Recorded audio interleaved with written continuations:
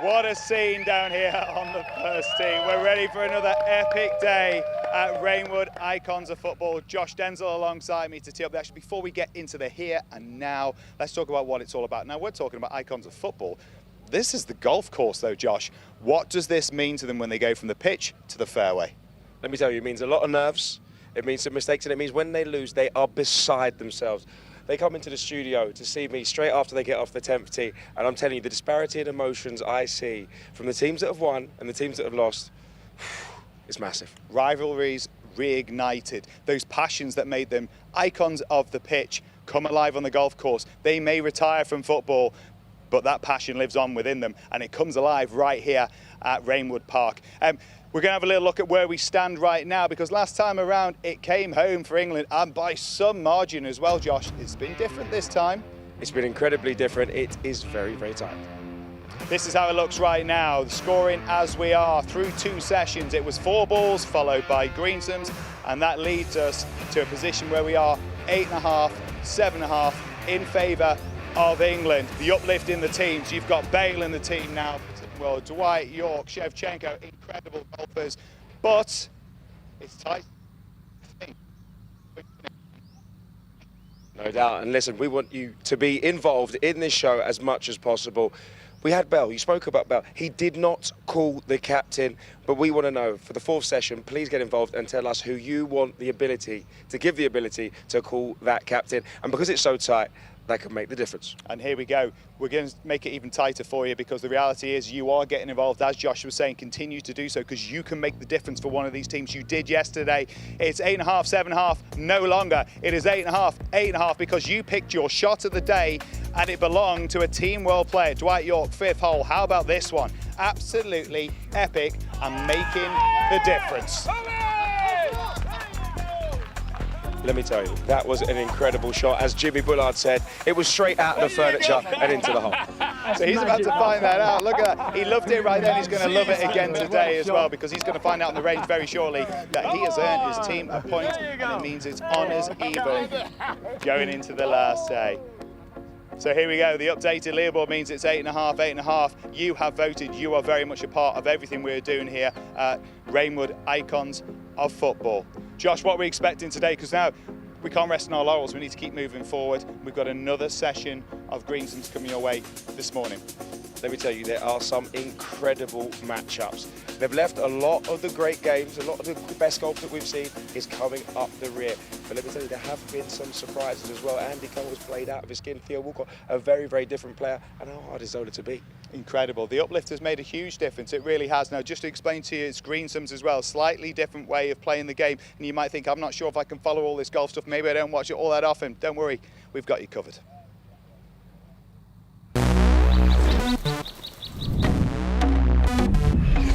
Rainwood Icons of Football follows a Ryder Cup style team match play format where Team England and Team World will go head to head in 4 sessions over 2 days. And it all starts right here on the first tee.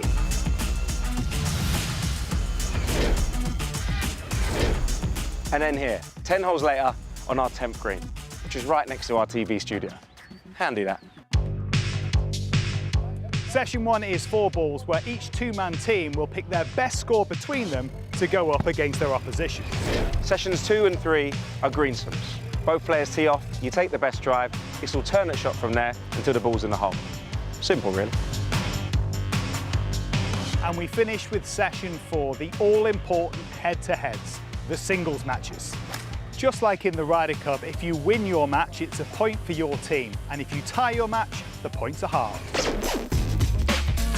However, here at Rainwood Icons of Football, we like to keep things juicy. If your team wins by 4 up or more, you win an extra bonus point for your team, not to mention the added sprinkle of humiliation. To rack up points and turn a match in your favour, we have 3 pressure holes, where a win on that hole could be worth double. Let's break down how it all works. Suan, Radar, take it away. This is the Team World home hole, the gorgeous par 3-6.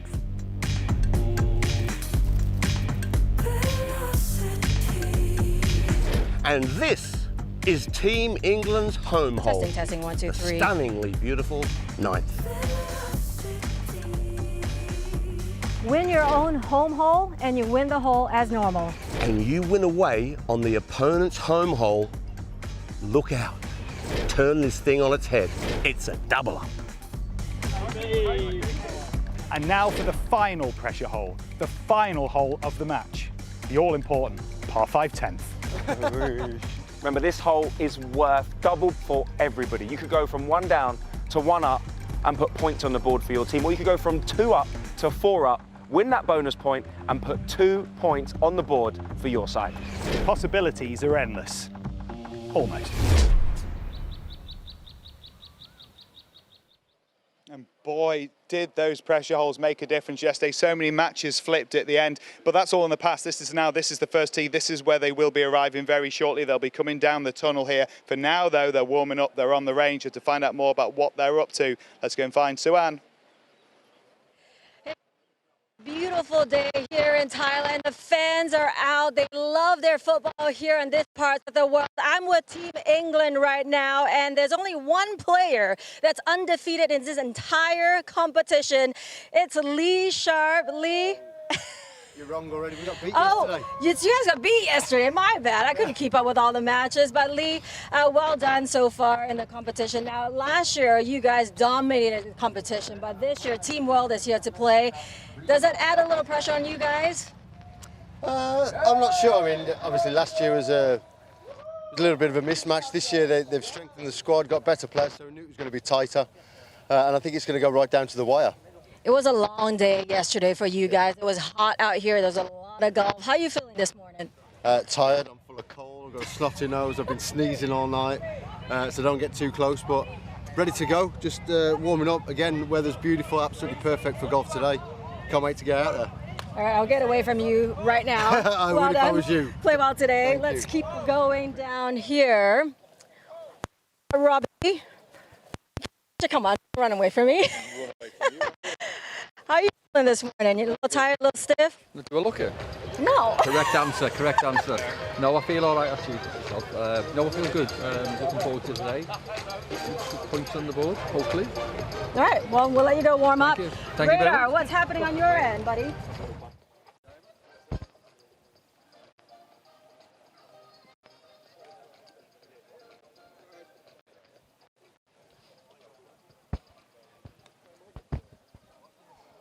Pressure packed over there. This is where they'll be coming very.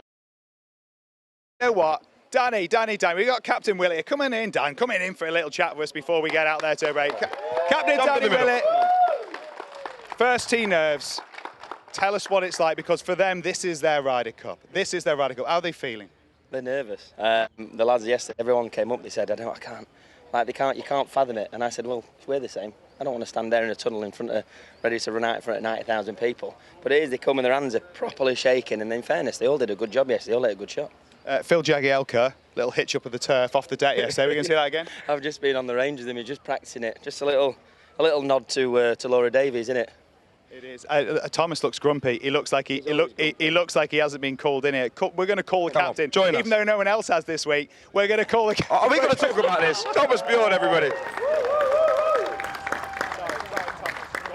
Thomas, are you surprised they haven't called you? Yes, I would have to say.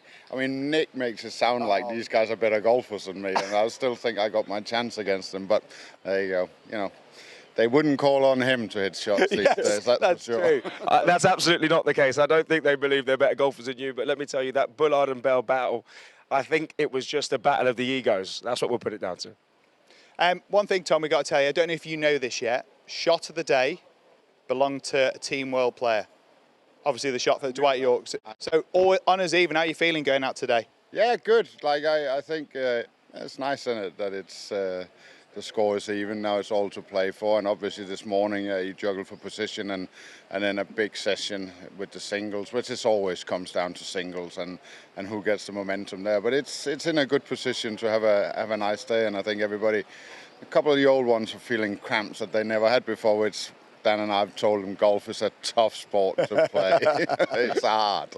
It is indeed. What it all means is that we are honours even going out into this morning session, and we do jest on here. The reason we can jest is because they were really, really very good, the pair of them. Team World Captain Thomas Bjorn, Ryder Cup icon, same for Danny Willett, and of course a Masters champion as well. They are leading their teams well. We are ready to go, and they'll be right here on their Ryder Cup first tee. It's Rainwood Icons of Football. Nerves are high, and we'll be here for every moment of it. We'll see you in a few seconds.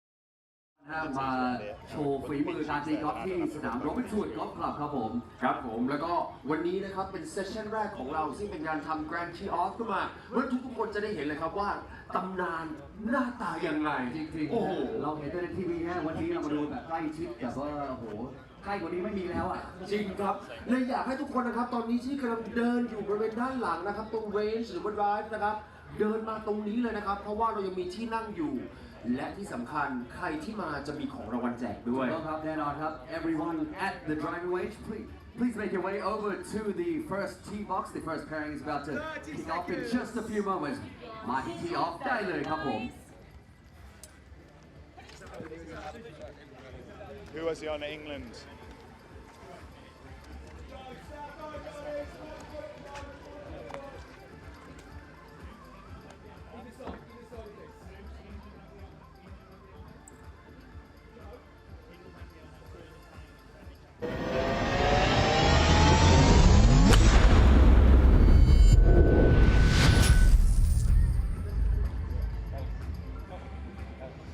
The time is now, and we are ready on day 2 of Rainwood Icons of Football. There is nothing in it. 8.5 between Team England and Team World, and we're ready for the opening match. Are you ready for the opening match? Lining up for Team England, Phil Jones and Phil Jagielka up against Team World's Ryan Giggs and Nigel de Jong.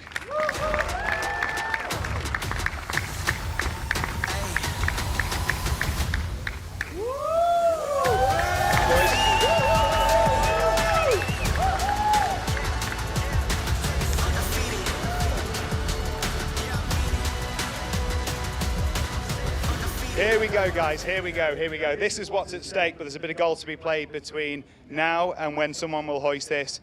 Giggsy, Nigel, yesterday, 5 down at one stage. I guess to this man here as well was a part of that, and you turned it around to get a half. What does that give you going into today? Yeah, obviously, ended the day well, even more so because Jags and Robbie were just on fire. So to get the tie, yeah, it was amazing.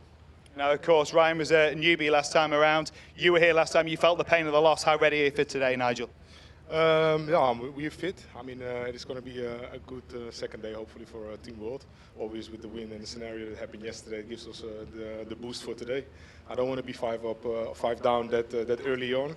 So hopefully we can give a great match. Now on Team England, listen, 2 strong Northern centre halves here. Are you going to be better at defending a lead than you were yesterday? I need to be. That's simple as that. I'm devastated. As I said, we had a good ding-dong match, and when they sniffed blood, they came straight at us. So we need to make sure if we get up, we need to finish the job this morning. Last question before we let you go and hand over to our commentary team.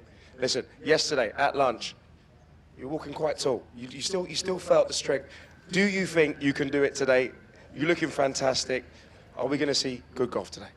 Hopefully, yeah. I mean, we played really well in the morning, me and Coley. Struck the ball really nice. Unfortunately, lost on the last hole because it was double points. But, you know, dusted myself down, and then me and Incy played really well in the afternoon and finished strong. So, hoping for another strong day. There we go. Hopefully, boys. Listen, we're going to hand you over to our commentary team, Ewan and Claude. Boys, your honour.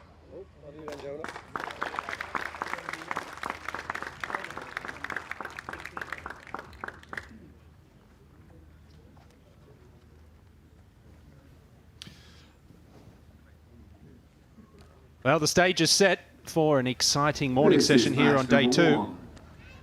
On the tee for Team England, Phil Jones. And Claude, he mentioned yesterday he played some good golf, earned 1 of a possible 2 points in the morning. He was on the team last year. How do you see this shaping out? Yeah, another beautiful day here at Robbinswood. And Phil hit some good shots yesterday. He's got some speed. 240 to carry that bunker on the left.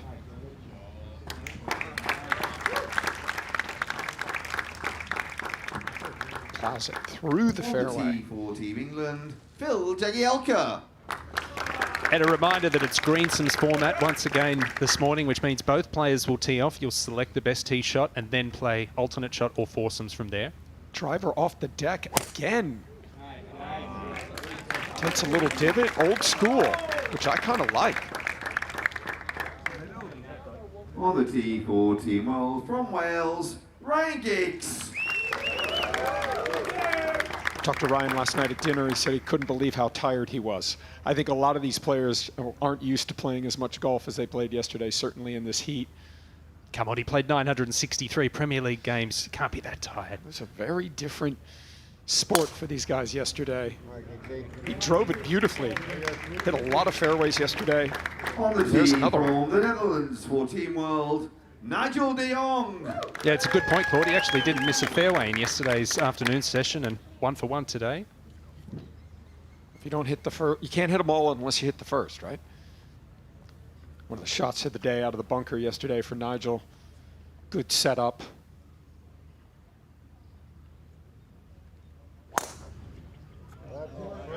A little club twirl there.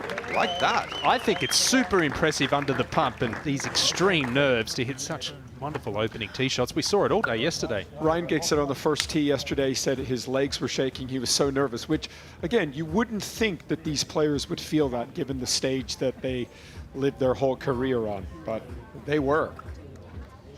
Well, our first match is off, but our man on course today is Wayne Radar Riley, and he's down on the driving range. Yes. Good, good, good.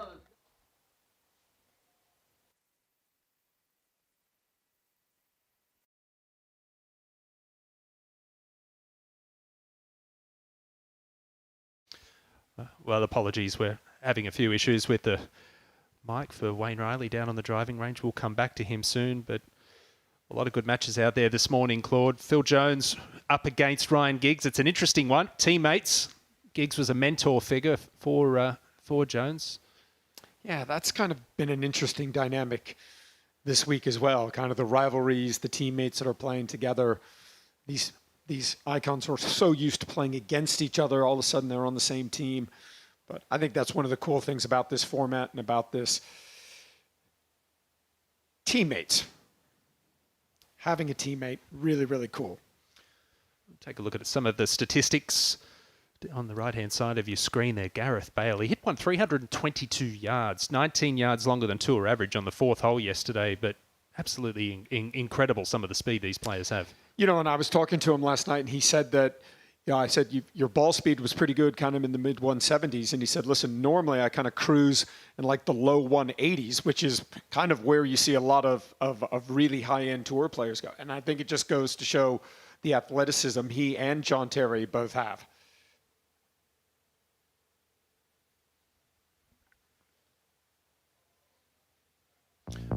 Now let's take a look at some of the highlights from yesterday's morning session, the 4 balls. This is Robbie Fowler on the 8th hole, a birdie putt. That was to go 3 up at that point. They would end up winning 4 up and earning a double point for Team England. And then Nigel de Jong great out of the bunker here. One bounce, takes the spin, starts to roll like a putt. One of the shots of the day. Ended up losing their match, 4 down, but one of the highlights for sure. And in the final match, featured Dwight York, one of the best players for Team World, the 5th, the par 5. This was voted shot of the day by you, the fans. 100 yards out and a wedge into the hole. We thought he was in trouble. Extricated himself absolutely beautifully. That match finished all square. And then Shevchenko, long range, birdie attempt. Finds the bottom, and that was a big comeback for them. And in the afternoon, the format was greensomes, the same as we're seeing this morning. Team England would call the captain here at number 6, the par 3. This was Danny Willett, the captain, his bunker shot. Beautifully played. They would tie the hole and tie the match, Team England.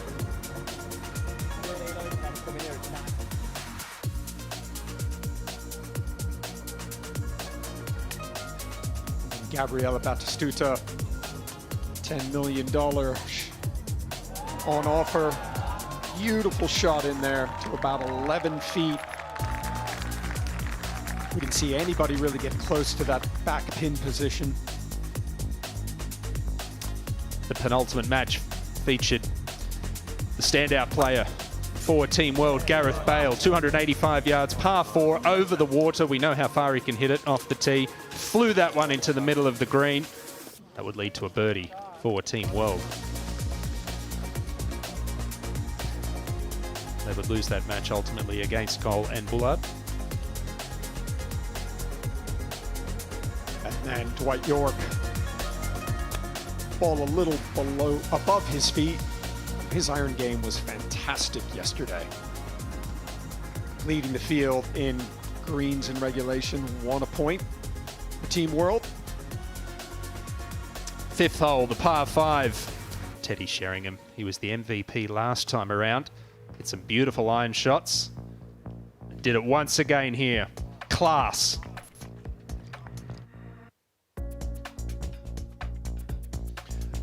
Well, the first match is underway. Match 2 getting ready to head out. It features Janola and Hulett, both earning 2 points for Team World yesterday, and they'll be up against Jermaine Genus and Andy Cole for Team England.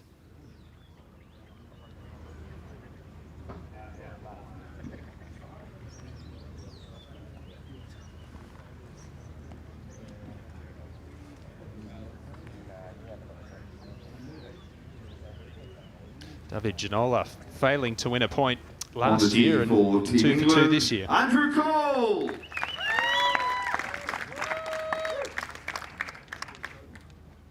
All 4 players in the match in front, laying up on this par 5. Andy Cole, a left-hander, and this hole, you got to say, Claude, really fits his eye. Yeah, just can hit a little cut down there, aim a little bit down the right-hand side. Pretty generous fairways here at Robbinswood. Get a great look at this first hole. Started just a little right of the TV tower. Run forward. Jermaine Genus.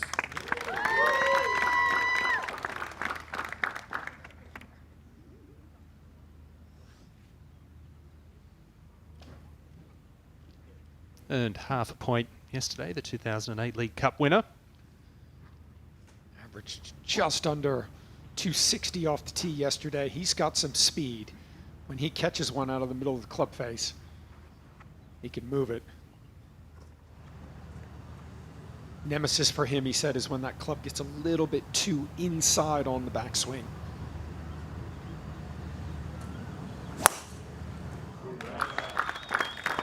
.240 to carry the bunkers. Perfect. No problem for him.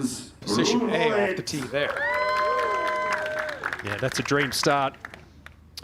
Now, not only that graphic in the bottom of your screen there, but one of 2 Ballon d'Or winners in the field, the other being Andrei Shevchenko, and earned 2 points for Team World yesterday. Oh, it's all right. Oh, I jumped in that one. We saw this yesterday. I think with the longer stuff, the step through affects him a little. David Ginola.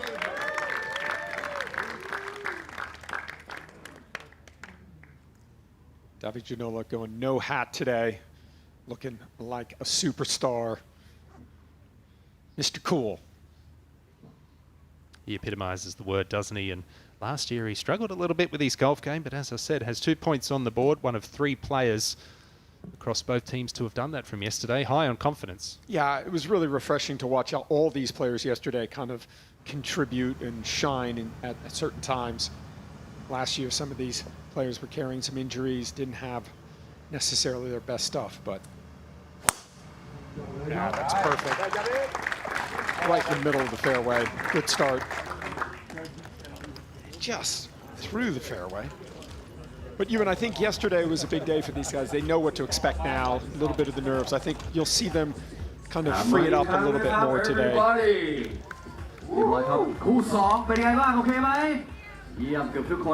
Or you can join the chat on WhatsApp. Scan the QR code in the bottom right-hand side of your screen there. And I think you're right, Claude, in regards to them feeling more comfortable as well with the format, green sims. A lot of the players hadn't played that coming into yesterday afternoon, and now they're a little more comfortable, perhaps more comfortable with their pairings as well and what's required out there. Now Nigel Jong, third shot at the first. And cut today over on the right-hand side. Isn't far enough. Ah, that's a good shot. He'll be putting up the hill.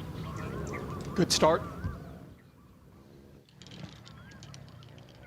Jagielka, his third shot.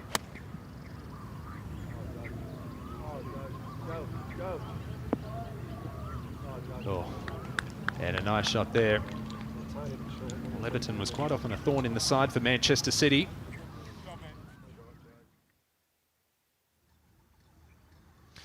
Well, yesterday after the round, we saw the winners join Nick and Josh in the studio, but the losers, well, they had to go somewhere else.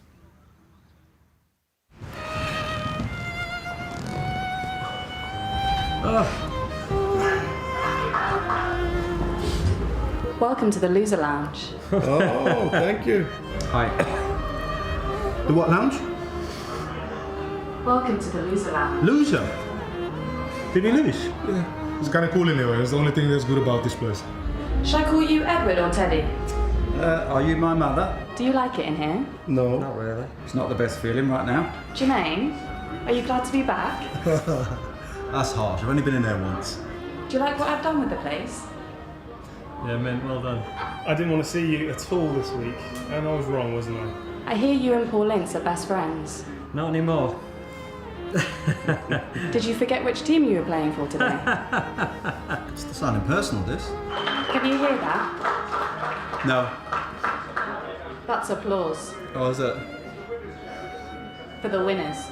Oh, cool. Will I be seeing you boys again? No. Nope. Hi. Yeah, that's twice in a row. You're being very quiet, Aaron. You don't seem yourself. What's this, Big Brother or something? We're fatigued. We're fatigued. Against 2 old men. Handsome old men. Beautiful old men. Yeah, beautiful. We battered them. Don't forget that. We battered you, boys. Is it fair to say you got battered today? Will I be seeing you both again? I hope not. I hope not. Yeah, very nasty this year. Maybe after party. I hope not. Nope. I hope not. Oh my gosh. Aaron, Oh. it's nice to see you again. How long are you keeping us here? Hate this place!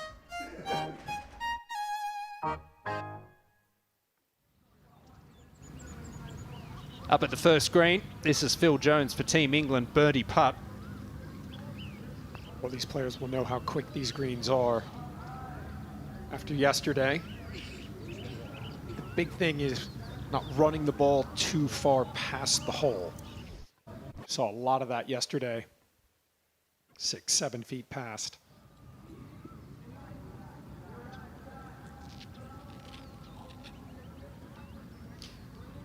Will be interesting to see how much of that strategy comes into play with these teams. We know how quick the greens are.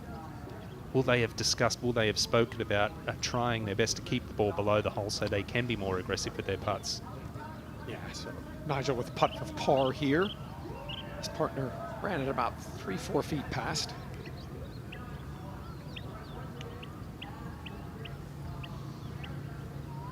First time watching Icons, really enjoying it. Thanks, Ross. We are as well. It's been up to level this year for sure. Yeah, that's a good start. Save, Nigel. Get a par on the first, calm the nerves a little bit.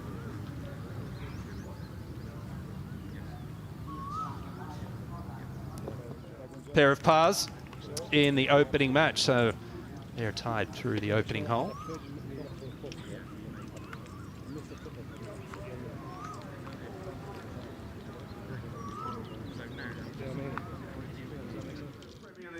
Greatest ever strikers.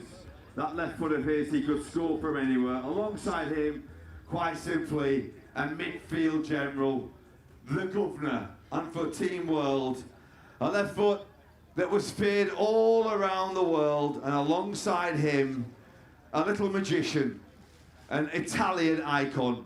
Please welcome, for Team England, Robbie Fowler and Paul Ince, and for Team World, Gianfranco Zola and John Onorisa. Well, Claude, you've got the MVP so far for Team England. Paul Ince picking up 2 points yesterday. Fowler not far behind him, 1.5 points. Team World, they have their work cut out. You know, I talked to Paul last night and told him, listen, you hit a lot of really good shots, and just to tell you how much these guys are perfectionists, every player I talked to last night at dinner, all they wanted to talk about were the bad shots. They didn't want to talk about any of the good shots. All they were talking about were the mistakes that they made, and that's why they were icons. That's why they were so successful.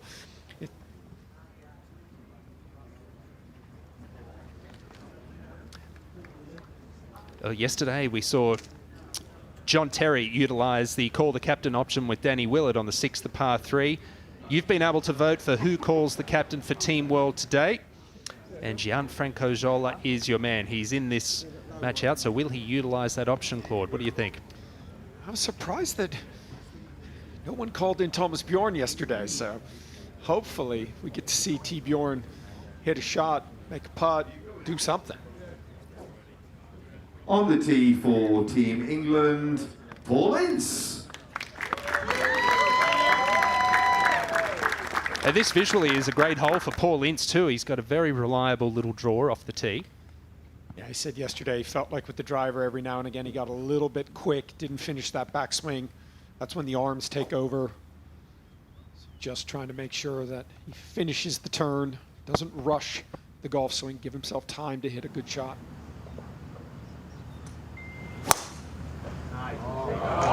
Right on cue. Tight little draw, low ball flight. That's a good start. They actually play very similar games, don't they? Similar shape for Robbie Fowler. He's always very, very reliable.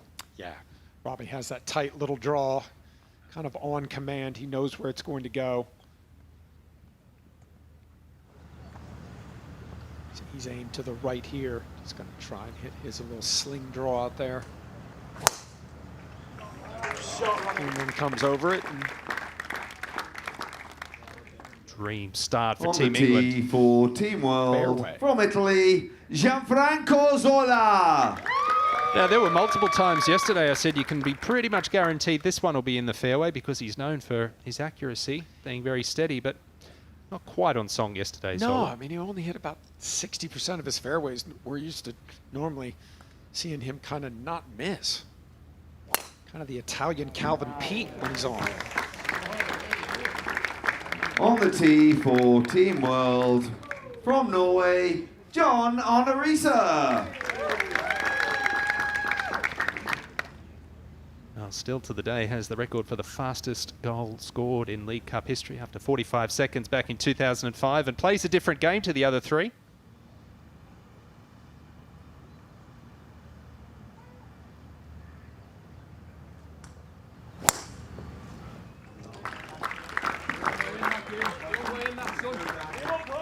And that's fine. So fairways. These players continue to impress with their opening tee shots. Let's head up the fairway. Third shot now for Team World and David Ginola.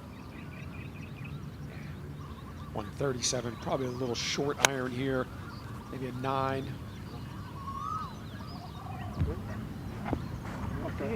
I mentioned Calvin Peete. When we take a look at Ginola again, he's very Lee Trevino-esque in the way he sets it up right out of the toe. Yeah, he does.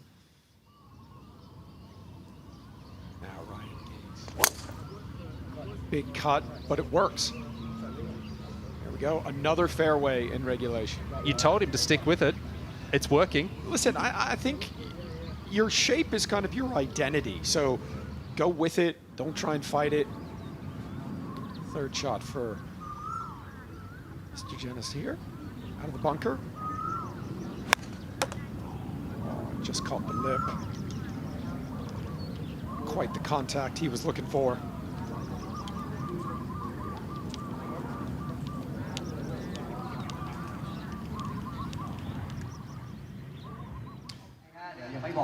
Three matches still to head out on the golf course. The anchor match will feature this man, Jimmy Bullard. Was very impressive yesterday. Yeah, his ball striking was on full display yesterday, especially his iron game. Not a lot of wasted movement here. Good setup.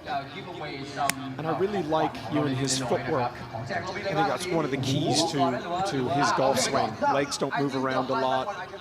Doesn't overswing. Sets the golf club in a good position, trying to get that weight forward through impact. Second longest off the tee yesterday behind Gareth Bale, averaging just over 300 yards. Playing alongside Lee Sharp in the final match up against York and Shevchenko.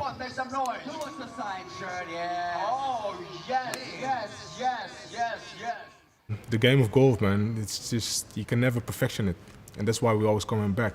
And it fills also a little bit of that gap, that hole after your playing career. So yeah, that's what it means to me.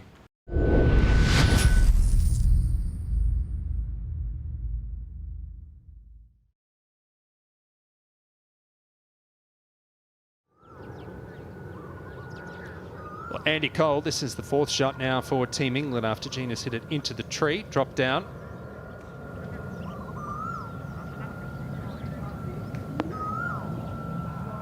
Beautifully done, gives Team England a chance for par.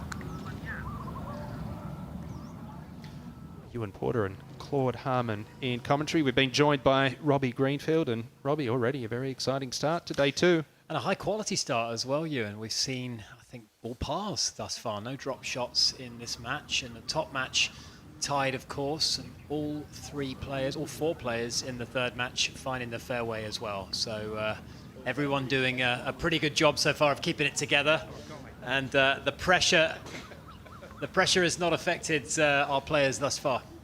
No, it's been very impressive. We've spoken quite a bit about the first tee shots, and it's a very nerve-wracking experience. It's a lot of trouble up there as well. The water on the left-hand side, and they're dealing with it with aplomb. It's a little less scary than their opening tee shot last year, which was the second hole that they play this year round. Ruud Gullit just cozying one up to a couple of feet.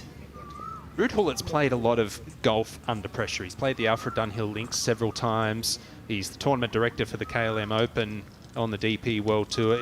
Of course, these icons all understand pressure, having dealt with that for many years in their career, but golf pressure is a little different.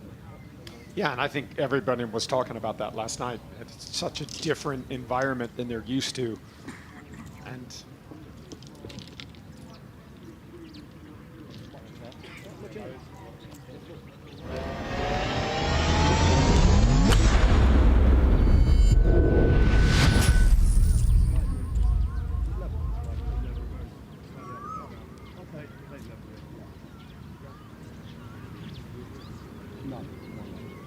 join us here on the first green.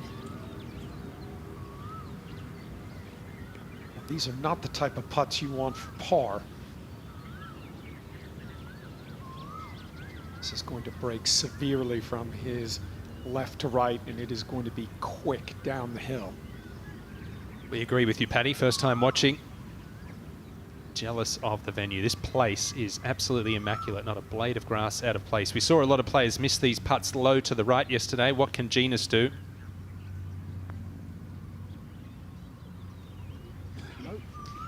An illustration of how these greens can get away from you if you're a little too aggressive. That one's gone a good 5 feet by from Jermaine Genus. He was in the bunker a little earlier. Trouble for Team England on this first hole. Ginola and Hulett undefeated yesterday. They had some topsy-turvy battles. There were a couple of moments where they fell behind in their matches, but they came through, and having struggled in last year's edition, it's been a complete turnaround for that pair. They've become the rock star pair for Team World. Nicole has not lost the turn here. It's now from 6 feet. Lengthy putt, which he pours right in.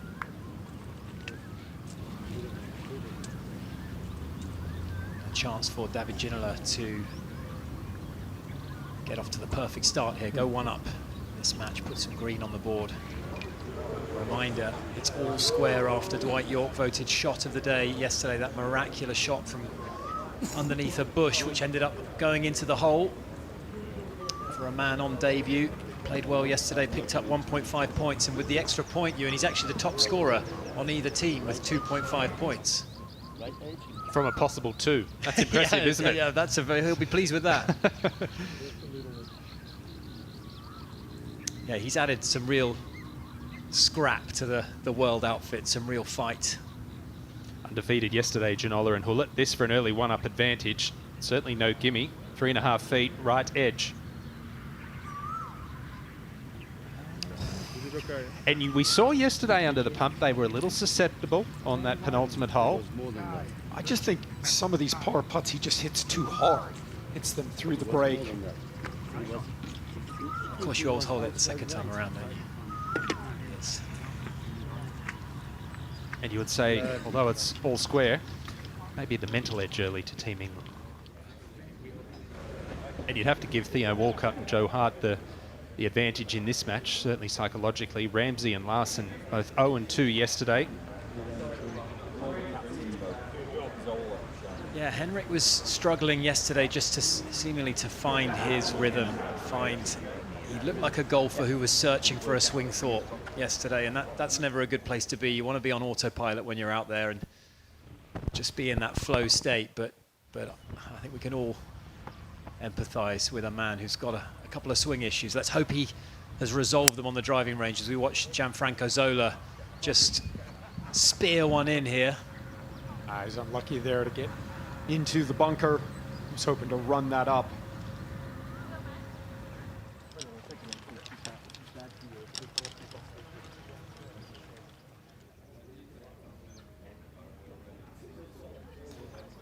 The driving range and the Claude Harmon Academy over to the right-hand side there. Not a bad office for me and the team.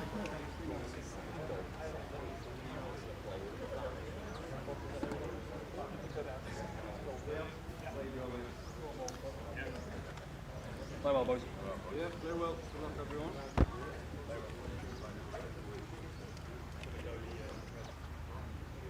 On the tee for Team England, Theo Walcott.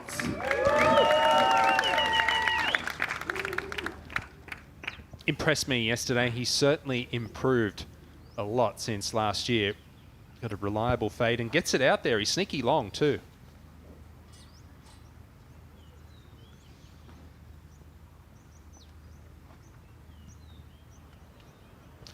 Made his debut for England at the tender age of 17.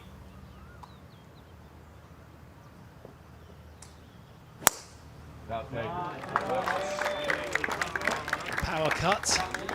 It's a low one, but it's found On the the fairway. tee for Team England, cheeky Joe Hart. We all want to see Big Joe hit it down the middle here. We just want the reaction. Gentle giant. He played some great golf yesterday, but the first tee shot that he hit was not part of that great golf. Let's see if he can get one away here.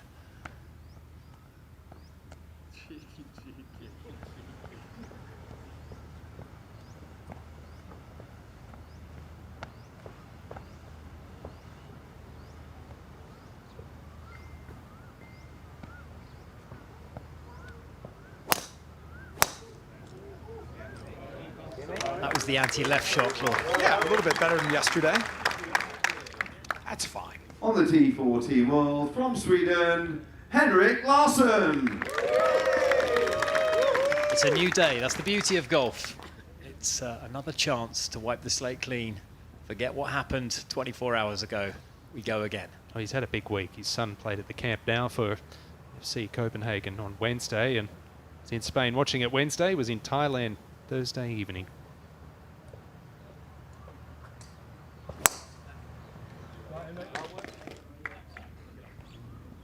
He likes to hit the golf ball from left to right, and he falls back On the there. tee for Team World from Wales, Aaron Ramsey. And you know, someone with his competitive juices there'll be a fire lit after yesterday and not earning a point. He wants to earn a point today, and he's got some game too. He's definitely got some speed, especially with the driver. Good setup, but good golf swing as well. Fly. Good. Getting off the top of that, close the face. May have caught a little stream that kind of meanders down the left-hand side of this first fairway. That's the beauty of this format. His teammates in play.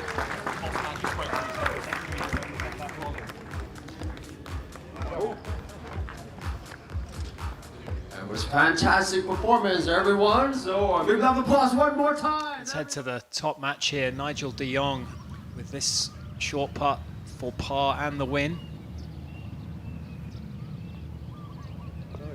No mistake there, and that's good enough to go one up for Team World in that top match. Nigel de Jong, he battled away yesterday, holed that bunker shot. Both he and Ryan Giggs came out with half a point for their day's efforts, so they'll be looking to get that full point on the board if they can. And just a reminder too that Team England absolutely battered Team World in the 2025 edition. And Team World, they made 7 changes to their lineup coming in here, and so far it is working. Well, I think they did what they had to be competitive. Get some new blood in, get some better players. Much closer going into the final day this year than it was last year. All to play for. I think if Team World can see some green on the board, maybe get up in some of these matches, put the pressure on Team England. Just another beautiful day, quite warm. Signature autograph this one? Daddy said Theo, yeah? Teddy. We got this. Teddy Sheringham, all right. Here we go. And it's tough to stay in the zone for this amount of time. We saw some weary golfers towards the end of yesterday's action. They'd really invested a lot of energy into producing the goods in the morning, Ewan, and by the end of that day's play, it was tough on them. They were hitting some tired shots, and they've got to reset and recharge the batteries. Don't forget you can join the chat on WhatsApp here at the Icon Series. Scan that QR code in the bottom right of your screen. And there's a lot of emphasis, Robbie, these days on fitness in golf, certainly with the younger generation. And what you just said is exactly why it's so easy to lose concentration out there. And even at an elite professional level, it might just be one slip up, but that one slip up can potentially cost you a lot. This one is very quick for Paul Ince. They just allowed way too much break there. That's the thing that we saw from yesterday's action as well. A lot of second guessing on the greens taking place. As soon as you have those putts and those balls rolling by 10, 15 feet, you go into reverse, you do the opposite, you start leaving the ball short, and then you're really struggling to get the pace right. And that's what really quick greens can do, particularly to these, many of them good amateur golfers, but amateur golfers nonetheless. Tour pros very used to these kind of speeds, but even for these guys playing around the world as they do in big events, these are some of the quickest greens they will have played on. Slow par putt up the hill there for Scholler, just losing it on the low side. So Team England will have a chance to edge their nose in front early on.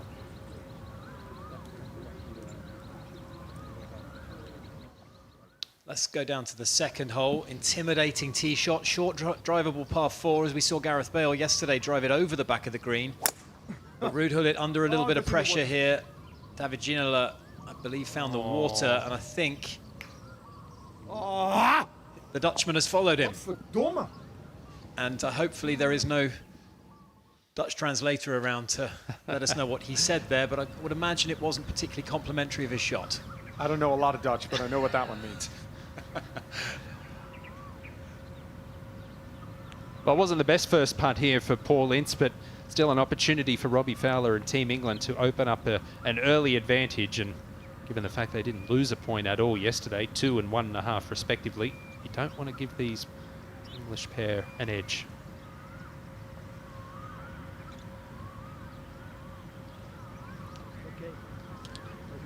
Take it.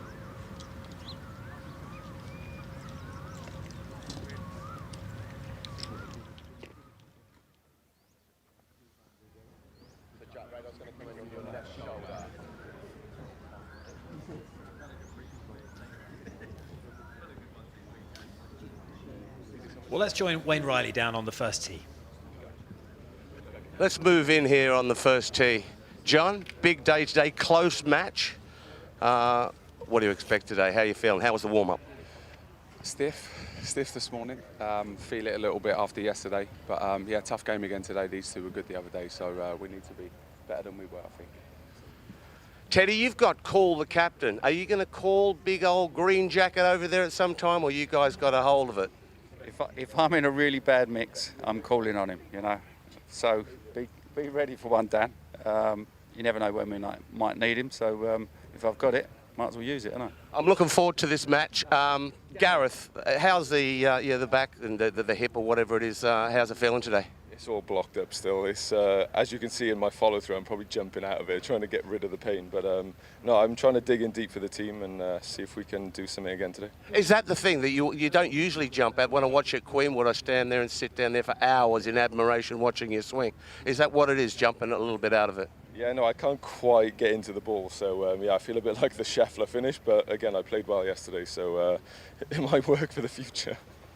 Gabby, happy birthday. Are we going to give him a happy birthday? Happy birthday to... Happy birthday to you. Happy birthday for Patty. Thank you. Well, enjoy 26 today. 26.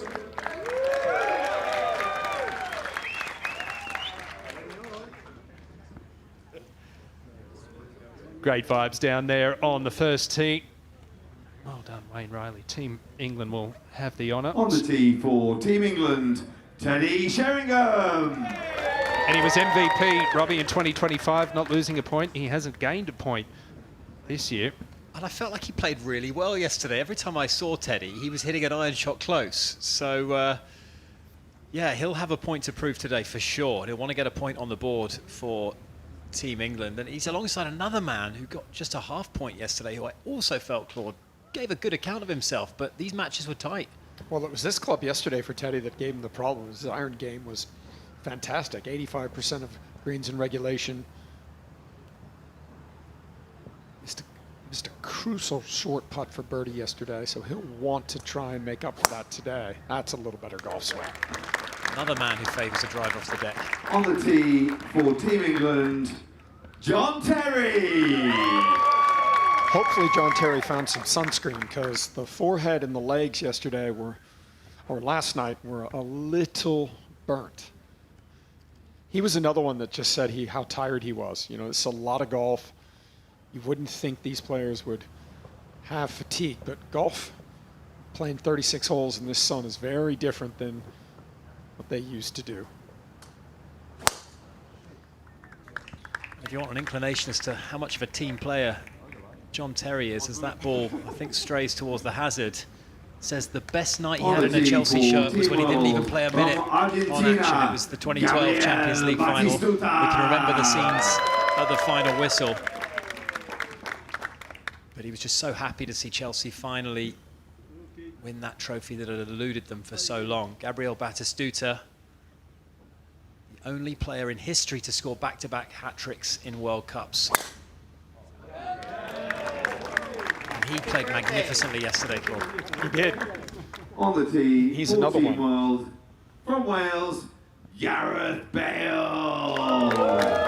This might catch on, this falling out of the shot that Gareth was talking about. He did look a little off balance on some of those shots yesterday, particularly that huge drive he hit on the second hole, which flew the green. Yeah, I think it's just hard for him with the back issue to kind of get all the way through. I think he's worried about it catching, so he's going to try and set up here and hit a little high cut. He's got plenty of power to carry those bunkers on the left, 240 to carry those. So this should suit his shape pretty good. He can hit a hard cut.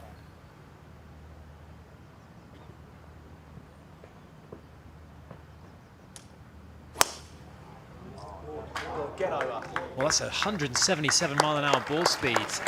Oh my word, he's flown all the trouble. That is the first time we've seen a ball down there. And that 177, I know he was speaking to you, Claude, about actually having a higher average ball speed than that when he's fully fit. Yeah, he said he kind of cruises in the low 180s. And a lot of times, when someone tells you, I kind of cruise in the low 180 ball speed with a driver, you know they're not telling the truth. But in Gareth Bale's, he can definitely do it. Yeah, he's got some power, and he looks every inch like he belongs on a tour, as opposed to among the amateur ranks. He looks like a proper golfer, Gareth Bale. We've all been very impressed with his skills on display. So we've got 5 matches underway, just one more to come. It's a big one as well. Jimmy Bullard and Lee Sharp taking on Andrei Shevchenko and Dwight York in the bottom match. That's still to come. Could feel really confident about a shot, and then by the time you get to the top of your backswing, oh no, that doesn't feel right, and then anything can happen. So completely different to football, but just a lovely mentality side of competition.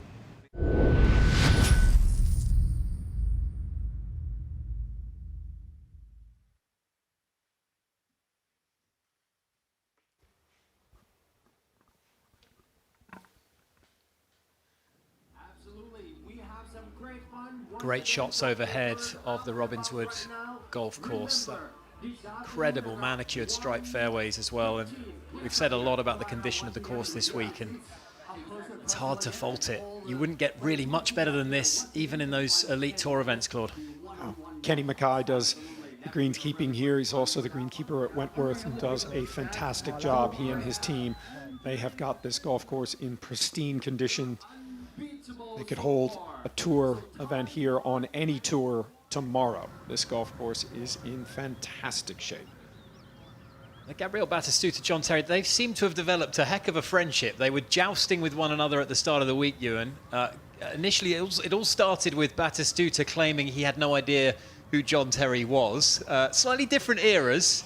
Batty-goal preceded John Terry's eminence at Chelsea, but they look like the best of buds these days.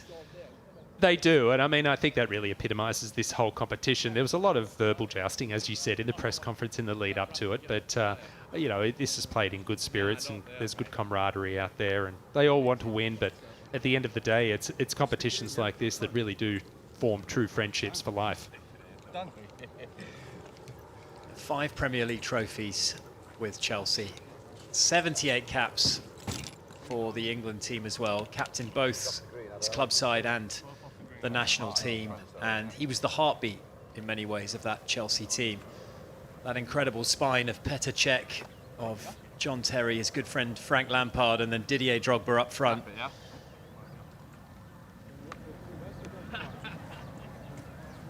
He wants me to zap it CFR again.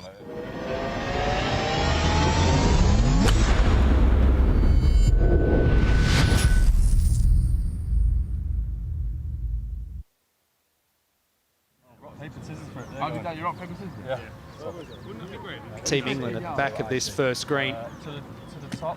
Joe Hart with the putter out. Not too dissimilar to match ahead, where Paul Ince left it maybe 3 or 4 feet to the left and a few feet short.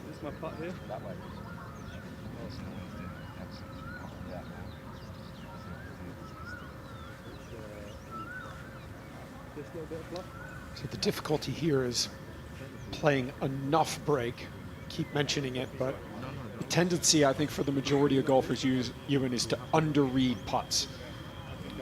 I think that's why the speed control gets a little off, because you don't play enough break, and then on the next one, you don't play enough break, and then you just go ahead and hammer one through the break. So it's that constant ebb and flow of not enough break. So good habit to get into, overread your putts for sure.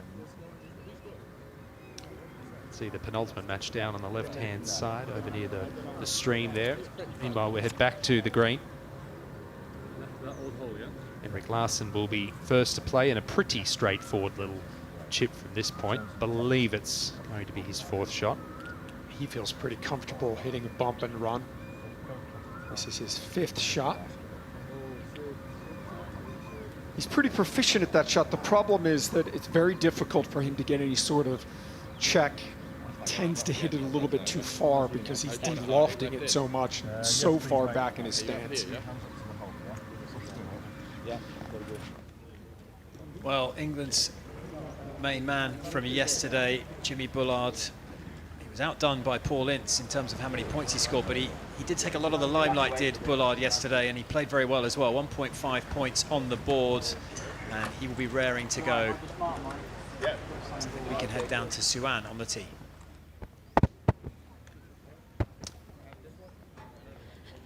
All right, I'm just making my way down from the fairway as I'm getting to the tee box. I'm going to try and get these guys and have a little chat. Of course, I'm going to start with Jimmy, because why wouldn't I? I'm good. Good morning, Jimmy. How are you feeling? Morning. All good. Had a few bevies last night, I'm not going to lie. No, but I feel really good. Really good. You are the final group. Your captain, Danny Willett, has put you and Lee to bring this home for the session 3. Yeah. Does that put more pressure on you, or what do you think?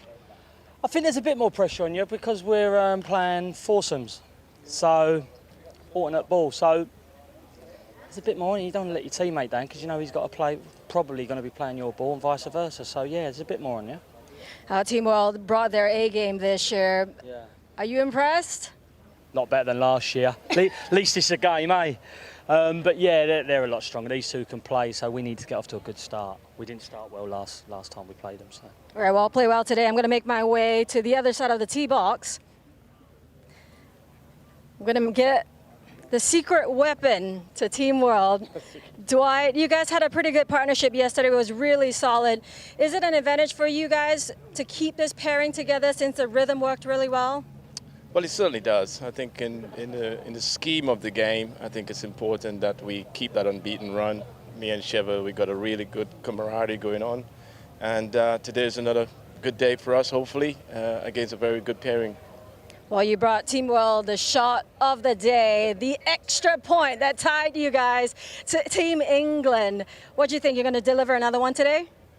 I think it's more about the points. I'll take it if it does happen, but it's about trying to get that point, that vital point, because that could be a very crucial one. Well, Chev, how are you feeling this morning? It was a lot of golf yesterday. I know it's a different muscle to playing football, perhaps, but how are you feeling? I feel great. I'm very happy. I'm playing again today with my teammates. We're pairing very well since 2013. Yeah, we've been playing so many games together and looking forward to go on the golf course. All right, wishing all of you the very best. Play well today. Can't wait to watch you guys. Thank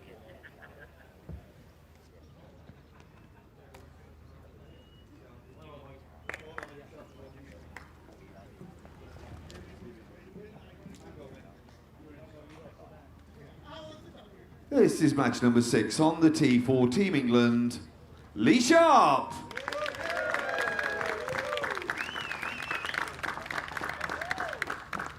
And a little surprising yesterday to only earn half a point. He was 4-0 last year. Doesn't mean that he didn't play some good golf. He's looking good. Solid golf game, solid golf swing.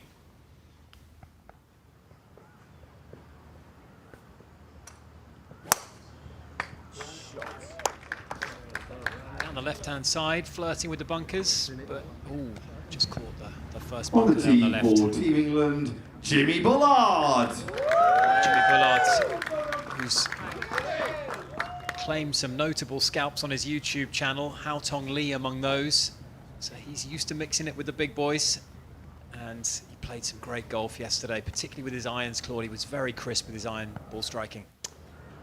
Tremendous amount of confidence. Didn't necessarily drive it that great, so he's going to try and hit a big cut this back into the fairway. Shot, Jimmy. Well, it's a good shot, Claude. I'm not sure who was more confident, Jimmy or the cameraman. The ball just whizzed past his ear, and that's a dream start. On the tee, 14 world, from Trinidad and Tobago, Dwight York! Very impressed with the way Dwight York played yesterday. Good-looking golf swing. They hustled well as a pair, didn't they, as well? They really grounded out towards the end. They flipped that final match as well. They were one down with those double points on the 10th on offer. They managed to sneak out as a one-up winning team, and that made all the difference to the leaderboard.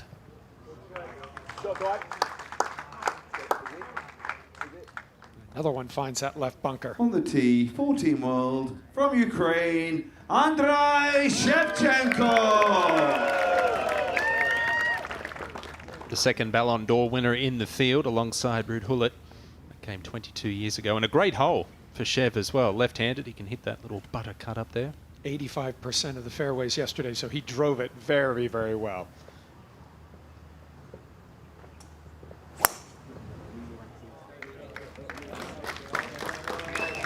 53-mile-an-hour ball speed, nicely into the fairway after Dwight York missed into the bunker, so that's pretty good for Team World, and we're underway in that final match. Of course, the players are here for the golf this week, but some of them were convinced to put on the football boots for a very special match. Hello everybody and welcome to the wonderful KIS International School here in Rainwood Park as we await a blockbuster clash between KIS, one of the best young teams in the country, and our icons of football. I'm here with Ria Ince. Ria, what are we expecting today? Oh, Josh, it's going to be a great one today. I mean, you've got two teams, one with great experience and another full of youth and energy all throughout the squad. I mean, it's going to be a tough test for both sides. And we're trying to work out exactly what formation KIS are going with. We understand from our sources inside the camp they're going for a 30-15-5 formation. They have a flat back 30, but they get players up top. I think it's going to be tough for the Icons to break down. Talking of our Icons, I understand their formation is going to be the 1-1-1. I'm joined by star player Alicia. You have the advantage in numbers. Do you think that's going to play a big part in your victory? I don't know. It's definitely going to be chaos. It's going to be absolutely phenomenal. The atmosphere is going to be absolutely great. Joe, huge game today. How are you feeling? Big game. Obviously, odds are stacked slightly against us, but in speaking to the boys this morning, everyone's feeling good. I mean, can you get your head around this? 100 kids, and there are only 4 of you. Line them up, not a problem. Well, I can see the teams are on their way to the pitch. Let's hand over to our commentary team, Robbie Greenfield and John Bradley. Well, this really is a titanic tussle. These 4 Icons taking on 100 of KIS's best. Oh, it's a glorious occasion, and well, if the match looks a little lopsided, don't blame the Icons. They've come up against it against these kids.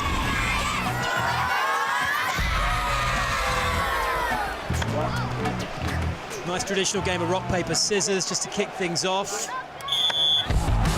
We're underway, John. Here we go. Can the kids penetrate this low block? KIS on the charge already, and they're in front. What a fantastic strike that is. Here's Risa now at the other end, trying to get the Icons back into it. Walcott is chasing. He's got to try and find his way through about 14 or 15 players there. It's a foul on De Jong, Robbie. Well, they've resorted to route one, and, well, John Arisa with that big left foot of his, he's looped it over the kids. John Arisa rolling back the years, as he did at Liverpool all those years ago, John. And we're all square as we reach the half-time break. What's Jimmy Bullard doing here? He's not supposed to be here. Right, we're back underway for the second half. Once again, Theo Walcott getting in a tangle. There's just absolutely no space for him at all. There must be 30 kids around him there. Here he comes, bursting through. Oh, he's dummied, he sent the man the wrong way. Lovely little right-footed finish. Quick corner in response, and well, Varta beats Nigel de Jong to the ball. It's gone in off the Dutchman's head. Joe Hart scrambling, and there's a dramatic equaliser. Can we see some late drama? That was a clumsy challenge. We've got a penalty. The referee had no hesitation, and here's Kevin from the spot to win it for KAS. Oh, he sent Joe Hart the wrong way. Look at the delight, look at the euphoria. Cool as a cucumber. Hart had no chance, and Kevin and his teammates can celebrate a memorable victory. It's a famous day for KAS. The icons have been taken down a peg or two here. Quite clearly, some icons of the future right there. Brilliant performance from the KIS International School kids, taking down our icons that are out there on the golf course right now. A reminder of how it looks. This is the situation where we are in our third session. Remember, all tied up going into today's play, where we've got greensomes this morning followed by singles, and at the moment, albeit Team World up in the top match, England up in the following three. However, let's get out to John Terry at that first hole. Yeah, this is a birdie putt, Nick. As we've seen, it breaks from his left. Oh, beautifully done. And that's a good start. One up. A lot of red on the board so far. You fucking not wrong the ball. We didn't see too many putts drop yesterday. It'll be interesting if they get the hang of these greens today. I think there was so much respect for the greens and the speed that they're running at yesterday that it was difficult to get too aggressive to hold a lot of putts. But John Terry making no mistake there. Half a point yesterday. He battled away, but he and Teddy Sheringham go one up.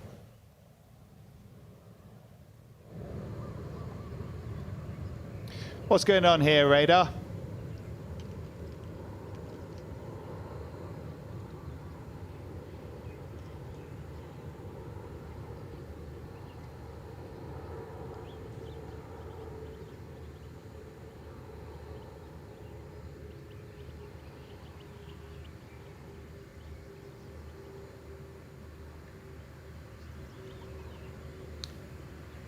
Well, this is Joe Hart's second shot. Playing with Theo Walcott. They're one up, and that one went a little wrong.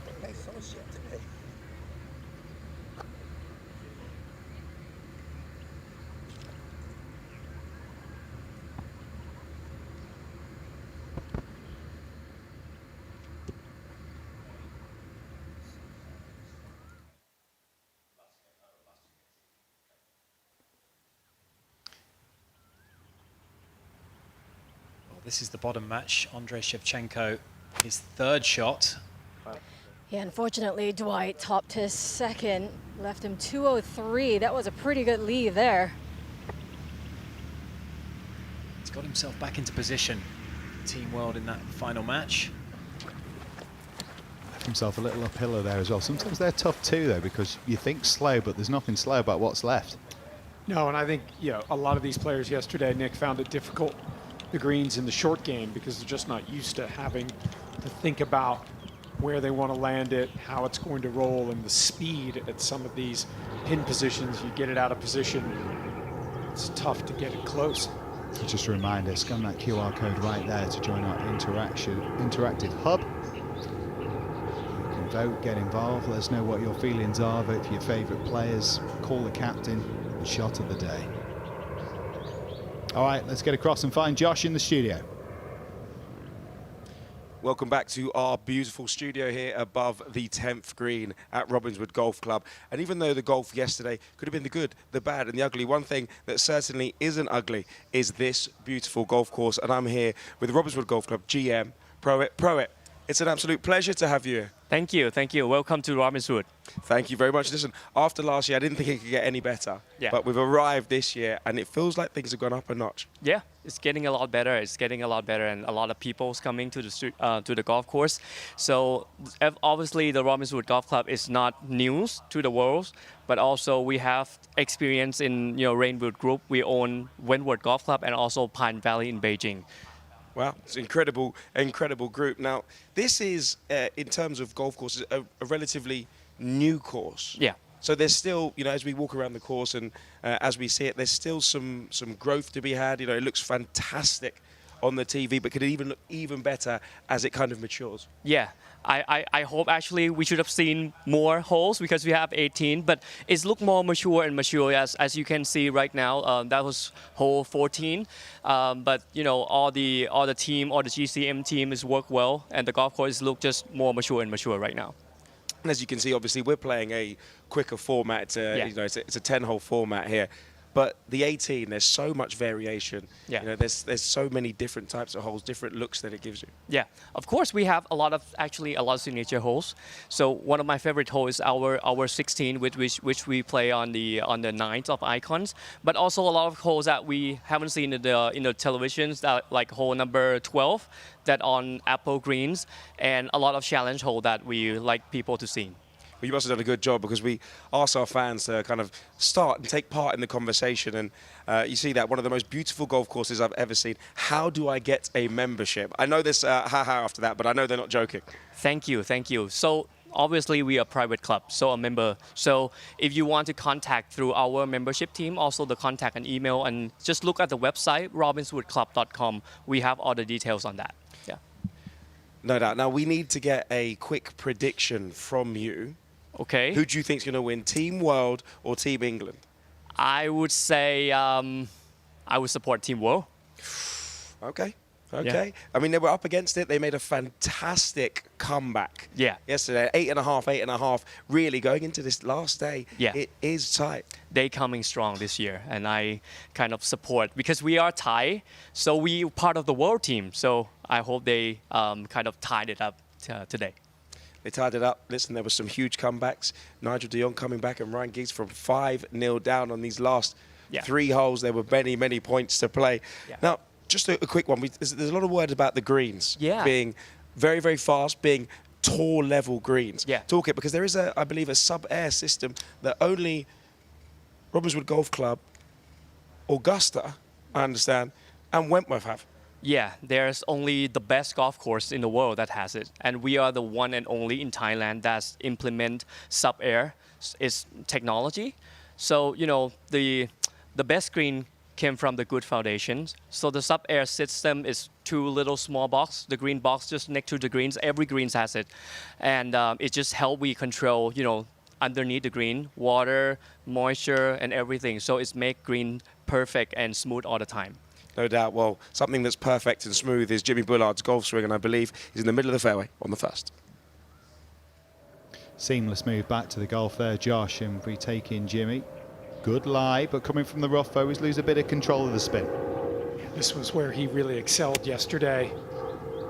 Had a lot of quality short iron shots. And there's another one. What a good shot that is. One thing, I don't think I ever saw Jimmy off balance yesterday. He's got that beautiful poised follow through. That's a man to whom golf comes very naturally. Of course, Wentworth Club, where we have the flagship event of the DP World Tour, underneath the Rainwood umbrella. And Kenny Mackay, who's such a brilliant head of the greenkeeping staff, director of agronomy there at Wentworth Club across so many years, and he's made that course immaculate for its members. He's been here as well, Claude, and the thing is, he isn't restricted with tour conditions here. He's pushed these greens to put them in a place where, well, they're going to give them experience they'll never forget, these players. Green superintendents always love having the opportunity to do something like this. It's very rare, but he and his staff have really done a marvelous job. And this place is in incredible shape. Saw Dwight York chip up there, so they'll be roughly equidistant, but it'll be Lee Sharp putting for birdie in that bottom match. So a chance for Team England, who are up in these bottom 5 matches. Only the top match going the way of Team World at the moment. Great birdie on the first from Team England, 310 flag. This suits a left-hander with the wind out of the left. He can reach. He is long. No. That's wet. Splishy and a splashy. Not quite dead centre of the lake, but pretty close, Wayne. Teddy down the left wing. I'm not sure if he found the bunker. I think he's just over it, so they are still in play. It's worth a cut though, isn't it, mate? What about Batistuta? How close can he get up there? Well, he's having a dig. I don't think he can reach. I think he should aim at the left green side bunker and hit a fade. It's a little necky one. It isn't pretty, but it doesn't have to be pretty to work, and that will work. Now Gareth will have a lash. Pitched it all the way to the back of this green yesterday. One of his best drives of the day.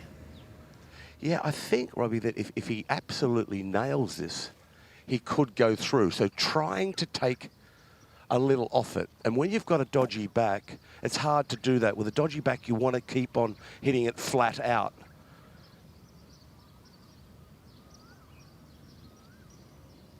Setting up for a fade.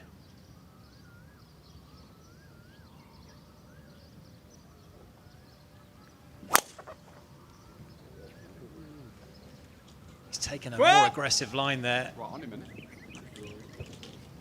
I think that was too far right from the way Pro Tracer.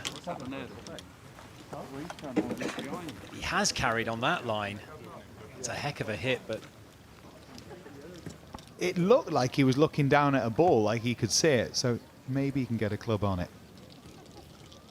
These are your thoughts for who you feel is going to win. 76% of you at the moment voting for Team England. Certainly a good start to this third session.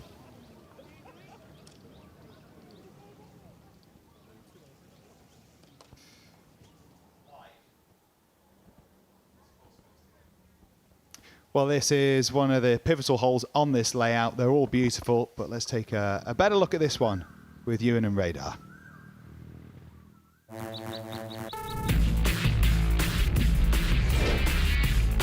Well, the first hole that we're going to feature this week at Robbinswood is the par 4 second. It's a brilliant risk-reward short par 4, and Radar, I know we're in your element because this is your favourite hole on the course. Absolutely adore it, Ewan. 312 yards, tee it high and let it fly and grip on it.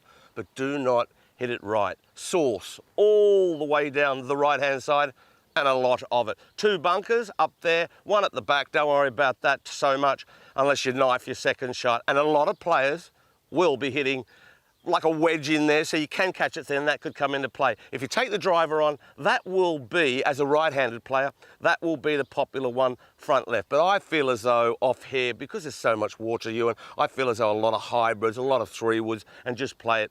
Find the fairway because it's narrow down there. And if you do lay up with an iron, 2 bunkers down the left-hand side. Last year here at the Icons, over on the left-hand side was a popular bailout spot. Well, we could see everything from a 2 to a 6 on this hole this week. It's going to be an exciting watch.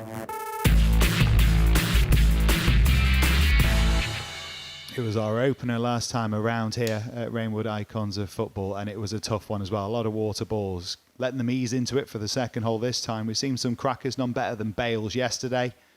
Not quite as good today, but it's certainly a hole you can see changing hands quite often. it's that fine shot from Jimmy Bullard, his partner Lee Sharp, with an opportunity to send England up in this match. Makes no mistake. This is going to be some pair. They know how to play golf, that's for sure. And it's the white shirts having a lot of success early. This is Robbie Fowler. This is for par to win the hole, just from short range. And some serious momentum building up early for England. This is exactly what Danny Willett wanted to see from his Team England side. But a lot to play. We saw a lot of these matches come down to the final hole yesterday. It looked like this early, and then those momentum shifts will happen.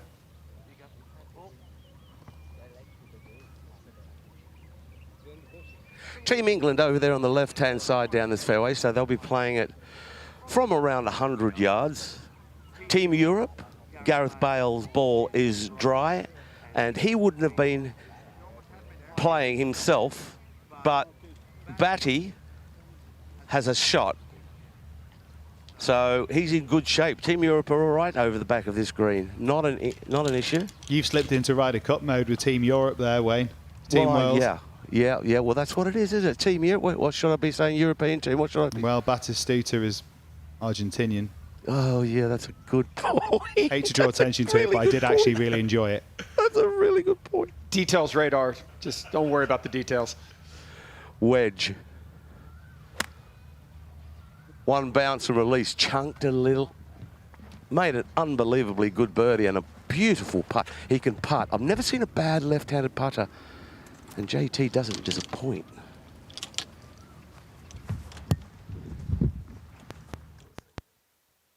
My two favourite. Good luck to you. I doubt they'll have ever come across a bullard in the wild. I think he's made a lot of friends this week, it's fair to say. Jimmy Bullard, he's been the real heart and soul of Team England. I think a lot of people would agree with Pete Hackett there as well. It's going to be a close contest, really, but when we get to the end of all this and we look back and we say, who was that best player?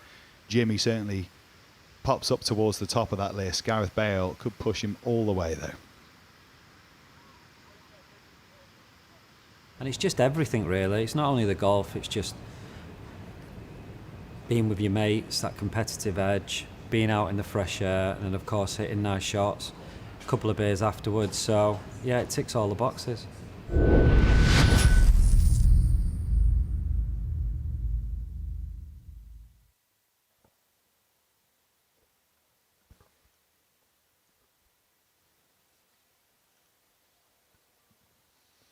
It really is a great hole. There are tee boxes further back there which can take the green out of range off the tee, but I love the fact they're playing it as a risk reward.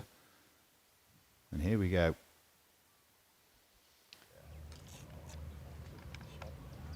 Batistuta, one of the best players yesterday, and that was a really good effort. Again, always difficult to judge the pace, and I'm just still marveling at how Gareth Bale's tee shot stayed dry on that right-hand side, Claude. Well, he was set up to hit the little fade, got a little bit lucky there. They can sneak out of here with a par. And Wayne, that was the second shot we're hearing. It was, yeah. It was fine just over the back of this green. That's a heck of a carry.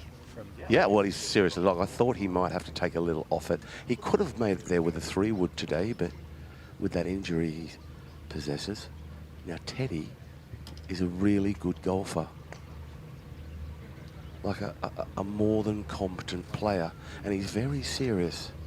Teddy's usually a jovial guy off the golf course. On the golf course, he is very, very serious about his golf, as they all are. Radar Teddy's got champion JD on the bag. Thongjai's son plays a lot of golf on this golf course, so he'll be giving him some good reads out there. Oh, he'll give him some good reads. I've known him since he was a young boy. Thongchai used to bring him on tour. A prolific winner, Thongchai, and a great ambassador.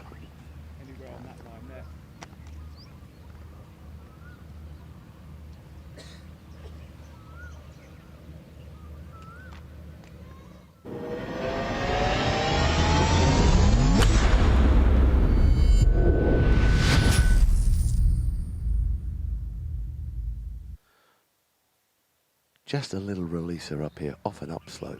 It's a pretty easy shot. He doesn't want to hit this long and leave it downhill. If he's going to miss it, just come up a little shy.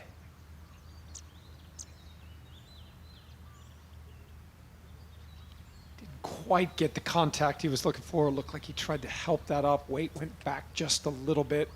Yeah, Claude, it doesn't look as though he likes chipping, does it? That was a little stabby. There wasn't much flow towards it. Very few golfers, Wayne, as you know, at their very peak level are blessed with all of it. There's usually something, isn't there, that's the most challenging aspect. Maybe for Teddy, it's around the greens. Yeah. Defo.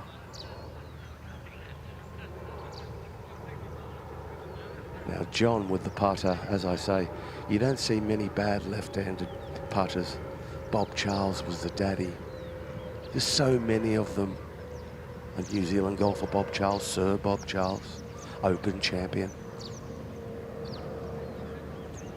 Raider, I'm left-handed. You obviously haven't seen me putt. Are you a left-hander? I am. The old man didn't try to change you as a youngster? The old man didn't really give me much advice on anything. Golf-related, that's for sure. You son of a butch.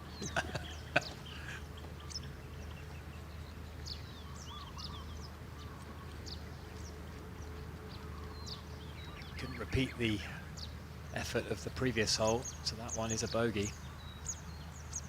A couple of putts for the win for Team World here. Ball stayed dry in the end, the tee shot of Gareth Bale. You've got to see the first one, Nick, don't you? On these greens, yeah. This won't be an issue, it's gently uphill. Just gently uphill, it won't be a problem. Battistuta is in there with walking on the ground with his putter, I don't know why.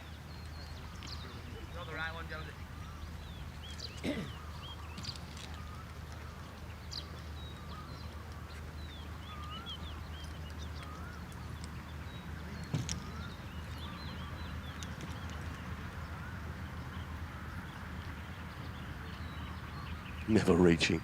But good enough on this occasion, and that is a win for Team World, and they get it back to all square after losing the first hole, and a little bit more equilibrium to that leaderboard now. Oh, that's nice, you know. See? A Liverpool icon chatting away to a Liverpool fan, and of course a Ryder Cup icon in Thomas Bjorn, their captain.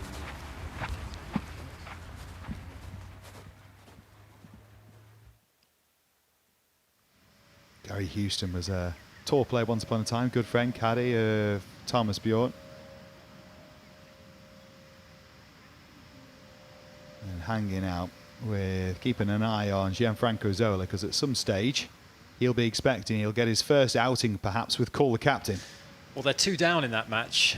I'd be amazed if Thomas is not called upon. The wind is helping to bail them out of something. A good example of the volatility of match play. It was all red, except for the top match. Things can change quite quickly. All about momentum in these early morning matches.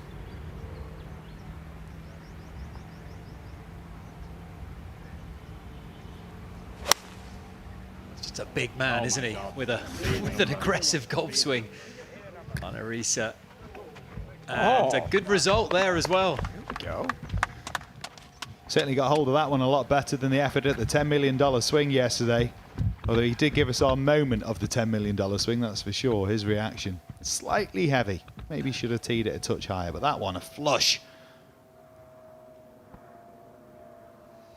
Now Paul Ince from the light rough over here to the left should be able to hit his standard little draw. Start it over the corner, right corner of that bunker. Work it back towards the flag. Good quality of strike there. That's a good shot. Fairway. Not in play off the tee, but takes advantage. And a green in regulation. I told him last night, just don't be so hard on yourself. Focus on the good shots. All he wanted to talk about last night was all the bad shots he hit.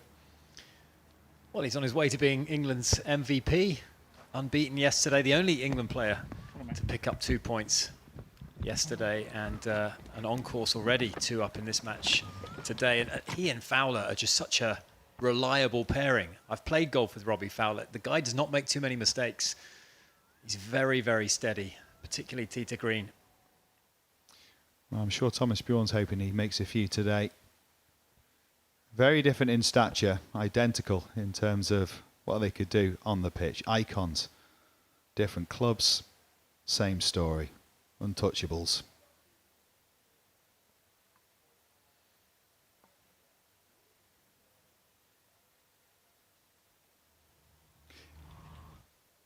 Oh, let's see where the positions are. Both balls in good shape, the ones that have been selected here, for a little pitch across that sand, Claude. Yeah, position A here. Get a good look at the flag. Plenty of room to land the ball on the green. Well, I have to say, it is slight advantage for Team England, though. They've got a much flatter lie. The wind has picked up slightly. These players are pitching it downwind, which is not going to help with the difficulty of this shot. Can look silly when you try and get too cute. Leave your partner in that bunker, possibly plugged. Everything's just downhill, down green by the time it hits the green.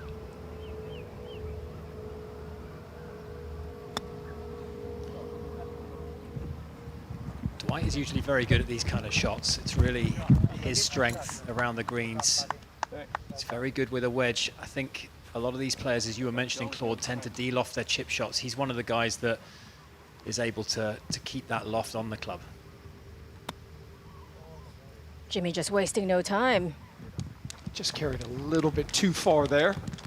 Not really sharp here. Yeah, he won't be happy with that one. He'll have higher standards than that. An opportunity to slip one in a little closer than Team World, and he misses that. However, they pop one in first. Piles the pressure back onto the opposition. It's the beauty of match play golf.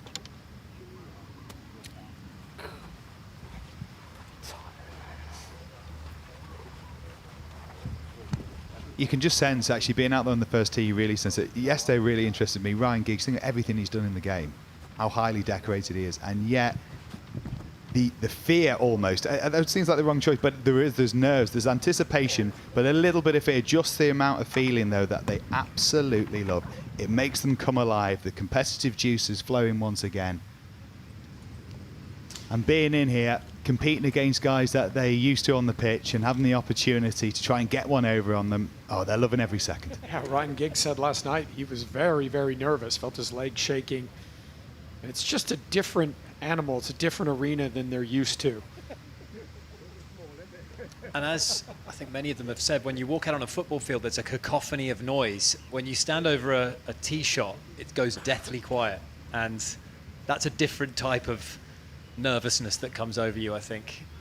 And whereby adrenaline can sometimes help in a game of football.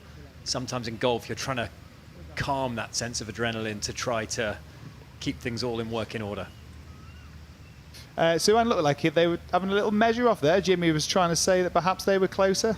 No chance, right? I don't know. Zero chance. He's definitely away. Always up for a laugh, though, Jimmy. But good point with the adrenaline and football versus golf. I was speaking to JJ yesterday after he teed off the first, and he said, oh, man. He goes, you know, we're used to nerves. We're used to adrenaline with football. But we know what to do when we get to the pitch. With golf, we don't quite know what to do. It's so quiet. It's so calm. It's almost like you have to bring yourself down. Whereas in football, like you said, Robbie, you can kind of use it to your advantage with the adrenaline.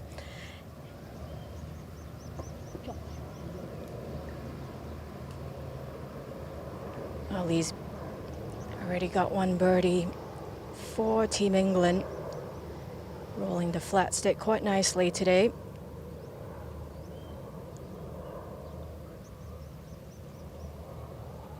Yes, sir. What a putt. And that piles the pressure on. Rattled home for Sharp. Let's go to Ryan Giggs in the top match. Team World 1 up. This one for the win. Get in. Get in. Judged it beautifully. Left to right breaker. And Nick, it's early, but I think a lot of these players look a little bit more comfortable on the greens today than they did yesterday. They realized how fast they were. Yeah, most definitely adapting to the surroundings. Well, this one doesn't have to be dialed in for dead weight. It's a must make here. For the half. And how's that start for England? Birdie, birdie.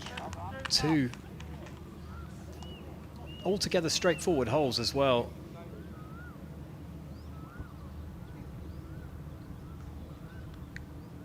Team World have opened up with a couple of pars and they find themselves 2 down. Yeah, that's a great start. I remember speaking to Gareth Bale about this and why he loves golf, and he said, you know what, it's the closest thing to walking to take a penalty, because there's time to think. And whilst it's most definitely not fair to say that football isn't a thinking man's sport, because there's still time to think there and intelligence counts for so much, in golf most of the time is thinking time, and it's mere moments that you actually get into the physical action. This is thinking time because there's a lot at stake here. It's the Team World home hole, which means if England win it, it doubles up. So opportunity knocks for the English. Holding their ground is key for Team World here. They'll get the same opportunity reverse as we get to hole 9. And then, of course, that final hole also doubled up. These are where the matches tend to swing. Yeah, we saw that yesterday on these par 3s. The pin today on the 6th.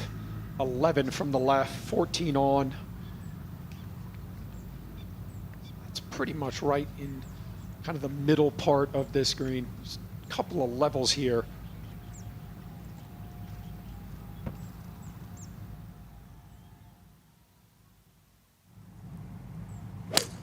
Good shot, Giggsy. Ryan Giggs looked to have struck that one very well.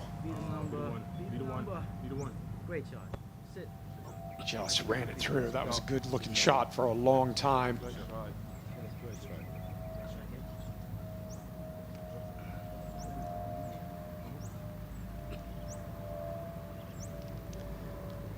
a little added pressure, as Nick mentioned, on Team World here. They've got to defend this hole. We saw so many swings yesterday. It's hard enough to close out a match in regular golf, let alone when you can double up 3 out of 4 holes to close out the match. Nigel de Jong,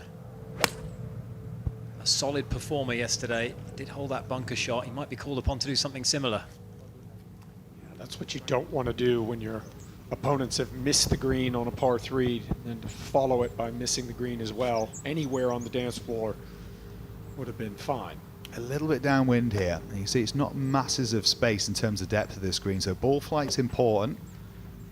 Phil Jones hits a little higher than his opposition, so expect this one to maybe have a touch of a softer landing, assuming good connection. Yeah, they can get a little bit more check. That low ball flight tends to want to run much higher apex here. This should be a good shot if it cuts just a little. Oh, that's a good shot. And there's an example, Nick, of what you said. 2 previous shots coming in at a lower trajectory, tough to get that spin, but Phil hits it much higher so he can get the check, holds the green here at the 6th. He's come on a lot in the 12 months since we saw him at the very first Rainwood Icons of Football. 100%. I've been really impressed with his improvement. He's hitting a lot more quality shots more often. Golf swing looks a lot more repeatable. No, hold it left. Let's go. It's left going left, Phil. But not bad. That's not a bad leave. He'll have some room to work with. As they march towards the green, let's have a look at the hole. It is Team World's home hole, and Ewan and Radar taking us through it.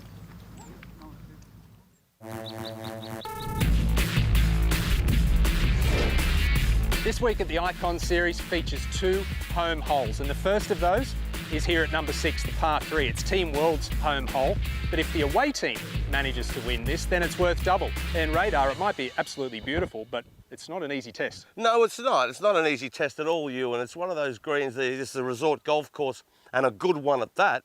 But this green is one of the smallest, and it's fairly flat. There's no elevation change whatsoever.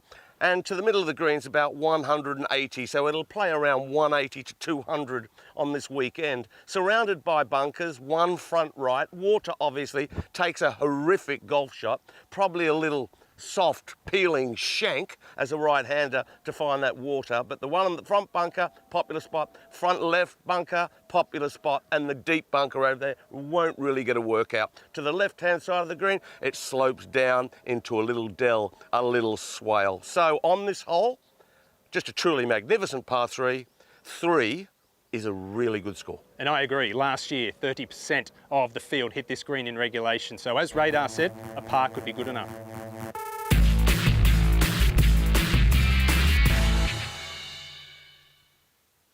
That par 3, one of our 3 pressure holes, an away win, is worth a double. So let's leave the course for a moment and head across and find Rhea and Josh. That's right, I am with the voice of God, the voice of the Loser Lounge, Rhea Ince. Rhea, talk to me. The Loser Lounge is the talk of the town. We get to see the winners. The winners come and sit on this sofa and they're all smiles. But when they go to the Loser Lounge, they absolutely hate it. But I want to know from your opinion, how do you find it? Because you're winding them up. Your job is to wind them up. I mean, they hate it, but we love it. We have so much fun because we know they've just lost. We know they do not. The last thing they want is to go down into that Loser Lounge. And then the last thing they want again is me coming through their ears, asking the questions they do not want to hear. And I mean, some of them have been in there a few times now. So I'm sure today that I'm the last thing they want to be seeing. Let me tell you, when you say back again is the thing that I spoke to Jermaine Genius, okay? Unfortunately, he didn't have his best round, okay? First out yesterday. Yeah. I think he started badly and it got a little bit worse from there. But he actually tried to avoid it. He said to me, oh, do you know what? I cannot go in there again, not in the mindset. I mean, because, as you know, you are the daughter of one of our icons, the governor, Morlins, and he's not a man that you want to mess with. So when you come into the Loser Lounge, right, do you have to get yourself into a mindset? Because you're actually really nice in person. But when you get in there, it's like a, you know, you really are an alter ego. Well, this is the thing. We watch them go around all day and we try and get as many stories as we can throughout their round, so that when they go in there, we ask them those questions that just get under their skin, that we know that are going to hurt them the most. And I think they know, because they're going to see me afterwards later on in the evening, they know they can't be too horrible to me. No doubt. Who's had the worst reaction? Quickly. Oh, I mean, Andy Cole yesterday, because it was his first time. He had no idea what was going on. He lost on the last hole, didn't think he'd lost, and we let him down yesterday in the Loser Lounge. Okay, we're going to get back to the golf. I think there's some action going down on 6. Couldn't be a kinder person than Rhea Ince, but when she's doing that Loser Lounge, goodness, she's mean. Here we are at the par 3, slow, and that has been a feature here. Just trying to lay the ball dead, which was the job. Doesn't happen. A reminder, if you want to check out all that Loser Lounge creation that Rhea is a part of, please scan our QR code. It's well worth a watch. It is absolutely brilliant. She's having to think on her feet there, but you get some brilliant responses from the guys who are feeling a bit down and out, to be fair, on the back of being beaten. Particularly those England guys. They were obviously full of beans ahead of this week, having won so convincingly last year. And John Terry was not so chipper in that Loser Lounge, I noticed. But this was a big moment for Team England. Of course, a chance to double up. They are 2 down currently to the pair of Ryan Giggs and Nigel de Jong, and might get a reprieve, those two, with that putt just running by a few feet. A bit of a classic match play error there, trundling on by Claude. You know, you put the pressure, if you knock it up close, you put the pressure on here, Ryan Giggs, to have to pop it in, knowing otherwise there's a couple going. As it is, he knows there might be 2 bites to the cherry. We saw some really good golf from Ryan Giggs yesterday. Just kind of sticking with what he does, sticking to the shape that he's got.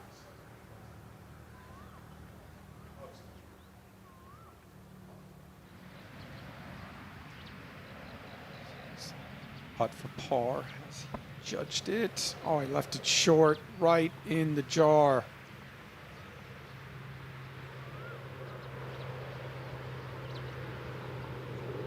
This is massive though now.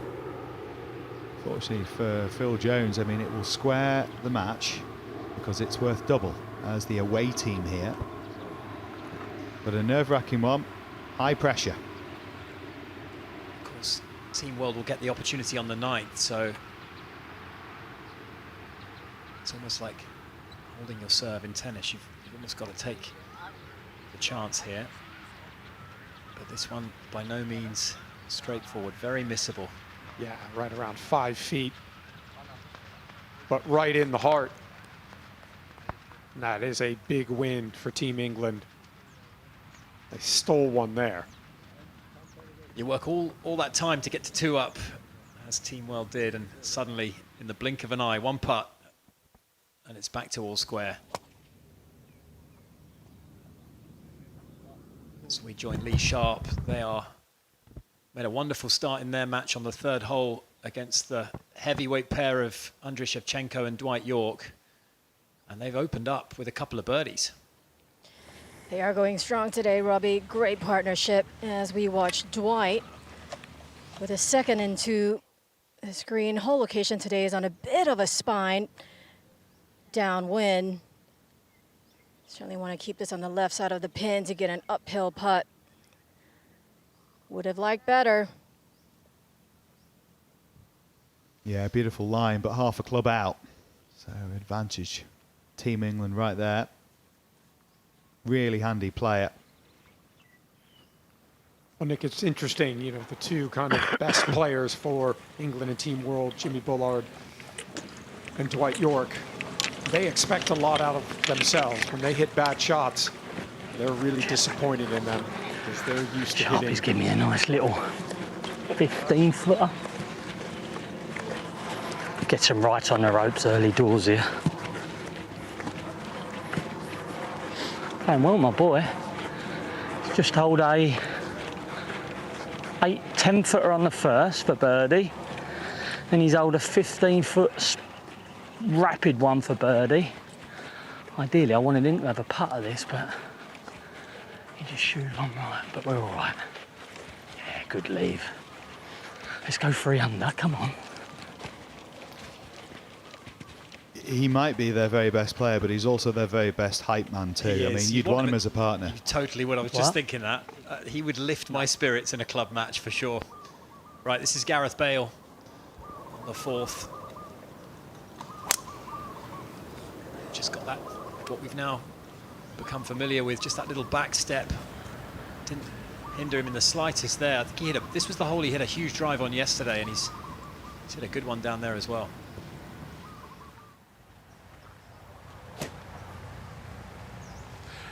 A little bit more wind out here today on this fine layup. On this occasion, it's out of the right. It bottlenecks down there. Off a good one. A drive and a wedge, maybe a 9-iron to a big old green. Flag middle left, but anywhere on the short stuff.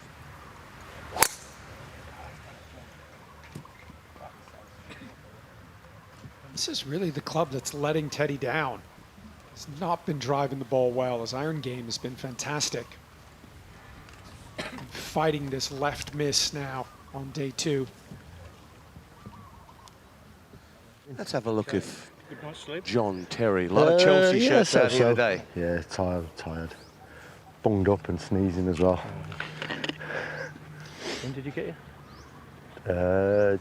Tuesday morning into Bangkok, and then Andriy Shevchenko then from range for birdie on the third hole.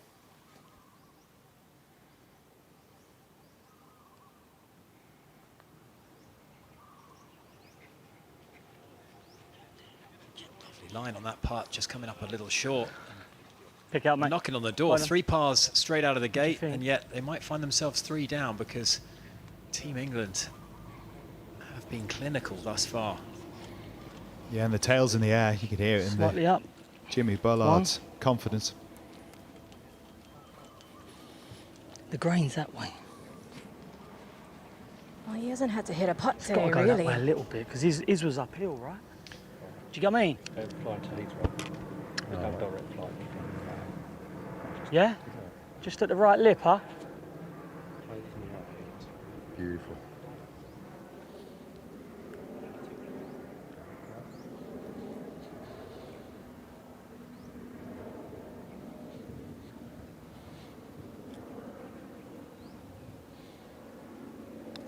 For the hat trick.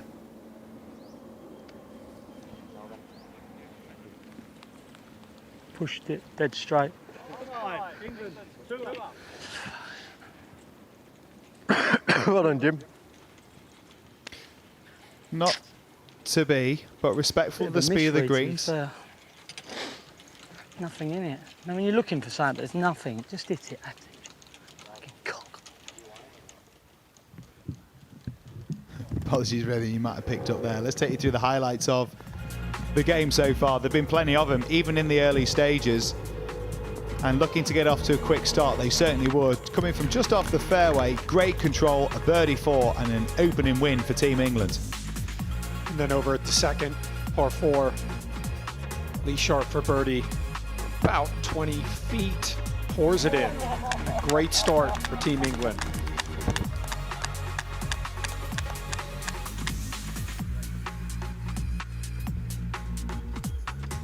It looked like it might be 3 in a row, not quite the case, but it's an excellent start for England in the bottom match. And again, so far, so good for Danny Willett's team. Tied in 3, up in 3.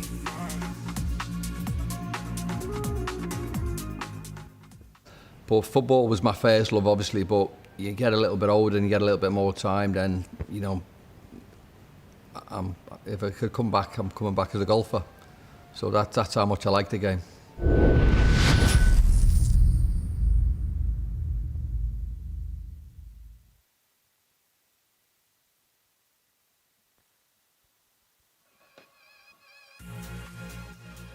Well, Nick, and looking at Jimmy Bullard, I mean, it's really interesting to me. He does everything like a tour pro does, right? I mean, he's got the launch monitor on the range for all his shots. His practice setup is very much like that. His routine is the thing that's been really impressive to me. He does the same thing in his putting, and I think he takes a lot in spending time with the tour players that he spends his time with, and it's very, very refreshing to see him kind of, the approach that he's got is very much a professional approach. He doesn't really do anything that you wouldn't see someone doing that plays for a living. Yeah, and he doesn't look like he's in his own head. As much as he's obviously learned the game, he's built a great technique, he looks like he's out of his own way. And it's just been garnered over thousands and thousands and thousands of shots that he's hit. And you can see in the results he's had. Make sure you do join the chat on WhatsApp, scan the QR code to get involved, let us know what you think. And of course, across his career with the YouTube stuff as a golfer, he beat Hao Tong Lee, who's obviously a highly decorated player, and he earned a very honourable half with our own Wayne Riley. He did, yeah, that's right. And Hao Tong, I think, was quite chirpy during that match with Jimmy. Jimmy was giving it back, of course, as you'd expect, and Hao Tong just could not believe some of the shots Jimmy was able to hit that day. He was quite stunned at the end, and I think fairly mortified that there was going to be a lot of traction on that video.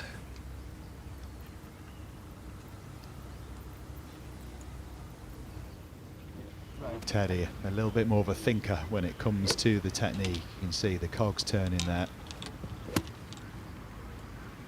Jimmy gave me a 4-footer on the last, Nick. Yeah, shot 7 under, didn't he? He shoot 7, 8 under. Yeah.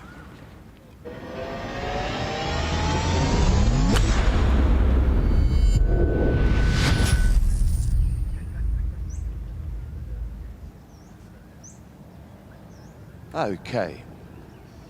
Down the right-hand wing, Teddy sharing good angle. He's got 161 yards of it. That equates to a 7-iron. In fact, he's got an 8-iron. Ball above his feet. So he's going to turn the toe in a little and trap this and hit it from right to left. So if he gets good contact, it should be spinning from right to left, but this is a tough shot, a really tough shot.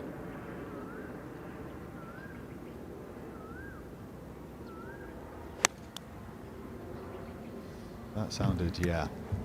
Just hit the upslope. A little clean. Well, long bunker shots are always difficult.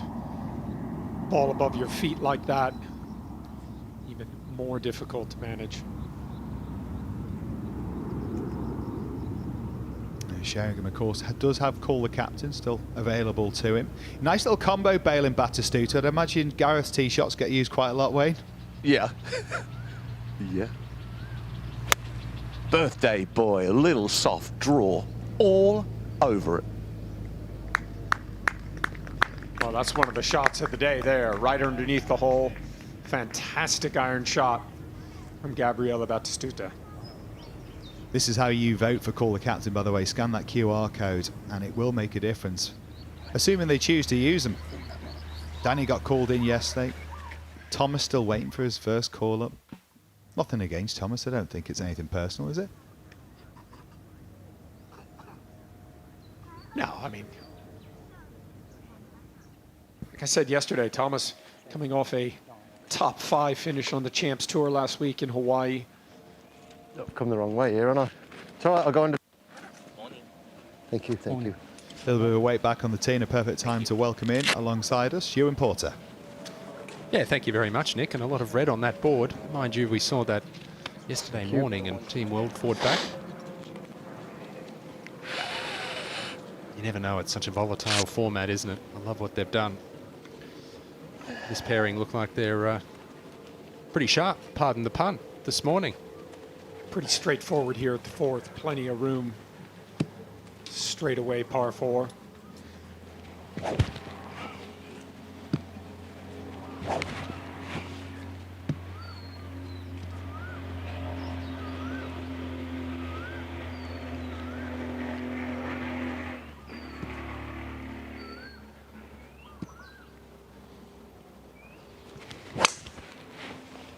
Fuck you. Get your hands over it. The kids in the school love it. Around the block. Blocky, aren't we? Bit blocky. Well, they're mic'd up live. Apologies for what you may have heard there. Frustration just bubbling over. Where do you even learn this? He'll have that moment when he looks down at his chest and remembers the mic's on him in a second. Right, Jimmy. Bit of pressure on him, take a good one.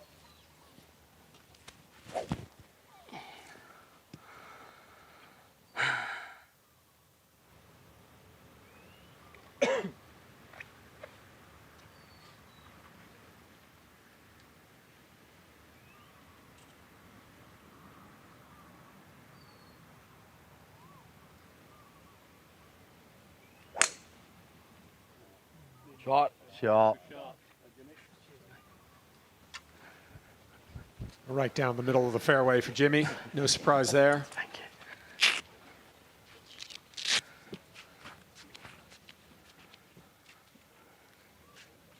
I mean, it's such a rock-solid action, Jimmy Bullitt. I can't say enough good things about it. He gets his weight into his right side, transfers it back to his left beautifully. This is a good action too. It's very reliable.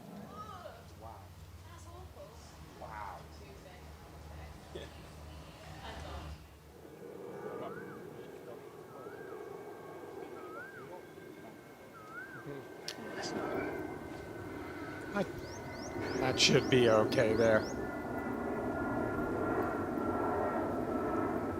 Now Dwight York spent some time with him on the range, Nick, earlier. It's amazing to me that there are so many things you can control as a golfer, and I think these guys are trying to think of so many things in their golf swing, and all we did was really talk to him about his setup. Shoulders tending to aim a little bit too far to the left. That ball position gets a little bit forward, and he likes to hit the draw, so just squared him up.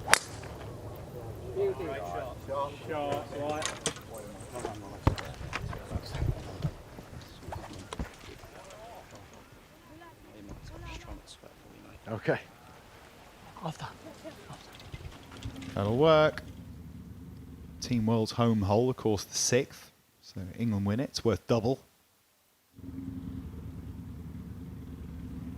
So pin on the left-hand side. See what David Ginola can do here.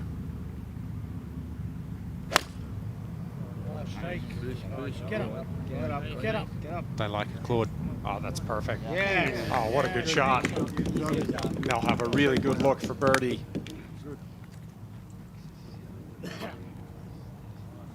It's an important hole for the Team World players to put a swing on it just like that one. Beautiful from David there. A reminder of how it looks. There's nothing in it. Remember, you voted to make it honours even by picking the shot of the day as Dwight York's from yesterday, giving them the extra point. But so far, there are 4 matches for England that are up, but not by a lot when you consider we're now entering the holes where there's doubles that are there to be won for the away team. Obviously falling. And then doubles up as well on that final hole. So big swings in play. It's what we've witnessed so far. It's what we might see again today. Obviously falling ill and going through all that. I think when you play, for me personally, when I play golf, it kind of like takes me away from what I'm going through, you know? So yeah, it's cool.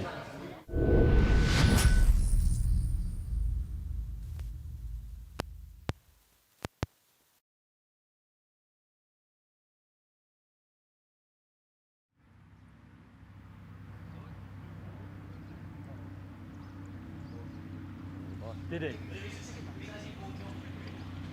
think he said against City, say Haaland was going to have him in his pocket and carry him around. Is that what he said? Yeah. And then obviously Martinez has lost him on it. Can't say nothing these days, can you? No. How tame is that compared to... I know. I know.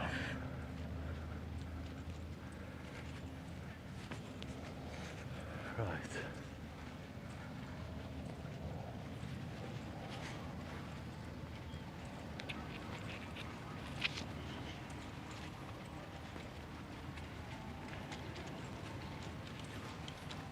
Come on, Sharpie, get one in tight. Lovely, wasn't it? Little freezy. Nice, wouldn't it? Free up.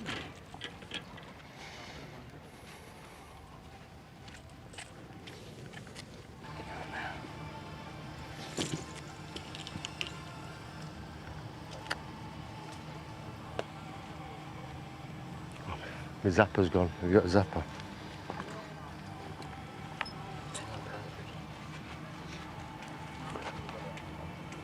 I'm 40. Yeah, that's a good one, isn't it? I like that one. Get me on it. 147. 147. So just win straight out the right. Straight out the right, isn't it? Straight out the right. What did you hit last time? So I want a 9 140. iron. It's a 9 iron, isn't it? You want a 140 shot? Yeah. Because you're going to use it a bit, ain't you? Yeah. Well, that's the plan. 140. Smooth a 9 iron. Smooth 9, isn't it? Smooth 9 or a big wedge, isn't it? Yeah. Yeah. Would you rather do 10?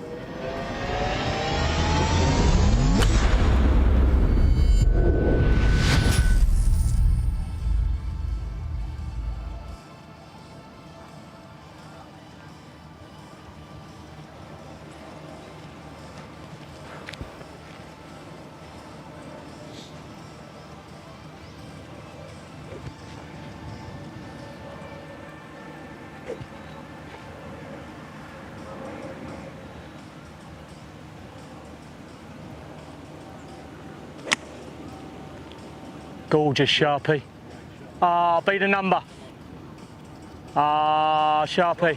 Classy. Cheers, man. Thank you.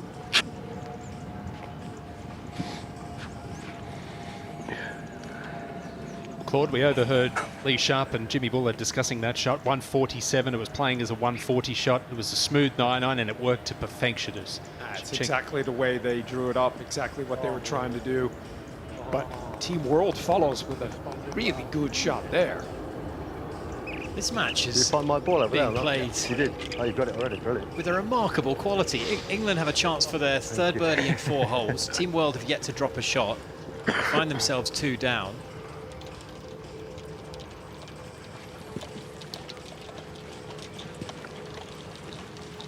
Below the hole out here is like so key in it. Keep it short.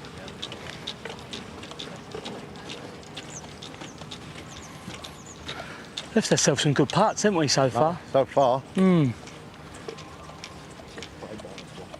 Huh? Yeah, much better. Yeah. Even the sound is coming off now. Something we spoke about at the start of the day was the importance of keeping the ball below the hole. Jimmy Bullard reiterating that. Now Zola at the 5th to win the hole. Get it back to all square for Team World. Nicely done. A really good quality iron shot in there from his partner. Team World needs to get some green on this scoreboard.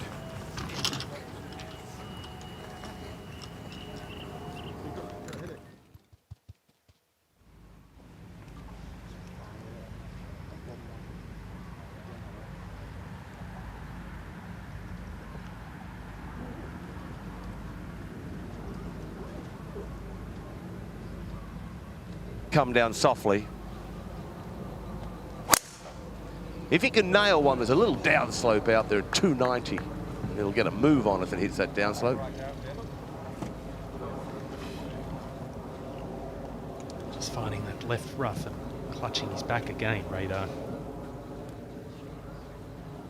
He'll be okay. John Terry, I imagine he'll, being a left-hander, aim it down the right, just peel it on the breeze.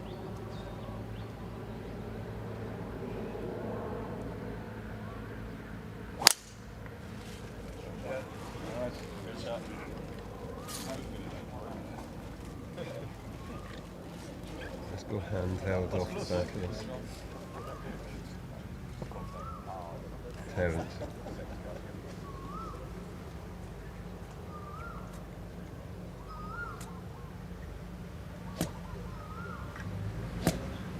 Likes to rehearse Teddy Sheringham, whipping it on the inside.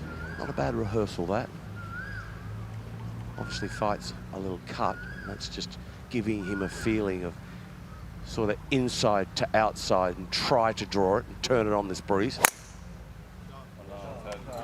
Good move, that one. Let's go handheld. Much needed fairway for Teddy Sheringham. See if he can get some confidence back with the driver.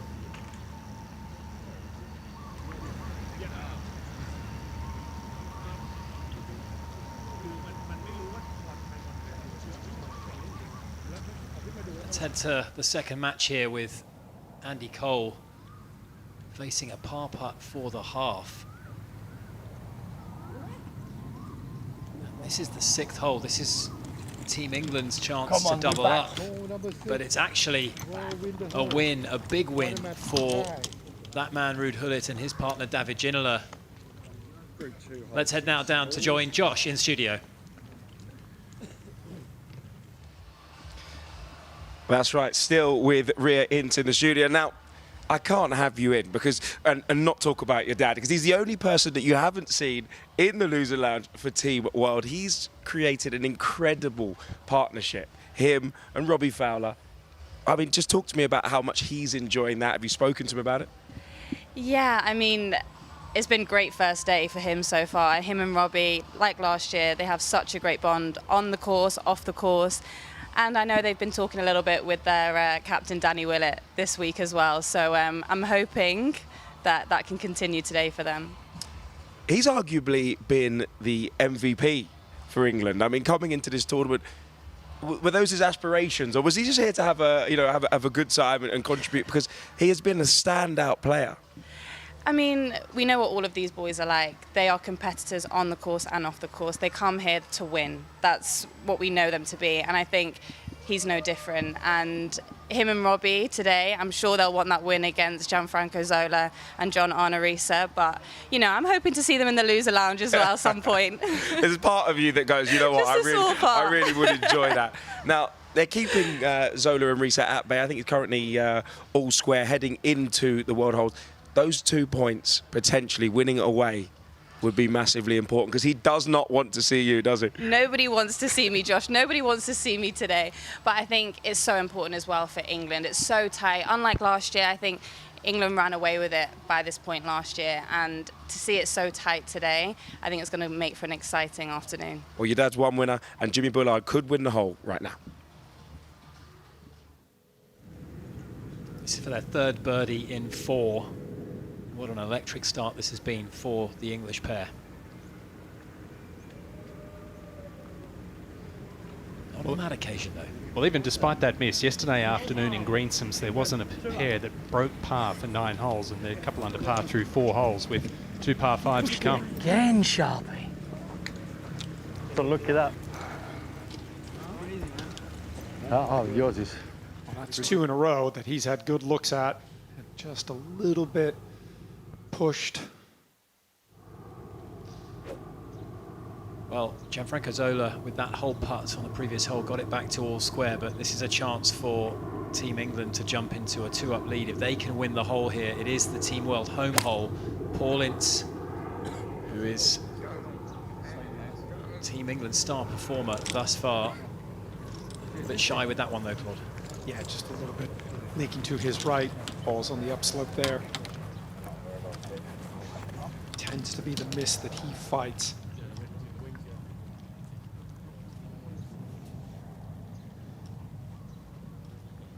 That.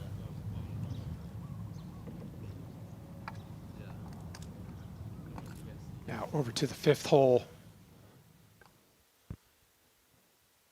4th shot for Theo Walcott. Gonna hit a little bump and run here. Plenty of green to work with.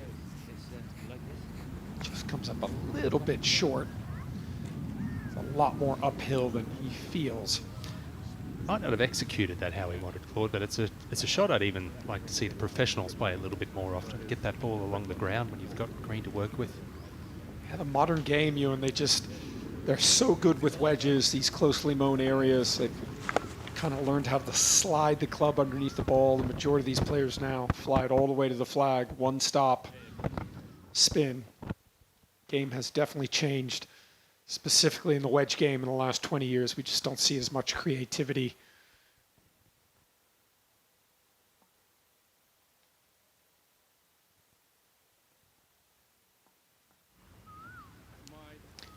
Yeah, both Henrik Larsson and Aaron Ramsey, without a point during yesterday's action, they would be desperate to get something on the board and make a contribution for the team. It is just the one hole in it in that match, and that top match as well, perhaps more finely poised than you might think because of Team World's opportunity on the 9th hole to double up. England will be defending that one, their home hole. And Pete's loving it. First time watching this. Good quality of golf, and we have been impressed as well as you, Pete. It's been... I've had to just remind myself sometimes, Ewan, that this is not a tour event. These guys are not professional golfers. If you watch a lot of Gareth Bale and Jimmy Bullard, you could be lulled into thinking that.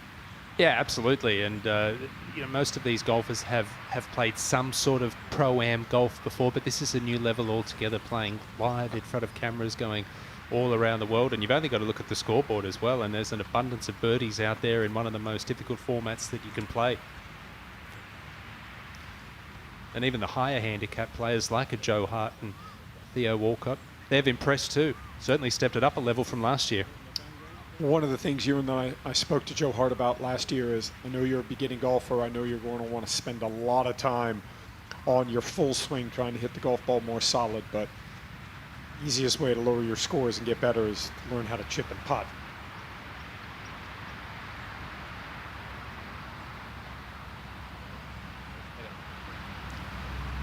And for all the ball striking, and you know, watching Gareth hit it, he makes the same sound as a tour player, but when you see them around the greens, I think you get the appreciation of just how good the guys on tour really are, because they are incredibly efficient at getting that ball up and down.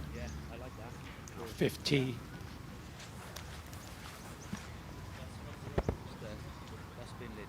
Well, we can breathe a sigh of relief. Jimmy has lost his mic.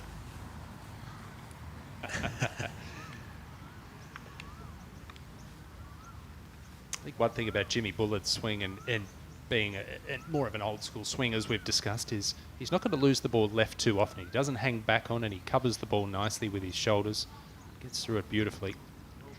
Indeed, a very solid swing. Now, Team England both on the right side. Jimmy might be okay. Lee is not in good shape.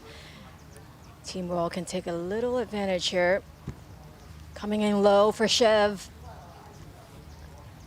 Right down the middle. Perfect drive.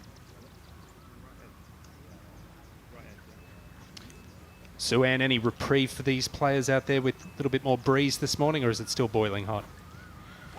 No, it's actually really nice temperature-wise, but that breeze is making it more difficult with some shots into these greens and trying to control the spin into them.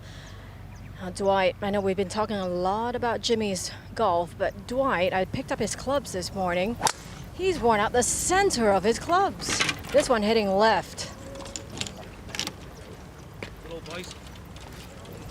Don't often see that with Dwight. He does not hit too many wayward drives, but that was one of them. And thankfully for him, Shevchenko, as you just mentioned, Sue-Ann, straight down the middle of the fairway. So that won't cost them. But they need to make something happen here.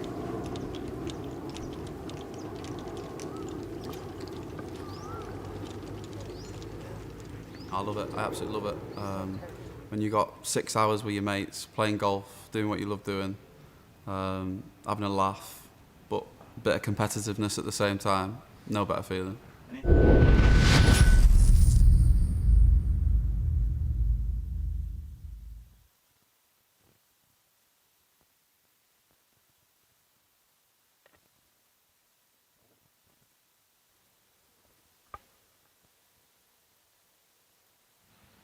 Oh, good look at the 5th hole here. Flyovers. Teddy Sheringham and John Terry right in the middle of this fairway. left off the tee for Team World. See what kind of lie they've got over there.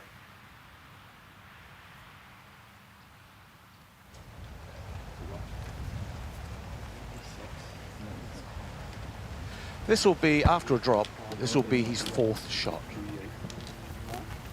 Off a downslope, needs to get this up and down in all sorts of bother right here, Team World. So the downslope, he's got to whip it over a tree. That's not an issue, that tree. He'd like to bring it in a little flatter, so he needs to flight this up there a little higher. The flag's back right for Gareth. So just trying to, from 99, just try and land this 80, 85, and there will be built-in release.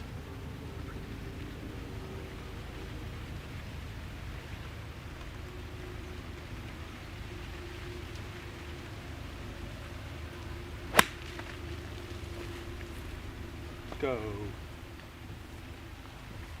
Okay. Nice. It's a brilliant shot. It's a superb shot. And Radar said he needed to get up and down. He's given himself and Gabriel Batistuta a wonderful chance of doing just that.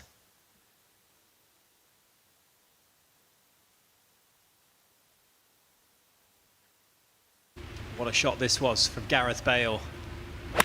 Under pressure following that penalty drop. Go. And he lifted it over that tree, no bother there, into about 6 feet, and what a chance.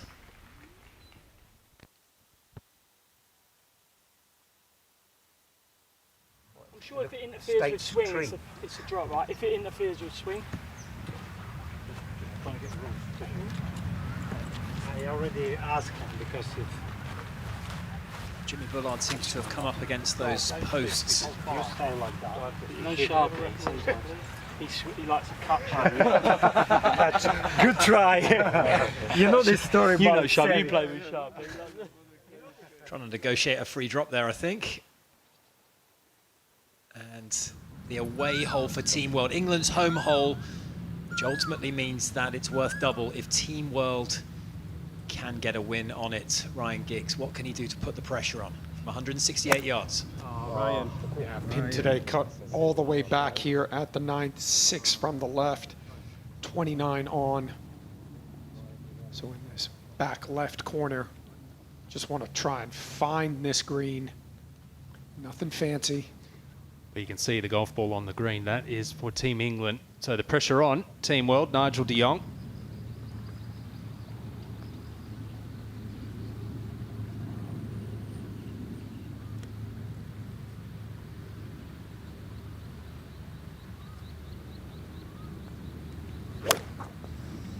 He's caught that particularly well. He might get away with it, or maybe not.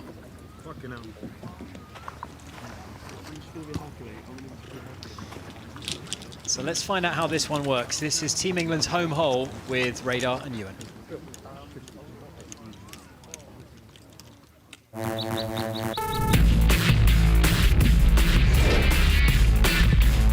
Par 3, 9th hole this time. It's the home advantage for Team England. And Radar, it's a beautiful looking hole, but what are some of the challenges that the players are going to face here? Well, Ewan, it plays 162 yards on the card, but it's a few yards down. This green is seriously big. Wide, it's very difficult to miss this green. To cover the bunker on the left-hand side, if they put the flag over there, which I expect they will, it's 35 paces to cover that, and the green is 49 yards in depth.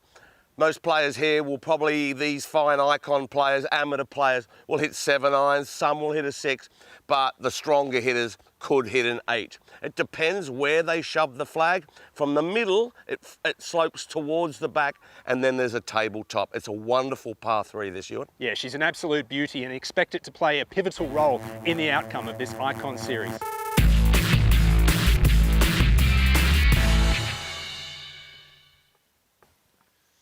You can see the flag cut there in a central position, back of the green. Quite an accessible pin today, Claude.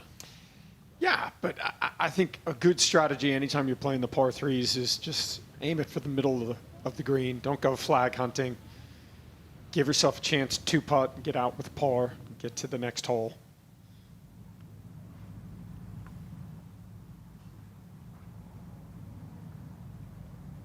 The 6th hole, the par 3, is Team World's home hole.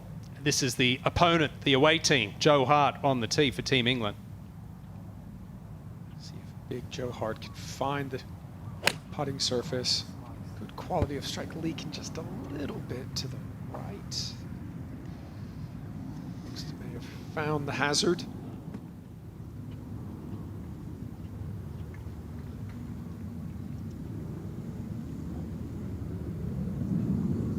All these matches relatively close. Just that bottom match where Jimmy Bullard and Lee Sharp are 2 up, playing some fantastic golf, but any of these other matches could go either way. There's a lot of red on the board, Ewan, early, but as we see every time match play, ebbs and flows. Boy, didn't we see that at the last Ryder Cup. Europe going into the final day with what seemingly an unassailable lead, and then they led early in the bulk of the matches. In the end, the USA almost clinched it back, and as you said, that's match play, that's the beauty of it. And this is a great design, this par 3. It's an intimidating hole, certainly visually. Yeah, bunkers, both left and right of it. This was England's chance to get that double on the board, but not the best, at least dry from Theo Walcott off the tee there. Joe Hart, I think, in the water. Larson and Ramsey will just be hoping they can get something out of this and get on the board for Thomas Bjorn's side.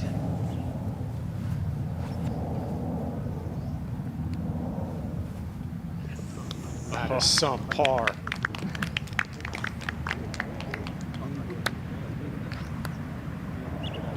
What an up and down that was. Gareth Bale, we saw earlier the wedge from an improbable lie. Let's look at how this match has unfolded thus far. John Terry getting things underway with a beautiful putt on 1. Yeah, down the hill, breaking from left to right, judges the break beautifully. Gareth Bale, after a monster drive on the 2nd, which stayed dry, he had 2 putts for the win here, just cozied it up, made sure of the win there to get it back to all square. And then the difficult par 4 4th. Back to Stuta. What about this second shot for the birthday boy? An absolute classic. And over to the 5th, par 5. What a recovery shot after the drop here for Gareth Bale. He's got to go over the tree, ball below his feet. But what a shot. And his partner buries the putt, and they sneak out on the 5th. And when you hit a shot like that, Claude, you want your man to follow up and hold the putt, and Gabriel Batistuta obliged there. Jimmy Bullard looking to keep this roll going for Team England in the bottom match. He's staring it down like he likes it. Good shot, just below the hole, but another green in regulation.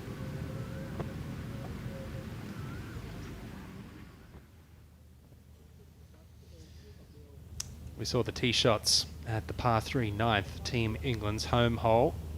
That's a par putt for Nigel de Jong and Team World, and that means that Team England are going to have a putt for the win here. And that's to go 2 up if they can hold it, but of course with a double hole coming up on the final hole, the 10th, which reverts of course to a par 5 finisher today after the drama we witnessed yesterday in the $10 million swing. This is a moment to ensure they cannot lose the match. Got to remove that coin. Well, it's a tricky one too, putting through his shadow of some 3.5, 4 feet downhill. A little bit of right to left movement in it.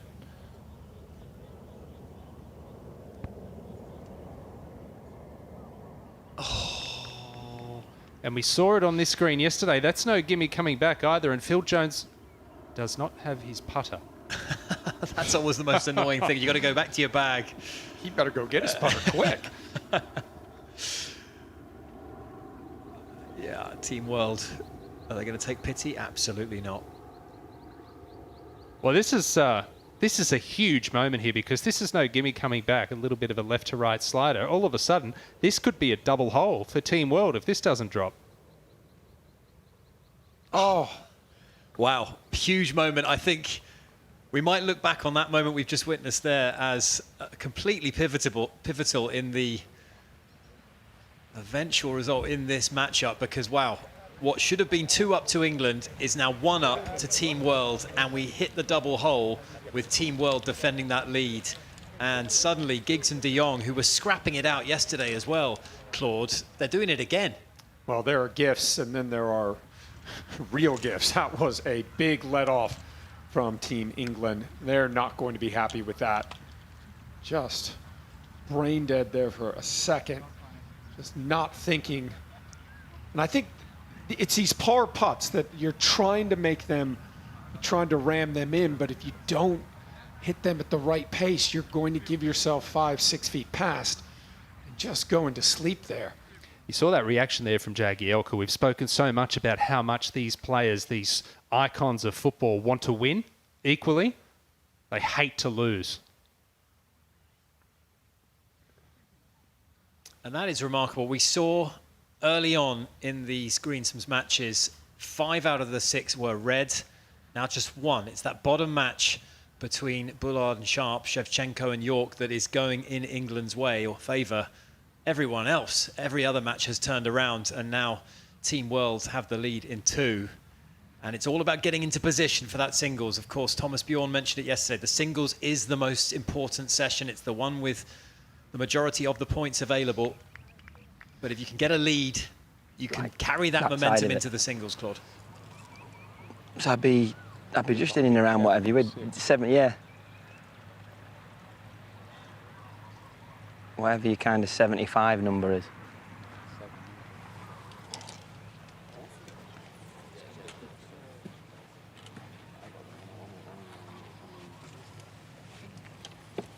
Don't forget this was the call, the captain option yesterday. Danny Willett, Team England's captain, was utilised on the bunker shot yesterday for John Terry. Teddy Sheringham has it today.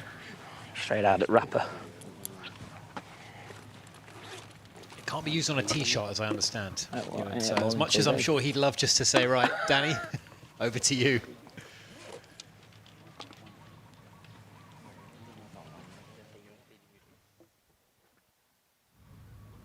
This is Henrik Larsson to win the hole with a par, but he's left it well short.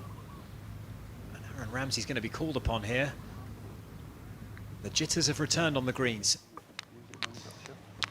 I think there's a specific type of call the captain scenario. You know, you probably wouldn't call them on a 10-foot putt because they're coming in cold, but if it's a bunker shot, just like John Terry had yesterday, that's where you pick up the phone. Absolutely, and as we've spoken about, Claude's mentioned it multiple times, Thomas Bjorn hasn't been called upon yet, and for their sake, the captain's sake, you hope it's not a long iron over water or something when you've been sitting in a cart and haven't hit a shot for a couple of days. Aaron Ramsey delivering there, and he'll be relieved there. That was not a straightforward putt. And coming off a birdie at the last for Henrik Larsson and Aaron Ramsey, birdie at the 5th.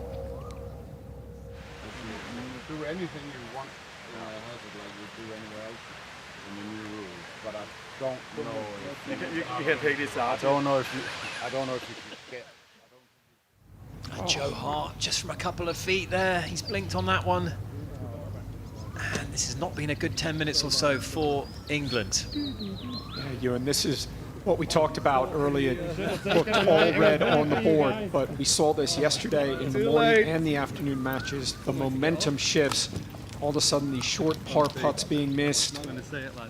Right now, it looks like a little bit of the momentum swinging into Team World.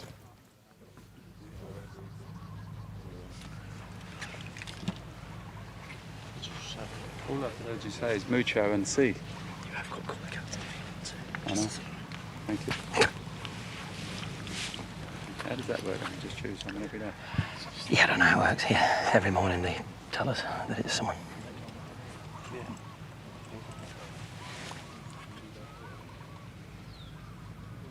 Team World has the honour, and Batistuta. 180. Oh, yeah. Just gone past his feet.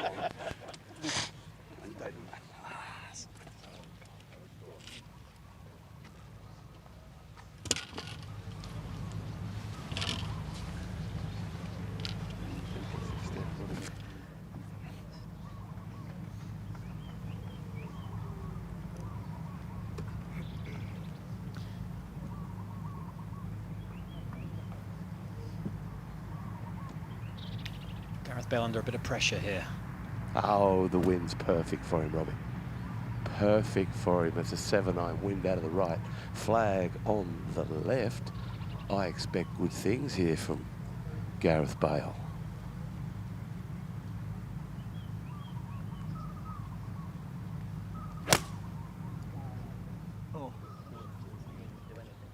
You're not going to gain He's anything got the extra. right club. That's right at it. What a good shot that is. Gareth Bale steps up. Answers the call when he needed to. You shot on 7. He's got such a penetrating ball flight Yeah, with the 180. irons. Smashes it with the driver, but that was just whistling, that one.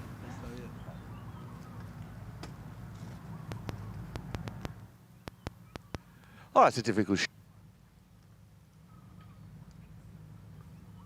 Good, so he's got to sort of peel one, John Terry. Same weapon. 7-9.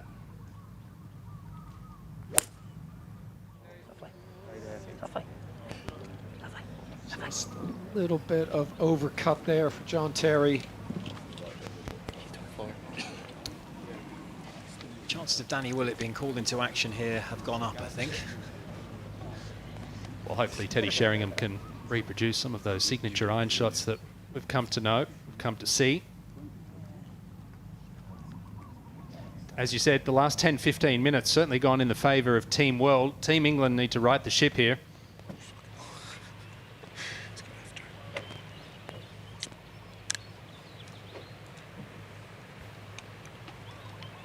See, with his partner already in the bunker, Teddy Sheringham doesn't really need to do anything fancy here.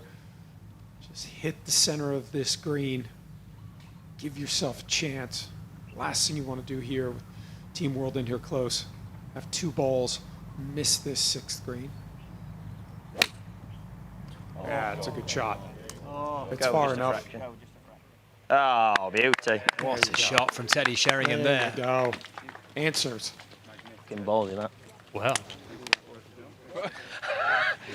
Do you call the captain in on a clutch 10-foot putt? Oh, great question. Puts a lot of pressure on the captain. But you know what I mean with that? John Terry You know, might because, fancy like, that one. theoretically there, to win that hole, you have to then almost guarantee making 2, which is not a guarantee. Whereas if you save your shot for the hole that you get a shot on, or for 9, where if they hit a good shot, potentially you don't want to lose the 2 points, then fine. Yeah. I quite like. I'm not sure about letting you play down the next one. That. No. You've got a shot anyway. Yeah, exactly. That's what I mean. So but again, you don't know until the last minute. If you both try, if you're both hitting it really well, just carry on hitting it. You know what I mean?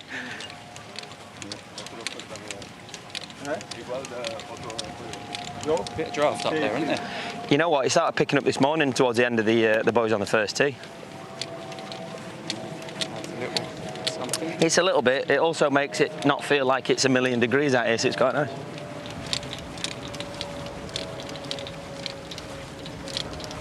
We've done the parents this afternoon. Yes. I've not announced them. I've got it. Sort it out later. I was going to ask you something when I saw the cameras on you. I thought, Sounded like Danny Willett was trying to get out of putting that. I think he was. You guys keep going. You just keep hitting good shots. This is Dwight York. This is for the win. And he had the line there, Claude. He can't believe he left that short. That's very uncharacteristic of him. That would have gotten this a little bit more manageable. You know, and the thing I love about Teddy Sheringham is the last thing he wants to do is call the captain. He has, I mean, that is just admitting defeat for someone with his type of confidence.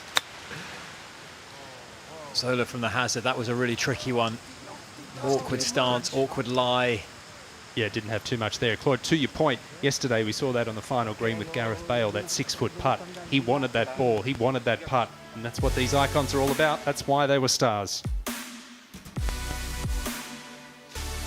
Well, Well, there's the leaderboards. World up in 3 matches. England were dominating 5 early, but they've turned it around, have Team World, and it's looking very tight. When you find the time to go for a couple hours, and it's just perfect time to be alone, to organize your mind, and then concentrate on something what I really love.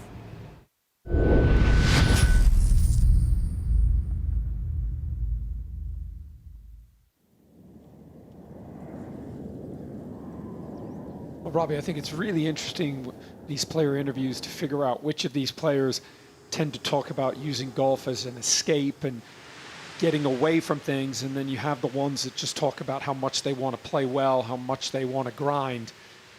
Yeah, there's two types. There's the full-time golfers, the likes of Jimmy, and I'd even throw Gareth Bale in there as well. And then there's the guys that just love it, like Robbie Fowler, and this putt is to win the hole. I think an obsession with the game is a common thread, though.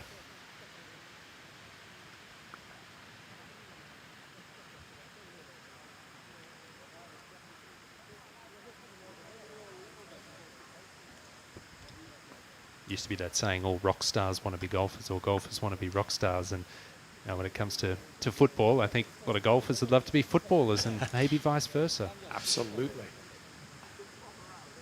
You do get those players that do, they almost bemoan the individual nature of the game of golf. They talk about how they yearn for that team camaraderie, and when it comes to footballers, they enjoy being their own man and being able to look in the mirror and know exactly that they produced the result at the end of the day, and that's what golf gives you. Made it to the final hole for the first group. And that is just... That's a bad shot for Ryan Giggs. He likes to cut the golf ball. He did not want to be giving a late advert for the $10 million swing, did he? Well, this is a huge opportunity now. Door open for Team England. Double hole. Could they go from 1 down to 1 up?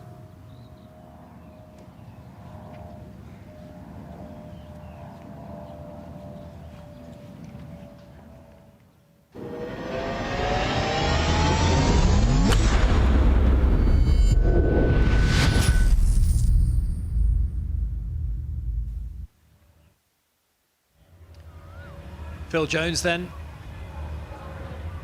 Great chance after put the disappointment of that 3-putt behind them on the previous hole. Looks to be going to the right. Not bad. They'll have plenty of green to work with. This is greensome, so Giggs and de Jong are in the water, and they'll have to take a drop and be scrambling. So we wait to see how that match proceeds, but let's go back down to Josh in studio. That's right, things are heating up, and the first match is just below us, heading towards that 10th tee. It's going to be great to have them in studio, but right now we have Mac Boucher and, of course, Damien Broderick. Listen, Damien, new to golf, and in 9 months you brought your handicap down to 11. I mean, that is some going, but how impressed have you been with the golf that you've seen out there on the course? Yeah, I mean, you grow up watching these boys at the pinnacle of their sport, and they come out here and you just see what being a top athlete translates into golf. The quality of golf is unbelievable. I don't think it translates to the television. Those greens are really, really fast. So the quality of golf is really, really high out there. And talking of quality of golf, Matt Boucher, pleasure to have you with us. I mean, you've been up close and personal with some of these boys. You got involved in the $10 million swing in your own unique way. Very, very unique. Now tell me, there's a wealth of talent out there on the course, but you know, obviously we've got the situation right now, but heading into the afternoon we have the single session. This is where it all heats up. Are there any players that you've seen that you would love to see that matchup? I mean, I feel like Jimmy Bullard, Gareth Bale, I mean, I think that's going to be a good one, because again, I said it yesterday, they play very different games, so it's cool to watch two guys like that kind of go at it, both very good players, so I'll be out there watching that one for sure. No doubt about it. Now, as a big United fan, tell me, there's a few United players out on the course on both sides of the fence. Who do you want to see? Do you want to see some of those, maybe those United-Liverpool connections, those Premier League rivalries come to fruition? Yeah, I mean, there's an opportunity there for Cole and York to play against each other when they had such a good career playing with each other. For me, I'd love to see Robbie Fowler and Yorkie go head-to-head. Two strikers, Liverpool United rivalry. But I think in terms of ability, they're both very, very good golfers, and I think that would be an unbelievable matchup. From one Man United fan to a Man United player, Giggs is out on the 10th.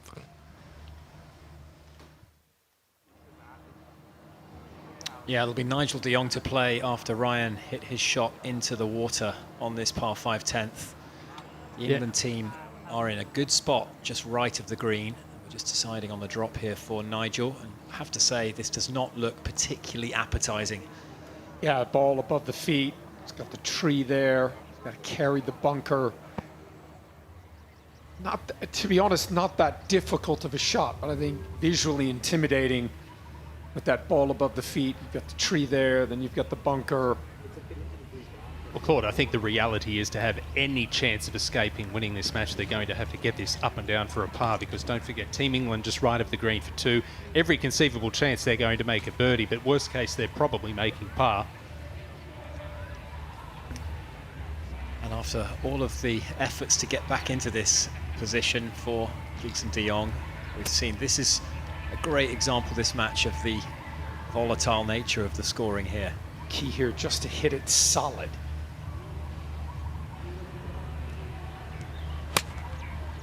Contact looks good. That's a pretty good shot from there. It gives them a chance.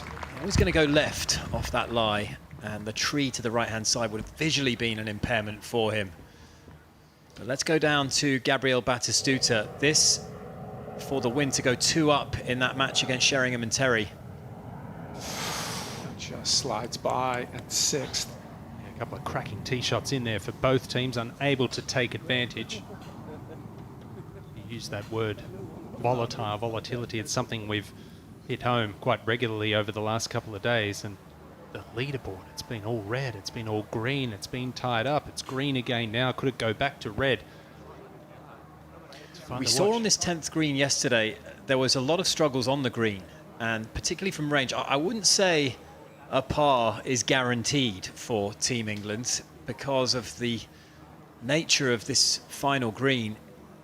Well, it can be a tricky one to read. Yeah, a lot of that was dictated too by where the flag was. Both flagged yesterday morning and in the afternoon. Slightly more friendly in the middle today. As we go back to Shevchenko at the par 3 6th. Needs to hit a good one here. Dwight, his partner, might just be in the bunker. And Team England, both balls on the golf green.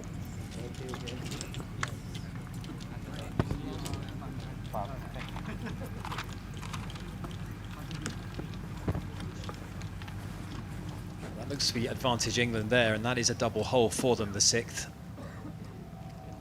I saw one ball pretty close, and if that is a Team England ball, they are in a good position on that hole. Robbie, it does look like the wind is picking up. We saw almost no real breeze yesterday that was going to bother these players, but definitely wind picking up today. It'll make it a little bit cooler, a little bit more difficult. Big shot this, as we've seen. Chipping has been problematic for a lot of these guys. He's got the lofted wedge out. He's played it well. Oh, he's played it very well, Robbie. What a shot, Jaggy Elka.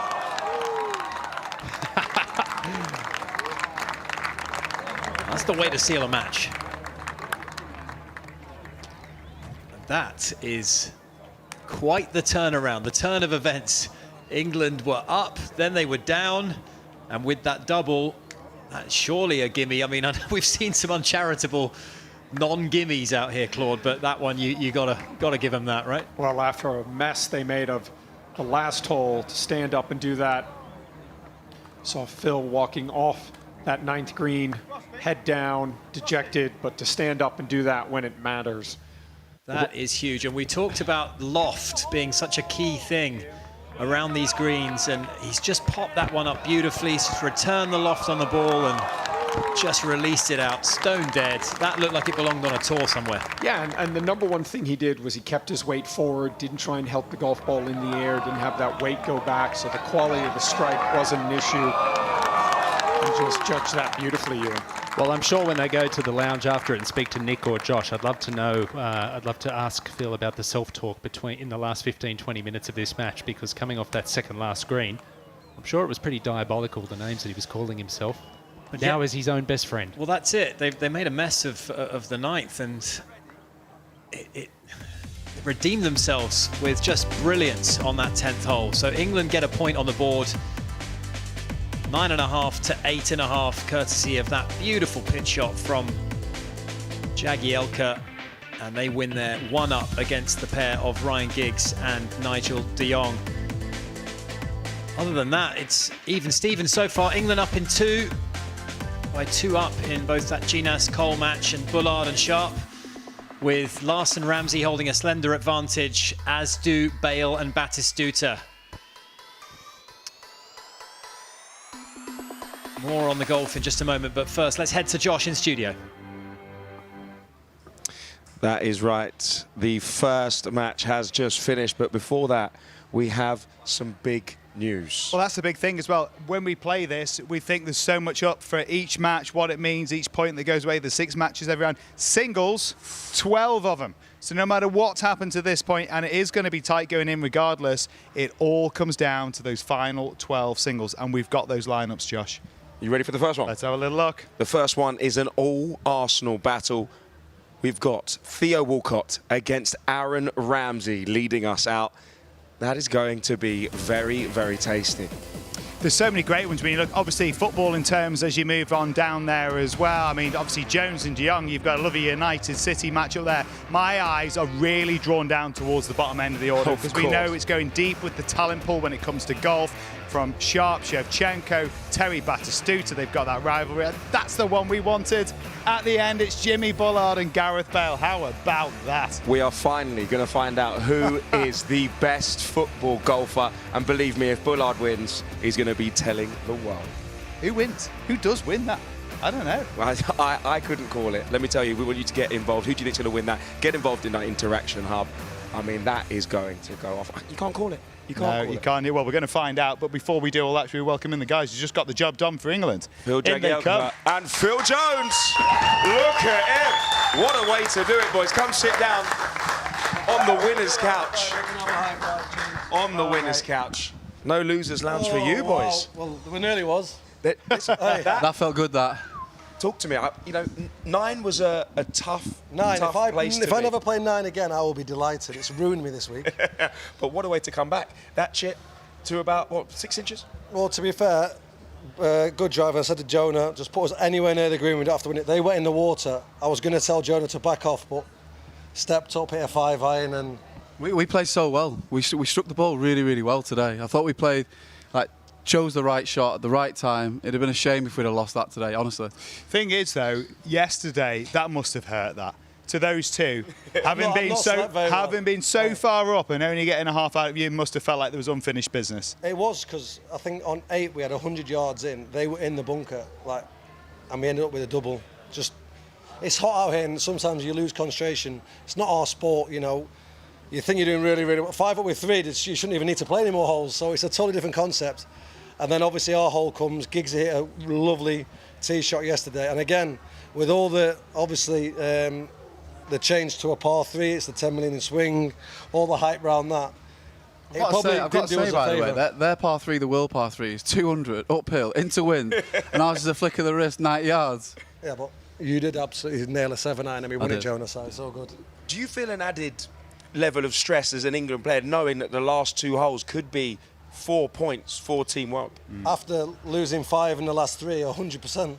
I didn't think about it too much, but today, I say we ground it out, got up, and then in the back of your mind, you know, it's a big, big finish for Team England. Boys, we're going to let you know who you've got in the singles in a moment. But before we do, Phil, you've experience of this. So do you, Phil. How different is the vibe in singles once you've had a mate alongside you, a teammate in football in terms for these first 3 sessions? You're on your own this afternoon, It's mate. tough because, like today, you bounce off each other. You bounce off each other's ideas. I might see something different to Jags, and you're thinking it puts some doubt maybe in your mind, but it's difficult. It's a lonely place out there. I said to Danny this morning, I don't know how you do it. It's a lonely, lonely place when you're on your own, but it's what we do it for. Well, I've brought my best mate on the bag and I'm a golfing partner. Yeah. So, Oh, see, this is smart. This is where the pressure's I've got going my to father-in-law. Josh, should we break the news to him? Who they got? Let me tell you, Phil, Where's Phil? There's two of us here. Jones, There we go. Jones will be playing. Nigel Dion. Nigel, you know him well. You know his game. Happy with that? Yeah, it'll be a good game. He's a good player, solid around the greens, good out the bunker. And Jags, you've got David Ginola. You'll have Ginola on toast, mate. I don't know. He's such a nice guy, isn't he? You don't want to beat David. He's too nice. Just when you see those lineups there on our screen, you see how it's set up for England against the world. Confident when you consider how tight it is, guys? A lot less confident, obviously, than last year. I think last year we'd got ourselves in a really commanding position. We said, I think, from day one or even midway through the first set of games, it was going to be so tight. It's proven to be that way. It's going to go right down to the probably bottom of 2 or 3 groups. So hopefully we'll have had our game done our bit, and then we get to come and stand on the balcony and probably enjoy a couple of beers and enjoy him coming in. Advantage early. Yeah, I'm expecting, boys. I'm sure that's what the captain will be saying to us. He's obviously sent the 2 Phils out early to try and do damage at the top of the leaderboard. Listen, you've had all the emotions on 10. Let's hope it doesn't come down to 10 in the singles matches, boys, okay? Cheers, boys. Thank you very much. Hydrate, rest up, and we'll see you out on the battlefield shortly. Let's get back out there and find Jimmy Bullard. Yeah, this is Jimmy Bullard. 2 up currently, and this one is to go to 3 up for the win. Well, it's actually a team world hole, so that's a double hole. 4 up, Robbie. Of course it is. That is a huge blow. Massive, massive move for Team England there. He had some makeable birdie putts that he missed, but that one, no doubt. England seizing that momentum back, and Andy Cole trying to maintain it with this par putt to tie.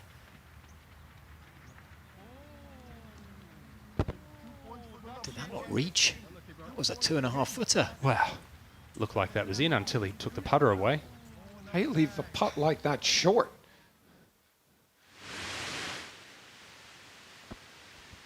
Difficult to gauge the pace here at the signature hole. Stroke index 1, number 7. You can see the grain change. Dark green followed by light green.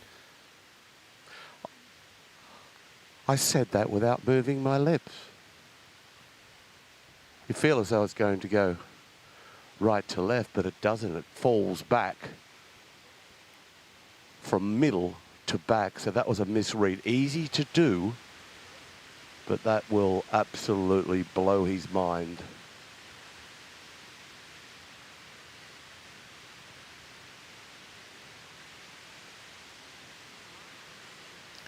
Most of these putts outside 20 feet are quite challenging to get them down in 2.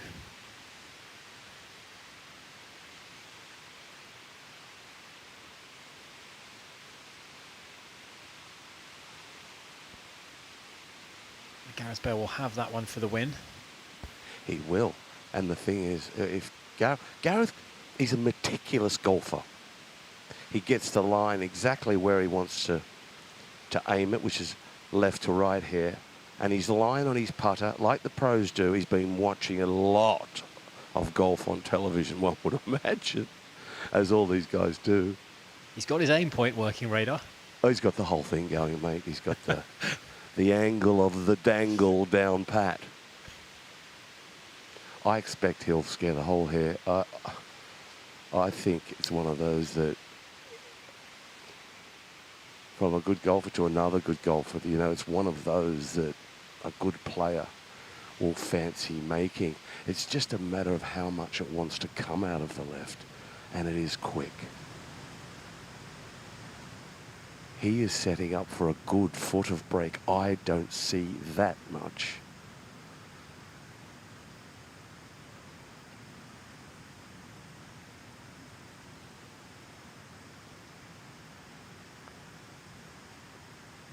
Didn't hit it. He had the line. He had a better line than me, but just didn't hit it. Radar, he fell in love with the line and forgot to hit it. Yeah, that's the story. Are we seeing Danny called into action here? No, Danny's staying clear, and JT and Teddy are just going about their business by themselves, and I knew that had kind of happened. It's a bottle job, is it? You bail out when you call the captain in. These guys want to play. They want to hit every shot. They don't want to take their partner's shot. They want to take their shot, and that's the way to approach this format, which, may I add, this has been a great week. I've so enjoyed it so much. Really, watching these guys play, just watch them. I just want to get my clubs out myself and whip it around here in 84. Out of his left. Out of his left. I like an inch out of his left with pace, Teddy. You can't dally this one down there. You've got to hit this with pace.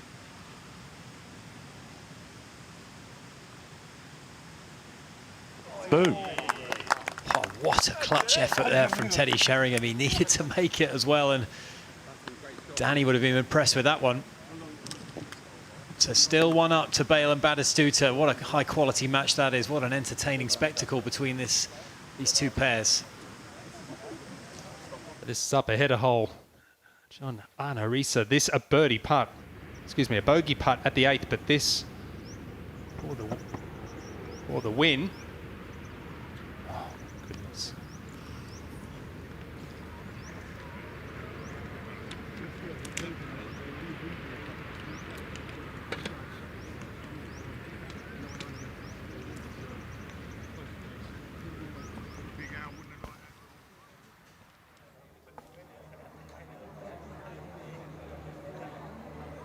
Your mind has to go calm and quiet, and it's 100% focus, and yeah, that's why I love it. You just get away from everything else. You're focusing on one thing and one thing only.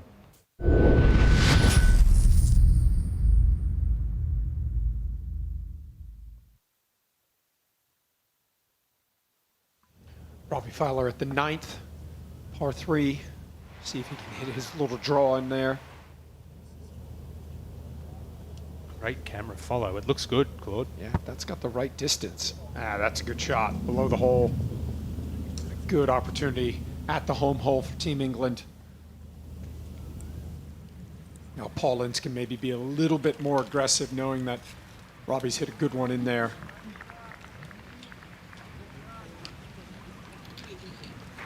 Trying to retain a clean sheet. Paul Ince 2 and 2 yesterday. Currently 2 up.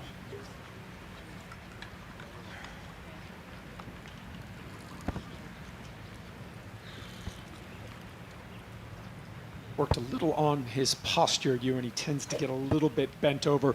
His backswing isn't the longest, but when that posture gets bent over, backswing gets even shorter. So tried to get him to get that chin up off the chest and then start that golf ball to the right. That should be pretty, just catches the bunker. That was a pretty good shot. A little unlucky there. As England's home hole, this is a chance for Team World. It's going to be difficult now with Robbie Fowler in close, but a win here is worth double, and they could erase the deficit of 2 up. I think it's fair to say yesterday the 10th green was proving most challenging for the players, and I think this one today, especially with that pin, is equally as diabolical. Everything just starts to run away from you.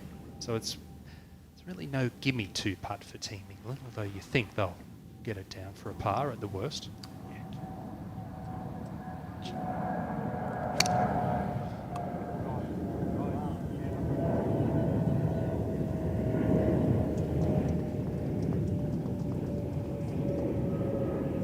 That's the ball of Gianfranco Zola for Team World. They're 2 down with 2 to play. This is Team England's home hole. And it was a very, very nice shot. Well, they've given themselves a chance there. John Arnorisa. He's been clobbering it about the park today. That's the big man. Still Norway's most capped player. I think he's turned that away to the left though, Claude. That's left, going left. Back portion, that will be... But a fairway, I mean a green in regulation. He'll take it. It'll be a putt off there. It'll be Paul Ince with the putter taking on Risa. Let's join the bottom match where England are dominating this one. Lee Sharp, he and Jimmy Bullard have just formed such a cohesive partnership. Oh, he's hit some really, really good iron shots, Claude. That's another one. Yeah. Worth pointing out, they're 3 under for the card. Yeah, they're feeling it right now. They haven't really missed a shot today. Dwight York, the chip. Has he hold it?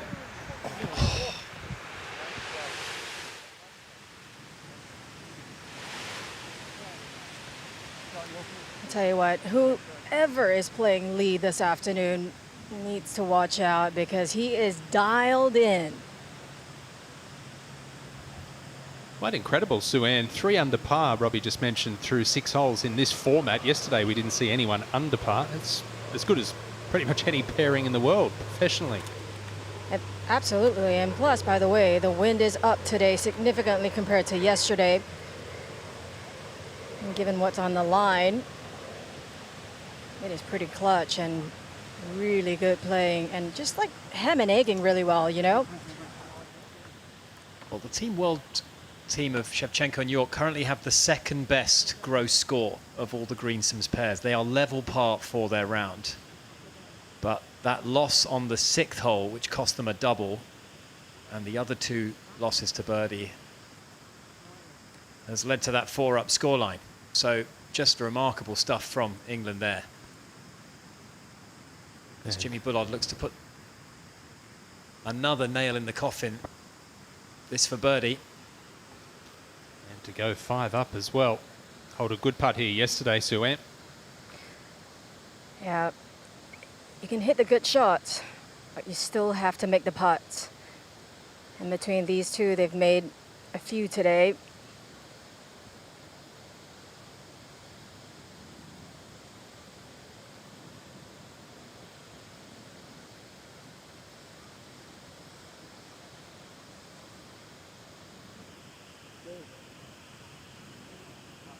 Right idea, just under hit it a touch.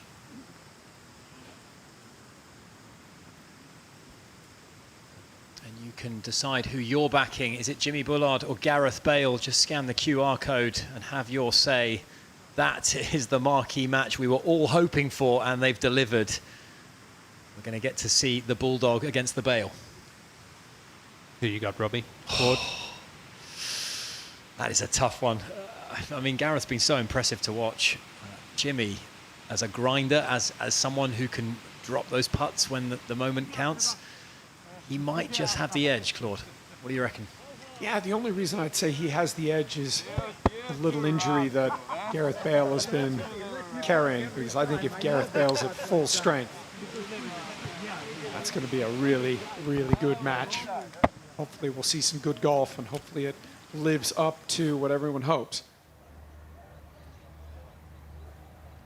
Well, the final hole is worth double, and it's all square. David Ginola won both his matches yesterday. 2nd shot, water left here.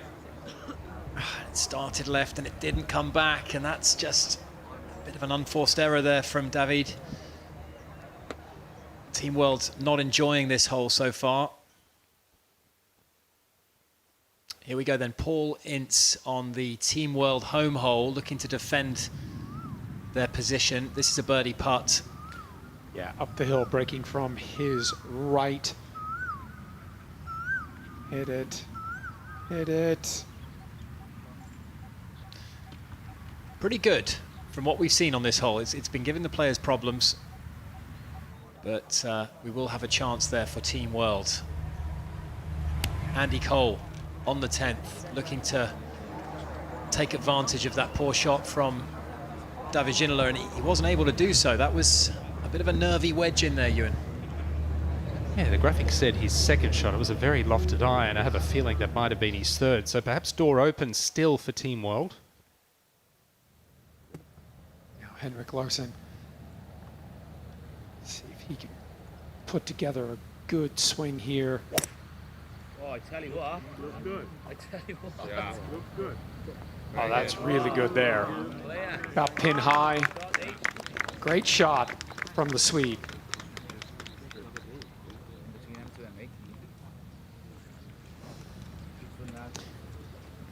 They lost the first hole, Team World there, but it's been played and sailing since. Couple up. Both Ramsey and Larson didn't register a point yesterday. Love to change that.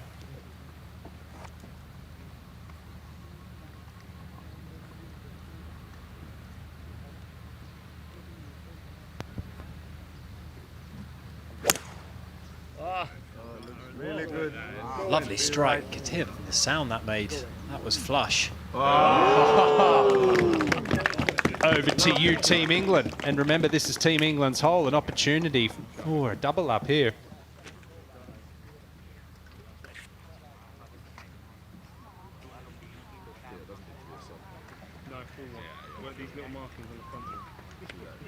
That's the great thing about golf. You get to start again. They didn't have the best of days yesterday, either Larson or Ramsey, but this is a new one, and things going well so far, although we've seen that can change.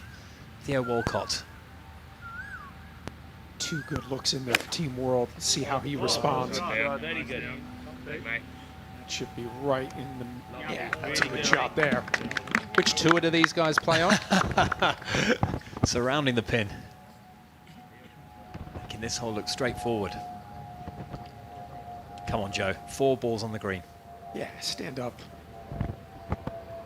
Don't overthink it. Just make a good swing. Love to see Big Joe Hart get one in here close. 168.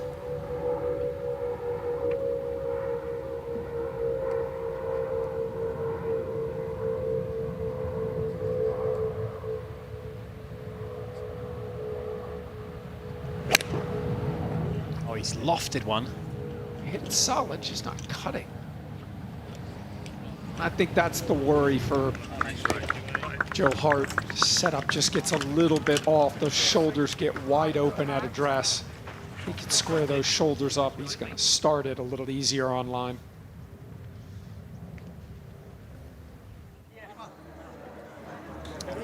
The Team World hole in all sorts of problems here. We saw David Ginola go into the water. Ruud Gullit has hit to here, so the Frenchman from the sand. It's a decent recovery, but they've played 5 shots now. Team England very much in charge on this hole. Of course, the match all square. Well, if Team World were to lose that match, that would leave Paul Ince as the only current undefeated player out there. As we look at Sheringham at number 8.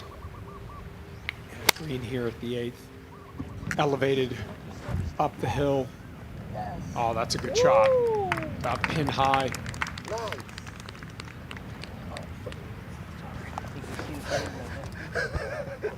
I didn't see microphone.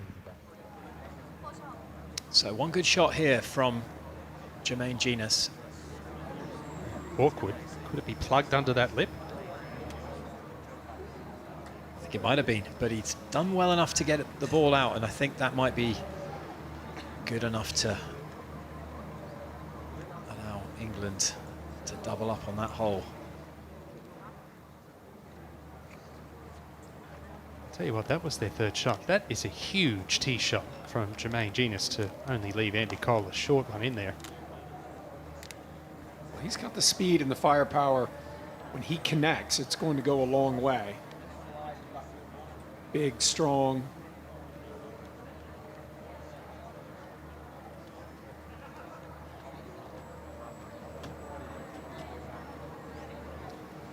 Awkward green and an awkward putt here. Claude coming up.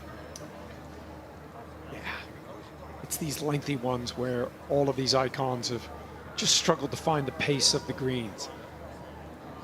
Lag putting is something I think you and nobody really spends enough time on. Everyone's so worried about their stroke from 3 feet. Everybody seems to practice kind of from 5 feet and in. You want to improve your putting. Go out on the putting green and just putt from 20 to 40 feet. Work on your speed, work on your distance control.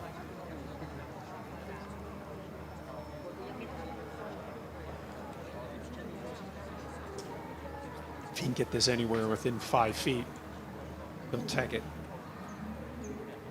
2 putts to win the match.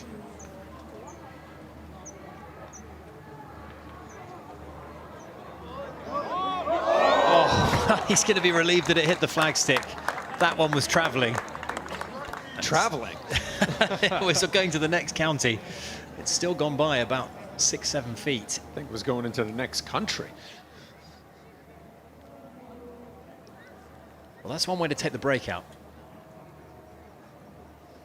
32 years removed from winning the Premier League Golden Boot, he'd love to take the scalp of a Ballon d'Or winner. This is going to be a bogey putt now for Team World and Ruud Gullit. This would be the greatest of great escapes if they pop this in. Team England don't. Gave himself a good chance. Thus far, they had some good moments yesterday. Team World on this final green. Team England have enjoyed a lot so far in these top 2 matches.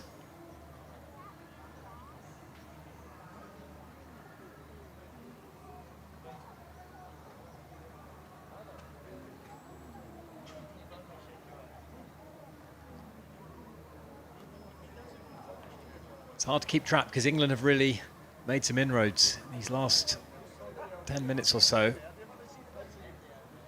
started out well, Team World got it back, and now England finishing stronger, seemingly. Yes, yes.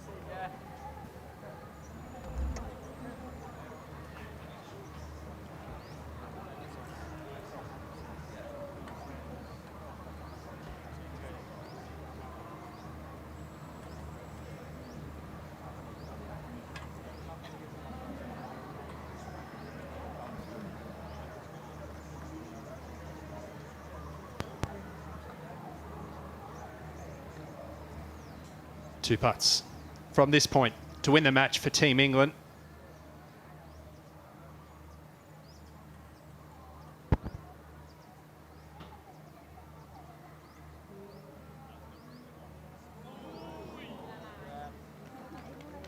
That's good enough.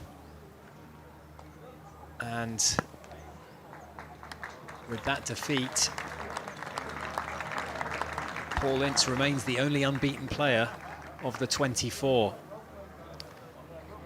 The colours of the Gullit-Ginola partnership have been lowered by Jermaine Genius and Andy Cole. 2 up winners.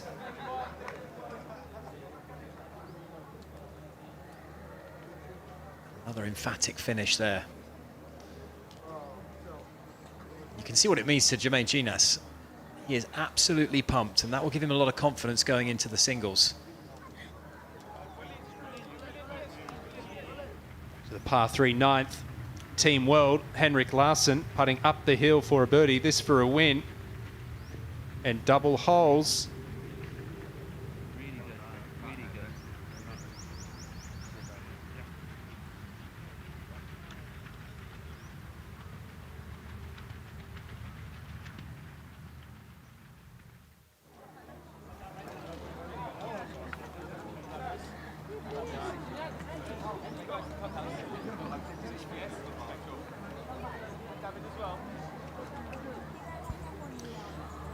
England having the better of it thus far, but things can change, of course. Let's head down to the studio with Nick and Josh. And that is right. Our second match is finished. Another point on the board for Team England. All good things must come to an end, Josh. Undefeated to this point. Gullit-Ginola. They are not going to be happy. They said they would never visit that loser lounge, and unfortunately they're heading straight there. Yeah, well, they're not coming in here to speak to us, are they? That's for sure. It's very unfortunate. And we saw it all play out on the 10th. I think there was a... We're going to ask the boys. It was a fairly generous gimme there. Now, talking of the boys, Andy Cole, Jermaine Genius, greeted by Jags and Jones. Boys. Oh, mate, great work. Andy? Pleasure. Well done, mate.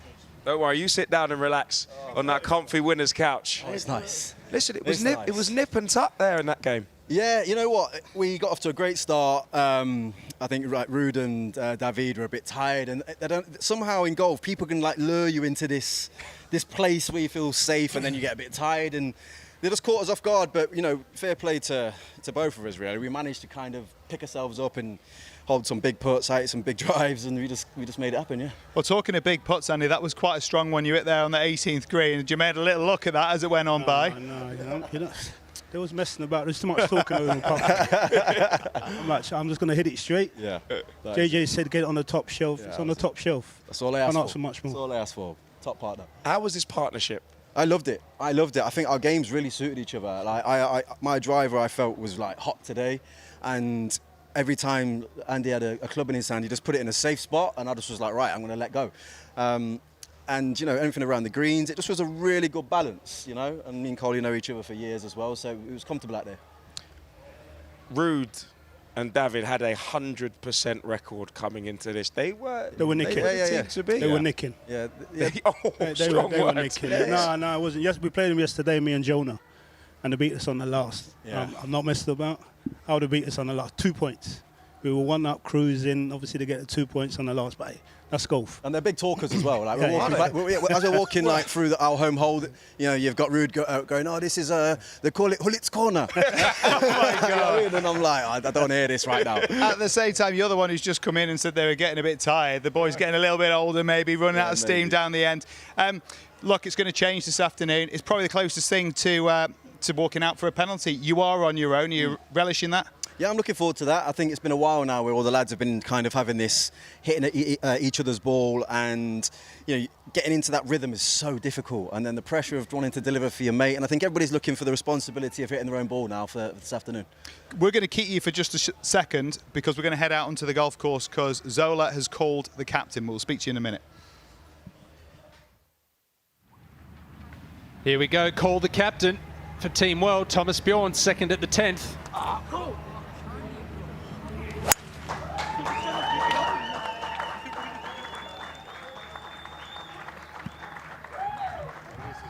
Not bad there for Thomas. I don't know.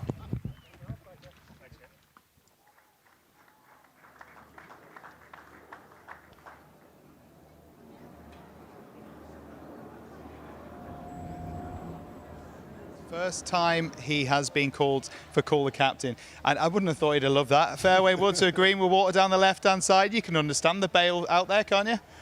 Yeah, of course. Yeah, but you know, we had one yesterday with Danny, and he was in a bunker, and most of us are like, oh, we don't want that. And he walked up, rubbing his hands, you know, and looking forward to it, and delivered. So I mean, they're just too good anyway. It's way too good. Should we break the news for the single sessions? What they've got? I think it's time. I think it is time now, JJ. I'm going to start with you. And yesterday we spoke, and you were quite excited about the prospect of a tough matchup. Well, you've got a very tough matchup. You're against Dwight York. Yeah, you knew it. I'd heard. There's been, you know, the rumours were travelling around as I was on the course, but Yorkie's a solid player, really solid player. I'm hoping there's a little bit of fatigue in him, a bit older than me, you know. So we'll see how we go, but that's a really, really tough match. And you were mentioning Hullit's corner. You'll be going through it again, Andy, as well. Yeah, to be fair, me and Rude might aren't so buggy. Here we go. We're here for it. We'll see you in a few moments' time. Thanks, guys. Rest up. We'll see you in a bit. Thank you.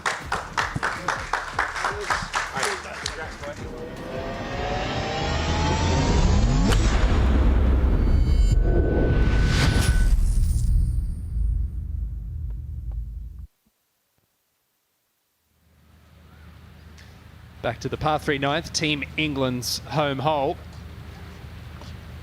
Teddy Sheringham.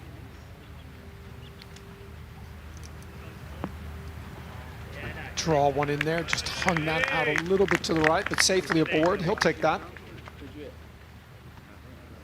I don't recall him missing a green in regulation, Teddy Sheringham. Now we'll head up to the final hole, the 10th green. Yeah, I think so. Yes. This is GIO. 2 club lengths? No, more than 2. Okay, so in a straight line or an angle? This is up and down. Okay, this is the CIO temporary for so this will come in. Yeah. Go this way. Okay. So I can push this back as far back as I want. So that's Paul Inson, Team England's ball up against the grandstand there. They will get relief. It's a TIO, temporary immovable obstruction. Get line of sight from that. Advantageous. It won't be an overly difficult pitch from there. Yes. Yeah. Drop again. I've already done it. Yeah. Do it again. Okay. Okay now. Okay, ball play.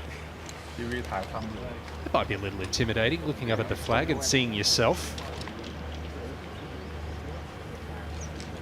As you said, Ewan, not a difficult pitch. He's got some green to work with. Optically, that bunker in front of you sometimes can cause you to try and hang back, get it in the air, come up short. Looks to have been a clean strike. Too clean, perhaps. It's the ball of Team England. Paul Ince.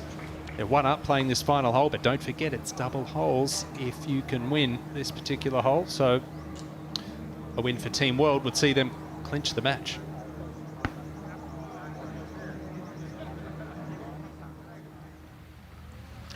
Let's head over to the 9th, where John Terry is on the tee.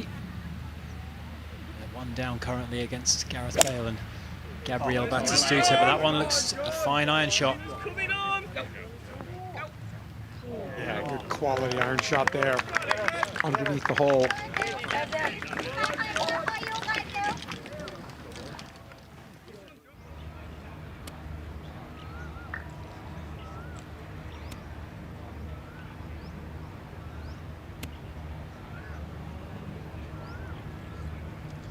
Third shot for John Arnorisa. Solid skinny. No. They've called the captain. Thomas Bjorn has put them in a great spot. No one will be more disappointed than Arnorisa.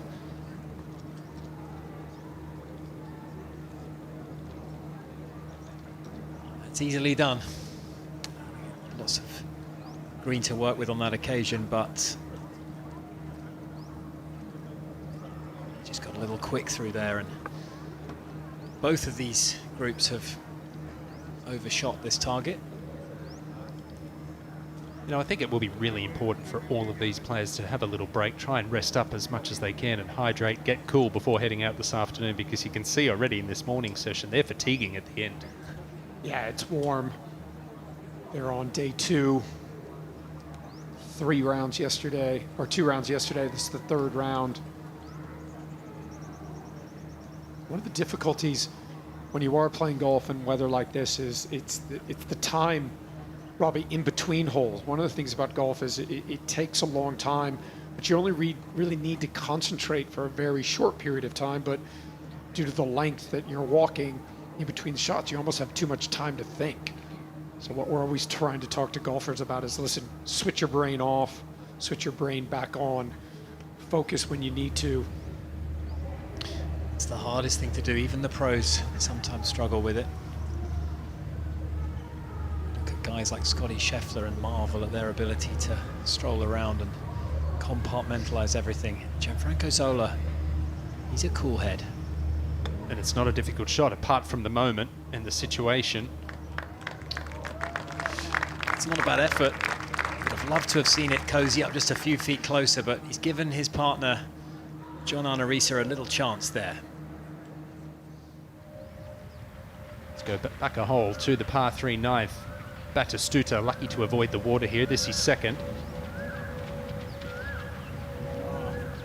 Just comes up a little bit short. It's on the upslope. Easy to hang back there and just get a little bit too much loft and come up short. Speaking about fluctuation, I mean, a win on this hole for Team World would have meant that they can't lose the match, would have taken them 3 up with the double holes, but every conceivable chance they may lose it with Team England finding the green. So far, it's been Team England's final hole. Those first 2 matches both swung the way of the men in white. Robbie Fowler with the putter.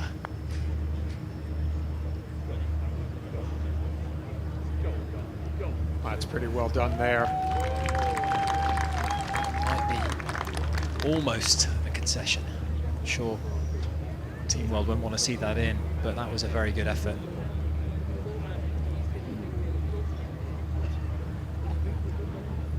Well, an important putt for Arne Riise. If he can roll this in for a par, that's going to make Paul Ince's putt probably feel double the length.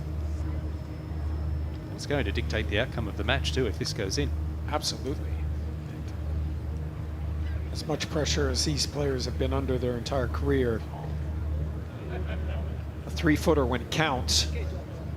Grandstands around you, teammates, on TV, little different type of pressure.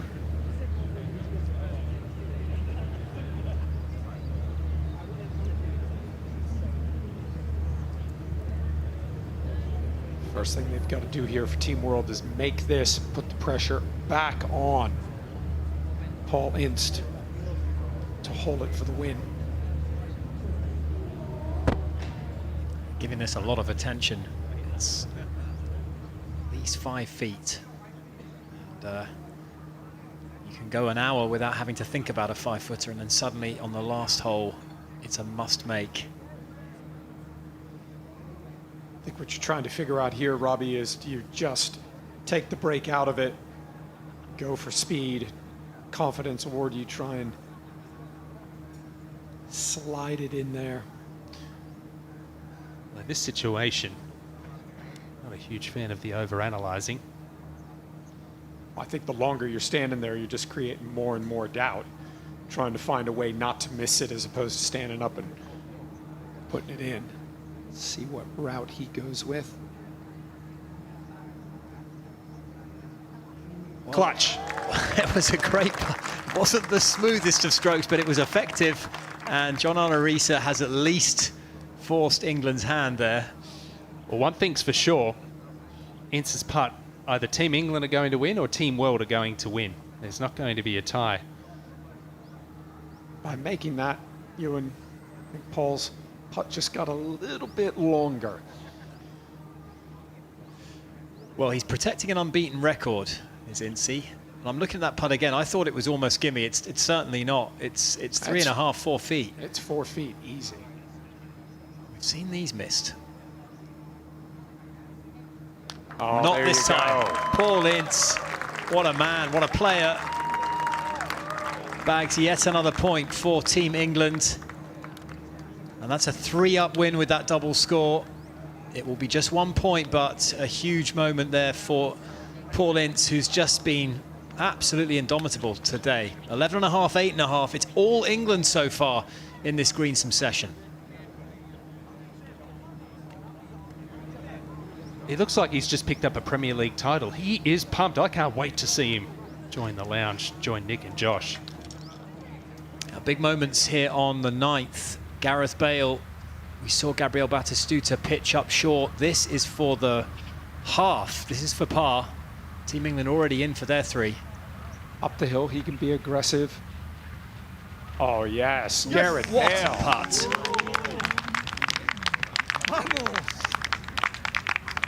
What a putt that would have been. That would have seen that pair get dragged back to all square, having really been dominant.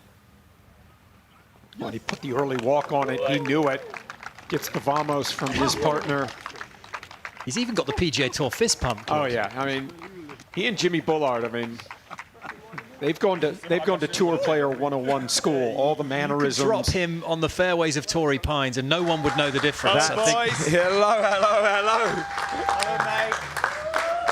MVP, here he is. Pleasure.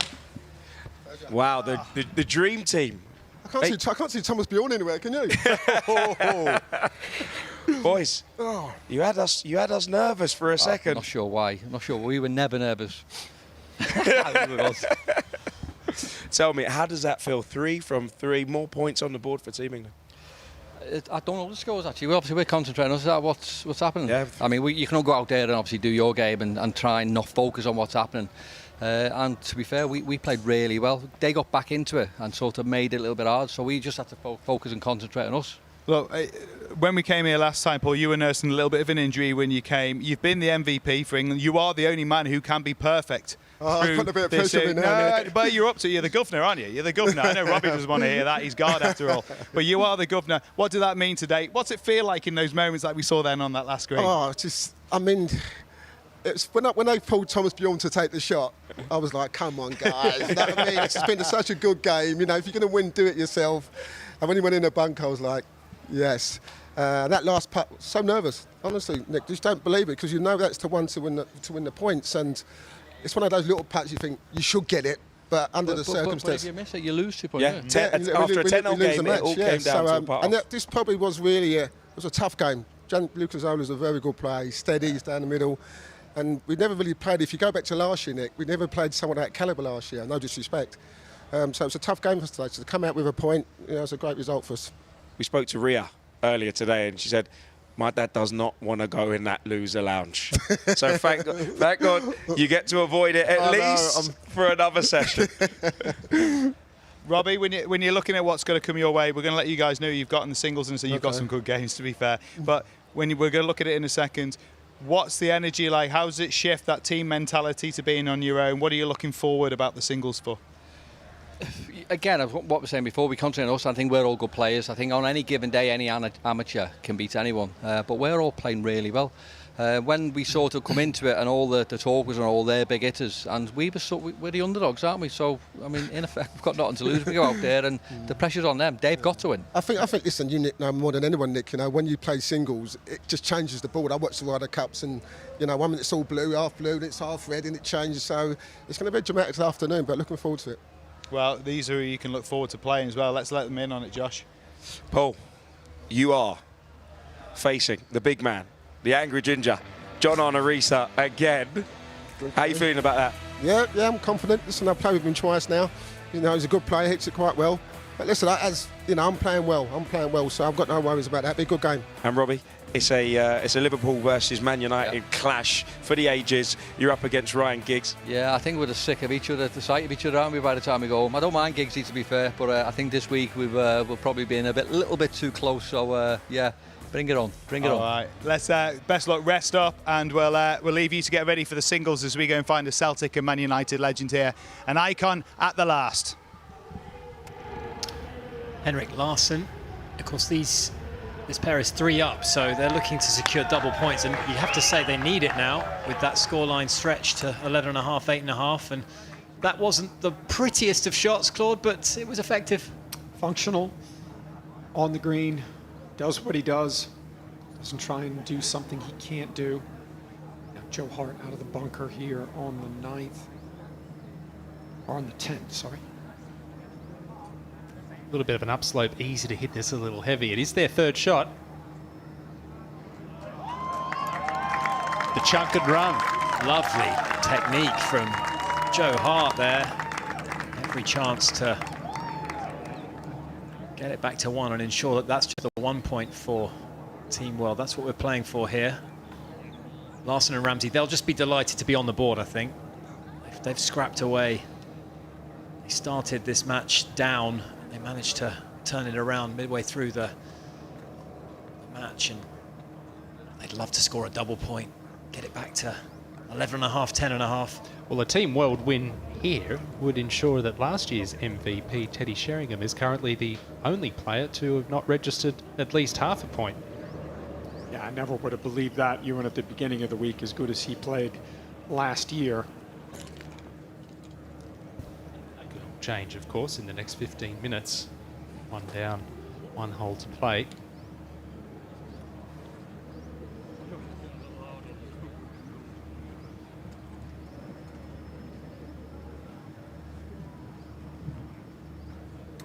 Aaron Ramsey across the green from 30 feet. Not easy to lag it, but he's done a pretty good job of it. Yeah, that's a good effort.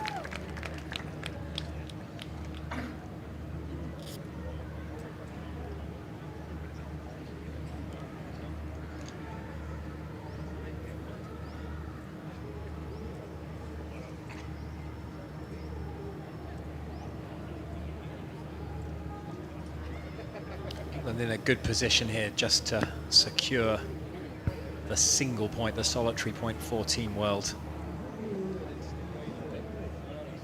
This greenside bunker in 2, that was a wonderful little splash from Joe Hart, which has left Theo Walcott this putt up the hill.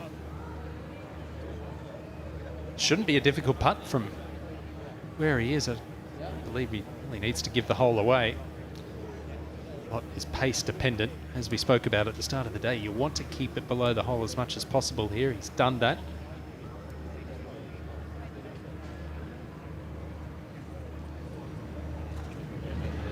If you're just joining us and watching and wondering why he's putting when they're 3 down, well, this is the double hole and the double points available for a 4-up win.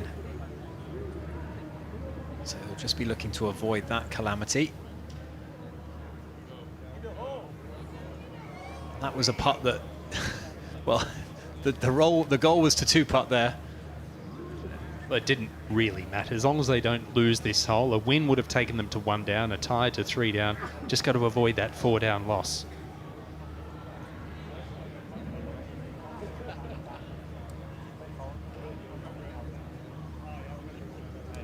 No concession yet. I have to say, I love these gritty, you know, moments by the green. You going to give me that 1.5 footer? No. 1 down loss sounds better than 3.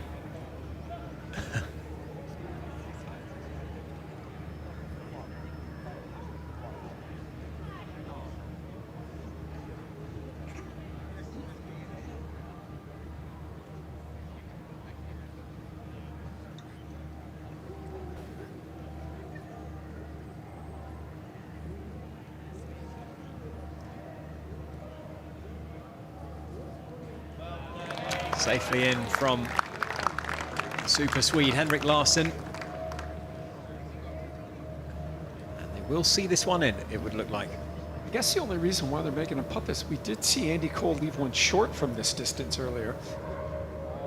That is the shortest putt you're going to see with authority all week. But handshake, smiles all round there, and in the end, a half on the final hole. Leaves that match exactly where it began the hole, at 3 up.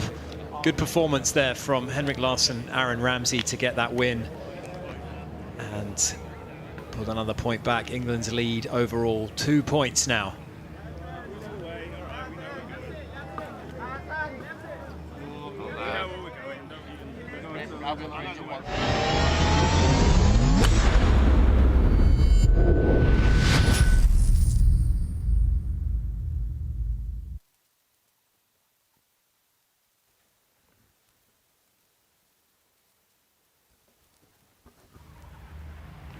Cole, the captain, has come into play. It's Danny Willett hitting his second shot here for Teddy Sheringham and Team England. Well, Teddy was very against it, but until he wasn't. That was too good an opportunity to turn down, and Danny Willett Shot, mate. has just produced for them there. And clearly winning means more than the honour of not calling the captain for these boys. Teddy was at least listening into the hot mic, adamant that he was not going to go anywhere near Danny Willett and call the captain, but that was just, when you've got a long iron into a par 5 over water, and you've got a tour pro standing by, why not? Well, there's no shame in it. That's what the rule there is for. Lee Sharp to tie the hole at the penultimate hole, and they keep clean scorecard, Claude. Impressive. This team, just so impressive today, doing everything they needed to do. Handing Dwight York and Andrei Shevchenko their first defeat of this 2026 Rainwood Icons of Football. What a So there it is. England leading 11.5, 9.5, and dominant in that bottom match. Danny Willett's intervention, might that prove a timely one for the England pair in the 5th match? He's found the green in 2, and he's put Gareth Bale and Gabriel Batistuta under the pump.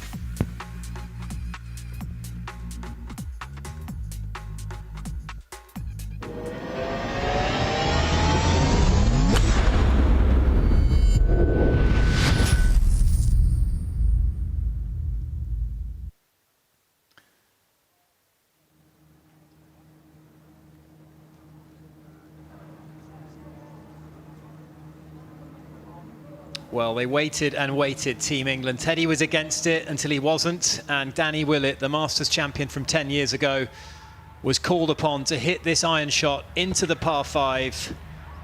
Could Danny, who's not hit a shot all day, could he deliver?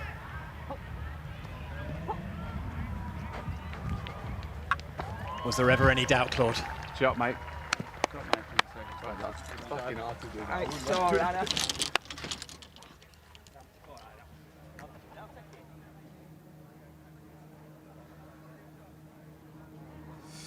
Well, you know what?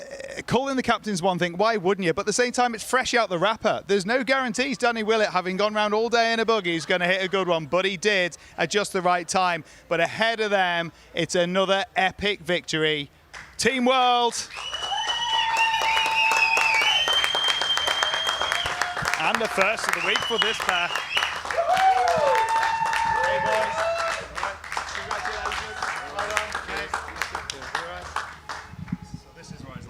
Feels good to be on the sofa and not in the losers' lounge, no? Yeah, absolutely. That took a while to come, didn't it? That took a little while. Did it feel like a bit of extra pressure out there to get on the score sheet? Yeah, I mean, obviously losing both games before, and I said to Aaron this morning, you need to carry me today, and he did. No, we dovetailed really nicely today. I mean, obviously it's great to be up here. I've been in that box down there a couple of times yesterday, but I felt a lot better over the ball today, so a little bit more comfortable. Our first time here, maybe that played a part, but yeah, I think we're settled now.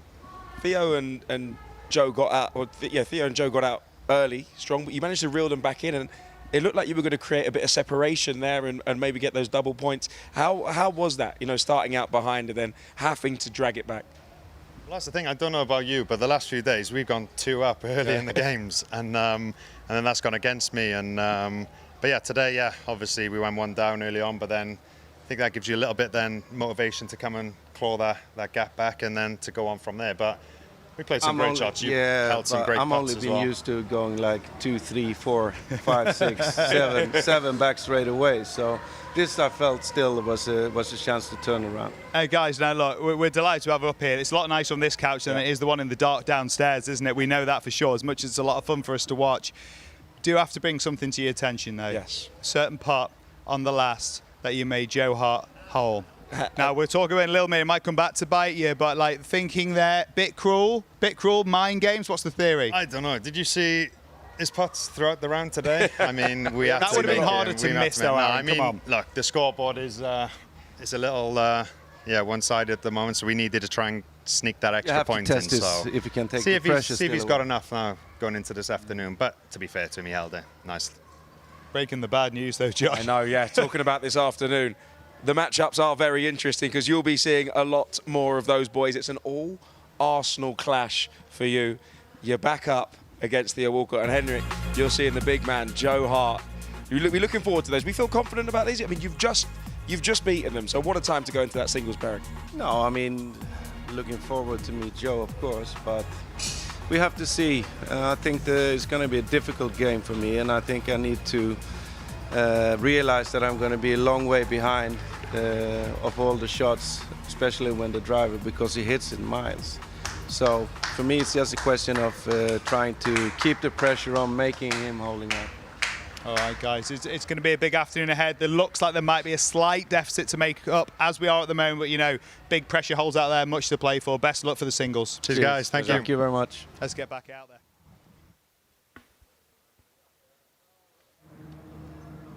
So we join the important 10th hole. Gareth Bale has got an eagle putt.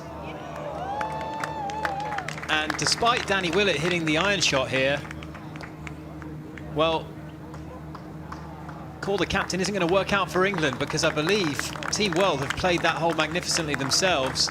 And Gareth Bale has just cozied it up hole side and gotten another green on the board.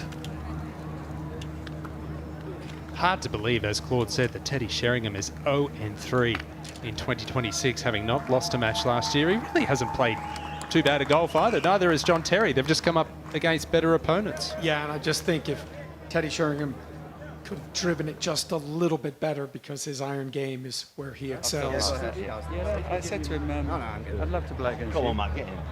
And he went, I don't want to play against you. And importantly, it's another point for Team World. They're only one behind now. And that, for all the world, when Danny Willett stepped up and delivered that beautiful iron shot for Teddy Sheringham, it looked like England were going to turn that match around. But Team World held firm, and they have played beautifully, have the pair of Gareth Bale and Gabriel Batistuta. And that confirms level par for their 10 holes.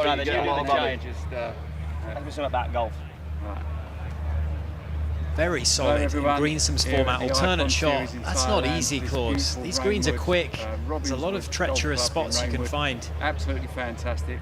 Dan is our captain here, looking after all the footballers this week. We're standing on the 18th.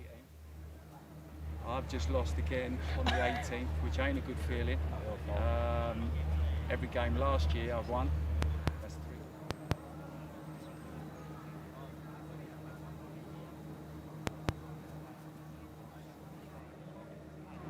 Some amazing scoring in these bottom matches.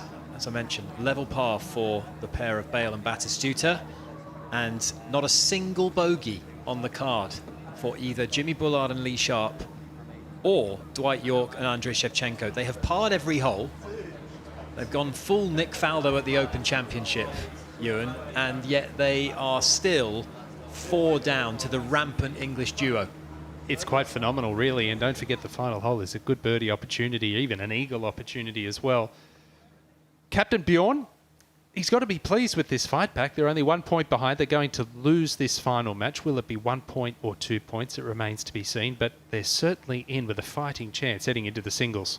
Yeah, absolutely, especially with the way the singles played out last year, where they really just didn't have a chance even going into that. So I think they've kept it close. And I said this yesterday, I think the refreshing thing for me as a viewer is all of these players have hit quality golf shots at some point. No one's really not been on their game. Yes, they've struggled, but even yesterday we watched Henrik Larsson not necessarily have his best stuff, but they get the win. He and Aaron Ramsey get the win today. So everyone contributing, and that's really what you want. You want everybody to kind of give it a try and hit some good shots. Head back down the 10th hole here, and trouble for the England pair. We heard Jimmy Bullard there mention drop. The red hazard line there, Ewan. Well, I think they're just trying to decide which ball to use. Lee's ball is on the fairway, but obviously Jimmy is farther down. The Team World in the middle of the fairway. I'm sorry. That's a rule. Here, Daddy, thank you. That will be this one. One cup length would be. You have the cup length, please. The longest driver. Where's your caddy? Driver.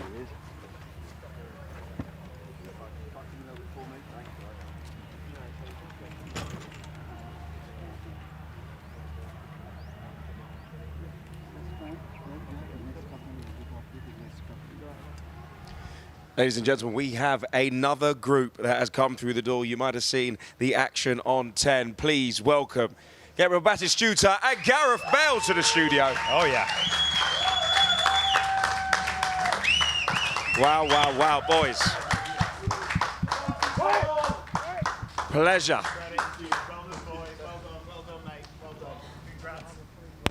Nice to be back. Nice to be in the studio. It's great to be back in the studio. Talk to me. I mean, it's important for Team World to get more points on the board, but it meant a lot to you winning that game. Yeah, so for his birthday, it was important to get a win for him today. So, yeah, it was a great partner again. The double B is rolling 2 for 2. A Team World birthday present to you of a win today. Is that what you're looking for, Gabby? I'm looking for that, yes. Would that be perfect? Gareth gave me a big present just this morning, but it's not enough. So I want the gift from the team. Now, guys, I'm sure we will get it. The way keep playing like you did today, you definitely get there. This is a perfect time as any. We see you two icons sat here. We remember everything you've done on the pitch. Incredible exploits across your careers. People watching at home for the first time might look at it and think, that was football, this is golf. How can it mean what that meant to them now? And of course, they are different platforms. But this is from the pitch to the fairway. And we're going to show you actually a putt that you made today, Gareth, and the reaction to it. Try and explain to us what this competition brings alive in you. Yeah, no, I don't think I got a ball to the hole all day, to be honest. So, yeah, it was for the half, so it was important.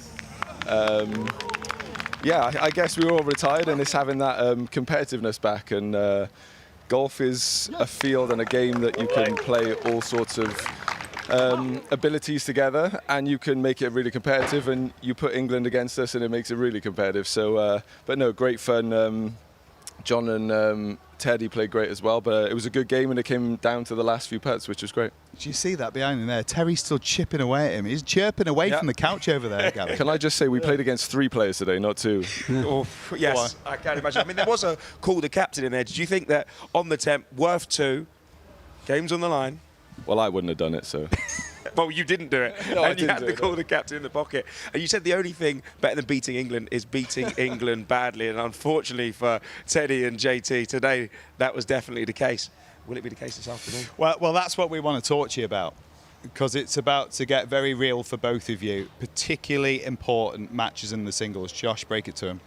Gareth, I think you know where this is going. It's what the audience at home have voted for. It's what the people around the globe want. You are up against the Bulldog, Jimmy Bullard. Looking forward to that matchup? Yeah, no, it'll be great. He's a great player. I played with him yesterday. Great ball striker. Doesn't really make much mistakes, and it's going to be a tough game. But yeah, it'll be interesting. It'll be fun. We, as much as Jimmy brags outside of the course, when you're actually playing, he's very calm and very nice, and it's a good bit of banter. So, but yeah, he plays up for you guys. Let me tell you that. Don't get fooled. They're mind games, Gareth. Come on, you know more than that. Batty, Terry, that's the matchup. How do you fancy that one? Against. He's listening. He's listening over there. I think that is going to be tough for me. He's much longer than me, but I can darle batalla alrededor del green, como se dice. Yeah, he's better around the green. Okay. By the way, how impressive was that? All through the week. They were on the team next to me. Away in Spanish, I love it. We spoke Spanish for 2 days straight. My Spanish is getting better. Absolutely. And guys, listen, as you saw, the QR code is on the screen. Our interaction hub is on the screen. Who do you think is going to win? Is it going to be the Bulldog, or is it going to be Gareth Bale? England versus World. England versus Wales. And that is this afternoon. Rest up, boys. It's going to be a big one. Anchor matches as well could be really important to the outcome here. Best luck and happy birthday. Happy birthday. Thank you. Just 5'7". 27? I didn't feel it. That's the problem. A big afternoon ahead for both players. A big afternoon ahead for both teams. And we're moving towards that finish line. We'll see you in a few seconds.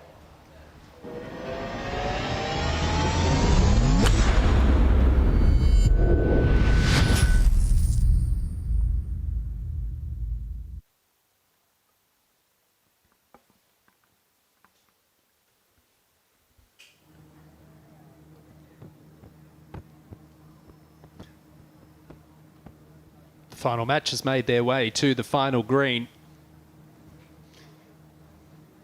There was a ruling back on the fairway. We believe there's another ruling here near the green for Team World. Yeah, if you leak it to the right here, this grandstand in play, so get a drop.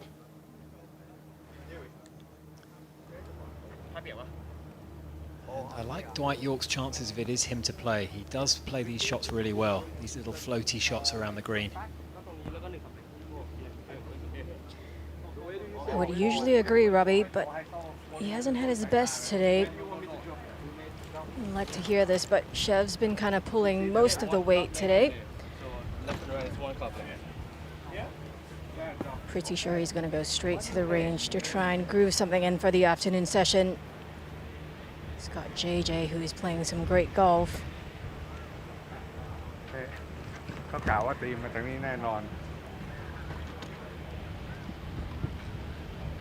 Team Wells still has a chance to not drop 2 points.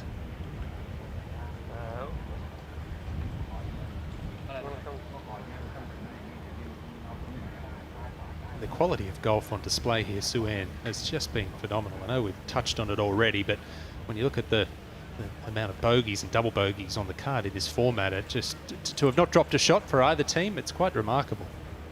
It is really, really impressive, and it is such a difficult format. We've talked about it today. The alternate shot.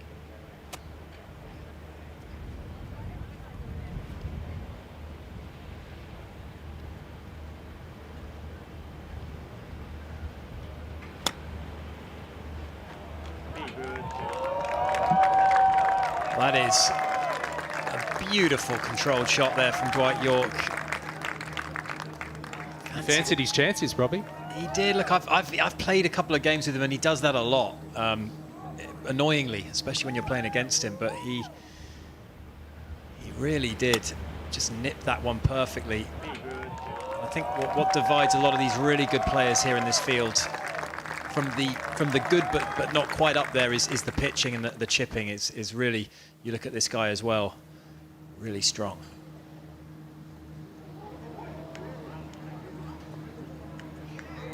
That's not a bad shot. That was a difficult one, Claude. Yeah, he's on the upslope there. Difficult to decelerate. Then the sand takes over and comes out a little bit soft.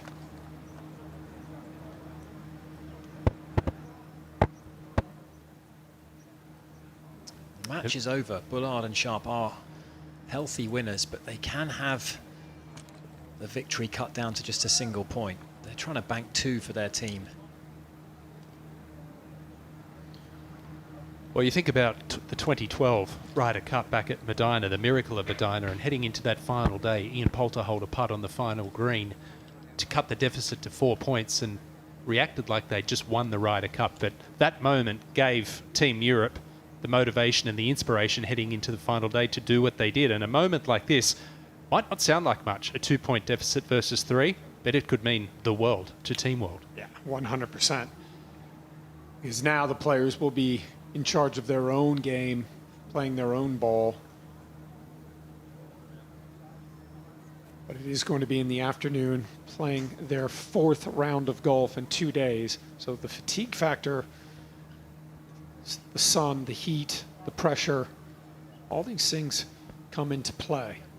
One of the things, Robbie, that we're always trying to talk about in the Ryder Cups is to try and conserve energy, because you can have a lot of energy, but you can waste a lot of energy as well. And then come late in those Ryder Cups, you need to draw on not only your experience, but you need to have enough fuel in the tank. And we saw that with Rory at Bethpage in the singles against Scotty Scheffler. He'd been so fatigued and just drained by his exploits over the first 2 days that singles match against the world number 1, he looked flat. And these guys are conditioned to play Ryder Cups. These guys are not, but they've done a good job so far. It's for birdie moving left to right to ensure the double points. Open the door a little bit now for Team World. And this is it. This is the moment. And Shevchenko holed a putt of a similar kind of distance yesterday. Can he deliver again? It's actually a little shorter, this one. He holed a good 10-footer on this green yesterday, which proved to be a big moment. And I kind of back him, I have to say. Well, he's got nothing to lose, right? So no need to try and cozy one in. This is one where you basically just take all the break out of it, just put it in the back of the cup. And I know it's only a point, but 12.5, 10.5 looks a lot closer than 13.5.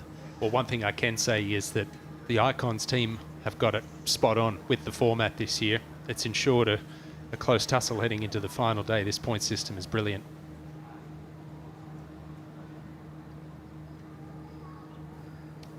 And that's it as well. 24 points up for grabs in the single session. 12 matches. In theory, 2 points per match. That's a lot of points to play for. And winning a lopsided encounter is that much more valuable. As Thomas Bjorn gets down to have a look at this one, he's going to be, much like he did for Dwight York yesterday, providing some counsel here. And it worked yesterday. Got Bank Shidey on the bag for Dwight York. He plays a lot of golf here at Robbinswood, so he's given it a look, given his opinion. I think he makes it. He's a ruthless finisher with a goal in front of him. But on that occasion, the hole did not oblige. And he's furious with himself. But Bullard and Sharp put the seal on a quite incredible performance. 3 under the card, 3 under par through their 10 holes. And that ultimately leaves England 13.5, 10.5. They'll head to the singles with a 3-point cushion, but with so many points on the board, it is still absolutely anyone's game. Hold at the bottom, mate. Straight up. Straight for Lee. Straight for Lee.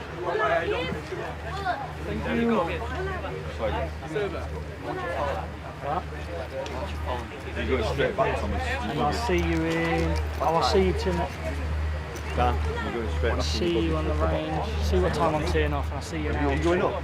Hour and 20 before. Okay. Yeah? Shot from me, lads. Okay, hour 20.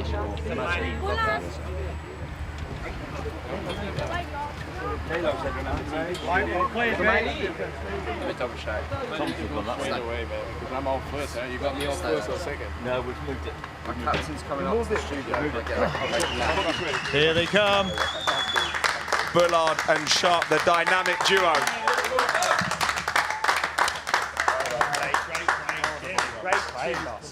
Isn't it nice coming to a little... You're going to come sit down over here on this sofa. I know you want to be cozying up to us. Talk to me about this team, this duo here. It feels like you're simpatico. You're in sync. You do everything together, and it works. It does work. I mean, he drives the ball like God. And luckily my irons have been on it today, and my putting work today. For the first time, I've not been on the putting green before I went out. And you're making putts here, there and everywhere. So we've held a couple of putts, some good drives, and we've sort of played really well together, yeah. Jimmy, tell us about the standard of golf in that match, because there's good golfers here, but then there's what we watched with you two today. Yeah, we started hot, didn't we? Yeah. Birdie. He rolled an 8-footer on 1, 15-footer on 2, and he had the pace of the greens all. Listen to my reads, though, didn't you? We had it. His lips. All I was like, give me an iron and just let this boy putt. I had too many putts, really. I wanted to get him on the flat stick, but he had it going today. He was mustard today. Really good. Do you know what? You were talking to each other all throughout the round, and we got a little bit of an insight on the broadcast into kind of the stuff you were saying. I think you hit a fantastic iron shot to about 8 feet, and Jimmy was kind of coaching you through it, giving you a little bit of an idea and a read. How nice is that to have a partner you can trust like that? No, it was brilliant, and the reading of the putts. I think when you know you've got a strong read on the putt, you're so much more confident just hitting it on that line. It was incredible. I mean, although he did give me a bad read on the last, didn't you? Yeah, it was a bad. He's like, oh, we're with the wind, just a nice, easy, not a full 7-iron, and then obviously it's come up in the bunker. So I am blaming him for that. First time you doubted me, though. Yeah. Look, Chever's putt slides by at the last, and you take down 2 of their big stars they got on their team, and it's worth 2 points, and it makes the gap 3 going into the singles. How valuable is that? Big. I knew that was a big putt with Chever. I would say as well, they had a chance on 5 and 6. Yorkie left one. Well, it slipped out twice. Wow. It was that close, and then he's left one right in the jaw. So that was a big turning point. And then on their double header, big turning point, and then that last putt. So it went in our favour a bit as well. You've been a one-man PR machine here, talking about what you want all week. We know what you want. You want Gareth Bale. Break the news. I've heard. Well, you want it. I've heard. And Icons have delivered. You have got it. It's the big one, Bullard against Bell. We've got fans at home all over the world voting on it right now using our interaction hub. Scan that code if you think the Bulldog is going to win. Trust me, look he's at listening. This. Look at that. What are you thinking? What are the thoughts? It's real. I've got to deliver now, and I'll give it a big one. Yeah, I beat him. I'm just going to try and play well. 10 holes, anything can happen. And yeah, I played with him yesterday. Phenomenal ball striker. Sharpie, Chever, sorry mate. Sharpie, Chever, that's who you've got? Yeah, I've played with Chever every round. We're family friends now. We're going on a family vacation next week. Run out of combo, both of them. Families and kids, we just run out of things to say, yeah. No, a tough game. He's a steady player. It does feel though, Josh, like people out on the course will be watching boards to find out what's going on in that bottom match. You are in that last match out there, but people will be paying attention. How much do you need to be the talisman? It's a big word, talisman. Never been called that Bolter before. liked it, mate. Icon's big enough. Do you know what, Nick? I don't know. I'll be on. Well, I hope we've got it in the bag by then. That's what I hope. But I'm just looking forward to play against him. It's going to be a great game, and hopefully we both play well. Okay, he said you're a little bit quiet on the course. He says you play up for the cameras and play up for us, but when you're on the course, you're quiet. We're going to find out how quiet you are, aren't we? Yeah. Yeah. Jimmy does give it the big one. He's got a game to back it up, but to be fair, there will be nerves on that first tee. There will be nerves for all of them. There's 24 icons of football. Of course, this is the fairway, but they can all play. We're excited for all 12 singles matches. This is wide open going into the final session, and of course will be across all of them. But there's one in particular that's got us really, really excited. We'll see in a few moments' time. Gareth Bale. I'm buzzing his ear.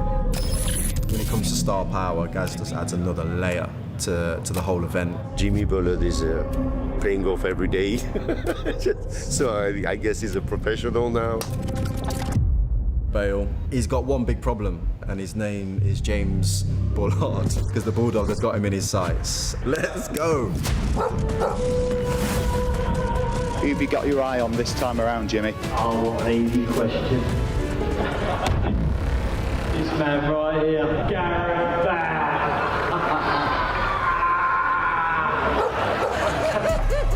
Yeah, from what Jimmy said, I think he just wants to get his YouTube followers up. So just trying to use my name in a different light. So Jimmy, please settle down unless you're going to pay some money, please. From Wales, Gareth Bale! That's what he said. Oh, they're bringing in the Welsh. You know what Jimmy's like? Gareth Barry, never seen him hit a ball except on Gareth Bale. I'm sorry, Bale, he done you there. He has had an England cap. It was on the bench. Yeah, but he didn't get a cap.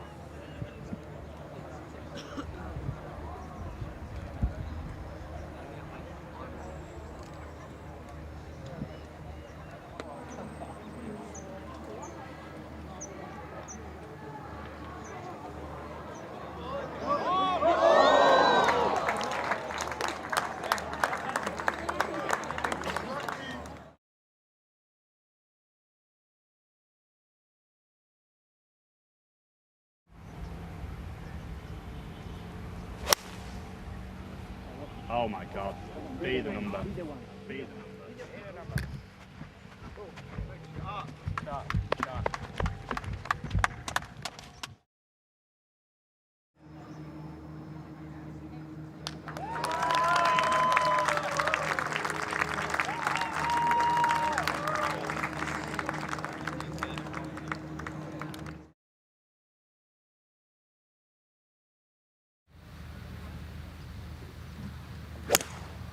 Oh, really good.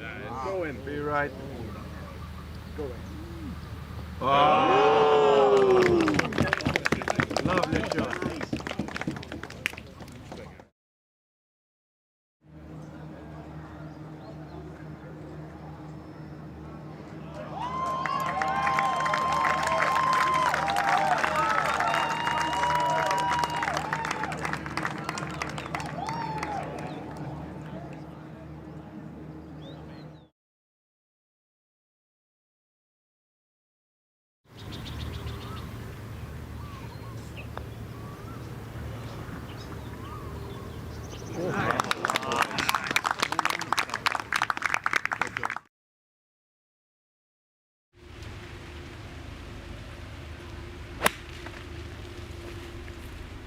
Go. Okay, nice.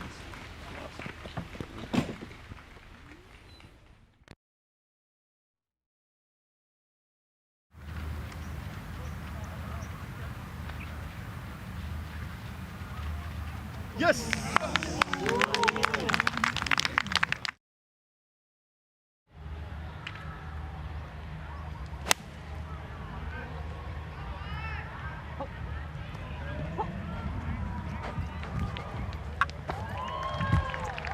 Shot, mate. Fucking hard to do that. Right, sorry, Anna.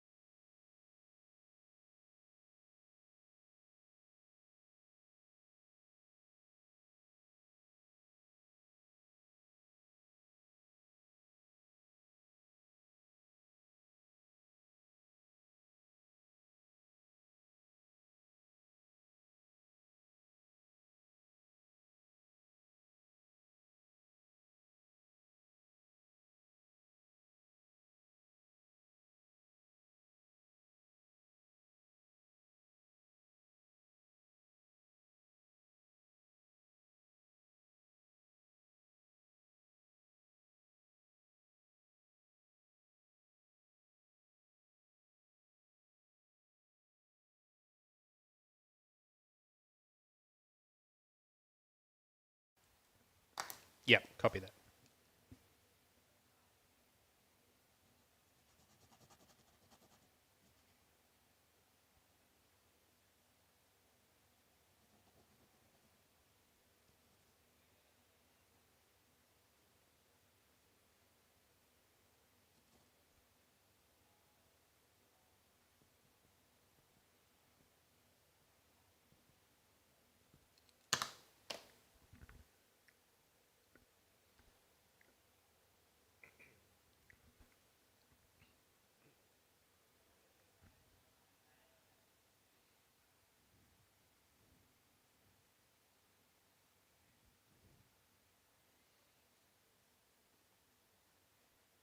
Yes, let's do it.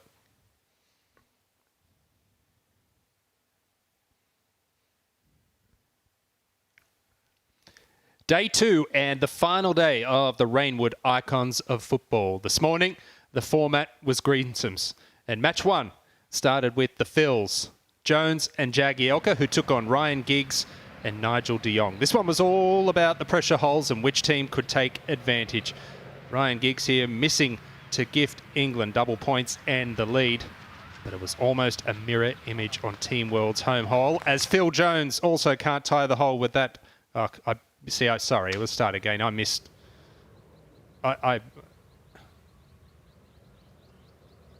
Yes, I missed all of this. Sorry.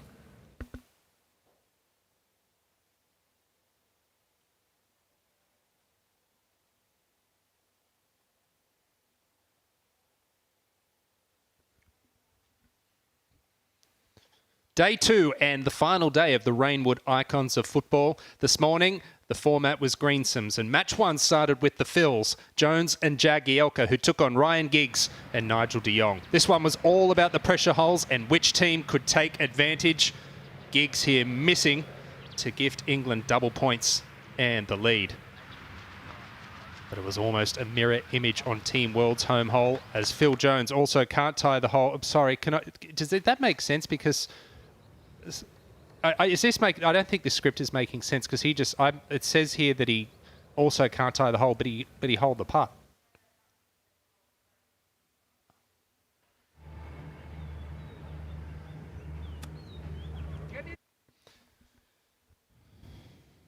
So Giggs misses. Sorry, because I missed all of this and I'm not quite sure. So Giggs putt, that missed putt was at the 6th, and then it says Jones here putt for the win at 6.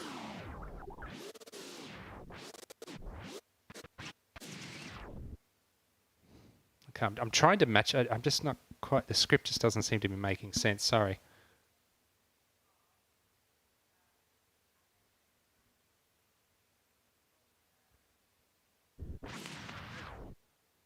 Yeah. See, what I'm struggling with is seeing the shots at the bottom and then the script at above it.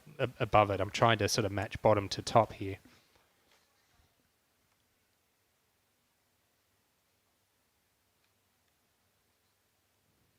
Yeah. Okay. All right. I'll give it another shot.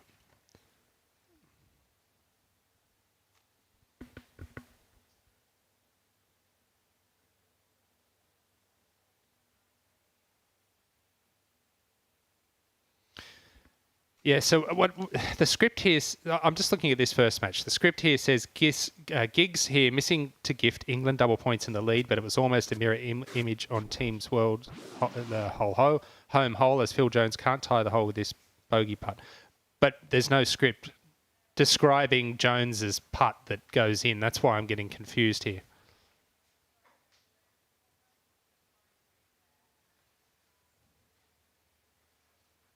Gotcha. Okay, so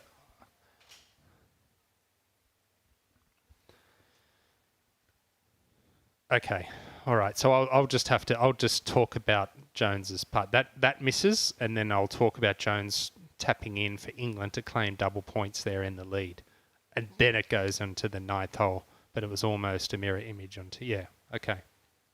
All right. Okay.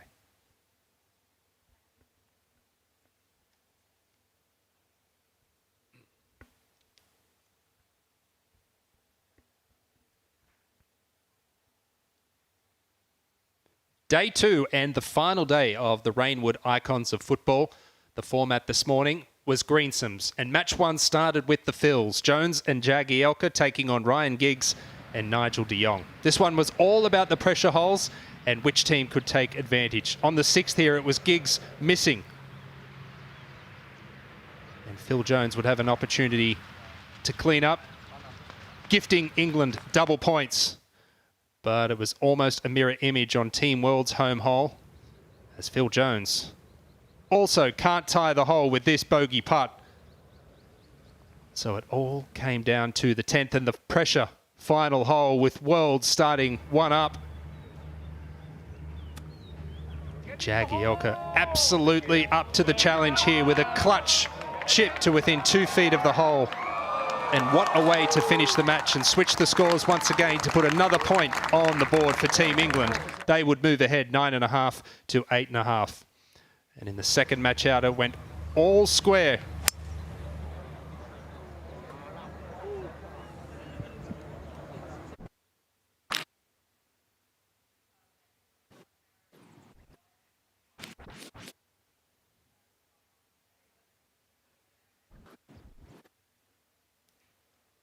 Oh, did I say well, did I? Okay.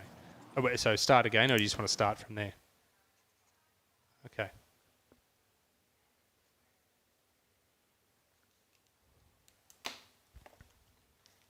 Okay.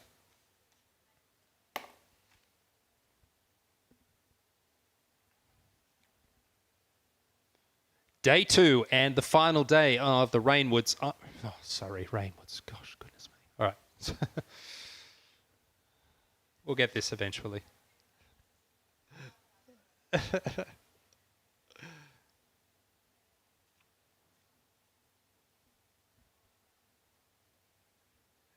Day 2 and the final day of the Rainwood Icons of Football. The format this morning was Greensome's, and match 1 started with the Phils. Jones and Jagielka taking on Ryan Giggs and Nigel de Jong. This one was all about the pressure holes and which team could take advantage. Ryan Giggs missing here on the 6th.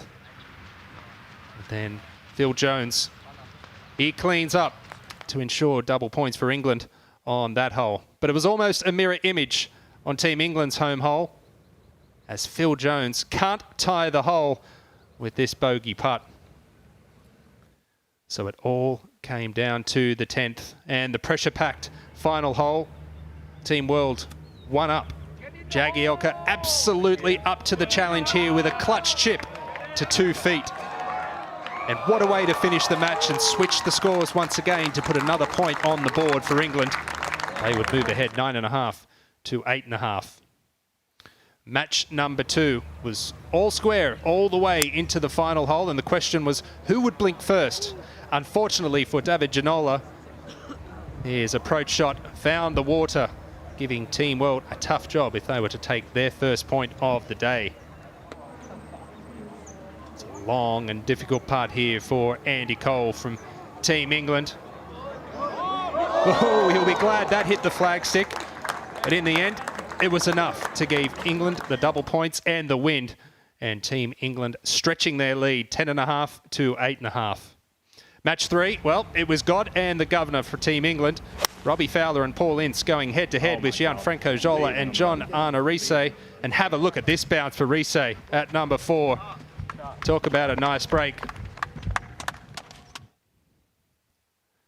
Paul Ince needed to hold this on the final hole to maintain his perfect record so far in this tournament, and he does just that. Another win, and importantly, another point for Team England. They stretched their lead 11.5 to 8.5. Match number 4, it was some much-needed green on the board for Team World. Heading into the 9th hole, it was all Aaron Ramsey and Henrik Larsson. They just needed to tie this hole. And it was a beautiful tee shot from Ramsey. Lovely shot.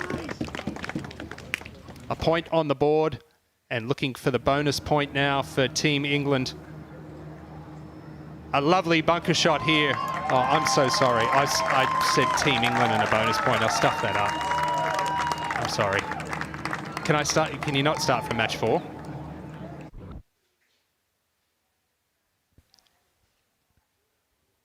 Yep. Thanks. Sorry.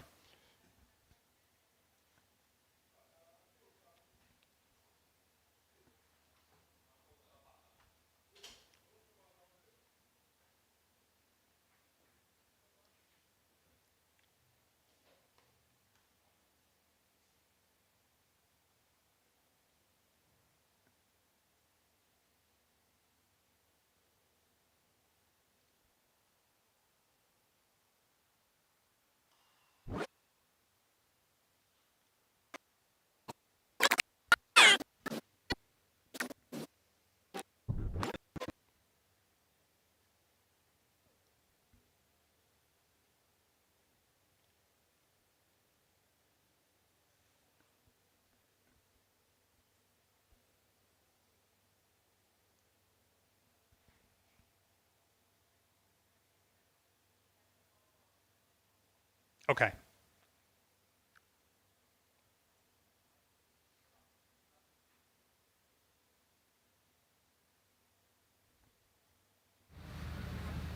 And in match number 4, it was some much needed green on the board for Team World. Heading into the 9th, the par 3, all Aaron Ramsey and Henrik Larsson needed was a tied hole. And look at that beautiful tee shot for Aaron Ramsey right there, ensuring a point on the board for Team World. They were looking for a bonus point on the final hole, but it was a lovely bunker shot here from Joe Hart, and that was enough to prevent the double point. But it's a crucial point on the board for Team World. They narrowed the deficit to just 2 points, 11.5 to 9.5. The penultimate match was our marquee battle of the session, with John Terry and Teddy Sheringham facing off against Gareth Bale and the birthday boy, Gabriel Batistuta. And look at this lovely birdie putt at the opening hole from JT to give England a 1-up lead. But Gareth Bale, isn't he something else? Look at this for a recovery shot. Go. At the par 5 fifth. Okay, nice. And that gave Batty the putt to tie the hole, which he was able to do, and what a save it was. Feels like this pairing aren't giving England anything. A clutch long putt from Bale on the 9th to prevent England from claiming the hole. Hard to believe that these 4 are not pros from how they've played the first 9 holes. But with so much on the line, Sheringham does use his call the captain card to ensure the ball ends up on the green at this par 5. Shot, mate.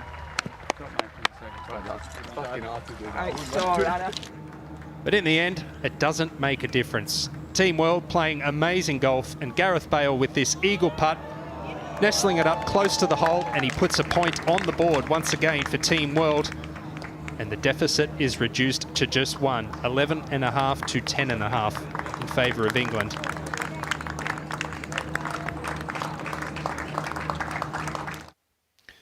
The final Greensomes match of the tournament saw Jimmy Bullard and Lee Sharp take on Andrei Shevchenko and Dwight York, and the Bulldog was dialed in early. Look at this approach shot, his third at the first. And he stiffed it to within 5 feet, lovely shot. Sharpie wants a piece of the action as well as England. Can they go birdie-birdie on the first 2 holes? Yes, they can.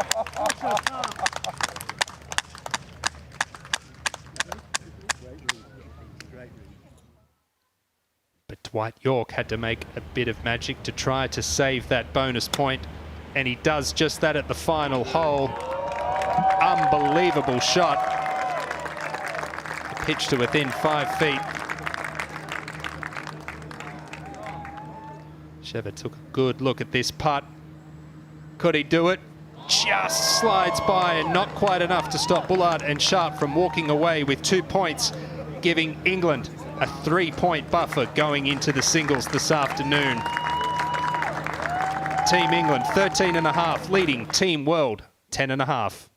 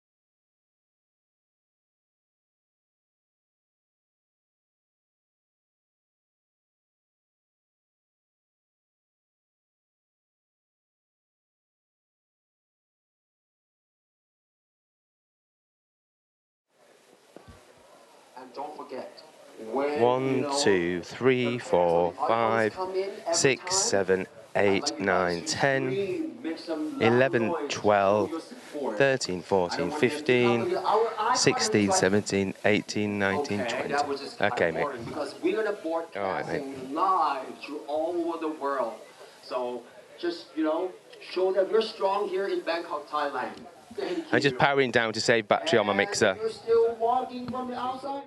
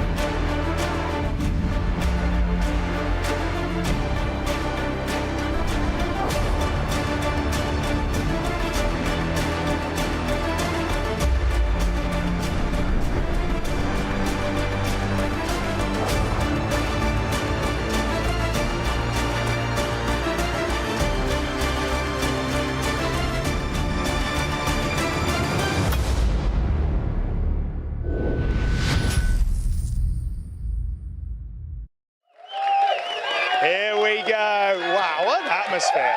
What a place to be today, Josh. And we are playing for this, the Rainwood Icons of Football Trophy. This is down the road, though. It happens right now and right here. These games are so important. This whole thing is on a knife edge, and I know how much these boys, I've been sat with them at lunch just between the sessions, and they are so buzzing to get their hands on this. The England boys, they're not going to let this go without a fight, but the Team World boys, they're desperate too. Now, Bullard and Sharp in the morning session there agreeing some a 2-pointer to close it out. 2 points going towards their total means it's 3 ahead going into the 12 Sunday singles. Now, if you know much about golf, and even if you don't, that's not a lot, though. That is not a lot, because there's 12 Sunday singles all to play for.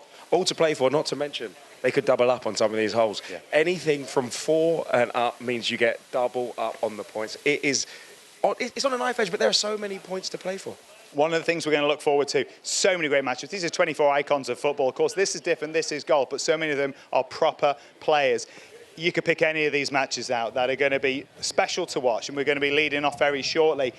The one at the back end, though, the one at the back end, you have been asking for, you have voted for, and because of it, we are bringing it to you. We are going to see Bale and Bullard. How's that going to play out?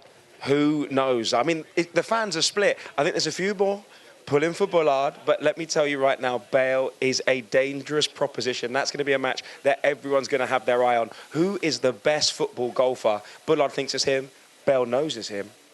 We're going to find out. Now, I say this is what they're playing for, and it is a beautiful trophy right here. They're going to have a look at it as they come on to start on their journey today. This final run around this golf course, Robbinswood here at the stunning Rainwood Park, and the winners at the end will hoist it. But there's more than that, because these guys love to win almost as much as they hate to lose, and that's what they're going to be trying to avoid, because if they lose, they will have to put the cream jacket on the shoulders of the winners. That is going to sting. They are icons of football, and if they're going to get across the line, they need the help of a couple of very special icons of golf.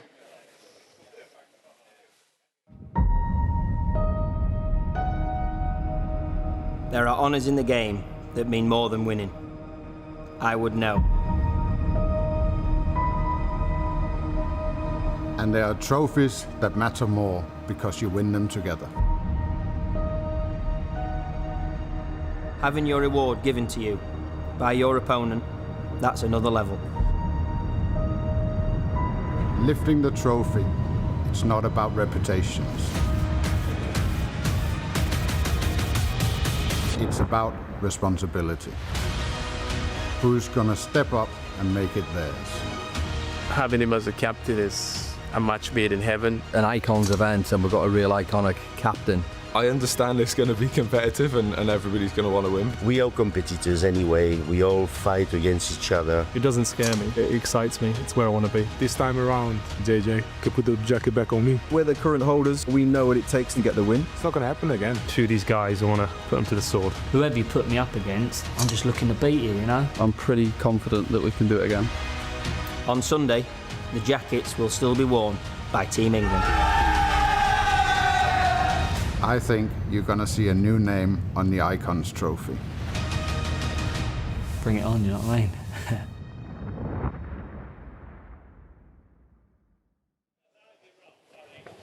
mean? Imagine that. Imagine having a Ryder Cup hero in Thomas Bjorn in your corner. Imagine having a Masters champion in your corner. And of course, they're not just there to give you advice, they're there to help you on the course. What do we know about Call the Captain, Josh? We have an update from Call the Captain. You guys at home have voted. Joe Hart has the honour to call the captain. Danny Willett will be on the line waiting for the call. And Ryan Giggs for Team World will be able to call Thomas Bjorn. He might need it in a tough matchup. No, this was my life. This was my office, Josh. It's not anymore. For Danny Willett, for Thomas Bjorn, this is their office. This is where they've been so successful. But behind every great champion, there's the will to not fail. There's the fear sometimes of failing that drives them forward to be the superstars, the icons that they are. Tell us about how those footballers will feel about not wanting to lose out today.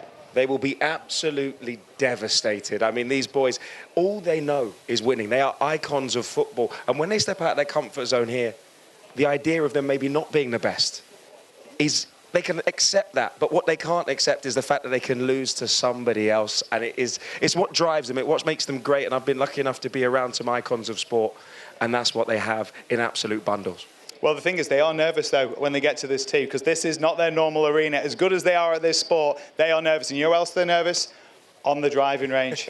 And that's where we're going to mosey across now to hear from Suan and Radar. Thanks, Nick. Now, the energy here is fantastic. The wind is up this afternoon, which should make the singles matches extremely interesting. Now, a guy that's caught our attention on the broadcast is this man who's been hitting driver off the deck of the first tee. Talk us through that. Well, it's a little bit of a cheat code. It's a mini driver, so it's the little quad. So, yeah, I find if I put on a tee peg, I can go both ways, left or right, where normally, if I'm feeling a little bit nervous, I can squeeze a little fade with this off the deck. So simple as that. I'm sure you'll be feeling some of that nerves today. Now, you're very used to playing team. All your career, you've been doing that. Now, the first 3 sessions were all team. Now it's just you versus your opponent. How are you adjusting mentally to that? Hopefully really well. Thankfully, I've brought my team with me anyway. So I've got my mate on the bag. So that'll be the new partnership. So if anything goes wrong, it's his fault. If anything's good, it'll be my fault. So we've already sorted those dynamics out, and hopefully we start off well. I love it. You sound like a professional golfer already. Now, Radar, down to you. Thank you, Suan. We're down here, and there's only one Team World player here, David Ginola. David, how's it going? You're here by yourself. Where's the rest of them? Do you know when I was a young man watching football, do you remember you used to do shampoo commercials? Because I'm worth it. I remember the shampoo commercials. It was a long time ago. Right, how's the game? Thomas, Captain Thomas Beyond, could you please come in here and have a chat with us? How are you feeling? How are you enjoying it? So far, you know, it's a great venue for us, you know, especially that we are all big fan of golf. Obviously, this man is kind of figure you can't ignore in the game of golf, you know. So it's an honor for me to have Thomas as a captain and the rest of the team. We try our best. Last year, at the same time, we already lost the competition. We're still in the game. So it's 6 games to go? No, 12 games to go, and hopefully we see. In golf, anything can happen. Exactly, and when I used to play on tour with Thomas, I never saw his face very often. All I saw was his bum picking the ball out of the hole. That's all I saw. Now, right, Thomas, what did you tell this wonderful team of icons, Team World? No, they need to go out and play, go and win those points, get those, you know, win your point, go and win your match, and then we'll see where we are at the end of the day. You know, you can't do anything now. You're on your own, and you just want to beat the guy who's standing in front of you, and that's important as anything. Don't worry about anybody else. Just worry about your match and win that point. Good luck. They are the world. They are the world. They want to be the champions.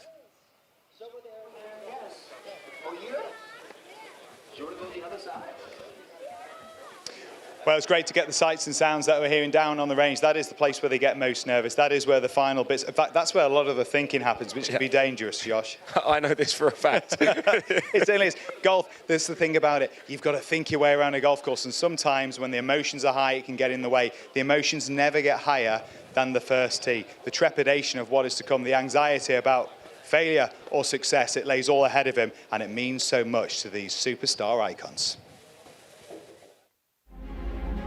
You get me nervy already, thinking about that first tee shot. As soon as though we put the ball on the first tee, the nerves kick in and everybody's watching you. It's a different feeling. I mean, it was just like put the ball down, my arms are shaking, my legs are shaking. Just thinking about it now gets me a little bit nervous. This is not nice. Almost like taking a penalty. It's horrendous. So I'm trying to put the ball into the tee and my hands absolutely shaking. Something just drains out of you. That doesn't compare with 60,000, 70,000 people in a full stadium of football. Those are the moments I live for. It doesn't scare me. You're not quite sure what's going to happen. I just hope I get the ball in the air, that's all. A bit of saliva's missing. Tee the ball up, get the biggest club head on it, tee it high, let it fly.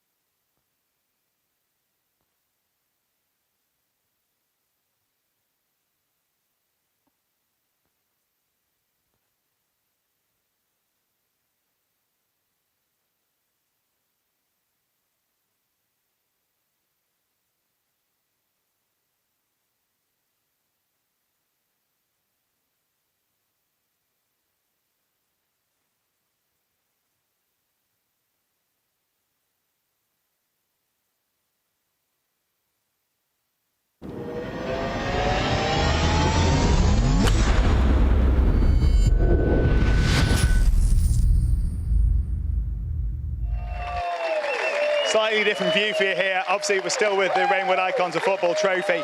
There's the tunnel where they're going to be coming out of. Those pre-match nerves right before we pull the trigger, and then they'll be out here. It's addictive, though. They live for it. They retired from the sport of football, but they've got it back again playing golf, Josh. But they've also got some big matchups. A reminder of where we are. We are 3 points ahead in terms of Team England's lead over Team World. Now, last time around, it really did come home for Team England. They're looking for the repeat performance, and of course, Team World looking for sweet revenge.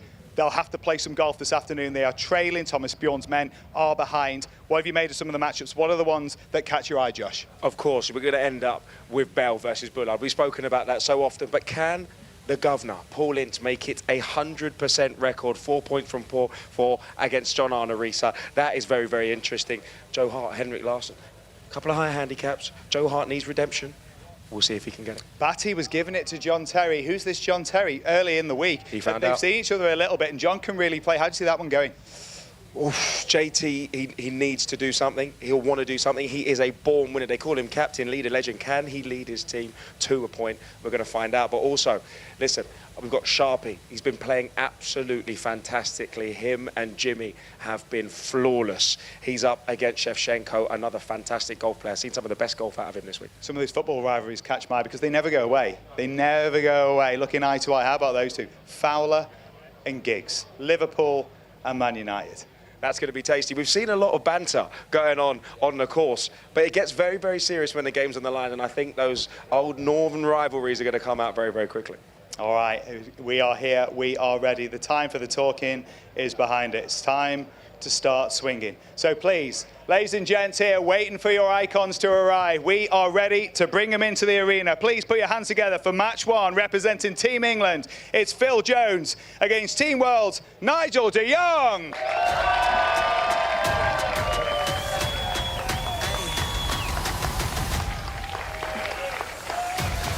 Making their way in with the students of the KIS International School.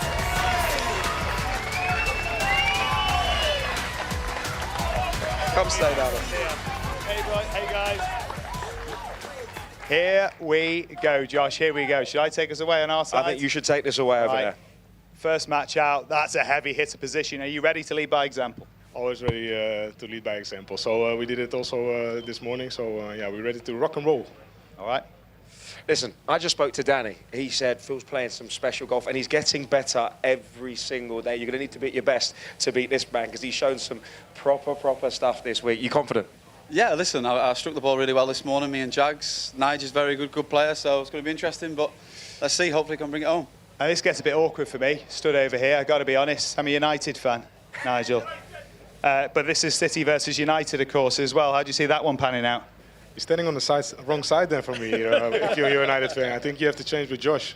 No, but yeah, it's always good fun, you know, to play against a United player.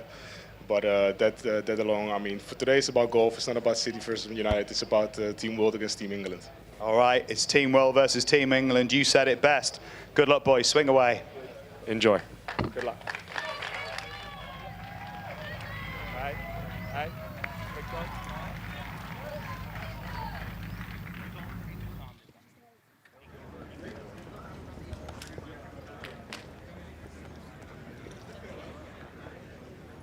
This is match number one. On the tee for Team England, Phil Jones.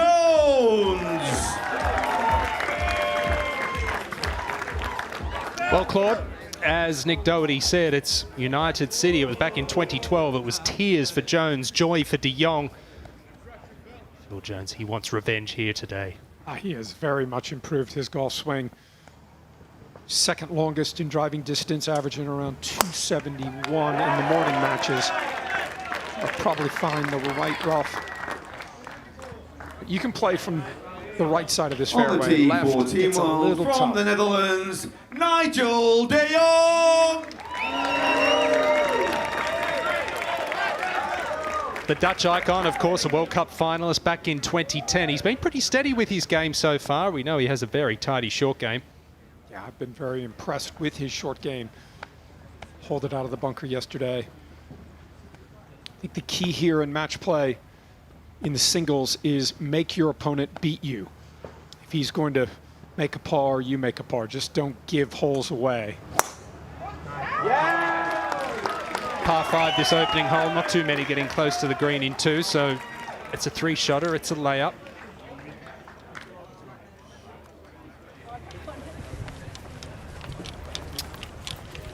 Well, yesterday on day 1, we saw a 4-ball format in the morning. It was followed by greensomes in the afternoon. Greensomes format this morning and singles this afternoon. Will you sign my shirt, please? 12 matches will be out this afternoon. This is the first match. Sign that, no. Jones and De Jong. Now let's see what this Icons series, the Rainwood Icons of Football in 2026, is all about.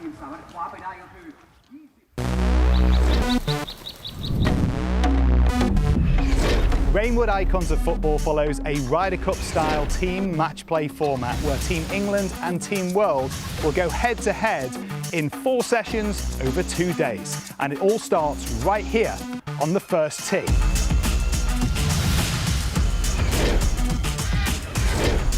And then here, 10 holes later on our 10th green, which is right next to our TV studio. Handy that. Session 1 is 4 balls where each 2-man team will pick their best score between them to go up against their opposition. Sessions 2 and 3 are greensomes. Both players tee off, you take the best drive, it's alternate shot from there until the ball's in the hole. Simple, really. And we finish with session 4, the all-important head-to-heads, the singles matches. Just like in the Ryder Cup, if you win your match, it's a point for your team. And if you tie your match, the points are halved. However, here at Rainwood Icons of Football, we like to keep things juicy. If your team wins by 4 up or more, you win an extra bonus point for your team. Not to mention, they add a sprinkle of humiliation. To rack up points and turn a match in your favour, we have 3 pressure holes, where a win on that hole could be worth double. Let's break down how it all works. Suan, Radar, take it away. This is the Team World home hole, the gorgeous par 3-6.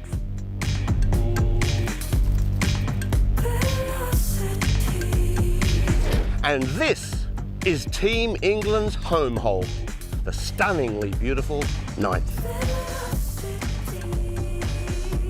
Win your own home hole and you win the hole as normal. And you win away on the opponent's home hole.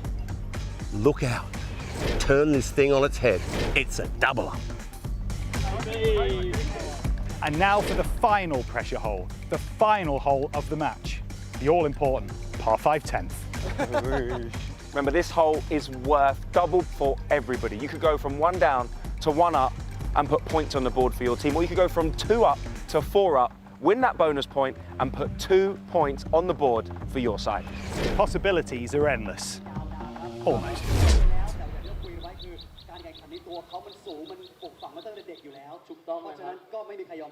Down here on the range, we're watching, well, I'm watching Team World.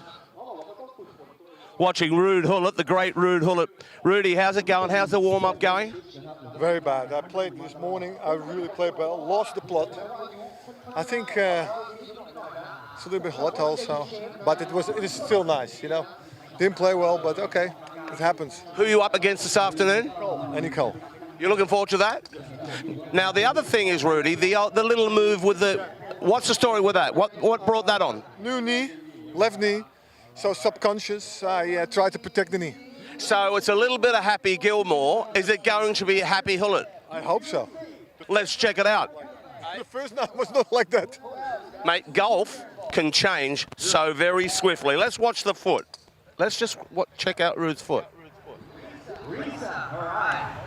A very good thing. That is just you would take that all day. This is going to be a blast out here today. I'm going to have Bale and Jimmy, the match that everyone's after. But there are others, obviously, out here that we need to watch, and they're all going to be great. A little bit of wind about this afternoon. The greens will quicken up because they're going to dry out. Bring it on.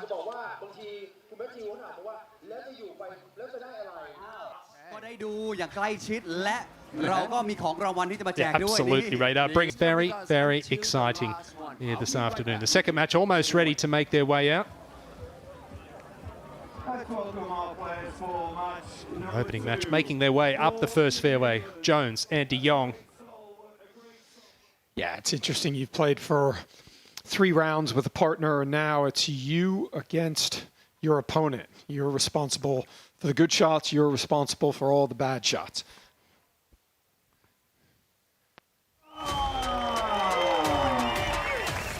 It's Jagielka versus Ginola.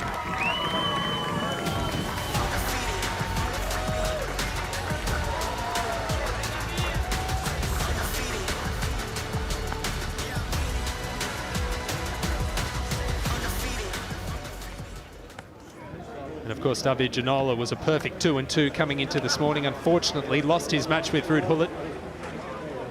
Looking to right the ship here this afternoon.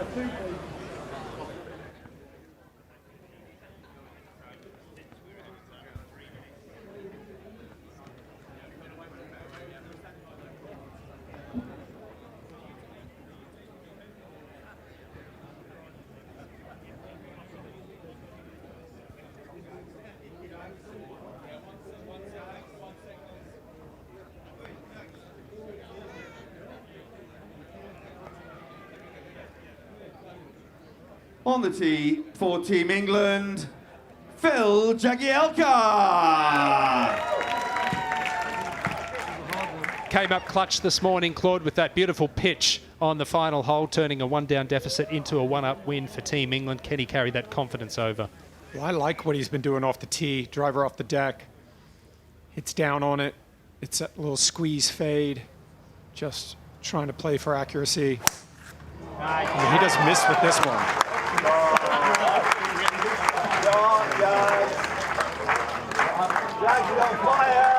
On the tee, world from France, David Ginola. And you talk about Jagielka coming in with confidence. It's potentially the opposite for David Ginola. He hit that ball in the water on the final hole. Can he turn it around? Well, if he doesn't have confidence on the golf course, it's probably the only place on the planet he doesn't, because he just oozes cool.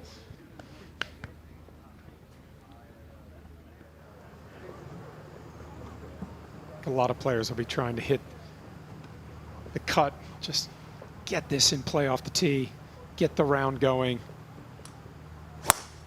Oh, yeah. C'est magnifique, huh? Perfect. I mean, he's going to lay up anyway, so he's in great shape. We remarked yesterday how impressed we were with the first tee shots, and they've continued today as we take a look at Phil Jones. His third shot at the opening hole. De Jong's in the bunker. I think Phil Jones is one of the unsung heroes this week. And there you go, another shot right at it. But his game has really improved in the last year. You can tell that he's found a rhythm. He's found a repeatable golf swing. I think his setup looks a lot better, and we're really starting to see some better quality golf shots. Well, Phil Jones was very confident when he spoke to Nick Doherty in the studio following his wing this morning. There's our matchups this afternoon. 2 are underway. Andy Cole versus Ruud Gullit will be next match out.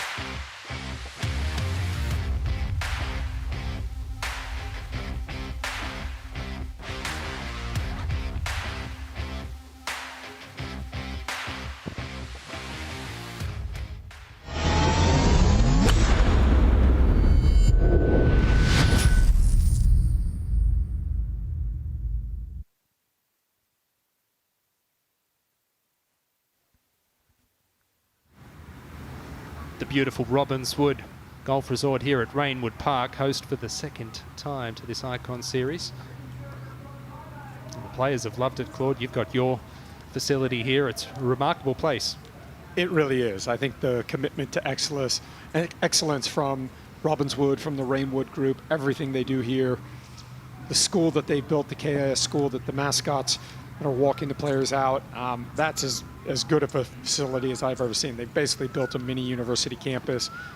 And when I was asked to be involved in this project, I came over here and was so impressed. Well, this man was impressive this morning, Aaron Ramsey. Still keep the arms like. Registered his first point for Team World alongside Henrik Larsson.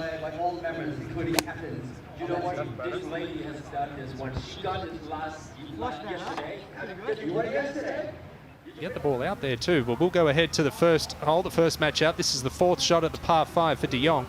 This is where he's been really shining this week. Short game out of the bunker. Oh, and that is another good bunker shot. What makes him so good out of the bunker? It keeps the club moving. He doesn't decel, and I think the hardest thing is you have to have enough force to get the sand out of the bunker. A good rule of thumb is you're never hitting the golf ball in the bunker, so it should be the easiest shot in golf. But you've got to throw the sand out of the bunker that's underneath the golf ball. If the sand doesn't get out of the bunker, the ball's not getting out. Birdie putt and a win for Team England. Phil Jones at the opening hole. That jumped about a foot in the air and I think stopped it from going in. Yeah, I see. Yeah.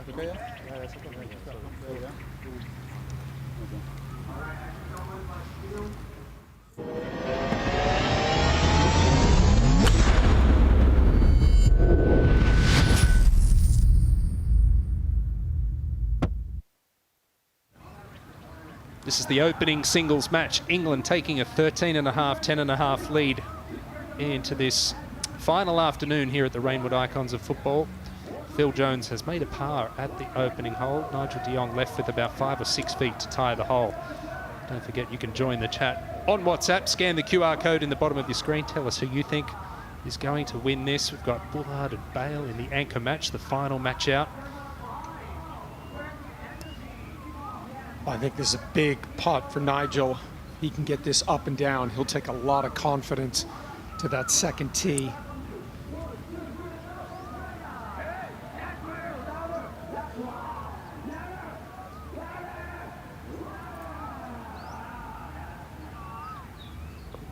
And that's a good save there from the front bunker. All square. Group 1, hole 1. That's a really good up and down. Every time I see you on fucking Instagram, good shots. Maybe he doesn't want to drive. Not yet, maybe later tonight. Maybe later tonight. Best? No? Ah, that's okay. Well, if you need to know a little bit more about these teams, check this out. Alright. Icons, Rainwood, action. Let's go. Game time. Buzzing to be back, mate. Yes. Keen as mustard. How they've drafted in a few big boys. Of course. Last year they got their pants pulled down. Bigger. This is bigger. Yeah, it feels real. There's something special about coming back. This place is just, it's golfer's paradise.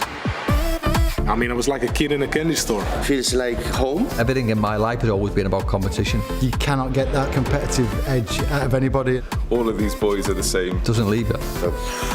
Competition. It's poetic, isn't it? It's like we're walking into battle. This isn't a joke. Like, we're not messing around here. I'm next to silly.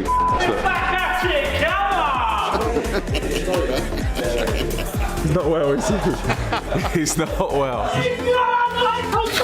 And he's done Jimmy wonders. Yeah, some trash talking will be there as well. I'm gonna be nice, but not too nice. I would suggest that Cody stay away from me on the golf course. This is what it is. Slap it. Slap it. Ooh.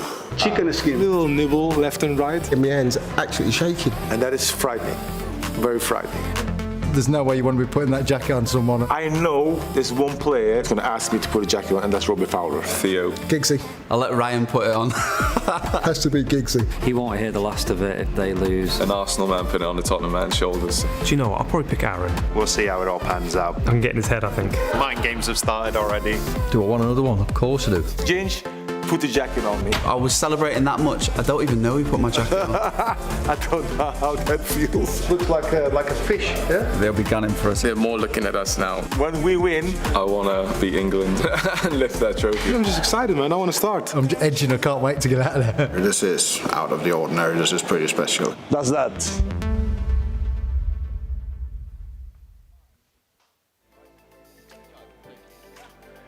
Rainbow Park, are you ready to welcome our players for match number 3?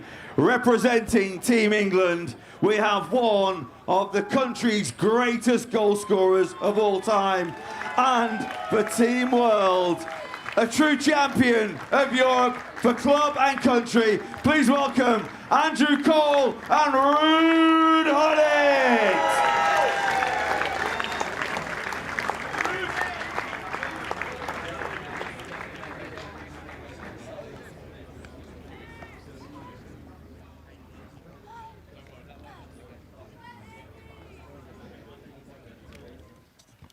It's the 1994 Golden Boot winner versus the 1987 Ballon d'Or winner there. Cole versus Gullit, but we'll head up the fairway to David Ginola. Playing his third shot to the par 5. Should be a good angle here, Claude. Yeah, he's just going to try and stick with his patented cut. Ball will be just a slight bit above his feet, so it's going to want to go a little bit left. Not a bunch. That tree shouldn't be any problem. He starts this on line.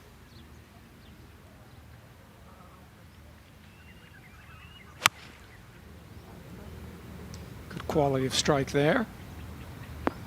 Oh, what a good shot. Right at it. That's a brilliant shot. No sign of nerves. Let's get back to the first tee, Andy Cole.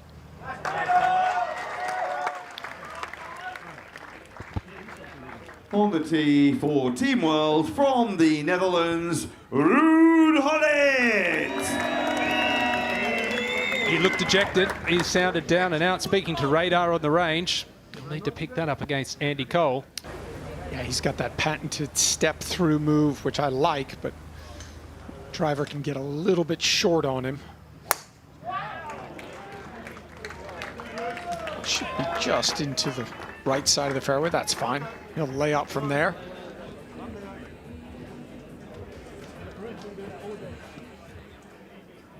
It's no surprise to see a secret weapon for Team World, Gareth Bale, just chilling out and lying down there in the locker room. He's been nursing somewhat of a back and a hip injury in the days leading up to this. We've heard from Radar. Now let's hear from Suan Heng down on the driving range. I've just been watching Joe Hart pipe a few. He is striping it pretty well, but every time we got cameras on him, hasn't been that solid. Let me jump in here and chat with him. Joe? How you doing? I'm doing good. How are you? We're going from team to individual. Does that add more pressure, or are you going to thrive in that? I'm just going to enjoy every single shot, focus on every single shot, play with my best pal, and we're going to have a right good time. I was overhearing what you guys are working on. Can you give us a little insight? Just staying tight and balanced, and enjoying the shot. Creating too much stress isn't a good thing in golf, right? So I've got to enjoy the shot, get comfy, let it flow. I love it. I'm going to leave you to warm up. Go ahead. Before we have our next pairing up here on the tee, let's see who wants to take some of these stickers, some icon stickers here, some for the kids. It's been fun watching his transformation over the last 12 months since the last Icons of Football, Joe Hart. Yeah, I can see he's trying to tuck that left armpit of his shirt underneath the left arm, trying to get too disconnected. That's that kind of move to help him get off the golf ball.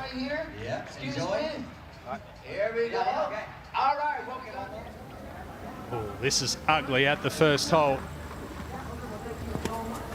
Oh, what a good shot there. Buried lie. Key there is just hit it as hard as you can. Again, the bunker shot is the only shot in golf where we're not going to ask you to hit the golf ball. You're hitting the sand. This is a great hole, the second. It's drivable for the longer hitters. Nigel de Jong.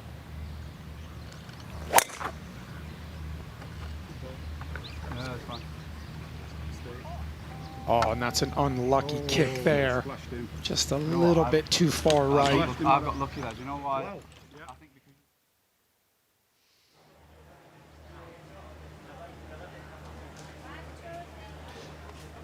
Well, no surprise to see the Chelsea fans out in force. John Terry there signing autographs.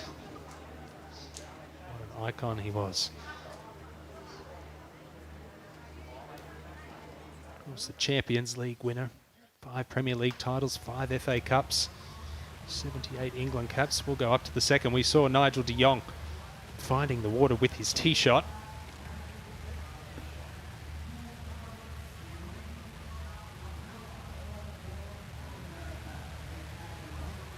Good to see the people joining the chat here. The Icons, Oliver Griffin, nose traces off the first tee are epic. Yeah, it's great to have Top Tracer supporting the Icon Series this year. There's been a lot of fantastic tee shots off the first hole as well. Now he needs to try and get this as close as possible.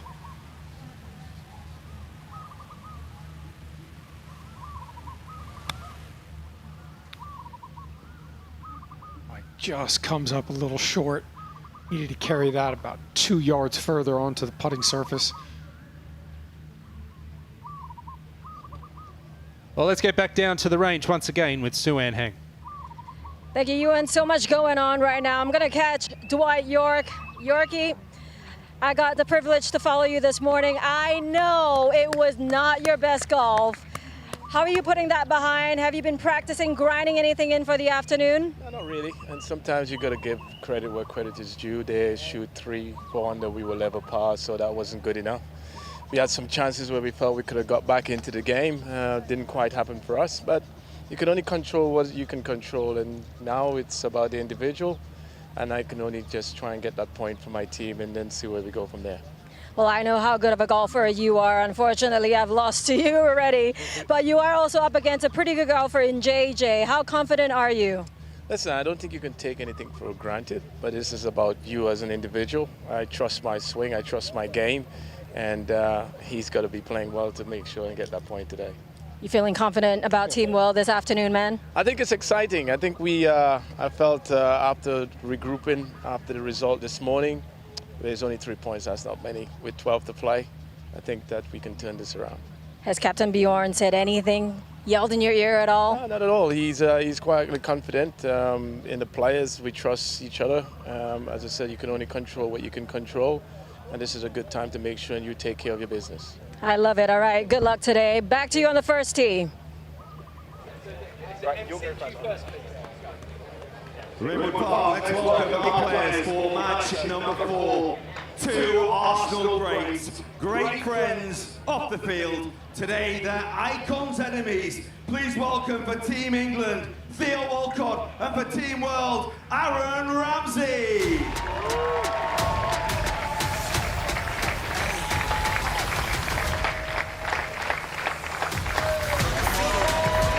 You join us here. Well done, mate. Best of luck, best of luck.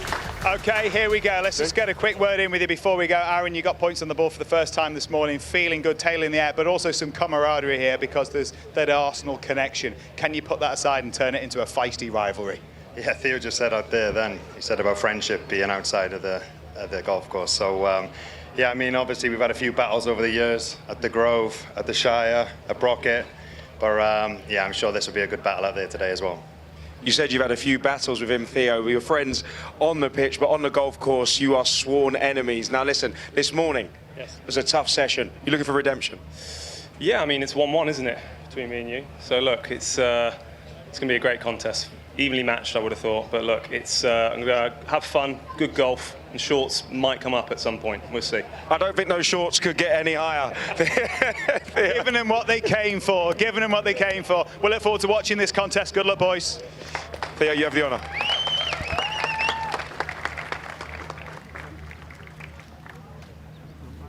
There are shorts and then there are shorts. I don't know what Theo Walcott's thinking there, but it's style. It's not my style, but it's a style.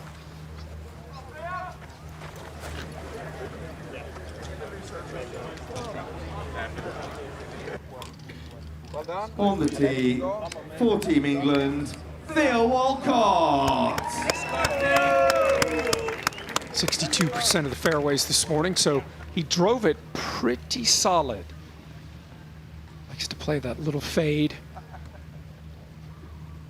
5 FA Cup titles between this pair. Of course, made his England debut at 17. Both players looks like they could still run out on the pitch tomorrow. Fit as a fiddle. Important to find the fairway here.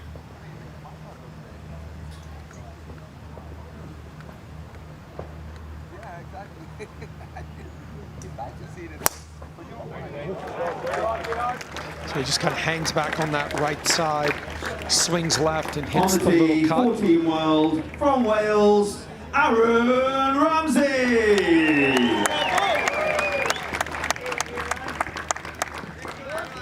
as Nick Doherty alluded to, full of confidence coming into this afternoon. Started hitting some beautiful shots, driving the ball really well. And he can potentially cut the corner a little bit here. 240 to carry this bunker, so he definitely has the power to do it.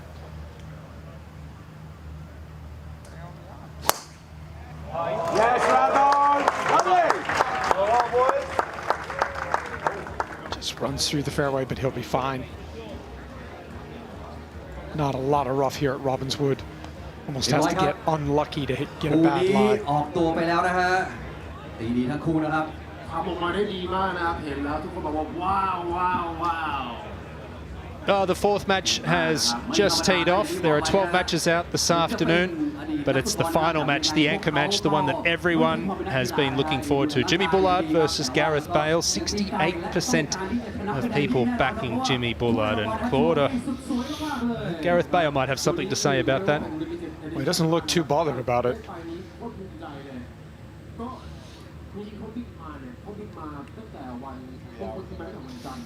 Gareth Bale in Team World's locker room.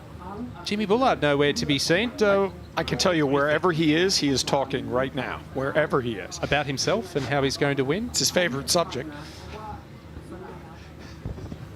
Who knows, he might be praying for a victory. Team World found the water in the group in front here at 2. Okay.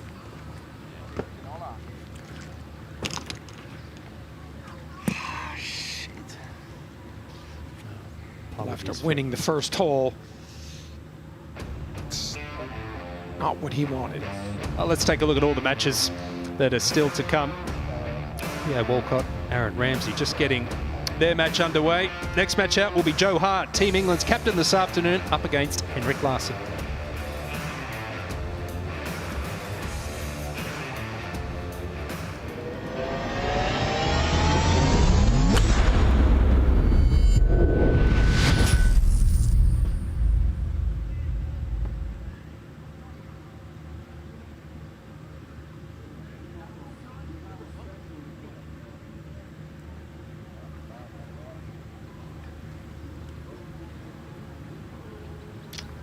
Down the first fairway, Walcott and Ramsey making their way to their tee shots. This is the second hole.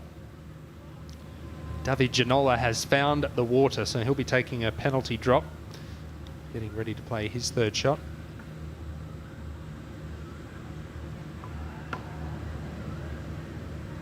Well, we saw a lot of balls in the water last year. This was the opening hole, very intimidating.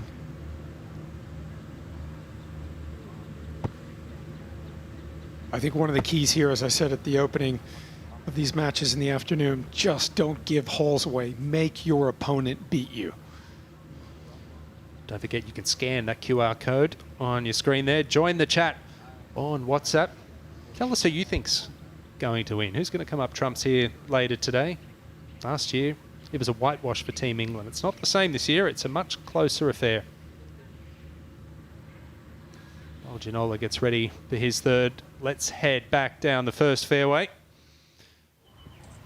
Long par 5. Walcott and Ramsey. What do you see it? It's up at the green. Putter out for Andy Cole. Yeah, it looks like it. The difficulty here always is if you're going to take putter from kind of the first or second cut, you really got to make sure that your speed is spot on. Hart.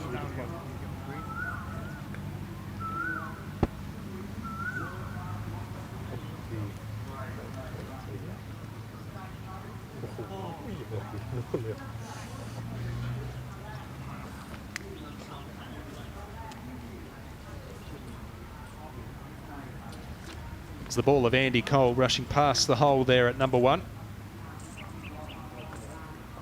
Up against Ruud Gullit this afternoon.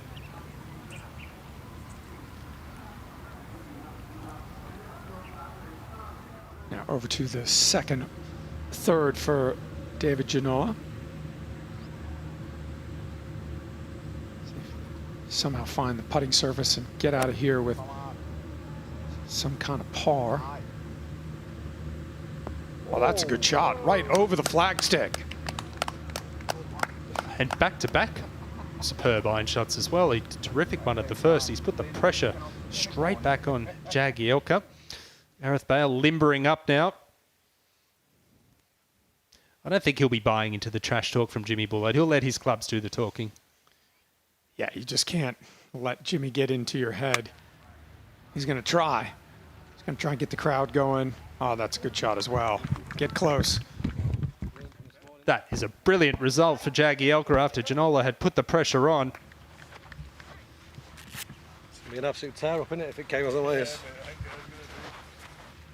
One down after one and looking to get that straight back. Andy Cole at the first, sliding by.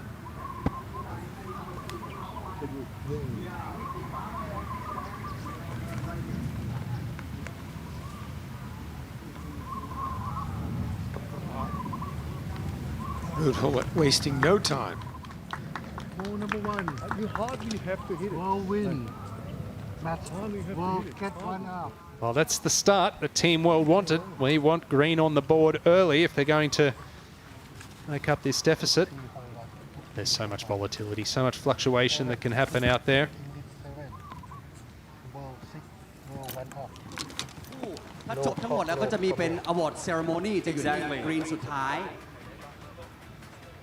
Let's welcome our players for match number 5. For Team England, we have one of the world's great goalkeepers. And for Team World, one of the most iconic strikers in football history. Please welcome Joe Hart and Henrik Larsson.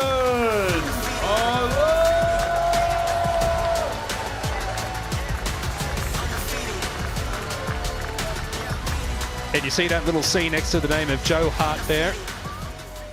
That means that he has the call the captain option for Team England this afternoon. He can call team captain Danny Willett in. Two Celtic icons, of course, Joe Hart, multiple premiership winner along with Man City. Well, I lived in Glasgow when Henrik Larsson was playing at Celtic, and he was an absolute legend around. He just was so popular, such a great goal scorer. Had the dreadlocks, I mean, he was a cool customer. On the tee for Team England, Joe Hart.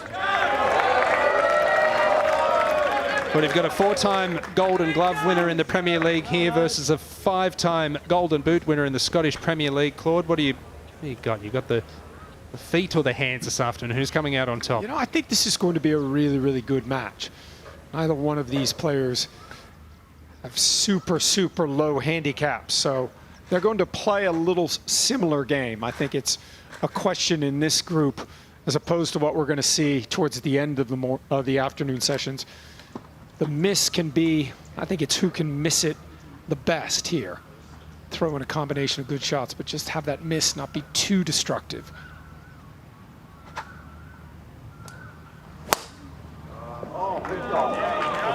Can it carry the corner? There is a stream down the left.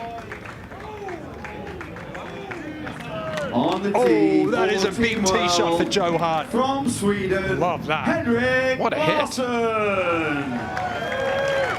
Now, Larsson does have something that Joe Hart doesn't, and that is a Champions League title. Won that with Barcelona. Got his first point on the board for Team World this morning. So Henrik's just going to aim a little to the, not a little, a lot to the right with the feet. Now he's just going to come over it. Try and hit his little cut. There we go. Tends to hit it very, very low, but hits it pretty straight when the hands don't get too active. That's perfect. Very important for him to play his own game this afternoon. He's going to be hitting first pretty much every single time. And that's it. Joe Hart. Andy Cole on the second, Claude. Should set up perfect for his draw. He's got a big advantage here because he's drawing it away from the water, away from the hazard.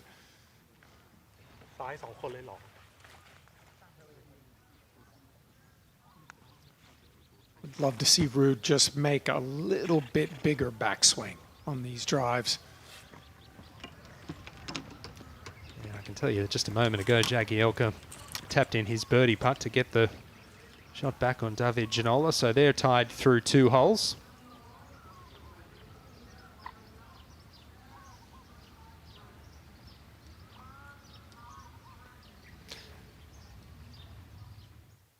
First match out. They are on hole number 3. It's Jones and de Jong. This is Phil Jones out of the sand. This third hole plays the first hole for the members here at Robins Wood. Dogleg from left to right. Saw Phil Jones hit that one heavy in the bunker. His feet move around a lot. And Claude, as you would know, it's very important to keep your feet quiet in the sand, isn't it? Yeah, I think if you're struggling with your footwork, one of the great things to do in practice is get into a fairway bunker. That'll help you feel like you quiet your feet down.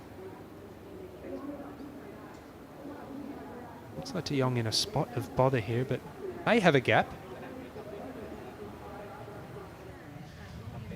So this is match play, right? I mean, your partner's already had to effectively lay up out of the bunker, didn't get to the green, so you don't need to do anything crazy. Jones short for 2. Getting told that Nigel de Jong actually found water off the tee, so this is his 4th shot at the par 4. Yeah, go for it. So at the moment, advantage team England. Oh, that is an unbelievable shot from there. I mean, just to get it to that position, I mean, he doesn't know how good that is until he gets up there.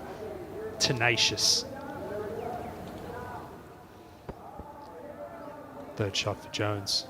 Kept his feet quiet there. Oh yeah, that's a quality iron shot. And there's really a good example of how much his golf swing and his golf game has improved. He's able to control the backswing, control the club face. Opening hole, Aaron Ramsey up against his good mate Theo Walcott. This is his 3rd at the par 5. Theo Walcott has found the water, so whilst that wasn't his best, it's advantage team world.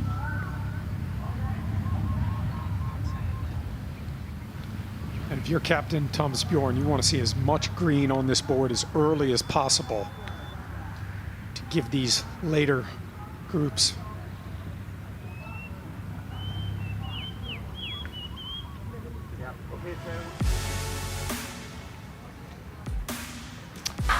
Five matches are underway here in the singles this afternoon on day 2 of the Rainwood Icons of Football, but it's the final match, Bullard and Bale. That's the one we're all looking forward to seeing who will come out on top. Gareth Bale. I'm buzzing his ear. When it comes to star power, Gaz just adds another layer to the whole event. Jimmy Bullard is playing golf every day, so I guess he's a professional now. Bale. He's got one big problem, and his name is James Bullard, because the Bulldog has got him in his sights. Let's go! Who have you got your eye on this time around, Jimmy? Oh, what an easy question. This man right here, Gareth Bale.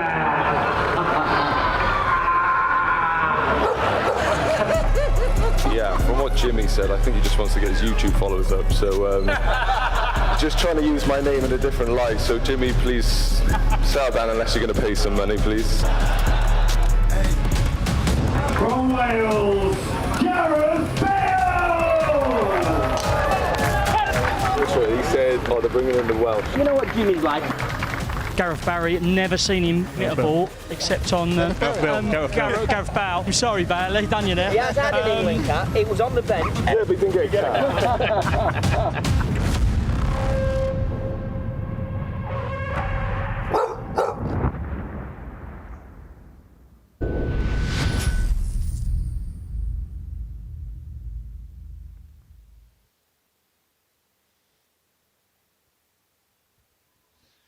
It's going to be a beauty. Bale and Bullard. He talks the talk, Jimmy Bullard, but he can walk the walk. He's taken down scalps like Hao Tong Lee. Oh, he definitely can. And you know that Jimmy Bullard is going to be talking to him nonstop. He's got the game to back it up. If I'm Gareth Bale, I'm replying with, do you ever play for Real Madrid? Do you ever start for Real Madrid, Jimmy? And Jimmy, he wants that. He wants that kind of back and forth banter. That's what he thrives off of. Is he the Icons Lee Trevino? Oh, yeah. He's the Icons, Ian Poulter. He just loves, the thing I love most about Jimmy is he wills the golf ball into the hole. He wills himself. The 6, We had to, didn't we? It's Liverpool against Manchester United. Please welcome for Team England, Robbie Fowler, and for Team World, Ryan Giggs.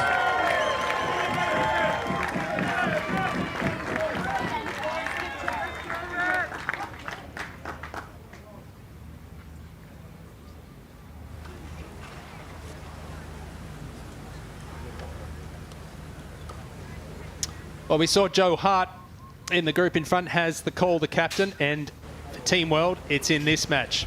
Ryan Giggs winning 33% of the votes. Thomas Bjorn, he's only been called in once. That was this morning to hit a second shot on the final hole. Will he be called in this afternoon? It's been pretty steady so far, Ryan Giggs. Hit 100% of the fairways in the afternoon yesterday. Very accurate driver of the ball. Ewan Porter in commentary. I've been joined by Robbie Greenfield.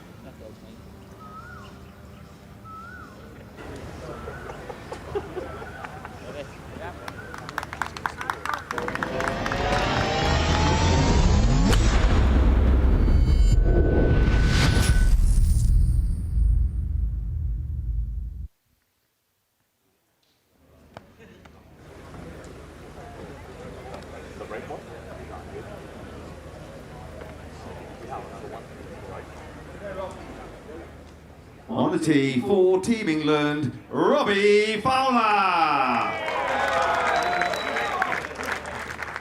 Well, it's God versus Giggsy this afternoon.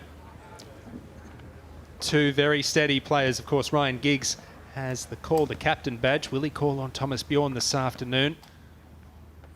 Ewan Porter in commentary alongside Robbie Greenfield.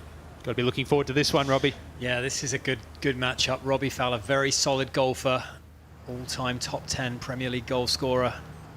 Look at that driving accuracy. 77% of fairways found, and another one. Just a nice little soft peeler to get us going. Team from Wales, Ryan Giggs. Ryan's been a little bit more up and down with his form thus far. Half a point secured. He'd love to get a full point in this one. Yeah, you'd have to favour Fowler, wouldn't you? He hasn't lost a point yet. He has earned 2.5 versus a half point for Giggs. Giggs likes to hit that big cut. It goes against the shape of this hole.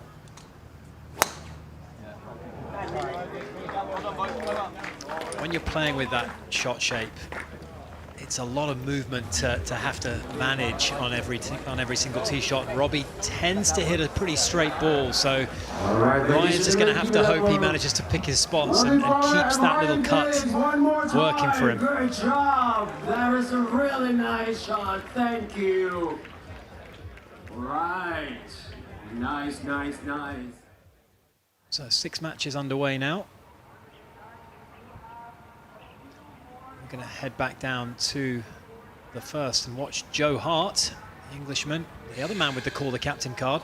Yeah, big tee shot laid up. This is his third, and we've seen some good iron shots in here. That's another one for Joe Hart, looking to get the advantage early on against Larson.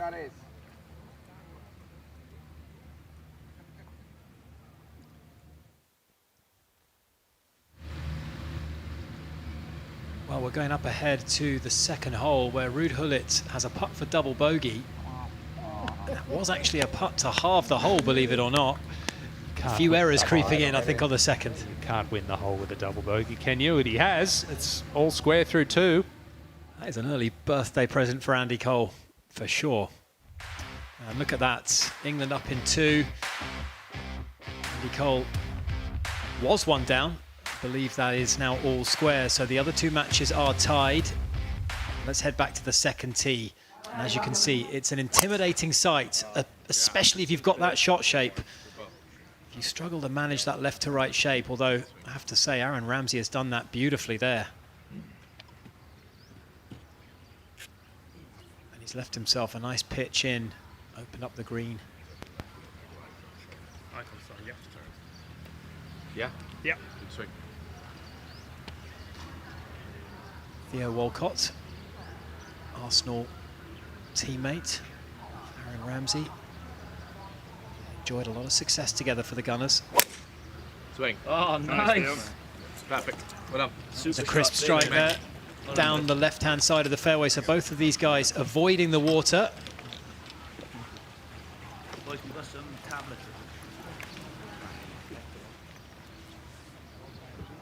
Let's take a closer look at this second hole with Ewan and Radar.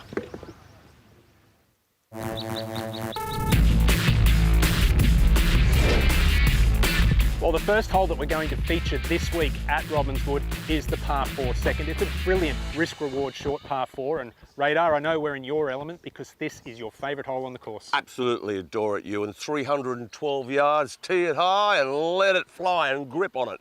But do not hit it right. Source all the way down the right-hand side and a lot of it. 2 bunkers up there, 1 at the back. Don't worry about that so much unless you knife your second shot. And a lot of players will be hitting like a wedge in there, so you can catch it there, and that could come into play. If you take the driver on, that will be, as a right-handed player, that will be the popular one front left. But I feel as though off here, because there's so much water, Ewan, I feel as though a lot of hybrids, a lot of 3-woods, and just play it.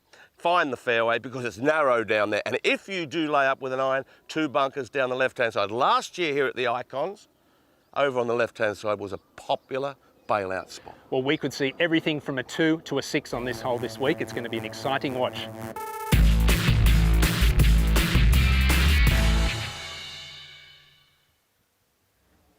And there's a view from up high, probably the scariest tee shot on the layout.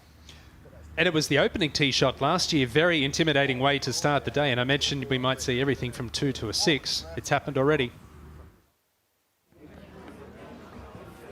Let's welcome our players for match number 7.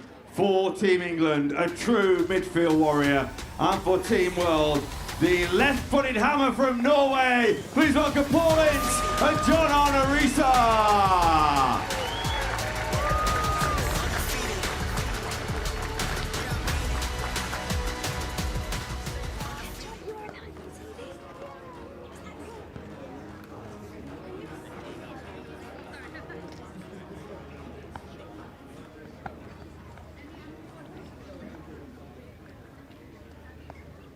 That's back on the tee. Let's get back up to the first green, though, if we can, where Joe Hart has this for the win. Yeah, putting uphill for a birdie after that beautiful approach. Henrik Larsson has made a bogey, so he actually has 2 putts to win the hole here. Get red on the board for Team England.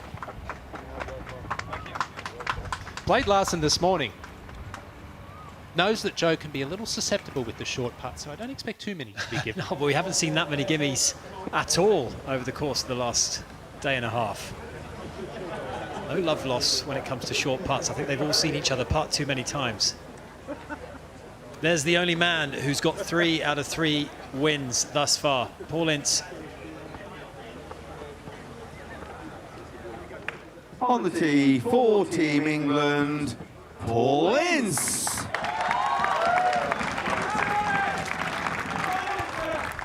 It's a perfect record for the governor so far, Ewan. Yeah, and you'd have to favour him in this match, John Arne Riise. He's got 1 point from 3. Hasn't had his best stuff, whereas Ince has been rock solid. Beautiful tee shot here this morning. Not so on this occasion, though. It might have found the sand, but it's better than a watery grave. World from Norway, John Arne Riise. 1 win and 2 defeats thus far for the Liverpool legend. Champions League winner back in 2005 for the Reds. Still has the fastest goal in League Cup history in the final back in 05, 45 seconds into the match. He hits the ball left to right too. It doesn't really favour his eye here, Robbie. And that driving accuracy, 82%. And for a man who tends to bludgeon the golf ball, it's not bad. As you can see, again, working that fade. That's a generous description, more a cut than a fade perhaps, but he's found another fairway. The 82% has just gone up. So, how are you guys doing today? Right here? You're good? Yes, that's good, that's good. So A heck of a left foot on him did John Arne Riise. Didn't score too many goals, but when he did, they were usually spectacular from outside the box. He's one of 7 debutants in Team World here this week, and we've seen all these players around Robbinswood this week. They're all just having an absolute blast. Look at Robbie Fowler at 1, third shot. Looks like he might have turned that one over. And that's the shot shape Robbie does. Struggle with a touch, right to left. Plays a draw. When he overdoes it, he can lose a few left.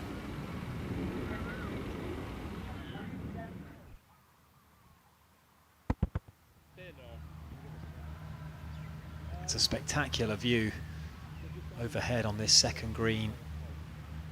We saw Gareth Bale's ball all the way over on that right-hand side. He flew it all of 315 yards this morning. These two don't possess that kind of firepower, but they've safely negotiated their way onto the putting surface, Ewan, and both have birdie putts. And we were talking this morning quite extensively about the importance of leaving the ball below the hole here, because the greens are 12.5 to 13 on the stim meter. It's almost impossible to do here because it's a back to front sloping green and the pin is at the front, which means behind the hole it is super fast. Difficult to lag this close. You can see Theo's giving this a lot of room out on the right hand side.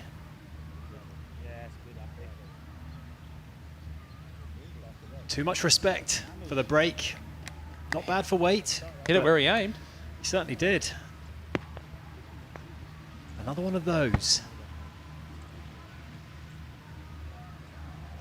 And I love what they've done on this hole this year. They've pushed the tee up some 30 yards. It was about 320 last year, 285 this year, so they've made it drivable for the longer players. Right to left putt for Ramsey to win the hole, and well, his name might be Ramsey. You didn't need to ram it. We've seen many a rush of blood to the head. That was another one. And that's, you know, again, experience in match play comes into it there. What did Claude say just a few moments ago? Don't gift anything to your, make them win the hole. Don't give holes away, and Aaron's got work to do if he's not to.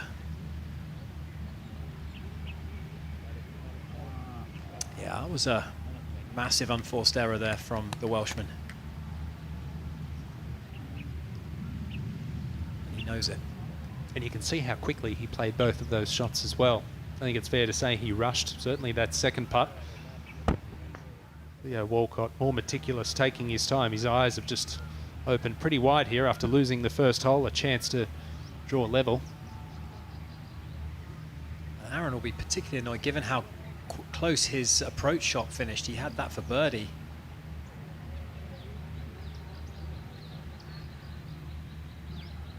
Let us know who you're backing. Scan that QR code, bottom right of your screen, as Theo, well, lets him off the hook there. So 2-3 putts, hole halved in bogey. And we move on with Aaron Ramsey retaining that one-up lead. He'll wonder how he's still one up, perhaps. You take every good break you can get in this game. Ruud Gullit at the third, firm green. It's not too bad, just over the back there.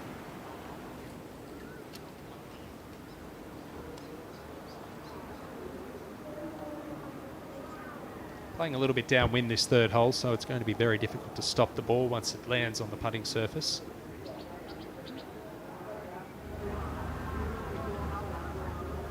Andy Cole's been really strong this week. He's had 2 wins, 1 defeat.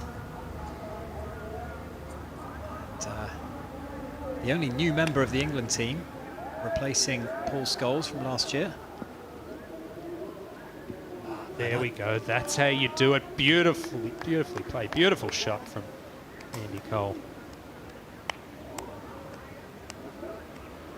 Advantage England over there.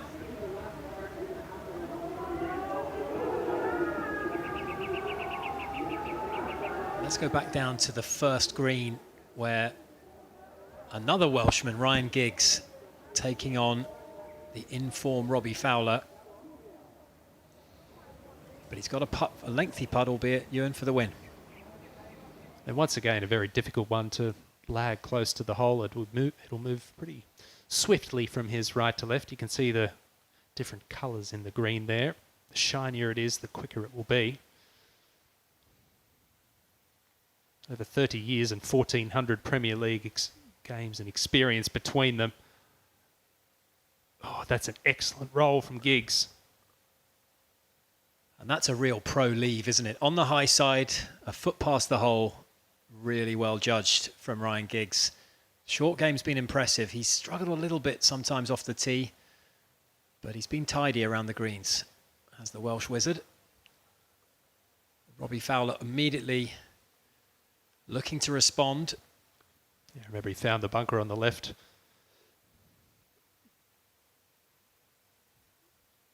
Didn't hit a great bunker shot at all, so 25, 30 feet left for a half. Let's welcome our players for our next game. Match number 8 for Team England, a dynamic international midfielder and for Team World, the man that's simply playing with a smile on his face all the time. Please welcome Jermaine Genus and Dwight York.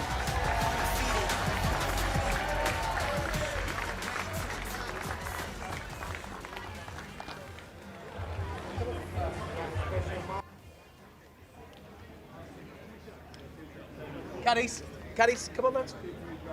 Boys, come around, please, caddies.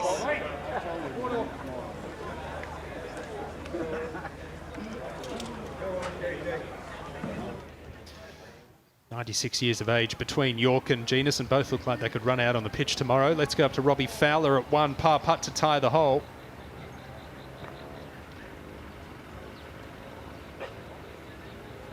And that one slips by, so it's a win for Team World there. Ryan Giggs, who is certainly not the favourite, I think, in that match, given Robbie's form thus far. He goes 1 up, does Ryan Giggs. The perfect start for Team World in that one. And out of the first 6 matches, that's 4 Team World wins on the opening hole, but you can see how quickly on our mini leaderboard it can change. For Team England, Jermaine Genus. Jermaine Genus is a very good golfer. He's 4 handicap, long hitter, plays a lot of golf, has appeared in many a Pro-Am, and he knows he's got a big task ahead of him up against one of the best players on the Team World lineup in Dwight York, but I think he's capable, Ewan, of rising to the occasion. Absolutely. Yeah, no question about it. 21 England caps for this man, and loving representing Team England for a second time at the Rainwood Icons of Football this week. Be looking to try and take this over the edge of those fairway bunkers. Bailed out to the right this morning. It was an aggressive line, low ball flight. Has skipped straight through and into the rough on the left-hand side. Dwight York. Yorkie, not the longest off the tee, but he's usually pretty straight. He did come astray a couple of times this morning. But that being said, I mean, they were still level par, were Chever and Yorkie this morning. It just, they came up against the unstoppable force of Lee Sharp and Jimmy Bullard. And he might have a little mental advantage too over Genus this afternoon. We've been told that Genus actually broke his driver on the driving range warming up for this afternoon, so he's had to borrow someone's.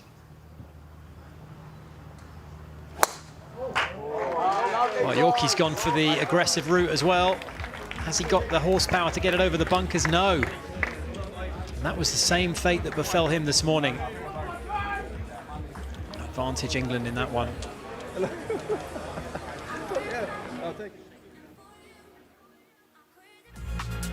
So there you have it. It's tight in these early matches. Only 1 or 2 holes separate the sides. Jagielka 1 up on Ginola. Ramsey 1 up on his former teammate Theo Walcott.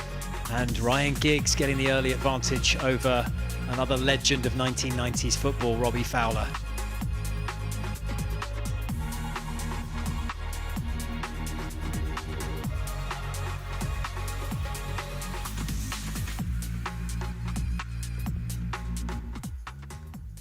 Things happen.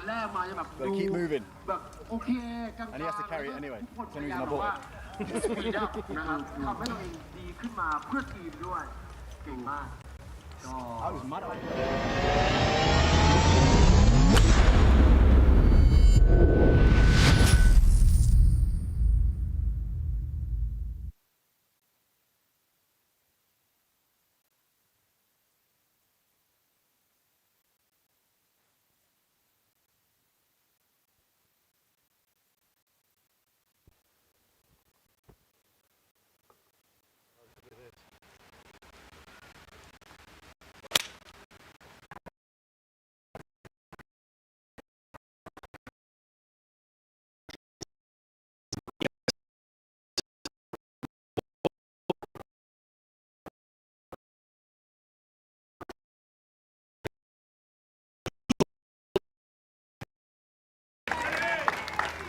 oldest Premier League scorer at the age of 40, 755 games, and at the age of 59 he's playing some red-hot golf, although he's looking for his first point, Robbie. He's been unlucky. I think he's just come up against hot hands in the opposition side, because he's still played solid.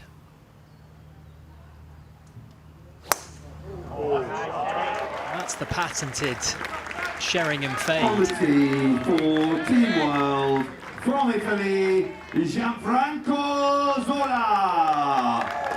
Zola, his swing just goes up and down. There's not much in the way of deviation here. He's a pretty straight ball hitter. Yeah, I think the key for Sheringham is to do what he just did, find the fairways, because his iron play has been great. We know Zola's going to keep it in play the bulk of the time.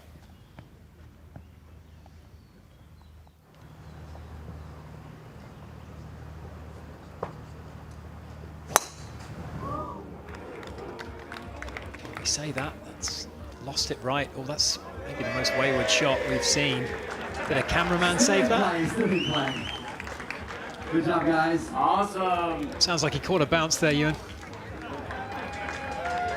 Perhaps a little bit of a lucky break. 61% of fairways. He hit 87.5 last year. Good luck, guys. We're back up at the top match here. Phil Jones. Yeah, good solid shot there at the par 5 fifth.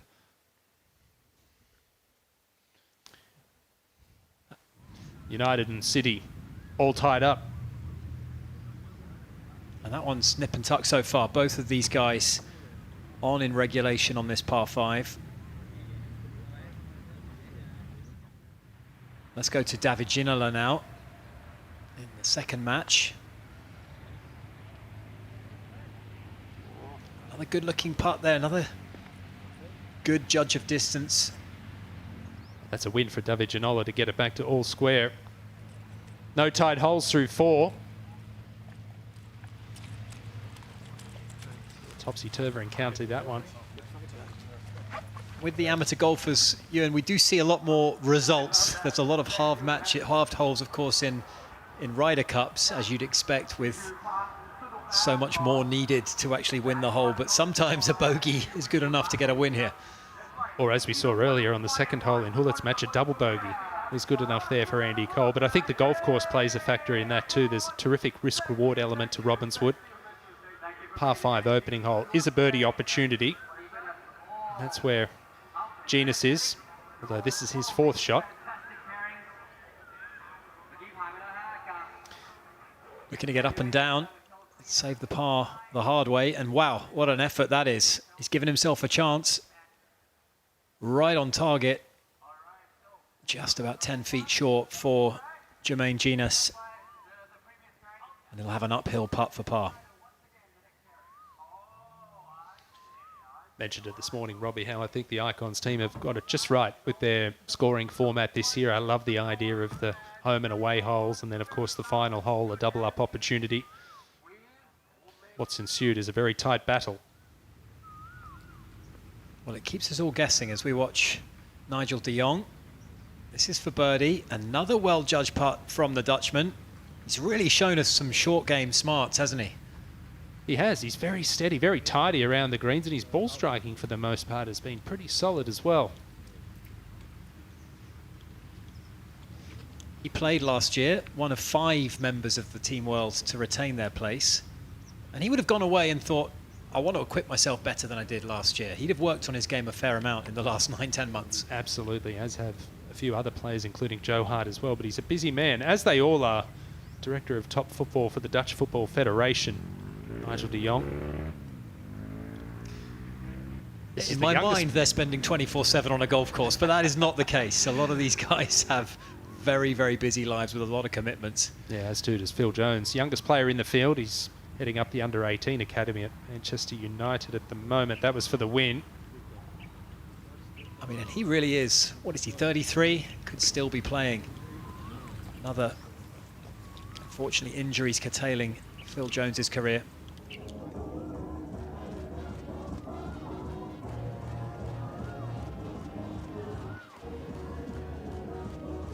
This is match number 10 for Team England. We have one of England's most mercurial wingers of all time.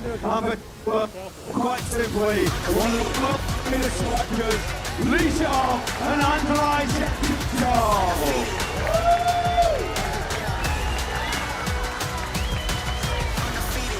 Here we go, here we go. Two of the best golfers here, two of the best golfers on show, Josh. Andre, agony as that slid by on the final green. This man, the beneficiary of it this morning, are you looking for revenge? Of course, I'm looking for revenge, but I feel like, you know, we're getting married together because we play every day here. That was a very impressive golfer, very nice man. It's a privilege to be here. It's great fun. Nice. Sharpie, like you said, your best mates now. You played every single day. You know his game. Listen, great in the morning. 4 up, doubled up with the points. Huge for Team England. Can we go again? Well, we hope so. We'll do the best we can. It's a little bit easier sometimes when you've got a bullard on your back as well. So he's drove it great. So if I can sort my driving out, we should have a good game. Andre, you look at where you are positioned. Now you need your guys. You're playing catch up. You're playing catch up. You need the guys in front to deliver, to then push that pressure down the line to these matches. How excited are you about how that might feel with your teammates, your fellow icons watching on later on today? Yeah, of course, I'm looking forward to do some good round today because we really need to catch up England and we can do something special. Anyway, we don't have nothing to lose. We only can go forward. Sharpie, last question before I let you go and tee off in this very entertaining singles match. You've been here before. You've experienced the pressure of the singles here at Rainwood Icons of Football. How much is that going to help you coming down the stretch? I think it's going to help a little bit. It's a difficult one because, you know, you've got no help. You're not with the partner. You've not got any backup. So it's mano a mano. And having played him 3 times already this weekend, he's a tough cookie. No doubt. Listen, I'm going to let you go. You have the honour, Sharpie. Pleasure. Good luck, gents. Good luck.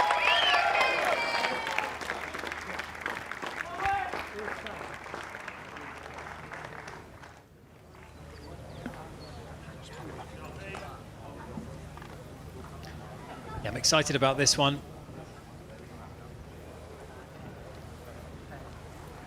One of the great European strikers, Andrei Shevchenko, taking on a Man United legend, 3 titles under Sir Alex Ferguson's regime.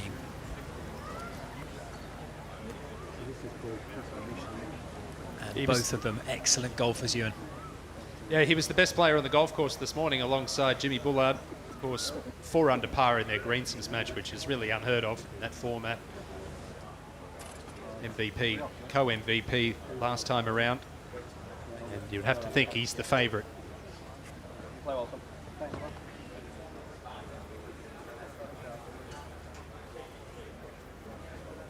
On the tee for Team England, Lee Sharp.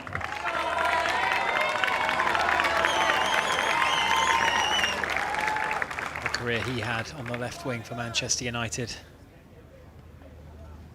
That first phase of dominance under Sir Alex Ferguson.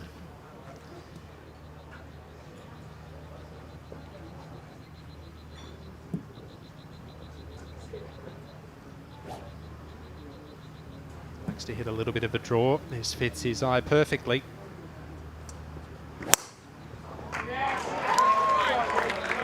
Solid. On the tee for Team World from Ukraine, Andrei Shevchenko. Been on his best strike, but it's a 3-shotter this par 5. Andrei Shevchenko, a Champions League winner with AC Milan, a Ballon d'Or winner as well. Likes to hit a fade as a left-hander. This fits his eye as well.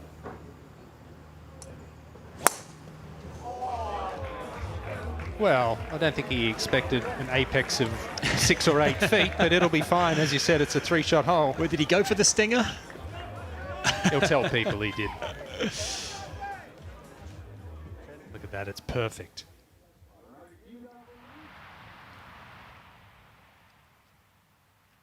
We've reached a feature hole here. This is the home hole for Team World. And that means that if Team England manage to get the win, it's double points. It counts as a double hole.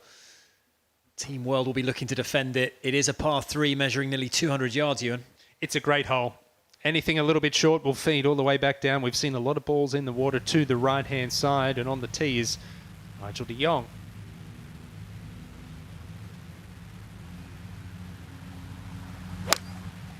A lot of pressure on the home team on this hole.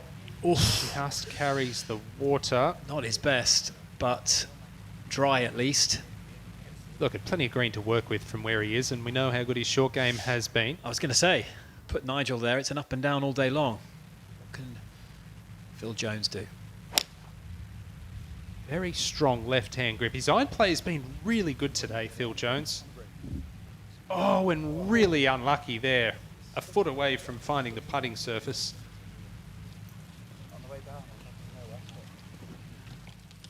The way Nigel is out of bunkers, he'll be wishing he had Jones's shot, but it's going to be a short game battle there. Very, very tight in that top match. All square.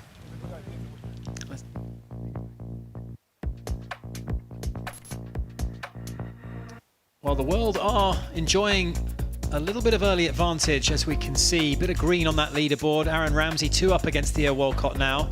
Henrik Larsson has taken a 1-up lead over Joe Hart. And Ryan Giggs making a move, Ewan. A little surprising, that one. Fowler definitely the favourite, but Giggs keeps it in play off the tee, taking the early advantage.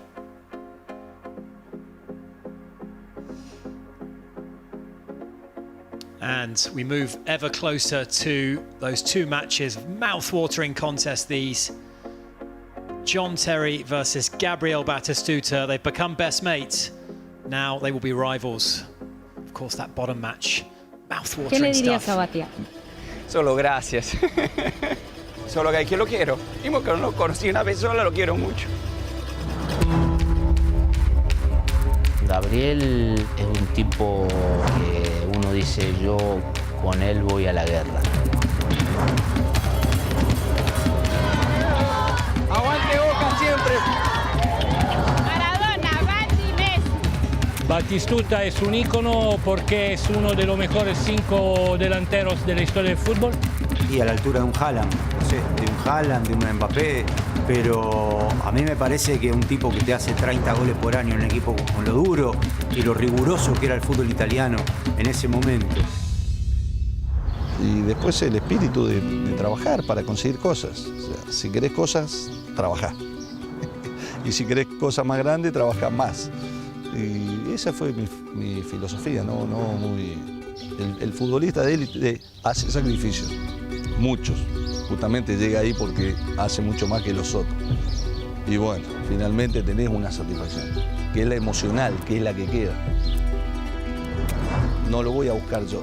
Lo que me da satisfacción es haber hecho que alguna persona haya sentido algo en un momento. ¿Qué le dirías a Batia? Solo gracias. Gracias. Solo puedo decirle gracias. Solo que lo quiero. Y porque no lo conocí una vez sola, lo quiero mucho. Dejó una huella enorme también en el fútbol. Hay un antes Batistuta y un después Batistuta. Para los boteros que el Bati haya sido de Boca, la verdad que es un orgullo que haya vestido esta camiseta. Para mí es así. El 9, el delantero, para mí es el más grande. Es solo Batistuta. Porque el dinero y todo eso, sí, por supuesto, te facilita la vida y te da un montón de cosas. Pero después pasa, o te acostumbras, lo emocional es lo que te mantiene vivo. En Argentina el fútbol es vida. Pero hay muy pocos que se convierten en dioses, en íconos. Bati es un ícono.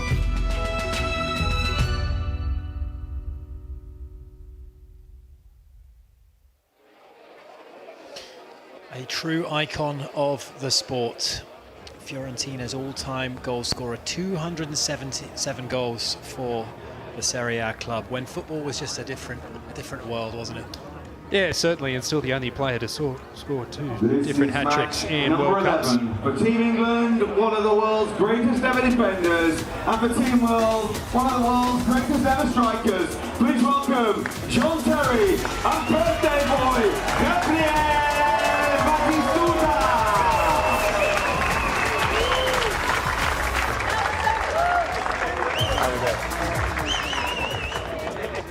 Gabby, before we get into this, let's talk a little bit about the importance here. The next to last match, it could come down to this rivalry that's been brewing with John Terry. Are you ready for him? I'm ready. I think this is going to be a very tough match, but I will try. I try my best, and I hope to beat him because last time he killed me, and I couldn't sleep for 1 year. So now I have revenge, and I go for it. JT, it's been a year of sleepless nights for Batty since last year at Rainwood's Icons of Football. But tell me, how confident are you going into this singles game? You know what, we've come up against each other pretty much every day, and he's got the better of me up until now, so hopefully I'll play better than I have done so far. But listen, regards of all of that, he's an absolute legend. He's a joy to play with. Him and Gaz have been speaking Spanish all day and battering me all day, I'm sure, in Spanish. But he's an absolute icon, and it's a dream to play with him. Let me tell you, I think you'll have a few words in English to say if he has to put the cream jacket on your back. Again. Before we get going, of course, these relationships, they're born of rivalry, but they're also about love and respect, and we got to respect someone here. I think it's like 30 years old today, is that right, Batty? Is it the birthday today? Unluckily, it's 31. 31 years old. Well, let's give him a reception. You ready? Let's take him through it. Happy birthday. Happy birthday to you.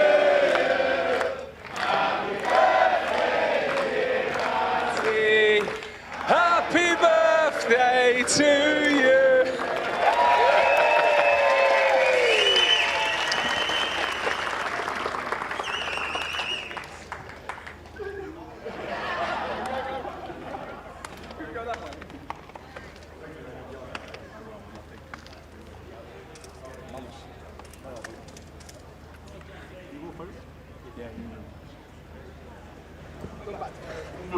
On the tee for Team England, John Terry.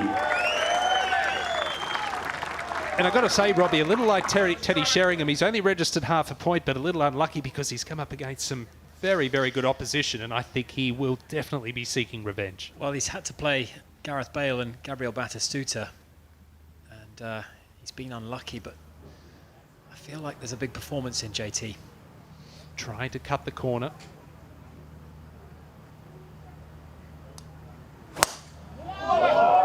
Rifled with a little draw from the left-hander. On the tee for Team World from Argentina, Gabriel Batistuta.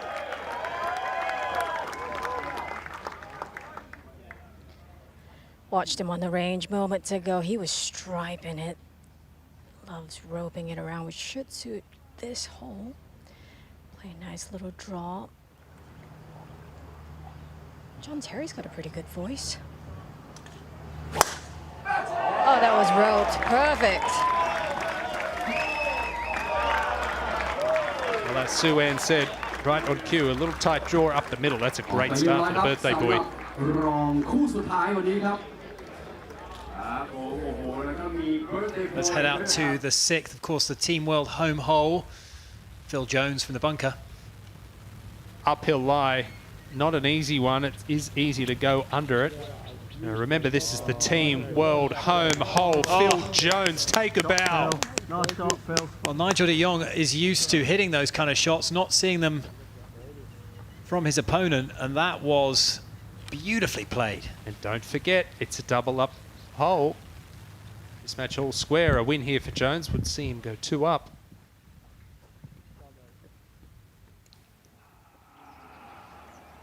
Here's Teddy Sheringham.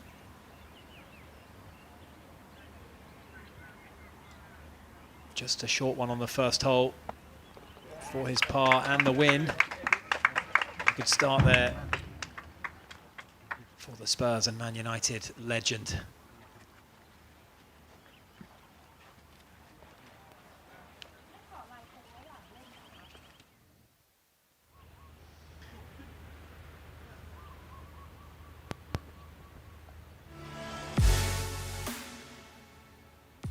Well, that's the situation as things stand.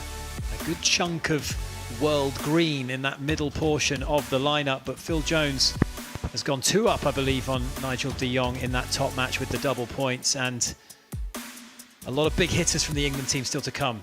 Well, we know that so much can happen. There's so much volatility on that leaderboard throughout the match, but the most important thing that Team World could have done was get green on the board early, and that's exactly what is happening. Thomas Bjorn will be thrilled right now.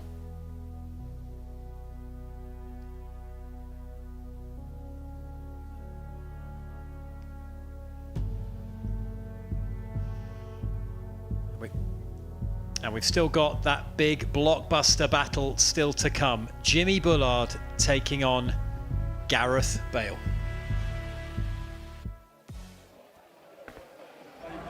Here we go, Josh. We've waited a long time. The fans are in attendance. The world has spoken. Yeah, This is massive. The reality is there's 24 icons for us to enjoy, but you know what? There's one match in particular that stands out. There are 2 players in particular that seem to stand above the others. When it comes to this great game of golf, it's Bullard, it's Bale. You voted for it. We're bringing it to you. Gareth Bale. I'm buzzing his ear. When it comes to star power, Gaz just adds another layer to the whole event. Jimmy Bullard is playing golf every day, so I guess he's a professional now. Bale. He's got one big problem, and his name is James Bullard, because the Bulldog has got him in his sights. Let's go! Who have you got your eye on this time around, Jimmy? Oh, what an easy question. This man right here, Gareth Bale.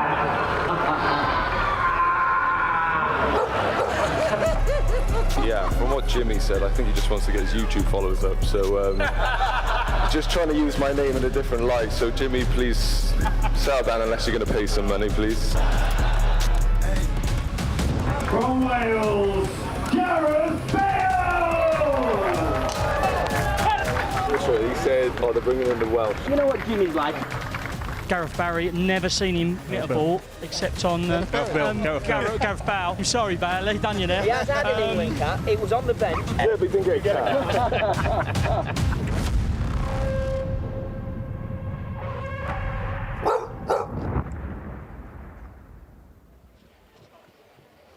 It's that moment. It is the final match of the Sunday singles at Rainwood. Icons of football. It's the one you wanted. It's the one you're getting. Representing Team England, Jimmy Bullard. Representing Team World, Gareth Bale.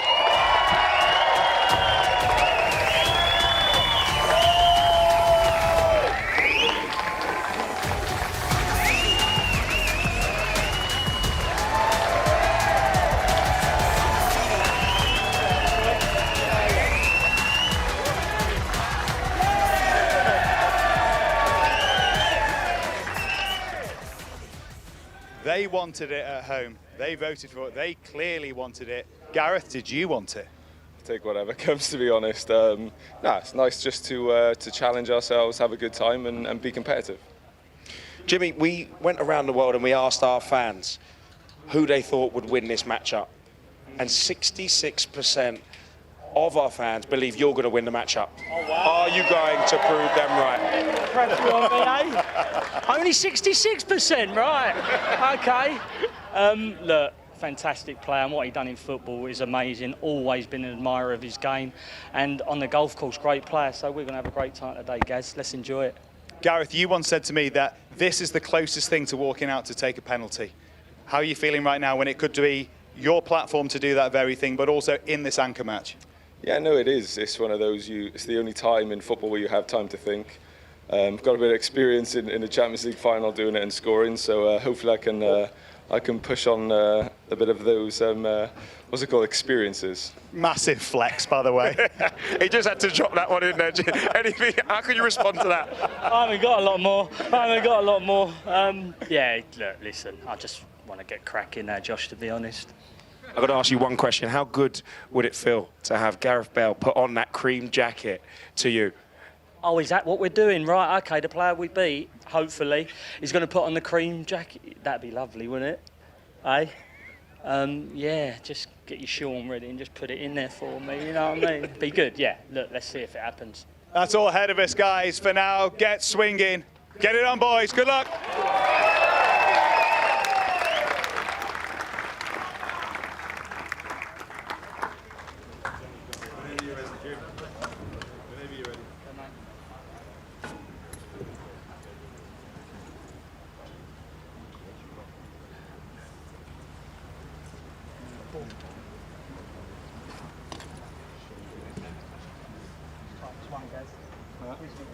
On the tee for Team England, Jimmy Bullard.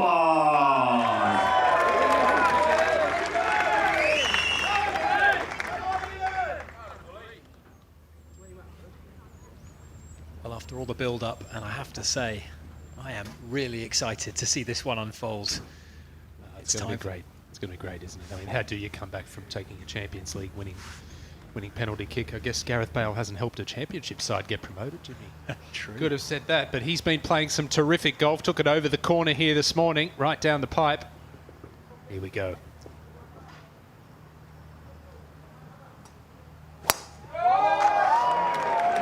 Aggressive line, a statement of intent, On the tee and a wonderful tee shot Team from the World, Bulldog. From Wales, Gareth Bale. Now this morning, Gareth took a really aggressive line, and he absolutely hammered it down the left-hand side. Will Gareth Bale overpower the golf course, or will Jimmy be his normal crafty self? Back into the draft.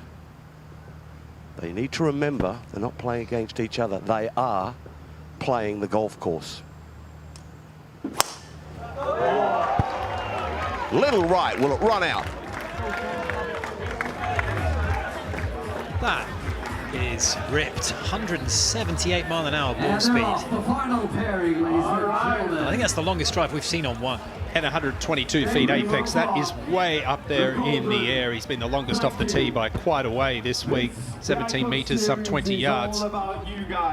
Radar described it really well yesterday. Gareth Bale has a modern game, Jimmy more an old-fashioned game. Going to be a fun watch. Have a great afternoon. Make sure you're down following the play. Let's go to the fifth, where David Ginola is playing his third shot. Par 5, he's hit a couple of excellent iron shots already today. That's 3 in 5 holes. Great stuff from the Frenchman there. We can go to hole 7.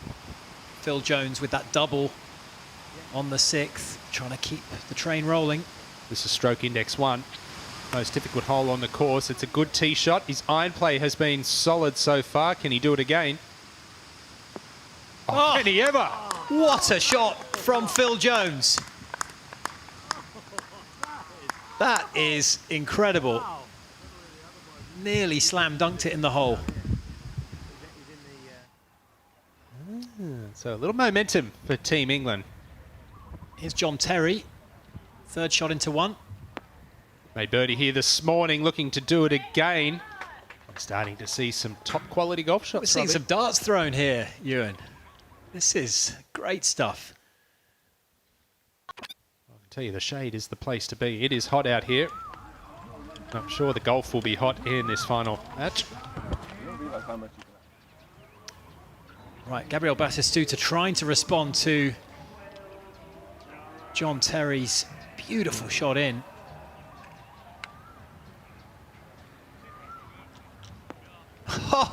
Oh my goodness me! What a response! That is incredible from the Argentine.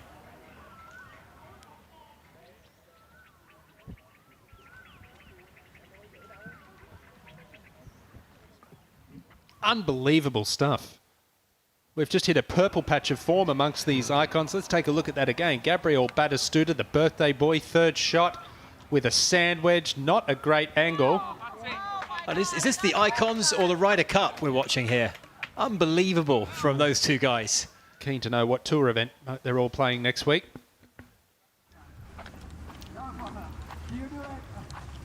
We're told that both Batistuta and John Terry went on to hold those putts, so the opening hole for that group halved in birdie. What can Gareth Bale and Jimmy Bullard serve up on this par 5? Is Gareth going to have a chop at the green here? Yeah. If you're in the hazard, no, but yeah. Gareth's ball down the right-hand side here is plugged. I don't know why. Maybe they gave it a little extra water. So he'll just pick this out. It's plugged, embedded, clean the ball and drop it. 2 good drives. Just on the angle, Jimmy's got him, so it will be Gareth to go first. Now, angle-wise, both in the rough, Semi-rough for Jimmy. Angle-wise, it's a few yards in it, but Bale, I think his angle is so much better. And the ball is going to be above his feet. With a flag over there on the left-hand side, this is perfect. Aim it at the right edge for a soft draw. It's built into the shot. Can he reach radar? Yeah, he's got 268 front. That's all you need to worry about. That's all he needs to worry about. It will be a 3-wood, some kind of spanner. So this will be flat out. Built in, now he's got himself a hybrid. That's how long he is. But the ball is zipping through the air out here. Humidity, it's a gorgeous afternoon. The wind has disappeared momentarily. So can he hit that draw?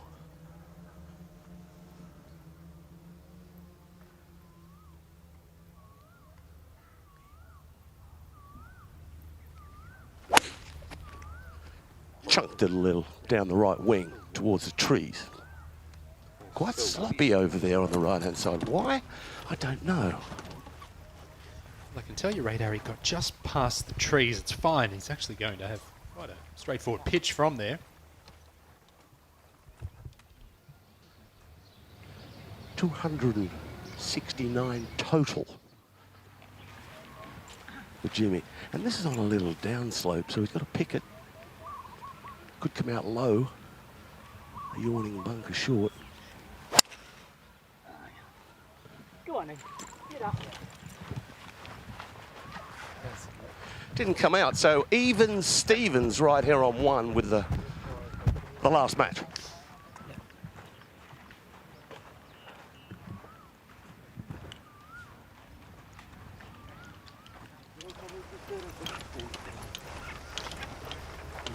Captain Bjorn marshalling things for Team World. He's got to be pleased with the start they've made. 4 matches showing green.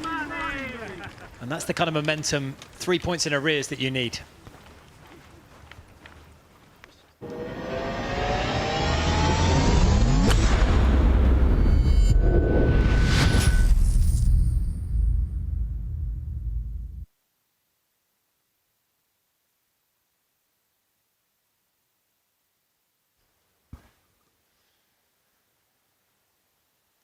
Well, there's a lot of interest that's been generated by this bottom match, and we're talking about finding out who the best golfer footballer is, and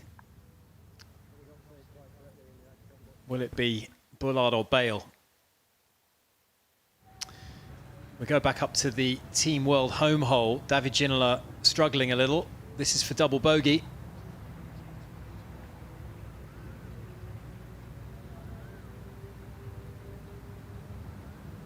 Oh. Yeah, you can just see Ginola's told Jagielka to pick it up there, and that's the first 2 matches that Team England have claimed a scalp and a double up on that hole. Yeah, that's the good one. And that means the first 2 matches are red now. That's the only one I shouldn't lose. Just to emphasize the importance of winning those double holes.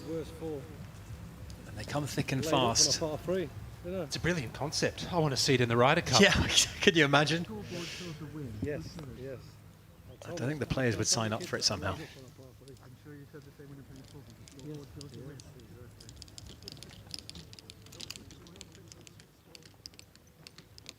Phil Jones in charge in that top match against Nigel de Jong.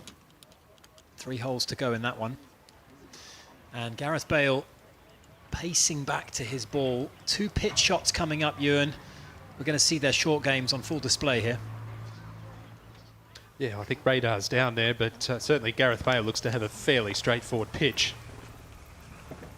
Yes, he does, Ewan, and he's opened the angle up. So advantage no one, and he has been sensational from this range. Okay, he bullies the golf course where Jimmy Bullard plays it. So from this rough, I imagine he's going to land this about 8 paces on and release it up to it.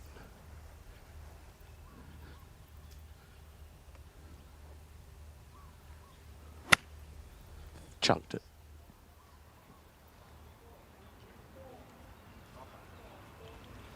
Well, For some reason, it seems thicker down that right-hand side than elsewhere. Advantage Jimmy Bullard. How's he looking at it, Jimmy? The way he was eyeing this up, he looked as though he was eyeing up a British kind of shot, like a bump. I don't see that. And look, the rehearsal there, it looks like he's hard to bump it through Bermuda, Jimmy. The claw's back out, Radar. Oh, well, that's just outrageous. One thing that can be said for these two players on this first hole is they are gaining on it. It's got to be said, a couple of unforced errors, both Bale and Bullard there. What do you think, Ewan?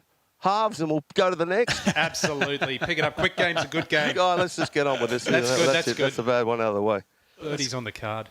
Let's go back to the World Home Hole. That's the par 3 6, 195 yards it's playing.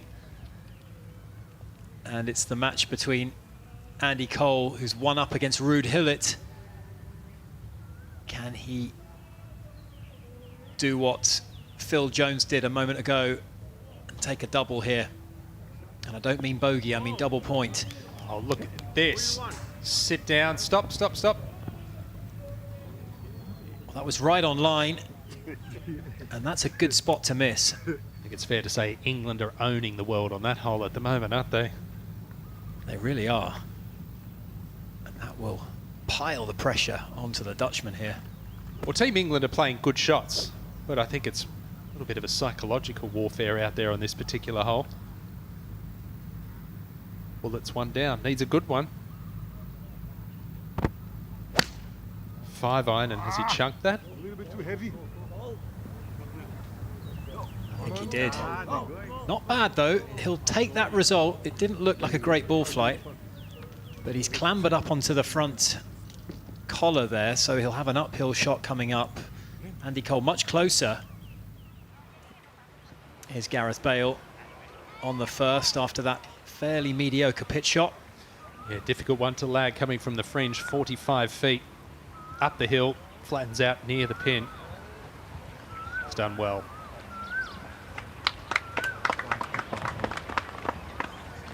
They're the two best players, Robbie, but they're not exempt from nerves, and a couple of good shots up there, but the pitch shots, you can see that's just a few butterflies. The thing I'm looking forward to, it's like watching the DP World Tour. You know, it's you've got Jimmy doing aim point, Gareth going through his meticulous routine. Straight up the hill, very slow indeed. Good, halved. He's not giving Gareth his putt. Jimmy. Jimmy. Mind games early.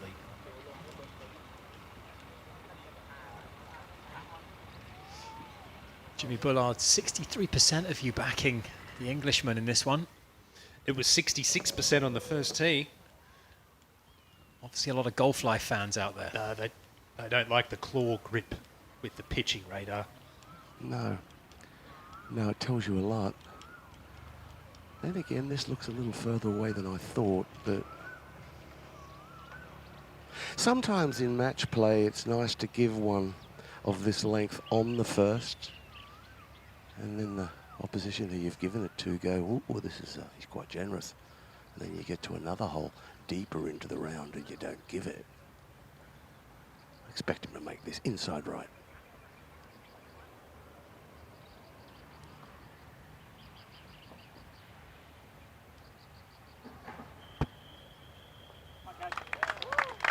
Right in the middle. Solid stuff there from Gareth Bale. Hold, halved in par.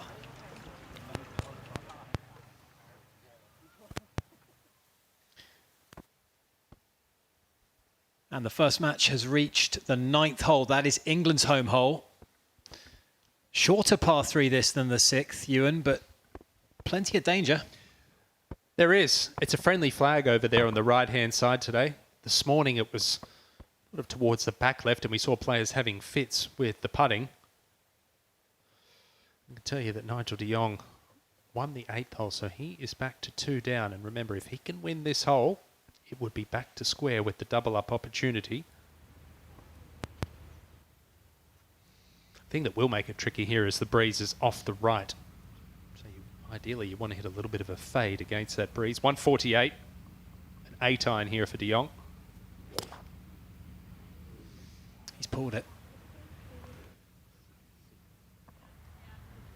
He's where he likes to be. Yeah, pick it up. Already hold one this week. Actually, it shouldn't be too difficult a bunker shot. You don't want to miss it in the bunker on the right-hand side and short-side it. Now for Phil Jones, he just needs to, this is stating the obvious really, but stick one on the green and just pile the pressure onto the Dutchman's shoulders. Well, it's something he's done so well this week at these clubs. The iron play, he almost held it back at 7.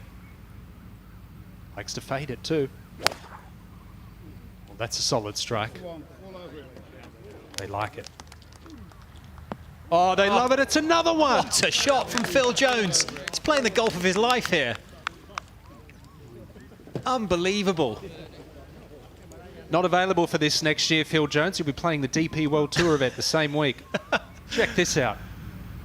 Wasn't just the result, but look at the flight. I mean, that is Tour Pro stuff from Phil Jones. I said the ideal shot is just that gentle fade against the right to left breeze, and could not have drawn that up any better. There's just so much power in that golf swing. Well, that's what lies in front of the players. Let's take a closer look at the 9th with Radar and Ewan.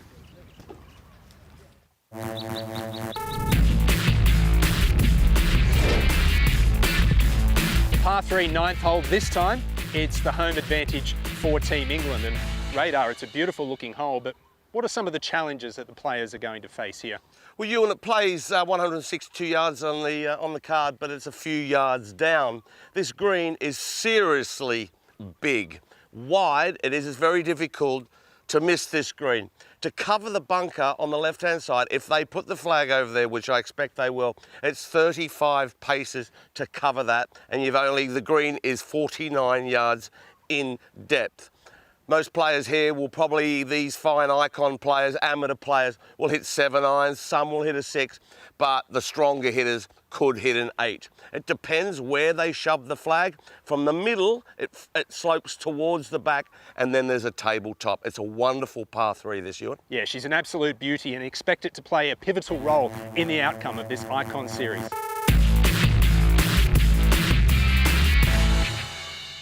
So that was the 9th hole. Let's go to the World Home hole, the 6th tee. Aaron Ramsey's 4 up against Theo Walcott. Yeah, he'd be fine. He'd be fine, mate. Oh, it's an opportunity. It's a door open perhaps for Walcott if he can win this hole. Get that margin, halve it back to 2 down. Aaron Ramsey 2 over for his round so far. Very tidy golf from the Welshman. Theo's been struggling a little bit. And this isn't the hole you want to face when the swing is not quite where you want it to be. Don't forget you can get involved. Scan that QR code there. Let us know who you think is going to win. Oh no, Theo. Too quick. Too quick, but also fatigue is setting in. There's no question. It's been a long couple of days for these players. It's hot out here. And that was just a tired golf swing. Body did not move at all through the ball. It's just a lot of golf. You know, one thing we always appreciate with the top players is that they're able to string 4 good rounds together. It's so difficult. John Terry. This is his second shot on the 2nd. That drivable par 4. Both hit beautiful wedge shots at the opening hole. And John just got the club a little de-lofted there. Attitude, you can see his ball inside about 15 feet. So advantage world/Argentina in that one.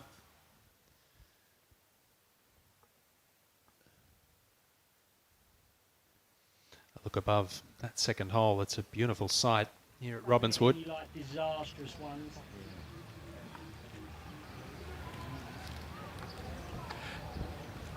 They're waiting for the green, or have they been called up? I don't believe they have.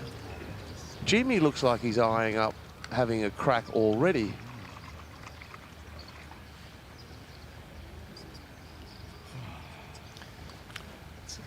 Hot John Terry. I think he was trying to go for the bump and run there. Didn't really have much green to work with. Trying to just bump into that slope. It came out hot. Now it's just going to be fairly slippery for most of the way. Yeah, Complete misread, unfortunately. Yeah, we've seen a lot of 3 putts from that point already. Jimmy Bullard still waiting back on the tee. But yesterday, Gareth Bale flew it on the green here. Jimmy was just a few feet off. It's fucking very quiet. How you feeling, Jim? Well, he's pegged it up. He is going to have to wait. He can definitely reach the putting surface. Gabriel Batistuta, so solid thus far. John Terry by no means in safely, so Batistuta has got the upper hand here. And you just don't want to get too excited, get too aggressive, and leave yourself a knee knocker on the way back with JT aways for a par. Although he is rolling the rock beautifully.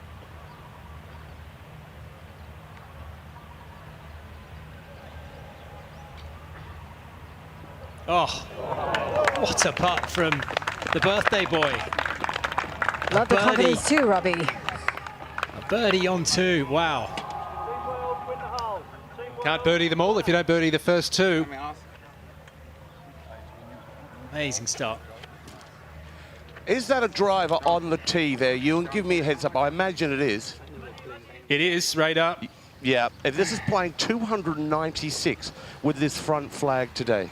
There's a little bit of help in the air, so he needs to take just a little off this. Front left bunker, that is the miss. Pretty easy up and down out of there.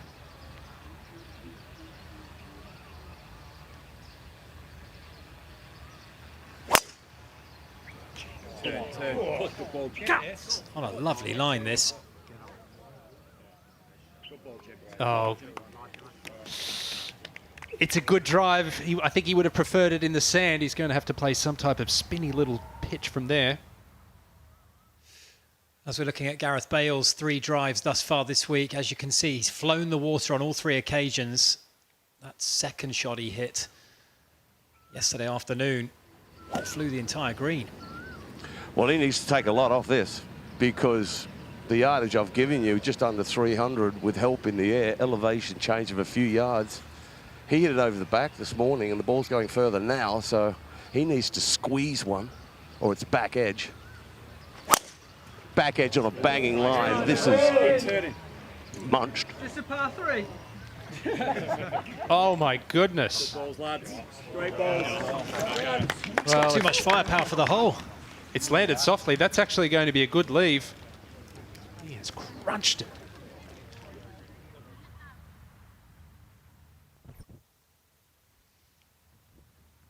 Let's head up to the 9th hole here, and Nigel de Jong pitching down just on the grass. Well, he held it out of the bunker on hole 4, day 1. Needed to hold that to halve the hole because Phil Jones knocked his tee shot in there stiff. You can see the coin 1.5 feet from the hole.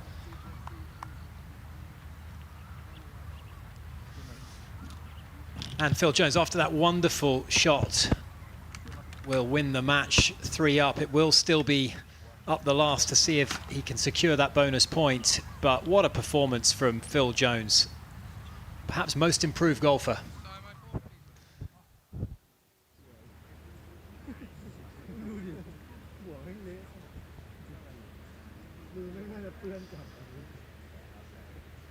Well, let's head back down to the studio and catch up with Josh.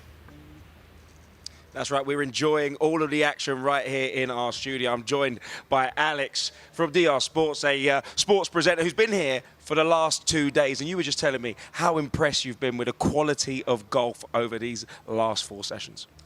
Do you know what? It's been... Wait, where's the mic? There we go. We'll lollipop it. There we go. Do you know what? The quality, the standard today has stepped up from yesterday. I think there was maybe a bit of fatigue yesterday. It was a very hot day as it is today, but I think the finish line is in sight. and we're watching some unbelievable golf, tour level golf. You know, some of the shots Phil Jones has been playing recently. We've seen Bale and Bullard going at it. So listen, the finishing line is within distance. If we are comparing it to football, 75th minute, right? We're looking for a winner.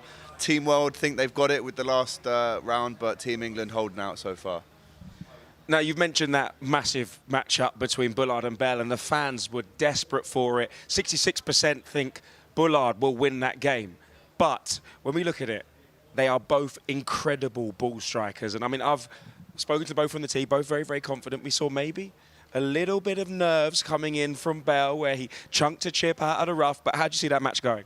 Do you know what, in terms of striking the ball, I've been more impressed with those two out of anyone. From the tee box, obviously we've been watching them all weekend. That is some mix-up. We saw in the press conference that Jimmy Bullard was saying, "I want him." He was giving him all that. So the verbals have been there. But at the end of the day, they're so good. I mean, they've just put two right near the green on the last hole. That there is a level of respect there between them. They're giving it the big one for the camera. Bale's obviously had a bit of a sore back as well, but whoever comes out on top here, they will never hear the end of it from the other person, will they? I mean, Icon Series second day, if Bullard comes out on top, Bale's never going to hear the back of that. No doubt. Well, the golf is all around us. We're going to head to the 6T to check out all of the action.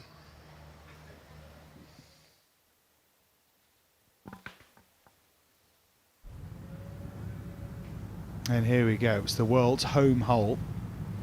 So defence required from a striker here in Larson. Whoops. That one not struck so good. The door has opened for Team England again. That's not good. He's just lost the previous hole, has Henrik Larsson, so he was in charge in this match, but this is a great opportunity for the big man Joe Hart.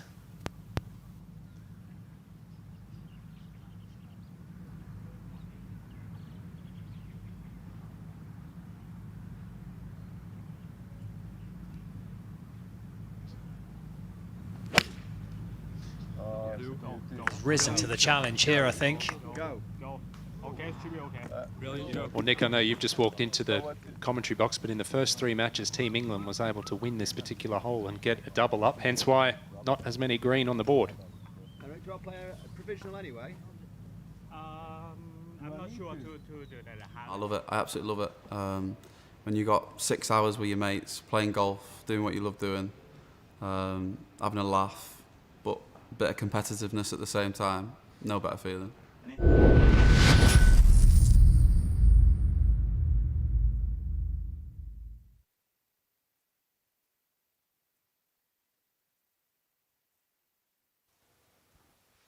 Okay, top game. And some problems here for De Jong. This is the third. And remember, yes, he is going to lose, but is he going to give up 2 points? More than likely. And there's the last thing that the chasers in Team World could afford. Team World have had plenty of issues with the water on this final hole. We saw Ryan Giggs hit a shot into there yesterday, and earlier today, De Jong following suit. So we go to Gareth Bale now, pitching onto the second green. It's a bare lie over here. Not bad, Radar, not bad.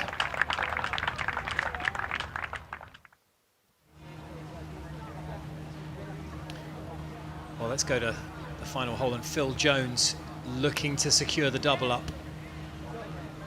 Well, he's been the best iron player in the field this afternoon, and it continues. He's flagged 2 in the last 3 holes, and look at that, middle of the green.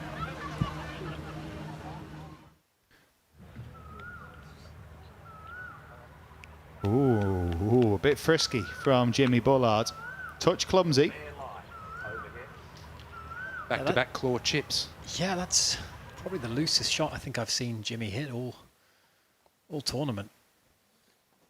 And both of them from short range, making a few errors. That could be nerves, Nick, playing a part. It could be, could also speed of these greens. Slight miss hit, you haven't got the spin control. It will get away from you more so when they're as fast as they are, and they are rapid.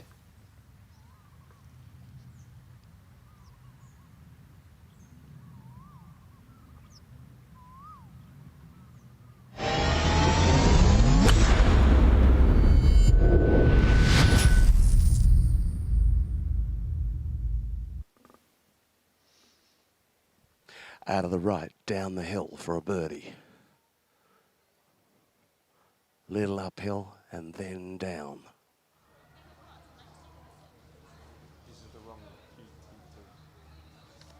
I don't expect this. We've seen it before, Nick. Everyone at home, don't think this is going to be a birdie blitz in one of those matches. I feel as though it's going to be very cagey. Yeah, 100%, Wayne, 100%. Of course, they both want to win. Neither wants to give it away, but there is an opportunity. Jimmy will feel like he's given away a good opportunity. That wasn't an easy up and down, but it has left the door ajar here as we take on board, Wayne, this chance for Gareth Bale to move up. Yeah, this is down the hill, doesn't want to move a heap, maybe just gently out of the left. Right now, looking into their eyes, who looks the most nervous? It's not what you expect, I'm going to say. It looks like Jimmy. Bale looks as cool as a cucumber.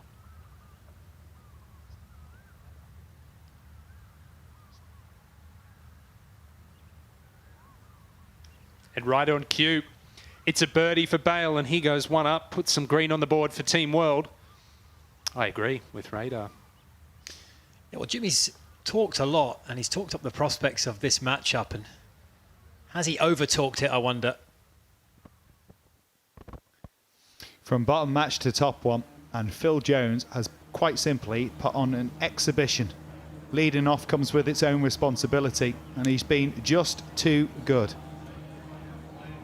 And the respect amongst the two suggesting, yep, indeed, concession 5 up, and with it 2 points added to England's total. So that win on the last hole, pivotal in making a 1 point gain into 2. It's now 15.5, 10.5.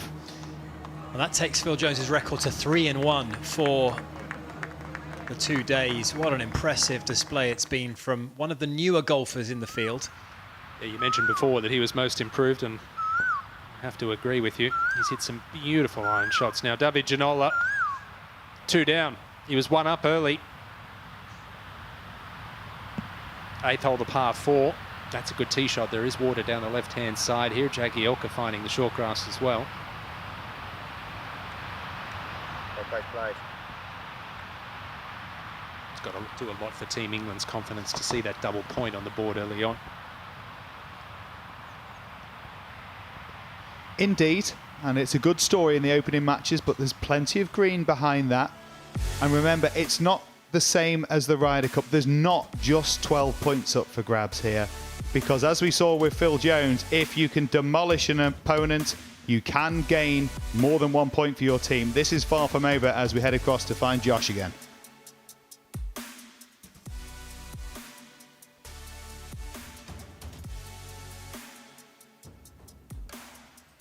That is correct. The first group has finished their final hole, and Phil Jones has just put 2 points on the board for Team England. It is a fantastic start. We spoke with Danny Willett, and Danny said he has been improving every single day, and we heard in commentary that he was improving. And boy, did he improve. There was talk about him playing on the tour instead of coming to Rainwood Icons of Football. Maybe that was a step too far, but he's in the building now to tell us, is that going to be true? Please welcome Phil Jones. Some performance from you there. It's a pleasure to have you on the sofa. Listen, let me let you catch your breath, but let me tell you, your record, 3-1, unbelievable work throughout this weekend. Listen, I've enjoyed it so much. It's I always say that when you finish playing football, you get a buzz. There's this feeling, then butterflies before a game.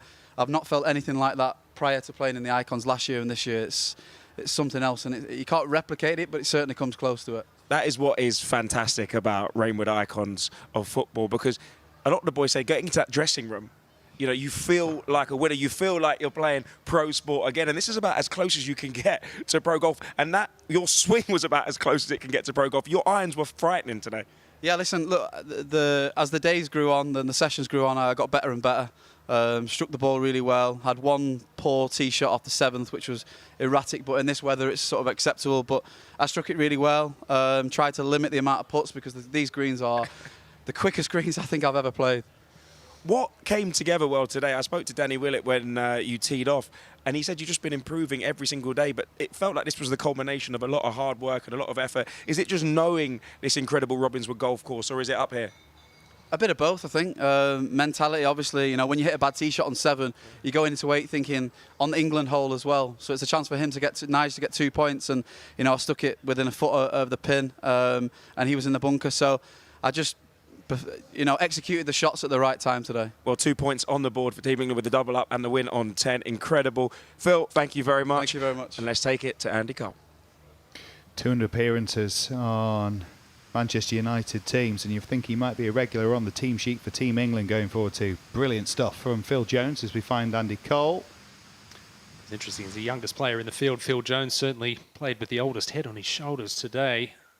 Andy Cole at 7, another terrific shot. We saw Phil Jones stiff it in here. This is stroke index 1. He's playing more like 18 at the moment for Team England. And England right now with their tails up, 5 points up in the overall contest and playing some great golf.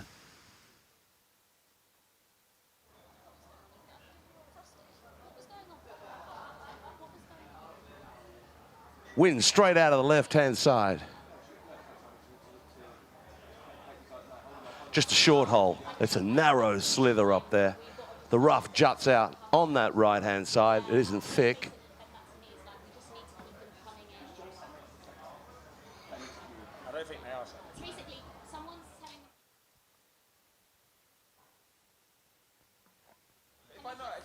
It's perfect.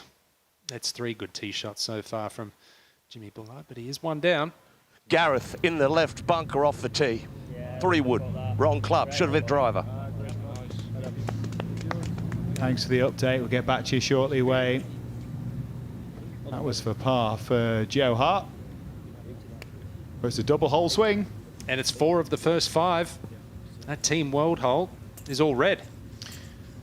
Wow, just in the last 5 minutes, the complete change in complexion on that leaderboard. England have been surging and they've won the critical holes at the right time. We just saw Phil Jones get that double point. Joe Hart now has swung that match in his favour. Ginola up the hill at the 8th. Needs something special. Now remember as well, the home holes are worth defending for each team who has them. The away team can win double, and of course that comes for the World on that hole 6 right here. And then later on, though, 2 opportunities to finish out the matches on 9 and 10. So the opportunity can be reversed, so Team World can make big gains right at the end of the matches. So being behind isn't necessarily a sign that this is done and dusted. Right here, though, it's cling on and stop the English taking 2. Neck and neck so far between Fowler and Giggs.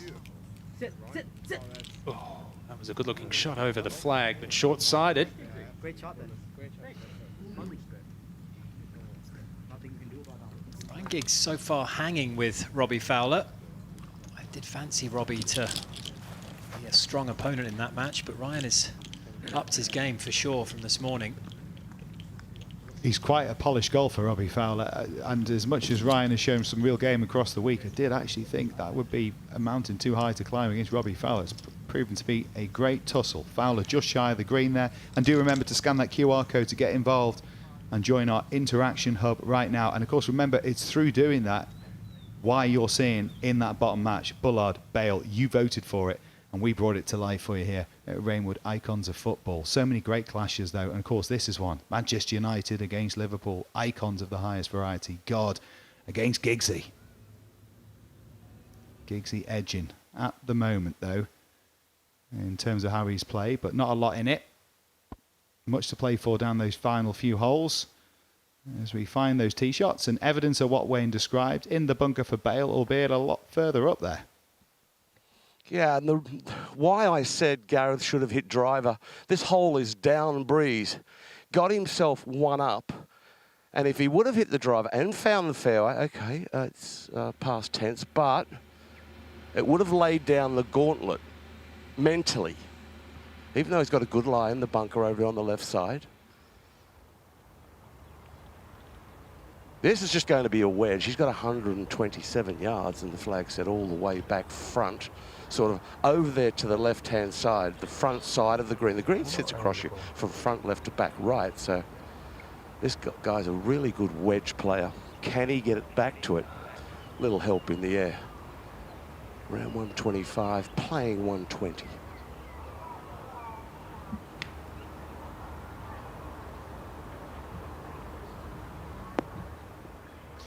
Solid shot there, another good iron shot, good for distance, good control of his yardages. Jimmy Bullard having a birdie opportunity. This lie is really good. You've still got to commit to it. Don't get too much ball. It is so easy. I don't back a fat shot, but you could knife this over the back in a heartbeat. Like that. Well, he did that this morning as well from the same bunker. It's pulled up short of the bushes. Advantage Bullard here on hole 3. I agree with Radar there. He takes driver, he takes those bunkers out of play. If he takes an iron, he takes them out of play. 3 wood, it's right in the zone. It was a peculiar play. Easy in hindsight. Yeah, great evidence of that view right there into the neck where that 3 would finish for Bale. Strange choice. And it might cost him a lot of work to do that. Greens in regulation. Not surprising to see the talent of Jimmy Bullard on the golf course coming to the fore. And they're not playing from all the way back on the very tips of this golf course. They can stretch it to 8,000 yards, but it's beefy enough to see that as being really impressive. Really, really impressive. And, you know, this is a guy that he entered Open Championship qualifying. He takes his golf very seriously, and he knows how to manage his game. And we saw a great example of that there. Plays within himself, and he tends to hit a lot of fairways and a lot of greens.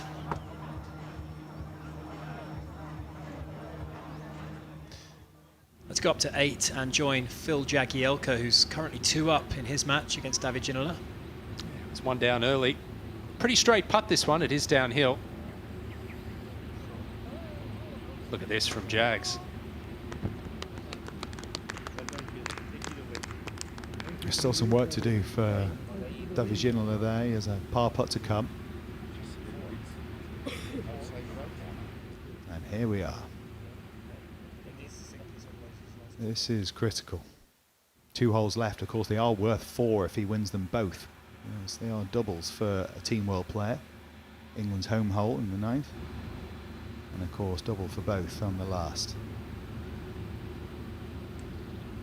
Make this, you can still win it.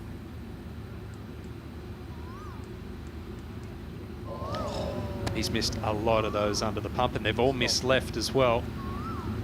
3 down. Technically, mathematically, he could still win. He'll need to win the last 2 holes. David Ginola, who won 2 matches yesterday, lost this morning, and 3 down against in-form Jagielka with a mountain to climb. No, because it doesn't matter anyway. Body language. Jimmy is running around quickly. Gareth is going very much at his own pace, not slowly, but Ernie Els style. So if he's just slowing it all down, I don't know, but it looks that way. He's not going slow, don't get me wrong. But he's making him wait. A little flop shot, plenty of green to work with, right to left, and quick at the hole.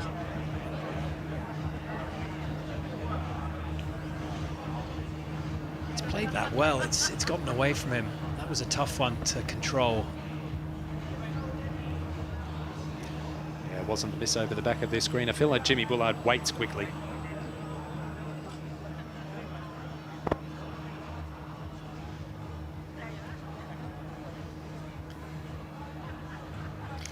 Might not have lost his turn there. Which might not be a bad thing. Pops it in, piles the pressure on Jimmy to have to make it.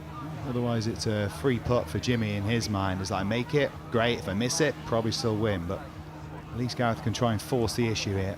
Make him think about it.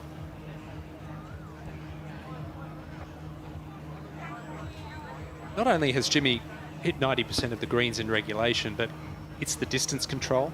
It's the windows that he hits his irons through. And what I mean by the windows is the varying trajectories, the ball flights. He's got all the shots. He's very, very solid. Very different ways of playing the game as well, and Radar walks with so many golfers. There's something about Jimmy, it's like an old shoe. There's a comfort to it. He's played golf for an awful long time, and it belongs to him, his golf swing. With Gareth, it's technically really sound, but you can see he's thought about it. He's been well coached. It's technically very conventional, but you feel like where he's going to get better the longer he plays the sport is that he's going to make it his own. You'll see some of the things that make it Gareth Bale's true swing rather than just the ones that are technically correct. So much to admire about it, but I think the growth for him is exponential. Who knows how good he could eventually be. He's got so much natural speed. I mean, 180 mile an hour ball speed is right up there at tour level. And Jimmy has a more old school style, but Gareth, you can see he's focused on the positions in his swing. Where that takeaway sits, is he getting it in the right slot? And, there are many ways to play the game, and they are both very competent, very good players. Mightily impressed. Okay, straight up the hill, wants to go a little from left to right. Quite slow into the green. For a big man, he's got a good technique with the putter. He rolls it very well.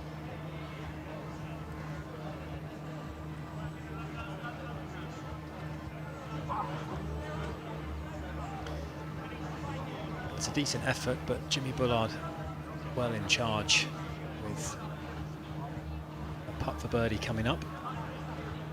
And he's conceded, has he? Nah. What? I thought I just saw him put the coin in the pocket. This is Hull v Real Madrid, my friend.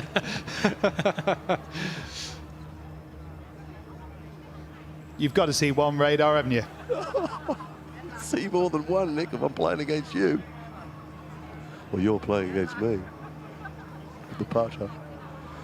It won't be an issue, but sometimes, like here, you'd back it coming up short. He won't be too heavy-handed and waltz it past. It's just one of those that he'll see the first one. Well, Gareth, and rightly so, he could come up 2.5 feet shy. I doubt it'll be 2.5 feet by. Not a bad thing either, making him wait. Gareth would make peace with the fact this is already over. He's seeing him, but he knows he can two-putt. Make him wait, make him stew over the fact he's given away his lead.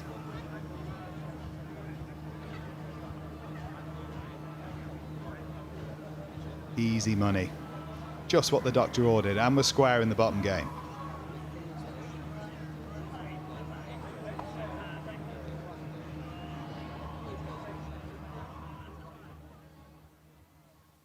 Still a long way to run, and I know it doesn't make for happy reading when you consider the scoreline is already 15.5, 10.5 to England. And there's only 3 lots of green at the moment, so a healthy green from Aaron Ramsey, taking it to his fellow Arsenal icon.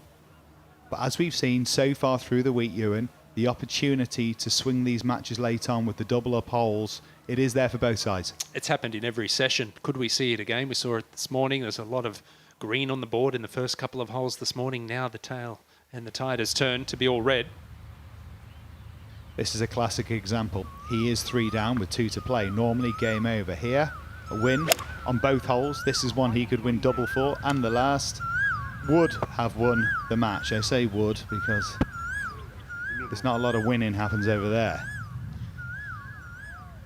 He'll be kicking himself there. David Ginola, is he running out of steam a little bit late on?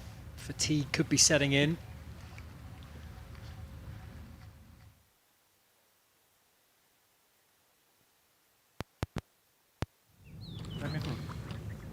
Unlike the normal Ryder Cup, of course, we know 14.5 is the number they're looking to get to win the Ryder Cup. Here, there is no actual target because of the double points that you can squeeze for winning by 4 up or more. Goodness me. Well, we had the $10 million swing yesterday. It's not worth that, but it's highly valuable right now to Team England. That's going to be the 5th occasion that Team England will win the away hole there at the par 3-6. That is a hard hole, and Paul Ince, he hasn't lost a match. He's 1 down at the moment. Check this out. 195 yards. 5 iron and this close to a hole in 1. A massive move from the governor there because that is a double hole for him. He could be leapfrogging into the lead. As he still goes in pursuit of the perfect record through the week, the only player that can still do so. Little look as we mosey up the 4th, Ewan. It's a good hole, the fourth, elevated green. Tight tee shot, just got to avoid that bunker on the right-hand side, 270 yards past that. The flag is in the back left-hand corner here.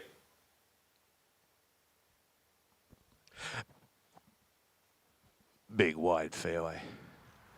Bunker down the right-hand side, one on the left, the wind straight out of the right, slight dogleg from right to left.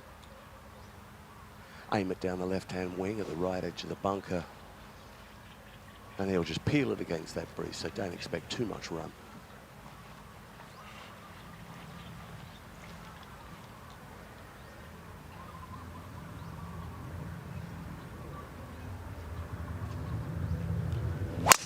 Oh, Jimmy.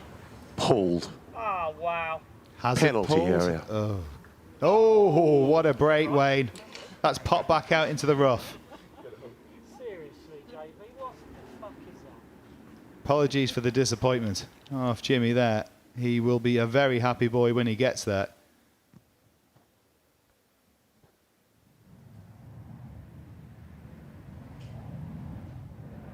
This morning, Gareth bailed. Bale pounded on one down here.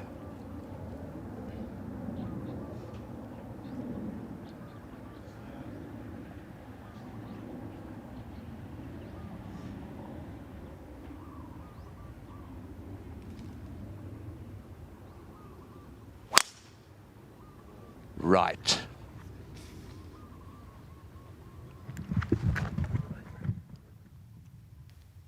Oh. Trouble for Bale. It's probably the worst two shots we've had. Guys, first of you, Gareth, you ever played anything like this? Is this as a junior playing golf or whatever? I mean, say playing against Jimmy, Ryder Cup style stuff. What's it like? No, it's cool. I guess the nerves go in. Obviously, it's well documented that all us footballers have very big nerves when we're playing golf, which is normal. But no, it's good to test yourself against great players. Jimmy's obviously a great player, so yeah, we're trying to have a bit of fun, a bit of entertainment, and hopefully everyone's enjoying it at home.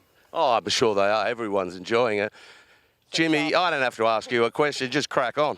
Yeah, he said try and enjoy it, but it's tough, you know. We both want to win, compete, and hit our best, well, play our best golf, but we haven't hit too good in their radar. Bad timing from you, son. Yeah, but it all happens like that. I mean, let's face it. I mean, you've got a game, there's so much expectation. You expect to play so well. We were saying it earlier in the broadcast. It doesn't. It's all right to win ugly, guys. Of course it is, and we've done it many times playing football. But yeah, I guess whilst we're on TV, I guess you just don't want to make a fool of yourself in a way. But again, it's just trying to enjoy it. We're not golfers. We're here to have a bit of fun and yeah, a bit of competitiveness and try and win. You guys play well, Jimmy. You know, you won't make a fool of yourselves. I'll do that for you. Go on, lads. Well, when they get up there, there's going to be very different vibes. Gareth is in some trouble. Jimmy's is fine, although I think he thinks it's in the penalty area. In the sand here. Well, trying to put this one to bed. All but over.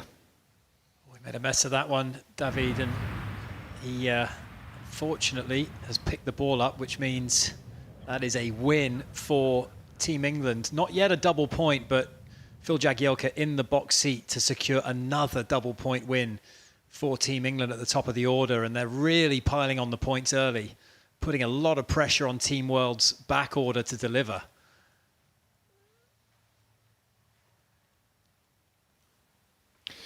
On their way in the tuk-tuks to the 10th. And trying to talk his way out of double points loss here, I reckon. He might have to resort to that.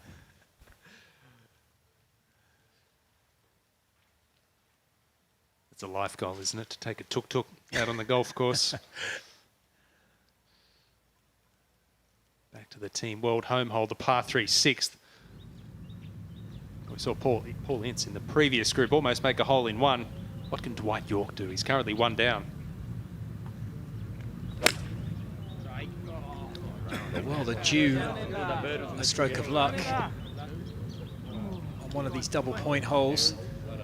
That's solid enough from Dwight. 30 feet beneath the hole there. He'll expect it will require a 2 if he is to steal a double hole. Safe to be aboard. It's been feast or famine so far from Genus. A couple of birdies in his first 5 holes. Pulled that one. Get in the gap. Get in the gap. Short-sided, that's going to be very challenging. Well, the favours return though on Team England's home hole, where the world team with a win can take 2. That's the plan for Ruud Gullit. And goodness, it would be a tasty one. He could go from 1 down to 1 up. Well, he's coming off the back of a win on the previous hole. Can he sling one round? I tell you what, that's an excellent effort from the Dutchman. One of the best shots he's hit all week, and what a moment to do it.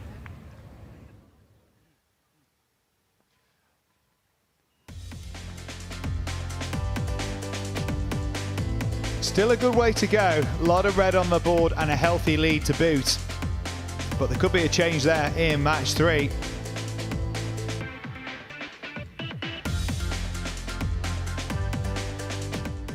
The game of golf, man, it's just, you can never perfection it. And that's why we're always coming back. And it fills also a little bit of that gap, that hole after your playing career. So yeah, that's what it means to me.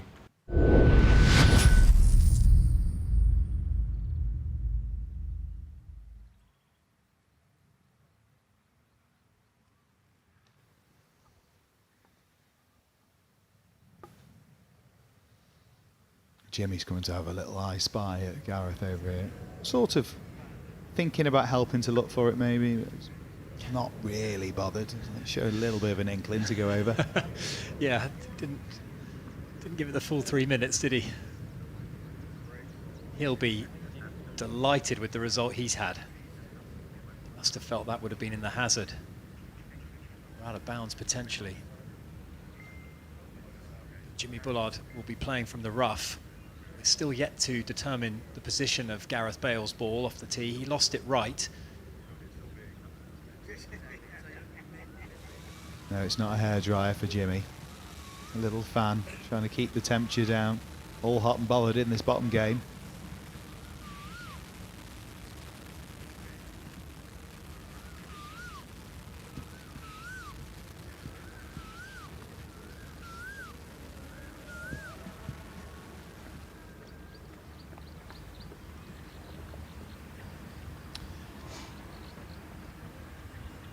Gareth Bale then, from the cart path.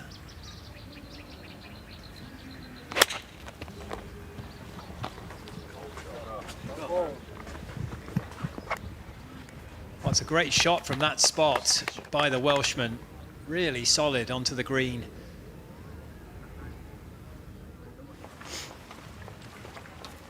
And we're told that was his second shot. He might have gotten away with one there, but he certainly extricated himself well from that position.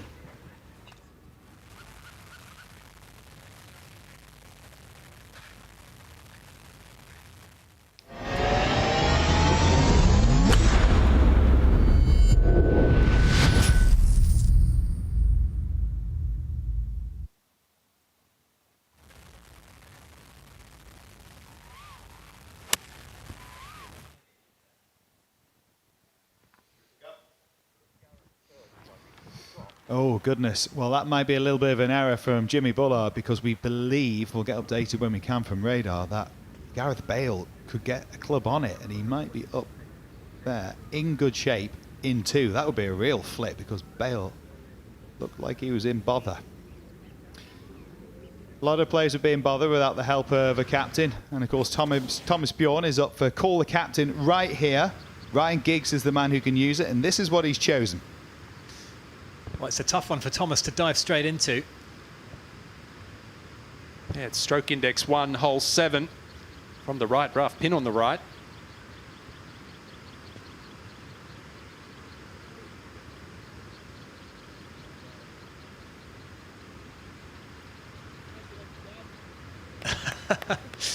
Can I have that one back, please, Captain? Can only imagine the look that Ryan Giggs has given Thomas, and that's not just because he's a Liverpool fan.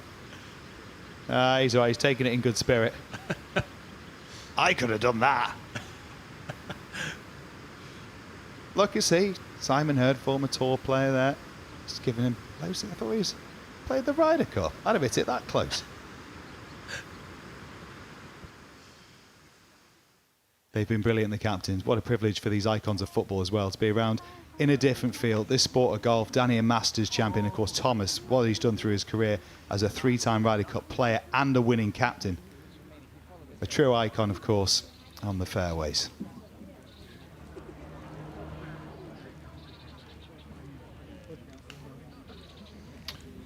A little flyer we saw from Jimmy Bullard with his second shot. He's just found that first cut of rough over the green. It's quick down the hill here. Give us an update, Wayne.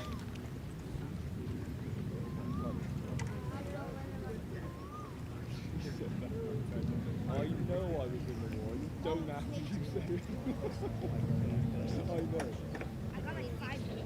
Well, he's either tucking into an ice cream or he's not speaking to me. Who are you backing? Let us know. Scan that QR code as always to get involved in so many ways. We're thinking that Gareth might be there in a couple, which would be a massive break, because that looked like it was all sorts of bother off the tee. He played it right from the red hazard line, feet on the cart path, hampered by trees on the right-hand side. He played a beautiful shot, got great contact, found the heart of the green. He was in the water. Sorry, I've had a little issue with my mic. Ground control to Major Tom. Come in, Major Tom. I'm back though. Thank goodness. Oh. Okay. Right to left, a little pop shot down the hill. Easy for this to get away from you, and he's chilly dipped it as he chilly dipped it well enough. Yeah, Gareth was standing on the path because he didn't want to go across the path after dropping it because he would have been blocked out. So he clattered into a tree, went straight right and into the penalty area. So he has this for a par. So they're as they were then now, or as they are. Both putting for par. Obviously Bullard with an advantage. What's he got here in terms of break radar?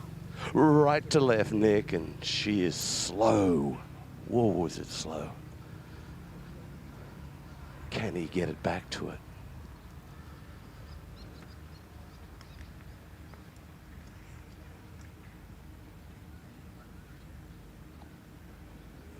What a roll, Gareth Bale. Nonetheless, it's a drop shot, an opportunity for Bullard coming up.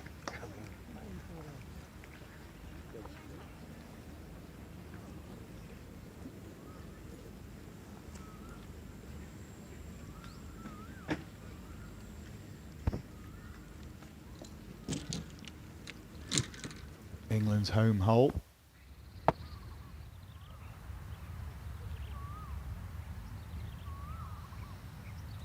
And a miracle required.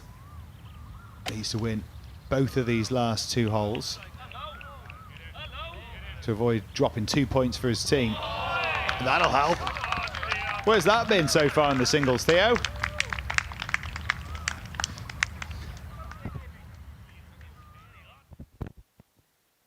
Out of his right, a little, maybe a hole. All about pace.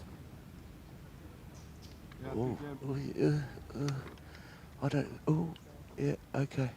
You can have that.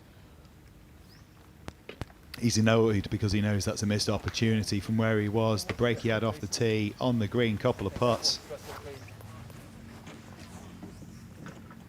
We believe that match is all square, not 1-up to Gareth Bale, courtesy of what Wayne Riley had told us.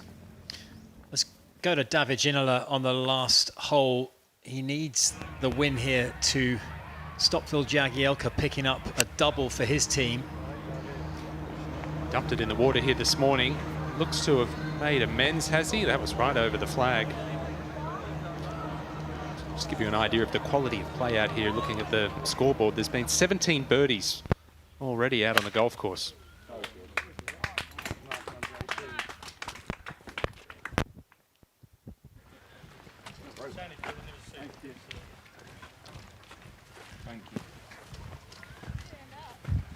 Having a rough run. John Terry against Batistuta, 3 down to the birthday boy.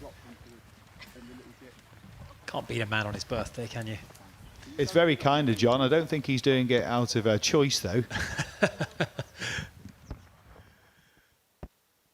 This is the 6th. A scary tee shot, this one. 195 yards.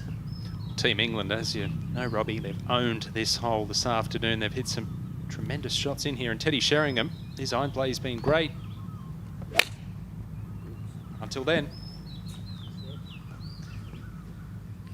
He's lost that one left of the bunker. That'll be very awkward from there.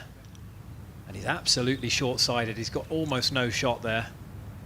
Sometimes gets that club path working from behind him and out to the right. He works so hard to keep his body turning, which actually ironically stops it going left if you can pacify the face with arms and body connected. A really good player, but that's certainly far from his best. Always working away, though. One of the things that these footballers love about this game, challenge you every single day to get that little bit better.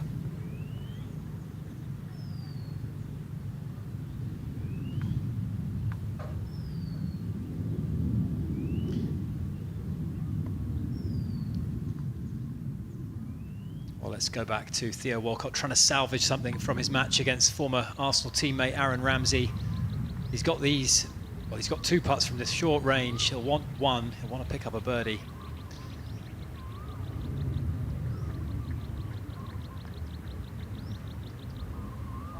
And takes advantage, does he?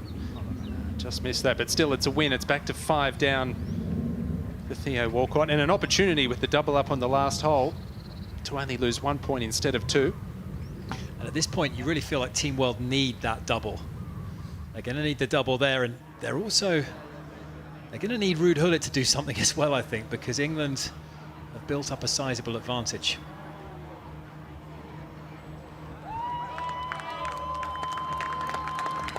This one is alive still, coming up the final hole, trying to put the finishing touches to it, just making sure he holds his ground. At 4 up, Phil Jagielka is taking 2 points off David Ginola. Best he can do is salvage one of them back here with a moment of magic. He has the chance though, and he most definitely has the flair.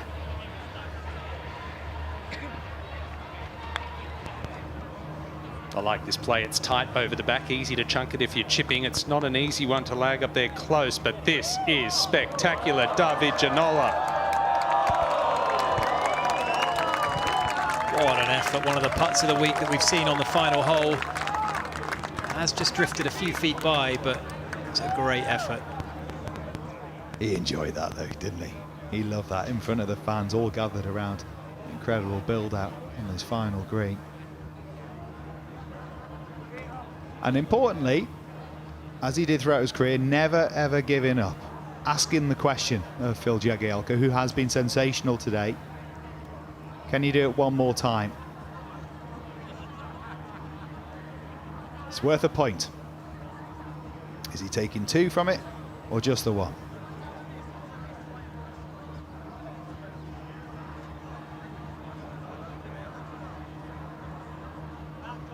He's been clutch a couple of times on this final hole already. Phil Jagielka this morning almost chipped it in from right of the green. This is a slick putt. A little bit of right to left movement in it.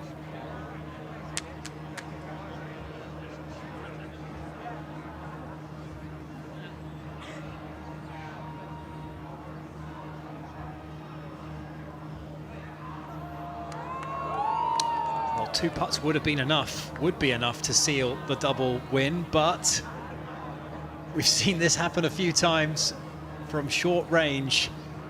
A rush of blood, and that one has gone by.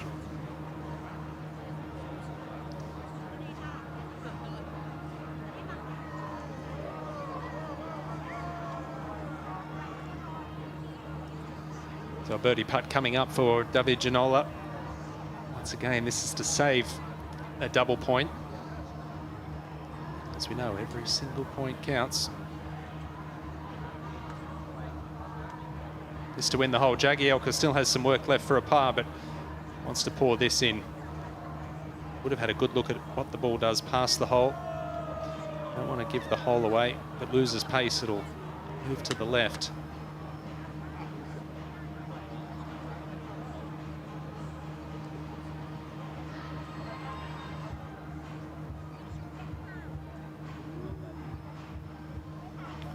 Oh, what a two-putt from David Ginola. What a finish from all of 100 feet from behind the green. The first putt was beautifully judged. The second was nerveless. And the Frenchman saves an extra point going England's way there. He has lost the match, but he salvaged something, and that could be crucial.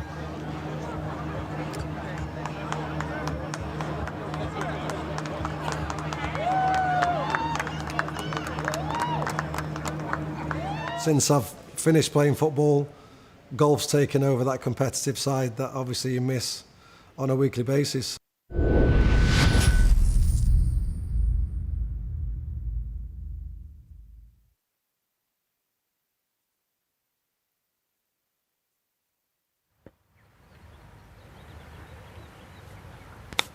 I don't know if it's a good thing, caps on back to front for John. But that was certainly a good chip. I'm trying to wrestle something out of this hole. It's his fourth shot, we see. Depending on what the batting goal is. Great golf played from Phil Jagielka. He'll be disappointed he hasn't added 2 to the score for England. It's just 1, but that's through no fault of his own. A great birdie fought the last. For the incredible Frenchman. And this is what they've all come for. Yes, they want to watch him play golf, but they've watched him on their screens for many, many years. All those years as the Everton captain. England icon. A leader. Amongst 11 others through both of these teams. Yeah, I'm going to hold him for a bit. Robbie Fowler shared highlights of that memorable 4-3 game that Newcastle played against Liverpool back in the 90s, where David Ginola was on the score sheet. One of the all-time classic Premier League matches. Liverpool that occasion with Stan Collymore firing the winner. Vintage match, and played his part, didn't he, in so many moments for both Newcastle and Spurs, did David Ginola. Seen quite a few Toffees jerseys out here the last couple of days as well.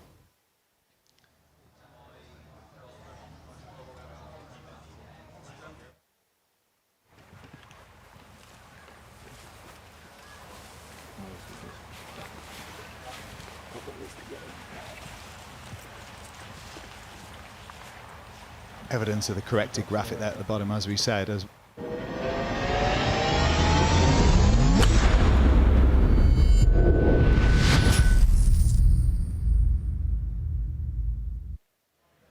And welcome back to the studio. Listen, we've had one Phil come through already victorious, but there is another who was in the second group. Phil Jagielka is coming to the studio right now. As the crowd go on, look at that smile on his face there, Jags. Pleasure. Pleasure. Another sweaty cuddle, mate. There you go, mate. That's a very sweaty cuddle, because it was hard work out there, but you look confident the whole way through that round.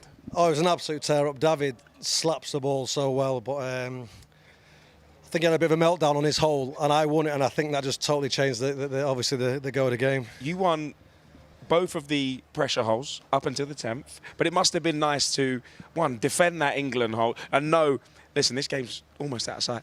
Yeah, so I managed to get, was it 3 up going into that, which I've been before. And lost. Yeah, I do remember that. So when I put my ball on the green and David put his in the water, I had a little smile, shall I say. I probably had a little more than a smile, but there was a little smirk. I'm thinking, just please, please, please. You've played well all week. What has come together right here at Robinswood Golf Club? I think it helped for being here last year. I say I didn't get the results I wanted in the first day, but knowing my teammates, knowing the course planner, and obviously the weather and stuff like that. I wish I'd have known a bit more about the putting, because that was probably the ingredient that I struggled with the most, but I've loved it. Obviously, you've seen me smiling all week. I'm absolutely buzzing. James, what happened to the extra 2 points on 10? It's difficult. England need it. To be fair, David hit a driver 6-iron and flew the green, so that shows you how powerful he is. And, I lost it to a birdie, so sometimes you've got to take your hat off him. You can't argue with that. Now, listen, you were very, very annoyed when you didn't win that game, right? You lost it from 5 down. 2 points. Didn't happen. Is it close enough for World to make a comeback, or is football coming home? anything's possible. I've proved that with 5 up with 3 to play, so I'll be jumping on this balcony. I'll grab myself a beer and I'll watch the boys come in, and again, fingers crossed we can do back-to-back. Well, Jags, listen, you've already got the points in the bag. Now let's see if they can, England can win it again on the 9th tee. Immensely valuable player for England across the 2 days. Work to be done here. He is the away player, so a win is worth 2 holes to him, and Larson could do with it. Found the green here this morning, Nick. Hit a beautiful shot to about 15, 20 feet. You're kidding. What a shot, Henrik Larsson. And on the back of what was also a really good shot from Joe Hart. I'll see you and I'll raise you. Joe can't believe it. King of Kings indeed. Celtic superstar, of course, Manchester United Premier League winner there too.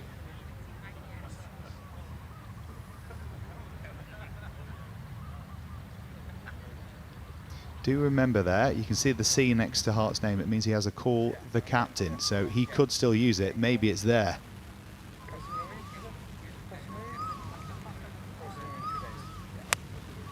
Jimmy Bullard just laying up at the par 5 fifth. Finding the fairway off the tee. Pretty generous layup there. That'll just be a flick wedge in for his 3rd.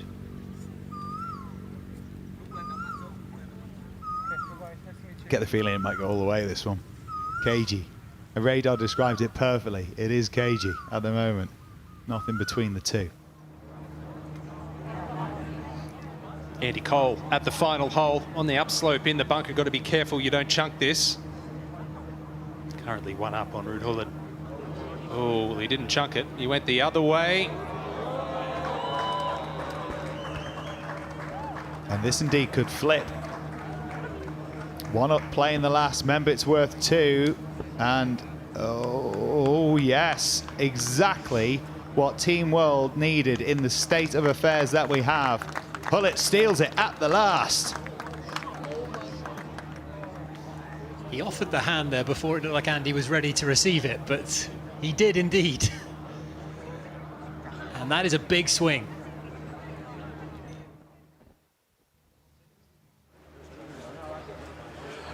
Gareth was in the penalty area off the tee and hit a colossal 3rd shot after taking a drop. And it looks like he's in the green side bunker up there right. So he gets it up and down for a 5. Now, Jimmy surprised me. He hit a 7-iron down the fairway. Found himself a nice upslope here. The flag's over there, middle right. So expect this a little left. Built-in elevation. Got some nice feel. Giddy up. That's a nervy old game, but they are as fun to watch sometimes. Still advantage Team England there and Jimmy Bullard, but up there with a chance for an up and down par. He did the same this morning. This is a really big moment at the Team England home hole. A birdie putt down the hill for Larson. It's got some movement on it to his right.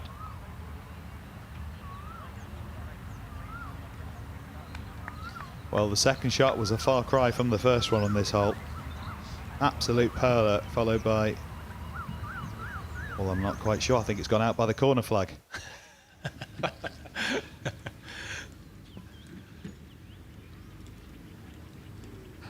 Gareth Bale's been seriously unfortunate here.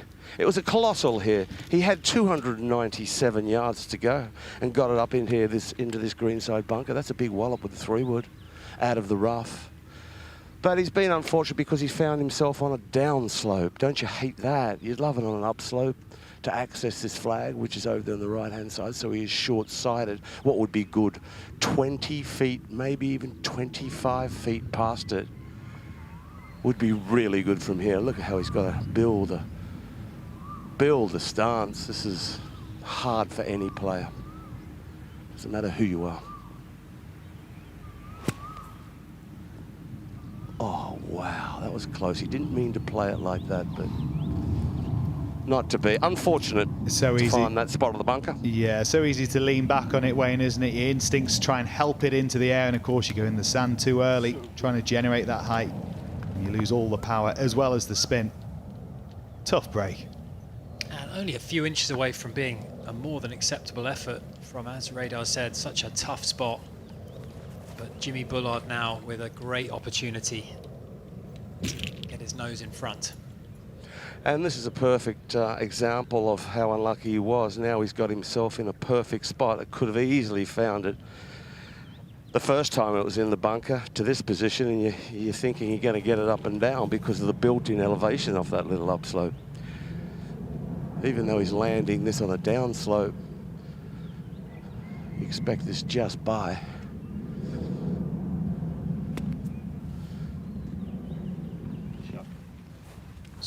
Played nicely. That's going to be 4 bogey. Jimmy Bullard with 2 putts to win the hole. Let's head back and find Josh. And that's right, we are back with Team World. Please welcome to our studio, Ruud Gullit. Look at the confidence that Ruud is walking with now. That chest is tall. Ruud, everyone's in a hugging mood today. Yes. Not good for my t-shirt, but good for the vibes. Now, Ruud, it was a nip and tuck game. Yes, I think we had a wonderful time, Andy and I. Yeah. I think it was a friendly match, a good match. Yeah. I think this morning, that foursome, for me, I don't like that. You don't at like all. No, yeah, I've been battered this morning by Andy also. But now this, you know, I was lucky enough that he hit a wonderful shot, the second shot here, into, it was in the bunker. He was unlucky. And then, unfortunately, he went in the water then later on. But it was a great game and not bad. 3 victories and a loss. Not bad. You did a lot of talking in the build-up. You know, you are quite a vocal. We were at the press conference and you were making sure England heard your voice and knew that you, Ruud, would be coming for their backs. You weren't going to let them regain that Rainwood Icons of Football trophy without any fight, were you? No, you know, the most difficult part was I was so tired. Yeah. You know, I slept only the first 2-3 nights, 2 or 3 hours only. And then I was awake from 2 o'clock till 7 o'clock. So, and then I had to go out. Hey. So you're an athlete, Ruud. Yeah, but so therefore I was like, this morning I couldn't handle myself. I was like, come on, Rudy, you can't do that. So now this game I was telling to myself, look, just get on with it. You have to do it anyway. And then, of course, there comes the sportsman in you. Also with Andy, because Andy played also really, really well. He made an eagle also. Yeah, incredible. Fantastic. Now tell me, how nice is it to have points on the board, the first points on the board today in the singles for Team World? Yeah, it's important. I think then I hope also that Thomas is going to tell everybody, you know, that we are one up. So it is fantastic. You know, I enjoyed it. The company also for Team England, they're all wonderful guys. So you know, it's a wonderful tournament.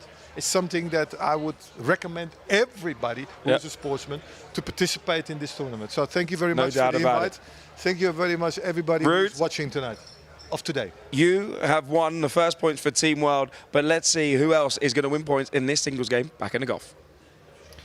The man who captained the Netherlands to victory at the 1983 Euros, very much a significant part right here for Team World.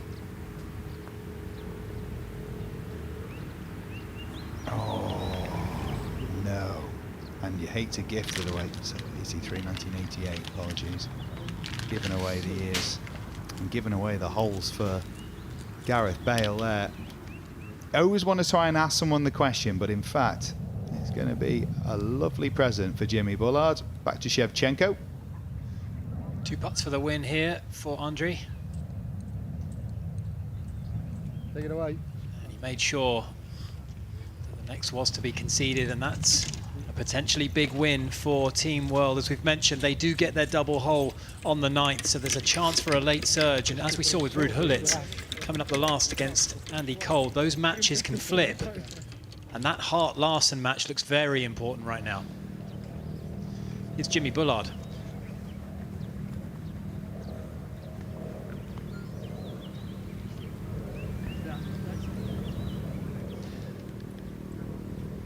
Well, it doesn't matter. It's still a win for Team England on that par 5. Jimmy Bullard gets his nose in front.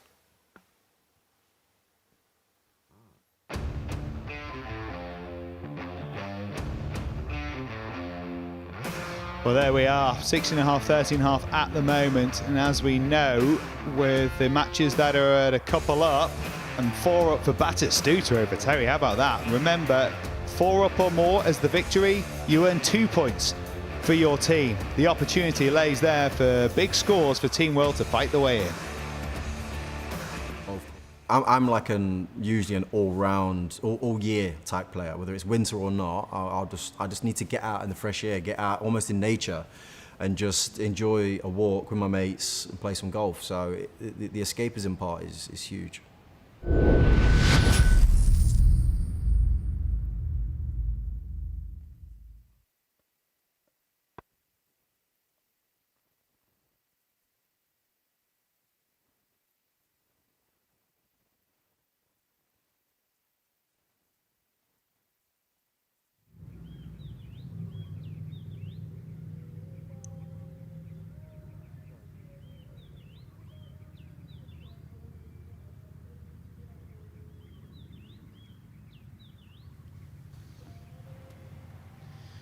Let's go to John Terry on the 6th hole, struggling against Gabriel Batistuta.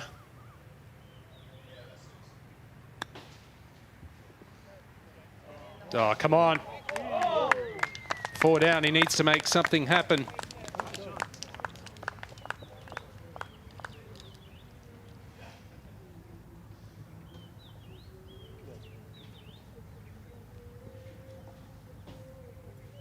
He's battling the birthday boy, Gabriel Batistuta, playing some great golf.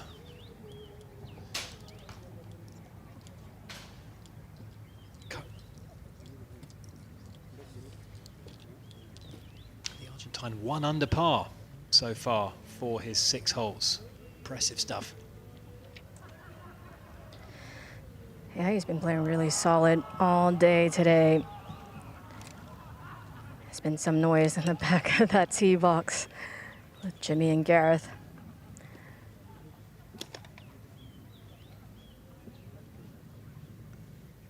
John Terry started off pretty hot and then kind of lost his game after he double hole 3.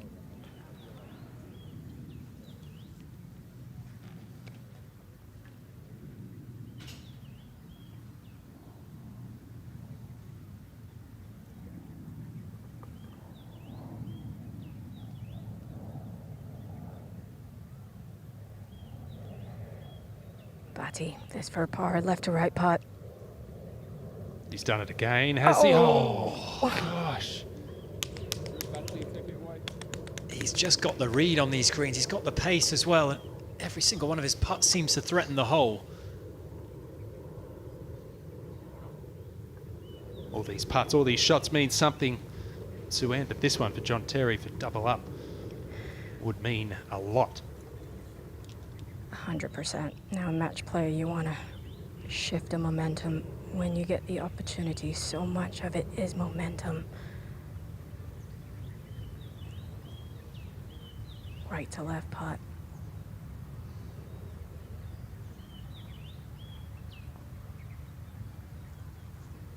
Oh, well done, John Terry. Absolutely big momentum shift, good sportsmanship, some clapping from his opponent there, Batistuta, and he's back to 2 down.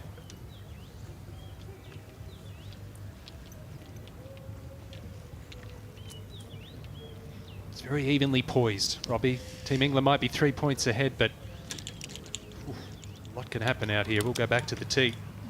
179 yards, and the flag is back left. 7-iron, it's a big 7-iron. Big 7-iron. Not his go-to shape either. He'd rather the flag over there on the right. It's left, suits a draw. He likes to leaky fade it. Setting up for a draw. He can hit it both ways. Oh man, that was flushed. It's just a gorgeous thing just right of it. What a beautiful shot. Well, I can tell you that Team England has won this hole already on 5 occasions. Team World hole has become all red.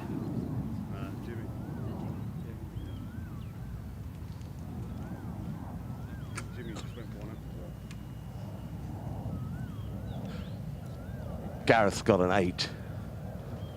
It's a big one, but this is his go-to shape. He can aim this at Jimmy's ball and work it towards the flag off that ball.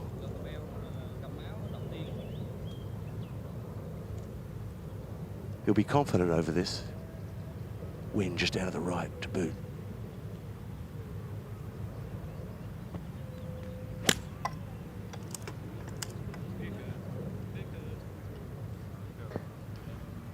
Stay Yucky. there.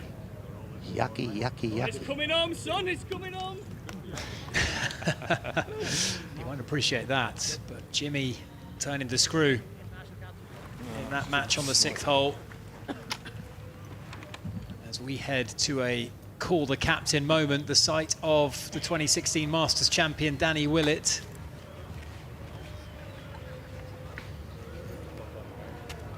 Well, it's a big moment too, because this is Joe Hart's tee shot here. It's reachable.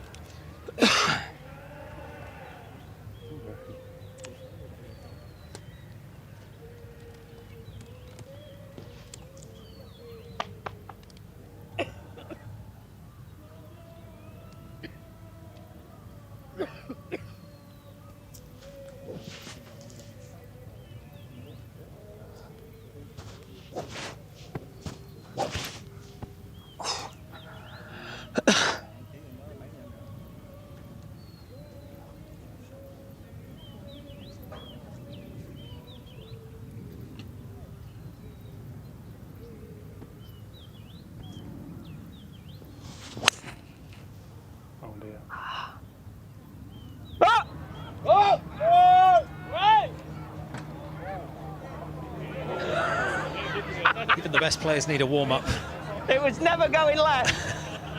All good. And Danny, just reiterating what we were all thinking there, the water was not the place he was going to send that. He hit one here yesterday, hit it right into the heart of the green. Take it. It's better than I could. His role as call the captain. That time had further out, Ewan. I actually don't mind the play. The flag is on the left. He's left Joe Hart with a Yeah, I was straightforward pitch. aiming at the gap in the thingy because I was like, well, if it stays short, right, it's not a bad chip. Pushed it a bit. I don't know if it's finished. What are you doing?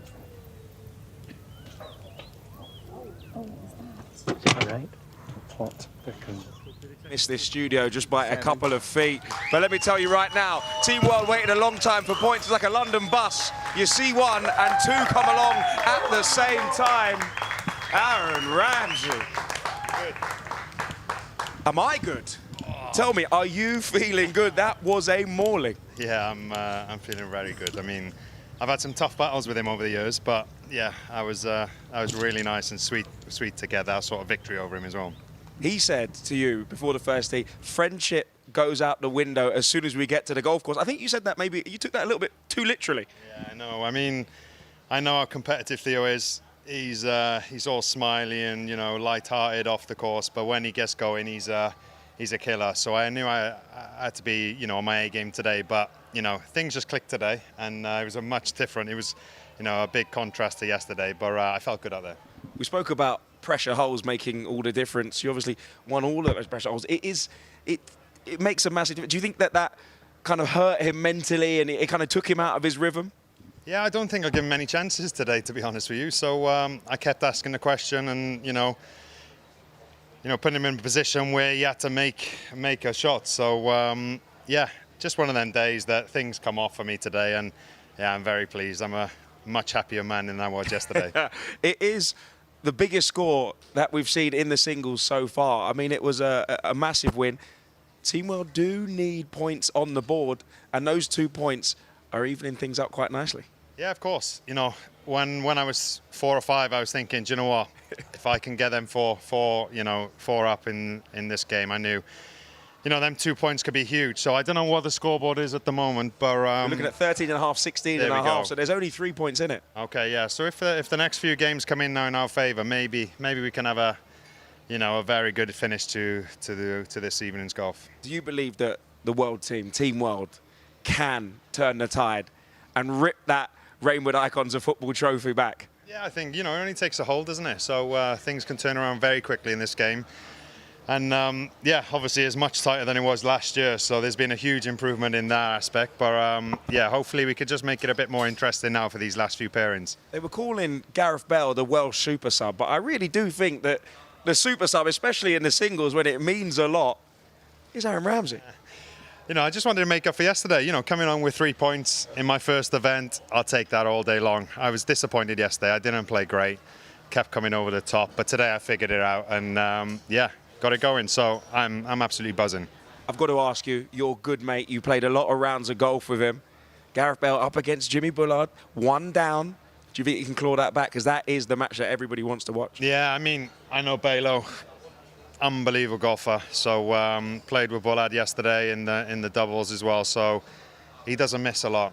That's a top game there. So I'm going to try and get back out there now and watch the last few holes of that just to get behind my teammate again. We've spoken a lot about it being a little bit like the Ryder Cup. Are you going to try and instill some of that atmosphere? Are you going to be a one-man army behind Gareth Bale, getting in Jimmy's ear? Hey, there's a few Welshies out there. We'll get him going now, so we'll be right behind him. I've definitely seen a few flags in the crowd, a few Welsh flags. So you're going to get out. I think there's going to be maybe a couple of beers drunk.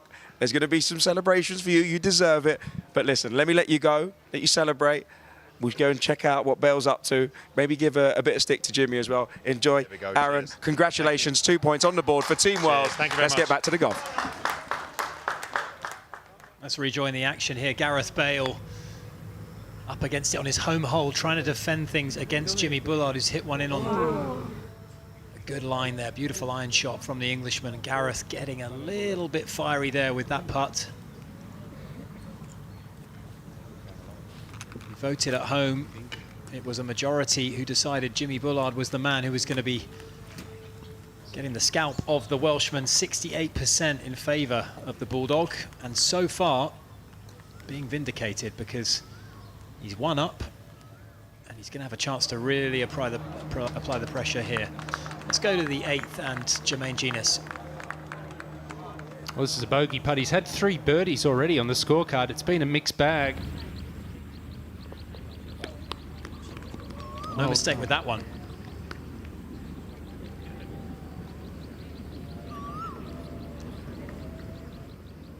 As we head back to Team World's home hole, the 6th, and a chance for England to lay siege to it. They've had so much success here, not just this afternoon, but this morning as well.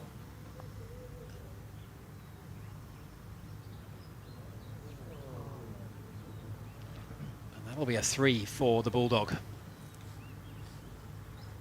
Yeah, I like the call that Radar made earlier about it being a cagey match and pars potentially being good enough to win holes. Everyone was expecting birdies and fireworks before it.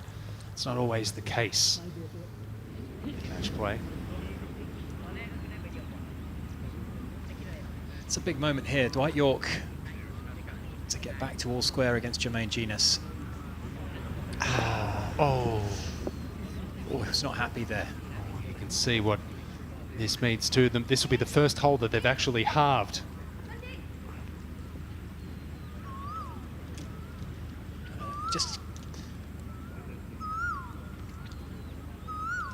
Well, Dwight showing that this means a lot. The temper there, evidence of that. Gareth Bale, this is a must make. Left to right in it. 2 up lead. John Terry got so lucky. That ball escaped the hazard. Managed to get a drop. That was fat.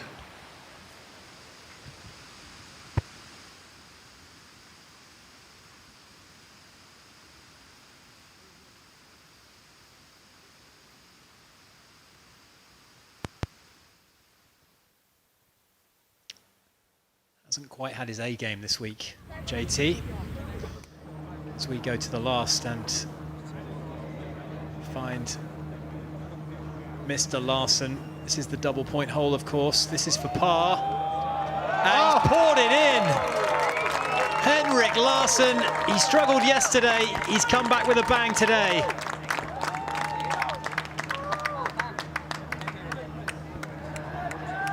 And is that another dramatic swing, Ewan? It's been the most difficult green to hold putts on, even 2-putt for a lot of these players.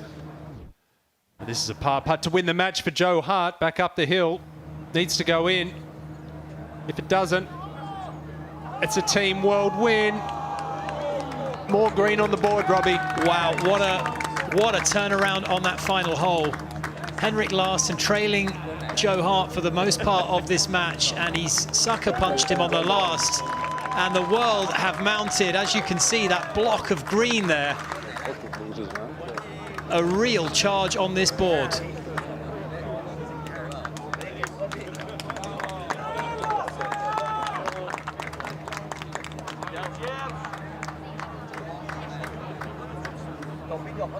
Let's go and join Josh.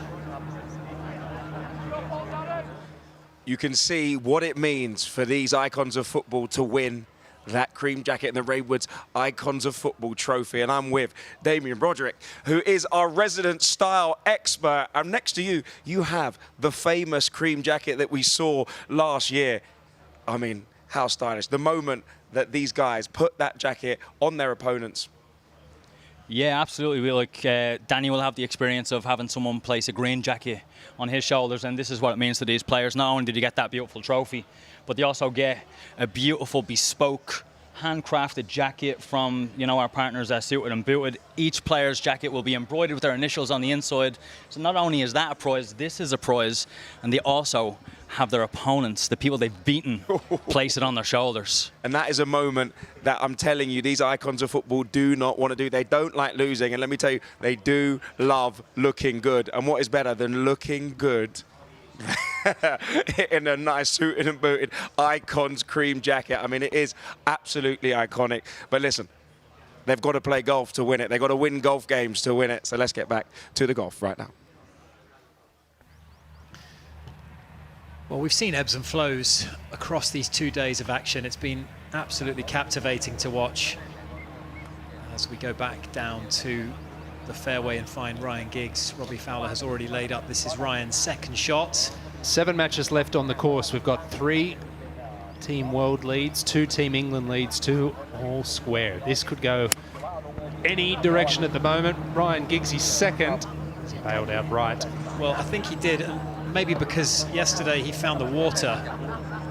That's not a disaster. He'll have a drop from there. He'll be able to pitch up to the flag. He'll have some green to work with as well.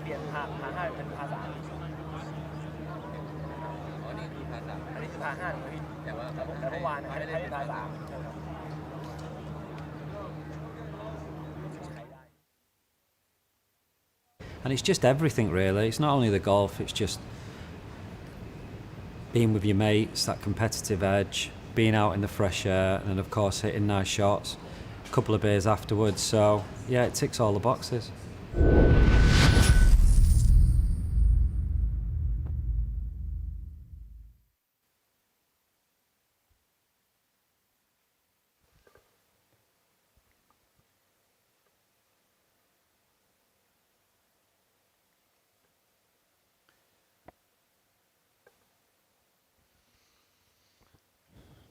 To look above the signature hole stroke index one, number 7 here, where our final group have made their way. Gareth Bale down the left-hand side, currently 3 down to Jimmy Bullard. He's chirping. He wasn't chirping when he was down. No, he was not. There was definitely a serious mood that came over Jimmy in those early stages, but he's got his dander up now. Why wouldn't he? He's 3 up in the match. He's just won Gareth's home hole for that double point.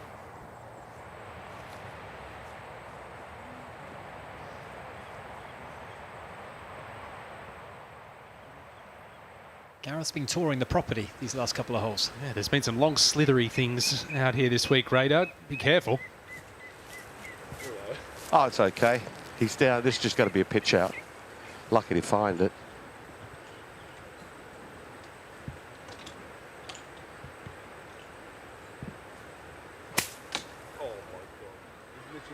And went left deeper in there.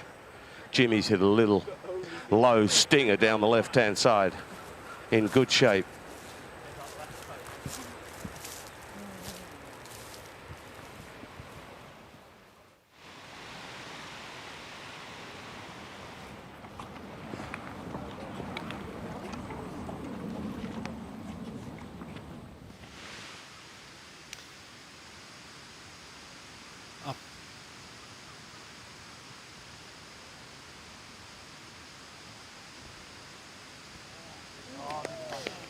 John Terry, no mistake. And I guess that was what Jimmy Bullard was celebrating. That was a crucial, potentially crucial tie. Lovely little 10-footer down the slope there, slippery one.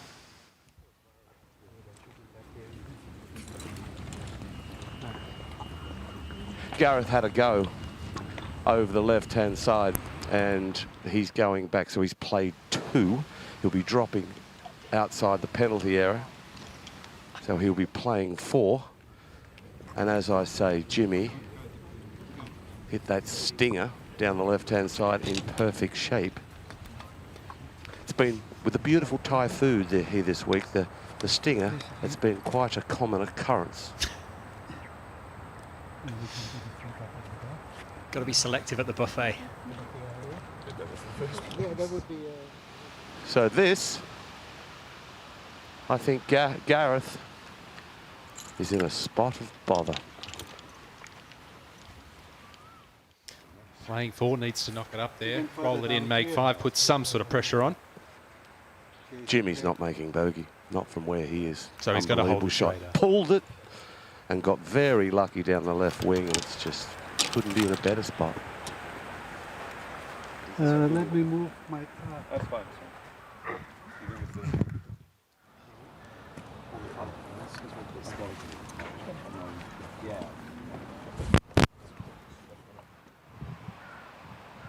Hand down, please.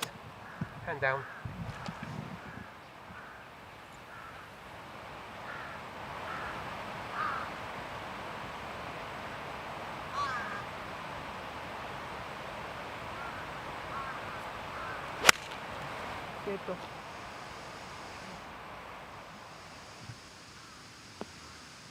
Oh, what a shot there from Gareth. It might be all in vain, but still. That little skinny top one. This hole firmly in the palm of Jimmy's hands.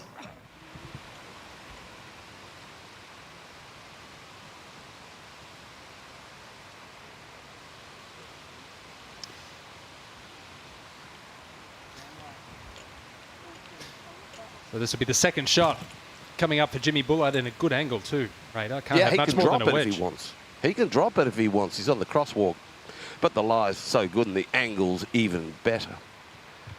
So this is just a wedge from 130 yards, just a gap wedge, some kind of wedge. With no wind out here, usually you'd expect him to bail out a tad. I don't think so. I think he'll be taking dead aim right here.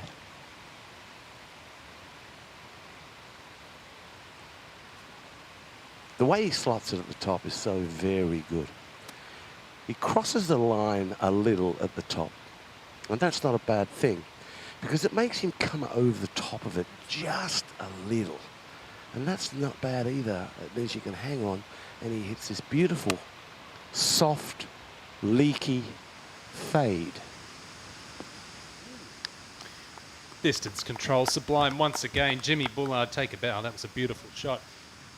I'll tell you what, Robbie, this match was tight through 4 holes, but all of a sudden, a win on this hole sees Jimmy Bullard go 4 up, heading towards a double point, and it could be a very valuable one come end of the day. Yeah, Gareth just hit some loose tee shots and just can't afford to do that. Jimmy was opportunistic on the home hole, the world's home hole, got the double there, and he's just very methodical. He's plods around, he doesn't make many mistakes, he forces you to do something special, and Gareth's just been a couple of loose ones that's gotten away from him a little bit.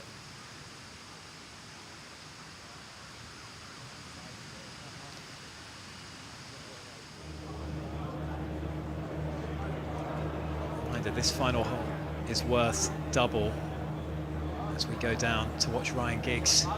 This is quick.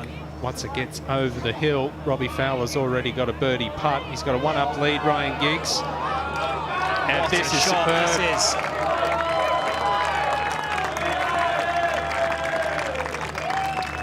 Well, that was a really tough shot, and he's played it beautifully.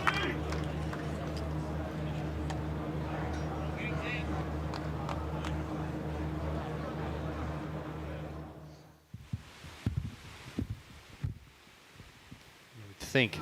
Needs to hold this, Robbie Fowler, from the edge. Oh, he's come up woefully short.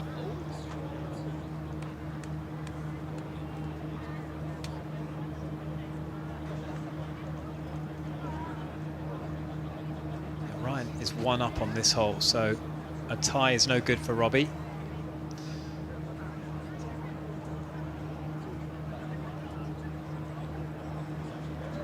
We've got an update to that leaderboard.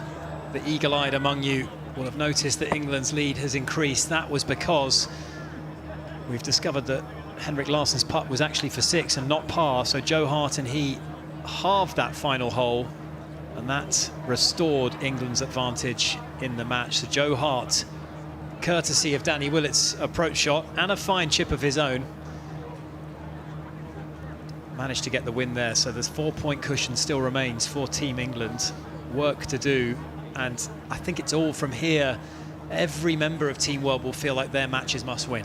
Absolutely, and needs to get a point on the board here. Ryan Giggs, he's got a tricky downhill left to right putt for a birdie, but 2 putts to win the match.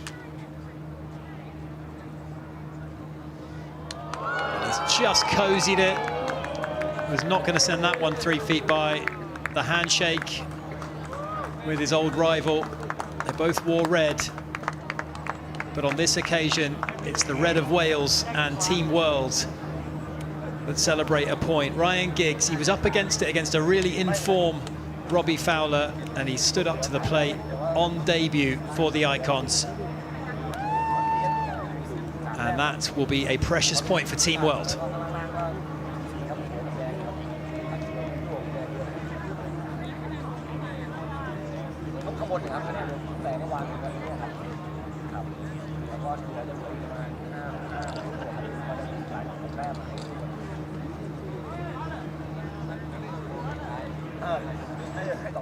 We saw Joe's road to Rainwood, but he has put England on the road to victory. Please welcome the wonderful Joe Hart.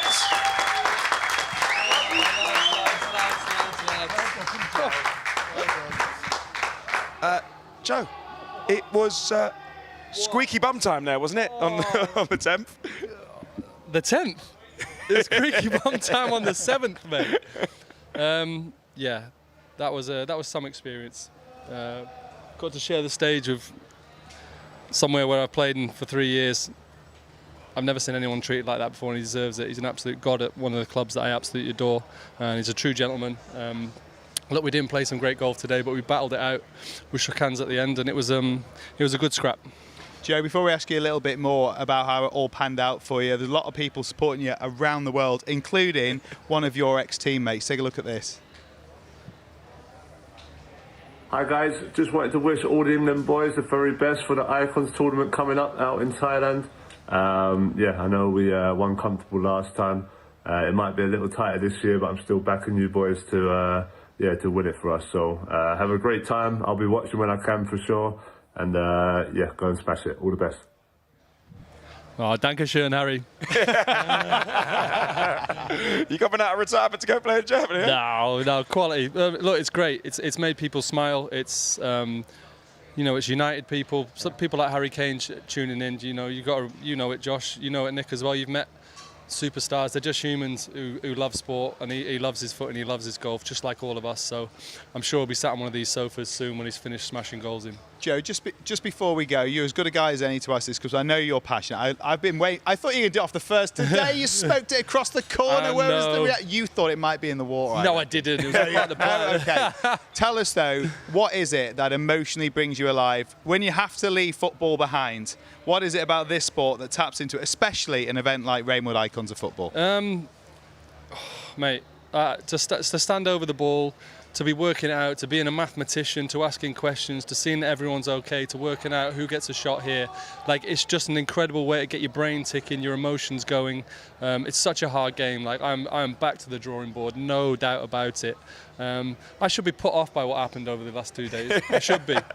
I should go home, burn my clubs, and never ever look at a golf ball again. But all I'm thinking is, how can I get better? How can I come back down on that 10th, be confident over the ball, be confident over the tee, and yeah, it's got to be some game to have you feeling like that.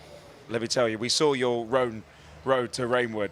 And listen, sometimes it is a bumpy road, but your road to victory today is well and truly paved with gold, or should I say paved with cream, the cream jacket that you may be receiving if England carry this on. I hope so, I hope so. Brilliant work to everyone.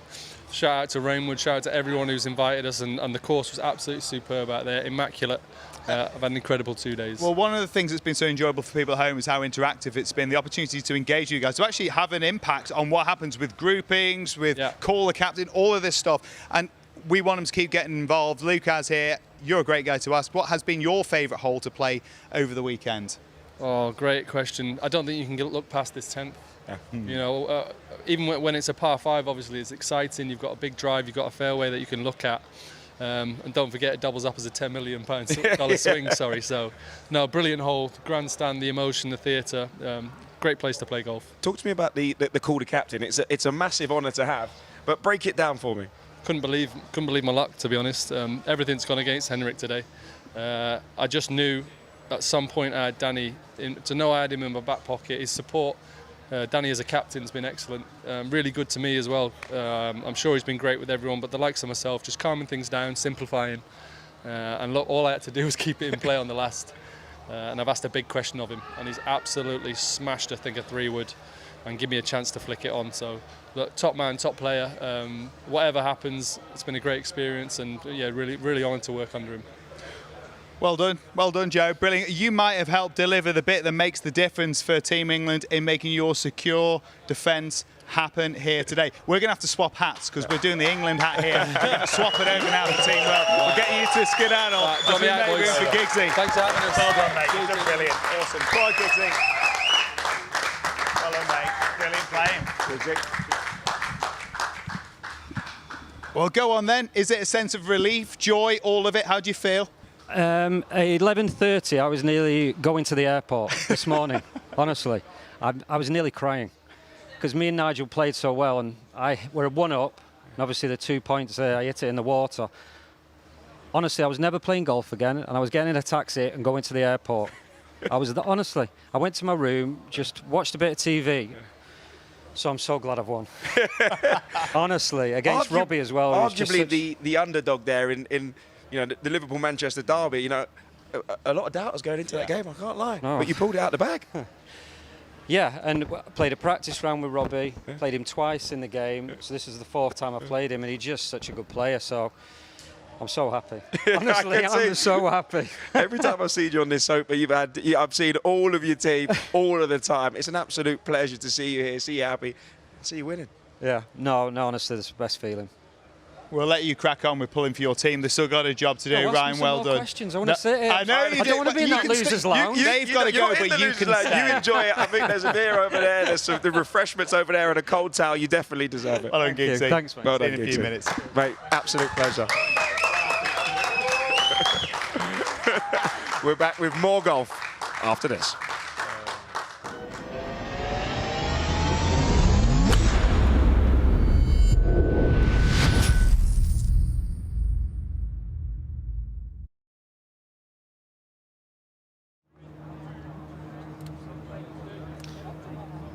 Let's go to the final hole where Paul Ince square with John Arne Riise.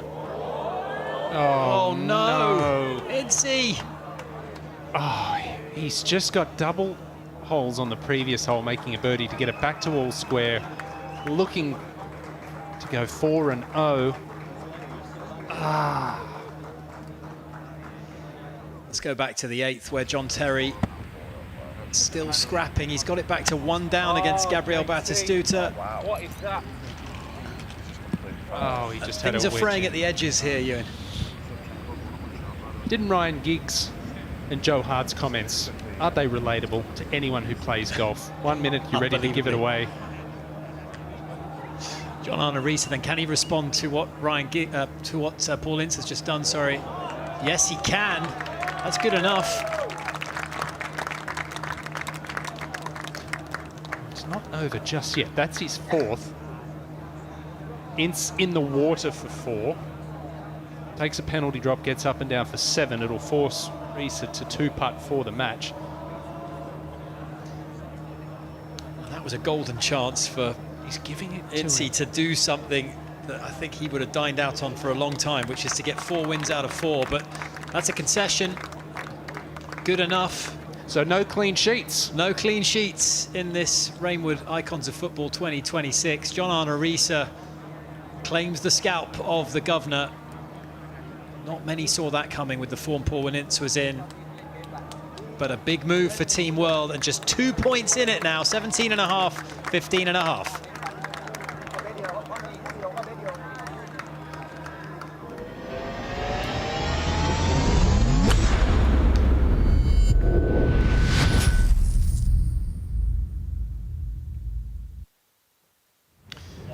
Go out to the 8th and find Jimmy Bullard cruising 4 up against his exalted opponent Gareth Bale.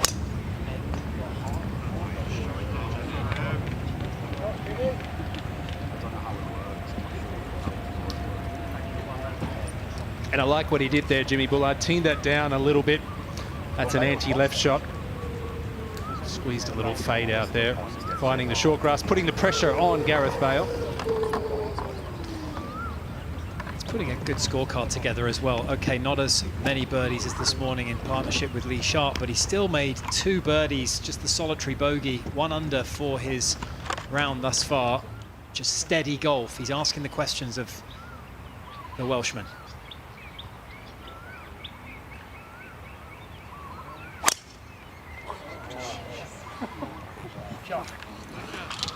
There's some frustration in that one, I think, for Bale. He's pounded it out there. That is a mile down there. Look at John Terry turning around. Whew. I haven't got that, he says. But it's important he hangs in there, Gareth Bale. Look at Gianfranco Zola. He's had a quiet 2026 instalment of the Rainwood Icons of Football compared to his exploits last year. Teddy desperate to get off the mark, but once again, he's come up against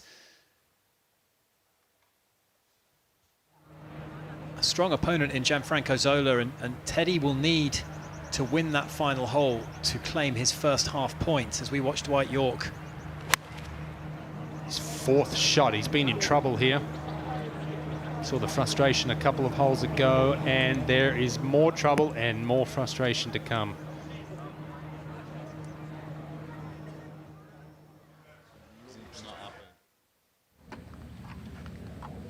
Just a flick for Jimmy.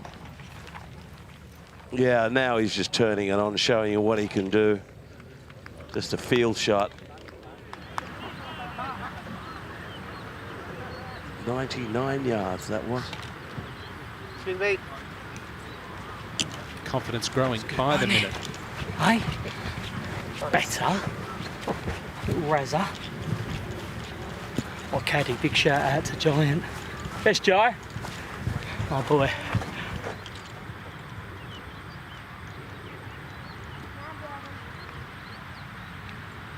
Gareth off a downslope over here on the right wing. I don't think he can get it as close as Jimmy got it. This could come in quite lively.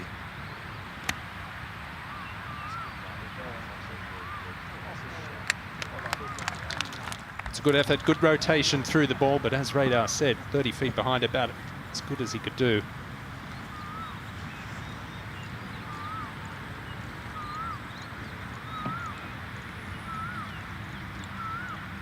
Let's go back to the 9th, where an away win for Team World would be worth 2 points, and that's exactly the chance that Gianfranco Zola found himself with.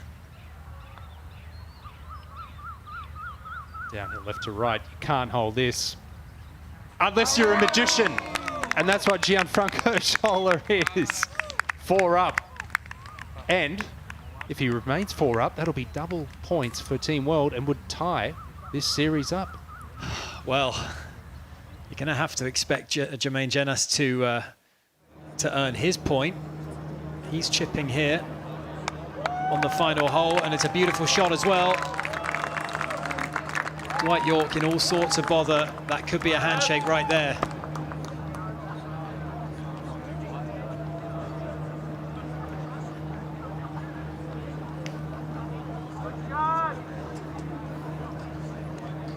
They're all important points at this stage of affairs.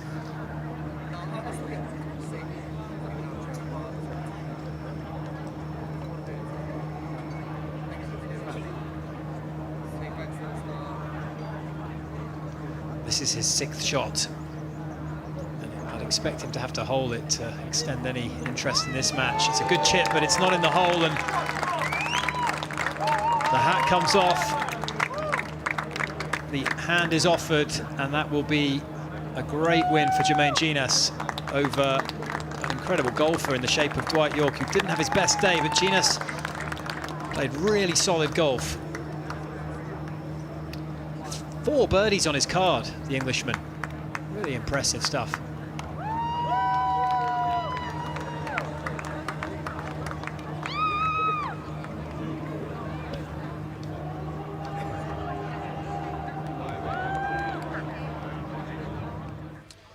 Well, the big Ginger in the press conference says Gingers can talk, but he let his golf do the talking right here at Rainwood Icons of Football. Please welcome John Arnorisa.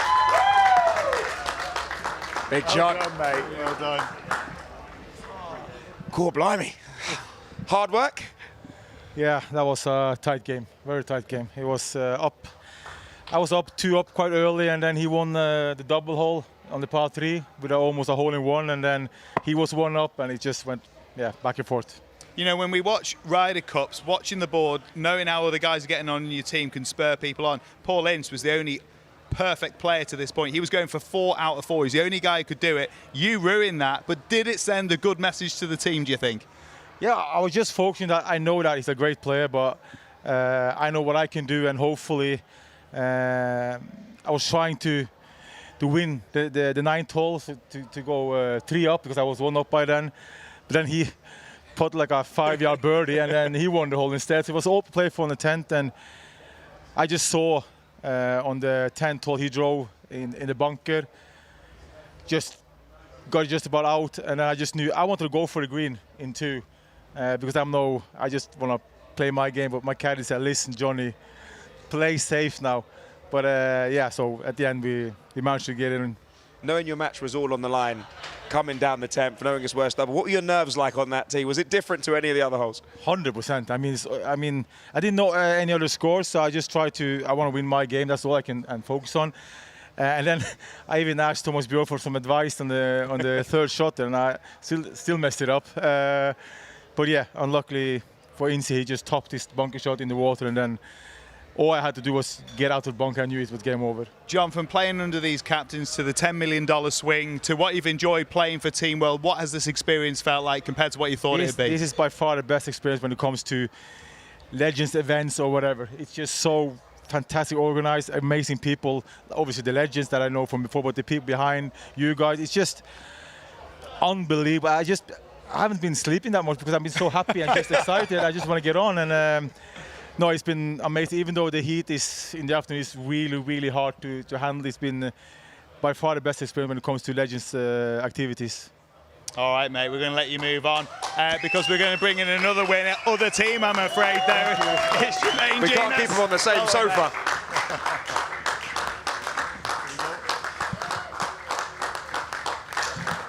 One out for Team World, one in for England. What a win, statement win. JJ, I've got to say, I know Dwight is a confident man, but you said to me this morning, you said, listen, I think I've got him. I really do. I don't know what it was. It was like the afternoon on day 1, I just found something that I knew was feeling good, especially with my driver.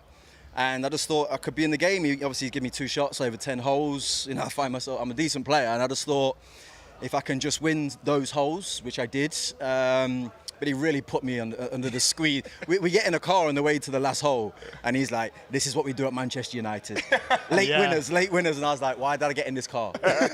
You know what? We talk about the importance. It was a win against one of the superstar players on Team World side, and you can see when you look at that, your red score there, they need it because right behind you, there's still quite a lot of green. This could go down to the wire, Jermaine. I knew it was going to be tight. I knew it. They got some seriously good players. Everybody's been really looking forward to playing their own ball. Fatigue's kicking in with certain individuals. And I don't know, in my mind, I'm just like, I need to win this game. That's what I'm thinking the whole time. I only saw the scoreboard when I came down here, so I didn't really know what was going on, but I was just desperate to win, purely and simply because it's Yorkie, if I'm honest with you, nothing else. Well, let me tell you right now that the driver exploded on the range and you still managed to win. So JJ, absolute fantastic work. Oh, man. Well thank done, you very mate. much. Good work. Cheers, well mate. done, mate. Appreciate it. Thank you. All right, let's get back out there enjoying that story. Great win for Jermaine Ginas. This is Lee Sharp to win the hole against Andrei Shevchenko from close range. Oh! No. Well, we're starting to speculate, Ewan. We're starting to get ahead of ourselves. Just looking at this scoreboard and to see how things might shape out. And that would have been a massive move for England's Lee Sharp. Jimmy Bullard pouring it on against Gareth Bale in that bottom match. Oh, that was to go 5 up. He's still going to remain 4 up, but you're right. It's a 3-point difference, obviously, to Team England. Right now, there's 4 matches left on the golf course. There's 3 greens on the board, with one of those being a potential double-up point. That would mean Team World would go 1 point in front, and what that would mean is that it would come down to this final match. And can Jimmy get a double point? There's a lot of permutations as we go back to the 10th and join Mr. Sheringham, and we're told he's already visited the lake on the left-hand side. So this is Sheringham's 3rd shot. Zola 4 up in this match. Teddy needs to conjure something to get back into this hole and try to stop Zola picking up a double here. Looked like a decent contact. He's found the front bunker. This is getting really interesting because look at that penultimate match. John Terry Batistuta has gone back up to 2 up in that match and could yet, with the double-double to come of 9 and 10,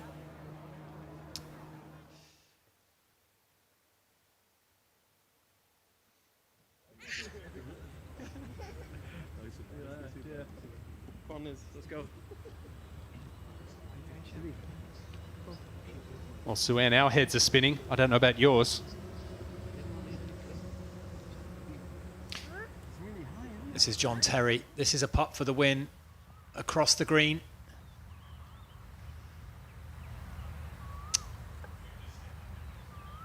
And Terry leaving that one a good 4 or 5 feet short. That will not be conceded.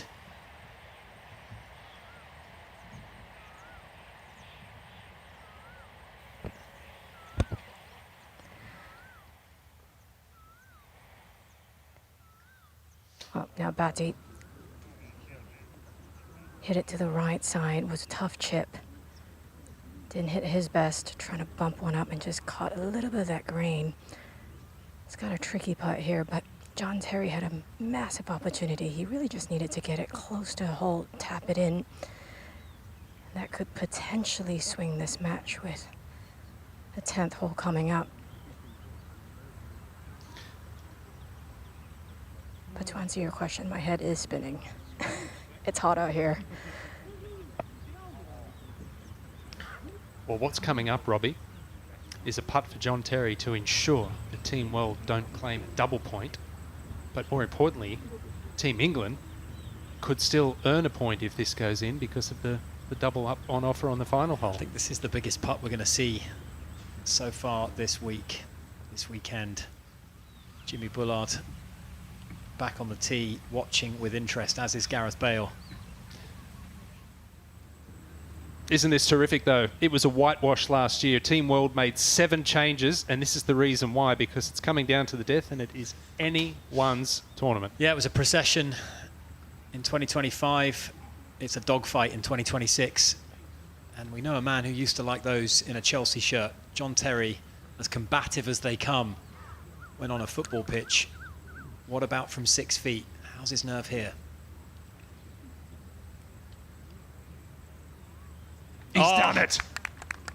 He's done it. He's produced there. What a putt. Had to start the ball outside the hole, Ewan.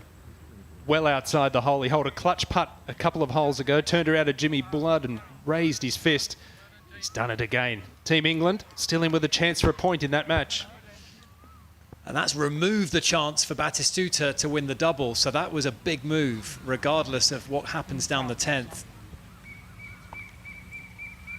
Going to stay on the tee with Jimmy Bullard, who's just been throttling this final match against Gareth Bale. He's just not really put a foot wrong. He's 2 under for his last 4 holes, is Bullard. Gareth's played okay, just a couple of loose ones off the tee. And Jimmy Bullard's been there to capitalise.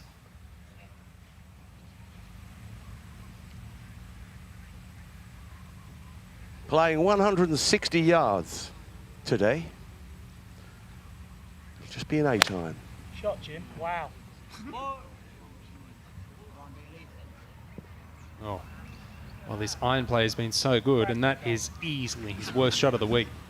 And it's not going to be very good when he gets up here. It's in a sprinkler cover, but that's all right. He's going to have to drop it, but he has nothing over a bunker, especially with that funny old grip he possesses. I'd like to see a flop shot with a claw grip. Well, let's remember, Gareth Bale can still halve this match if he wins both these next holes. Amazingly.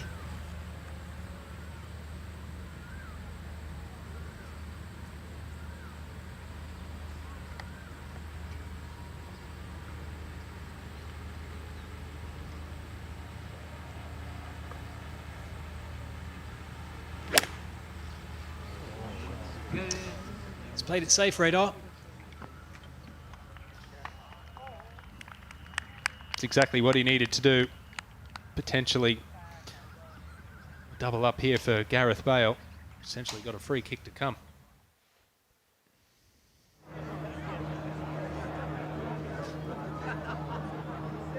We saw Teddy visit the water. This from the sand. What a shot from Teddy Sheringham. It might go in. Oh, that would have been a grandstand finish. He enjoys those. We remember his Champions League equaliser back in 1999. That was very close to really sending the crowd wild with that splash shot there. So much speed through the ball, did not decelerate, came out with a lot of spin, and it was a cracking shot.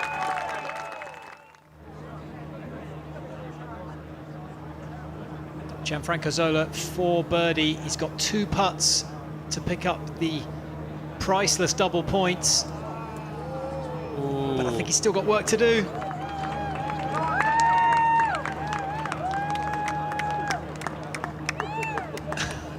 A hopeful look across, perhaps. 4 feet left to right, no chance, not at this stage of proceedings. Well, the whole complexion of the situation might just have changed with what's just happened on the 9th, with Gareth Bale in pole position just about 15 feet away. Jimmy Bullard will have no shot short-sided on that hole. He's 4 up, but he might be getting pegged back to 2 up. Huge putt this for the Italian.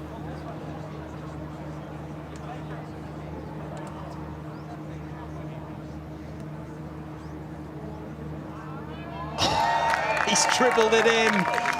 Nerves of steel for Gianfranco Zola. Those two had so many great battles in the Premier League. That was another good one today, Ewan. And just a 1-point difference now with 3 matches left on the golf course, and it's getting to that stage where you know you're playing for your teammates, you're playing for your country and the rest of the world. This is more than just an individual game right now. And look at that, the world up in 2. England up in 1. England 1 point ahead. Could not be closer. Yes, Jimmy Bullard currently 4 up against Gareth Bale, but that might change.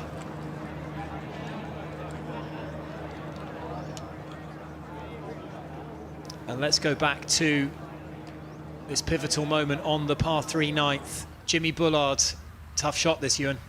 He won't like this at all. No chance. This is just not his go at all. Okay, all right, I'm going to throw another spanner in the works here.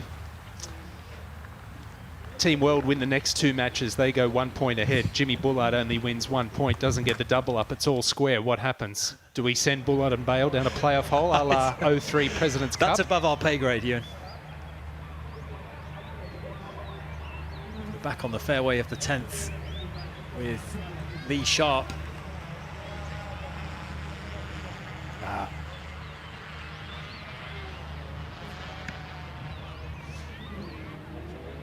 He's up against Andrei Shevchenko. And I think it is important to note on that point that I just mentioned, if it does end up all square at the end, and there's every conceivable chance that could happen, England would retain the trophy. I think there'd be some disgruntled Team World players having to put the jackets on in the case of a tie, but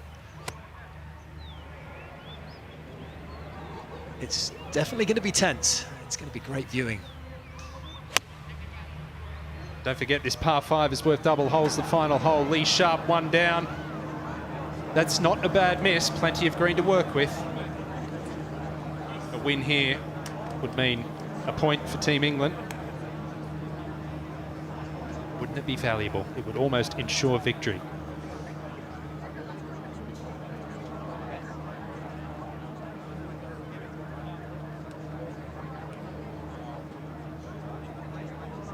Wanted a close finish, and we're going to get one. I think the great thing is with the Sharp and Terry matches, it's either going to be a Team World win or a Team England win. There's not going to be a tie with the double up on offer. We'll go back to the par 3. Jimmy Bullard, Gareth Bale.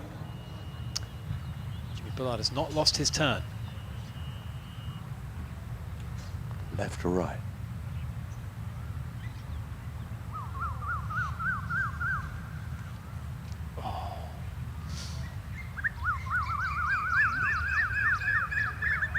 He's just serving it up on a platter to Gareth Bale here. As you said, Gareth Bale could square this match. A couple of wins. The crowds are gathering in the beautiful hospitality unit surrounding this 10th green. And there is an air of expectation, of excitement, as this Rainwood Icons of Football reaches this furthish conclusion. Here's Gareth Bale.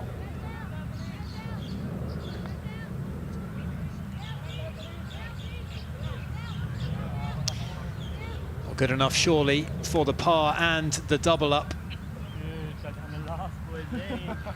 That certainly made things interesting. Gareth Bale may yet come out of this bottom match with a half. Let's join Radar. Guys, all sorts of things could happen here. It's going to come down to your match with the doubler on the last. It's quite amazing what could happen. Ewan Porter in the box has been saying, and he's a genius when it comes to all these numbers, but it could end up all tied. That could happen. We don't know what's going to happen then. Would you guys be up for a little playoff, or what's the start? You first, Gareth? Possibly, I guess, see how the situation goes, but it'd be good to maybe see the captains go in the playoff now. That would be good, that would be good. What a shot, get on the range, start warming up. Or, like a Ryder Cup, all tied, you regain the... Boring. Boring. Yeah. Get them on the range. Yeah. Tell Willett to get his jacket. Well, let's go to the last, the par 5. It'll be very interesting to see what you folk at home think. Come on, get those messages coming in. Get them coming in. Get them coming in. Do we need to send the captains to the range? I'm not sure. Love the idea of it. Don't even send them to the range. Just a point in it. England with that most slender of advantages.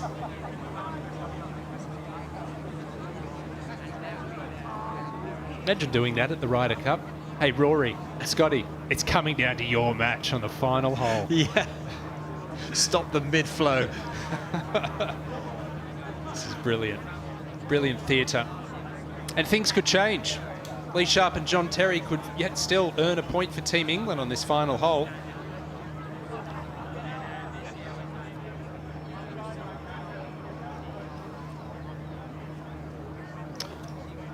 We're hearing that Andrei Shevchenko has 2 putts for the match to tie things up.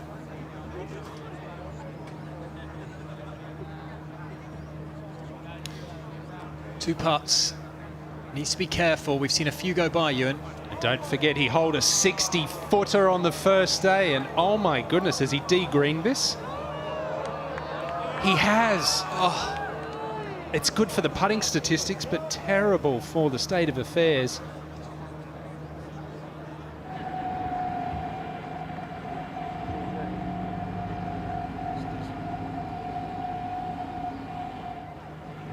Wow. Well, a victory for Lee Sharp and Team England here. That could potentially put it beyond reach for Team World. Shevchenko up the hill.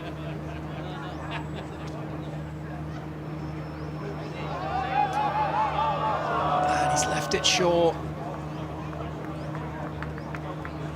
And Lee Sharp out of nowhere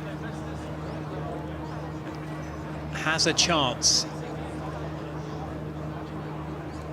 This 8-footer for par would flip-flop that match and give England an extra point.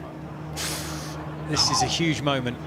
And it's a tricky putt too, Robbie. It's downhill. There's a little right to left in it. What can he do? Oh, he nails it!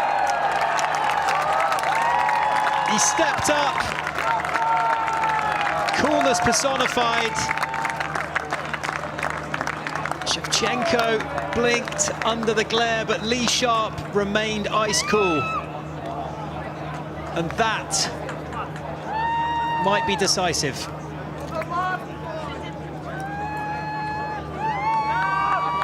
England go 2 clear. Well, that wins it. That's the series for Team England. Best Team World can do is 1.5 points from the final 2 matches. That's the clincher. Lee Sharp has just won it for Team England.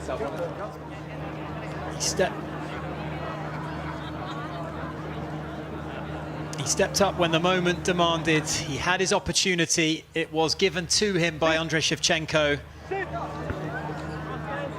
Gabriel Batistuta all over the flagstick on this final hole, but that putt from Lee Sharp has returned the Rainwood Icons of Football trophy into the hands of the defending champions. What a moment. The man, Lee Sharp, in front of a gallery, in front of hundreds of fans. How did that feel? That's probably one of the best moments of my life, that, I think. I'm useless out of green-sized bunkers. So to pull that out, I think I've thinned a couple today out of bunkers, over bunkers. I've not holed a putt today after this afternoon after this morning. I've hit a great drive down 18, hit the tree, sent me into the bunker. So no, brilliant, great game. But what a way to finish. Were you aware of the significance there when you stood over that putt? What was that? I mean, that was it. Yeah, the Rainwood Icons of Football on that putt. Did you know when you stood over it? What? The whole thing. What? That was to win. That was the moment. Oh, no, Sharpie, it's your moment. Icons I didn't know of that. Football. Oh no, I just know it was because How it was does that 1 up and feel? it was for double points, so I just thought I was winning a point back. How does that feel? Oh my God, that's ridiculous. That is ridiculous. I don't know. I think we're understanding, Sharpie. I'm not sure if these boys know that England have won the Rainwood Icons of Football here at Robinson Golf Club. So wow, congratulations. That's incredible. If you'd have known that, would you have been so calm over that putt? Probably not, no. No, it was. I couldn't believe. To be fair, he's putted really well all day. I can't believe. Come on, get it! Get it! Get it now! Dejected, England win. Congratulations, boys. Those cream jackets, the beer is flowing, Sharpie.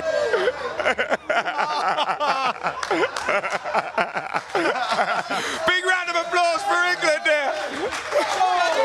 We've won.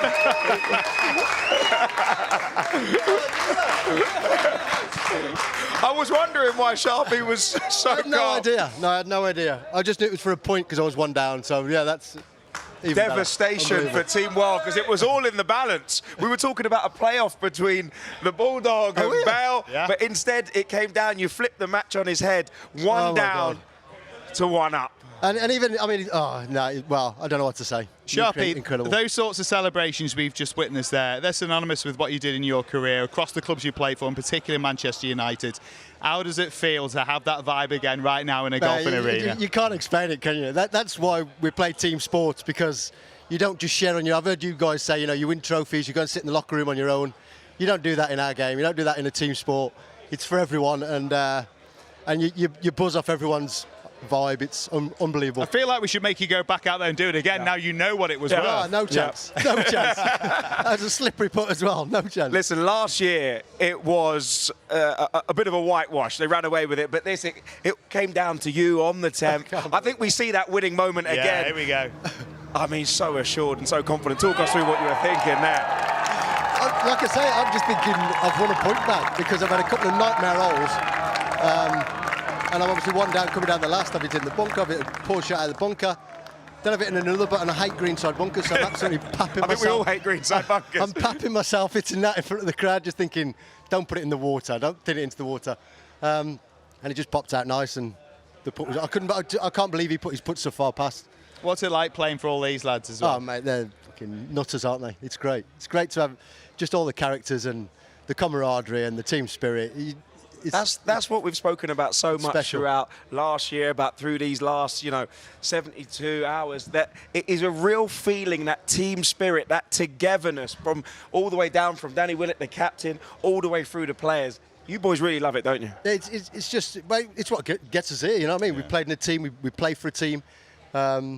Yeah, and I think the biggest pressure when you're playing the pairs is not to let your partner down. You know, you're trying to pick shots where they can hit better shots and better iron shots, and that's the pressure. You just don't want to let people down, and it's been an unbelievable weekend. I mean, what a weekend again. Absolutely phenomenal. And to get the winning putt, let's go to the party. Lee, we're going to let you celebrate with them in just a second, but you're going to get the job done again. It's going to be a successful defence for England. They're getting closer though, mate, aren't they? They are getting closer. They're getting closer. Some really good players, some really good golf played this weekend. They put us under some pressure. So bring on the next one. Let's have it. There we go, Sharpie. Congratulations. Thank you very much. Well done, mate. Congrats. Thank you. More golf after the break.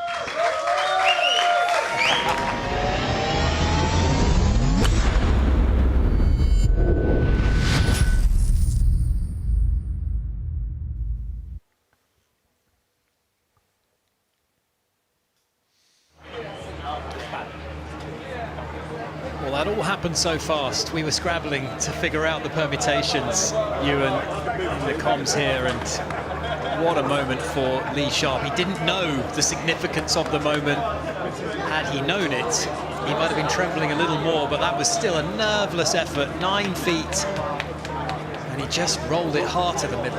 Very impressive. We got the finish we all wanted. It's such an exciting finish, but I think the celebrations at the end there with his teammates coming in, that paints the picture, it tells the story. These players haven't had that since they retired on the football field. They've got it back here this week, and kudos to everyone at the Icon Series and both teams, Team World especially, for the fight they've put up. Yeah, these two teams have really made it a real tussle this year, and it left us having no idea which way this was headed, right to the very few last groups. John Terry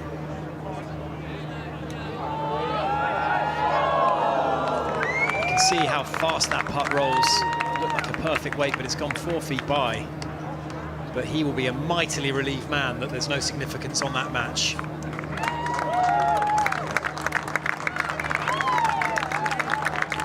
hug up ahead between Gabriel Batistuta, who, let's remember, it's his birthday. John Terry, all smiles. He's 3 down, he's lost the match, but England have regained the trophy. Look at that scoreline, Ewan. 19.5, 18.5. Well, even a win here for Bale up the last. It's only a half point. Jimmy Bullard is breathing a sigh of relief.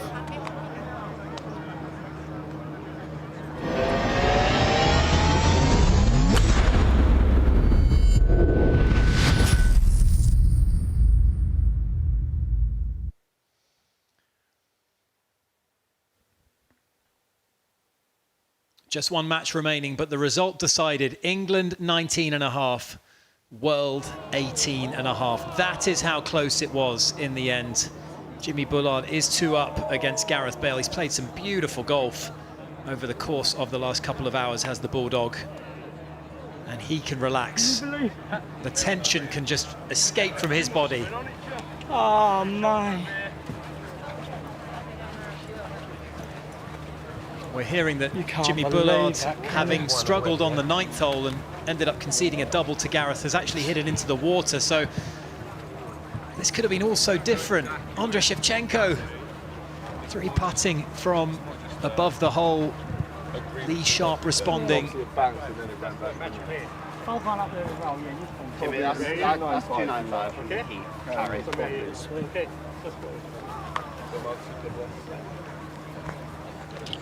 How's it gone there?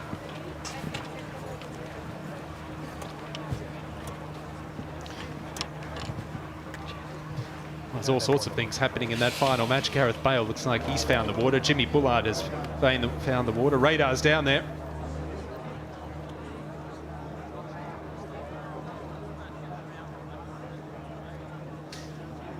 Well, looks like Gareth also taking a drop.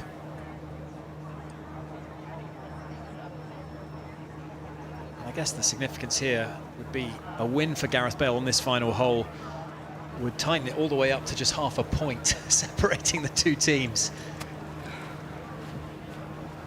Yeah, I think for pride as well, it'd be nice to walk away and say, hey, Jimmy Bullard, the Bulldog, he didn't beat me, we halved the match. And at one point it looked like it could have been a complete shellacking in favour of Team England here. He's played some terrific golf, Jimmy Bullard. Gareth Bale struggled in the middle section, but it's hung tough. Not really a surprise. So this will be Gareth's 3rd shot. Just don't fall backwards.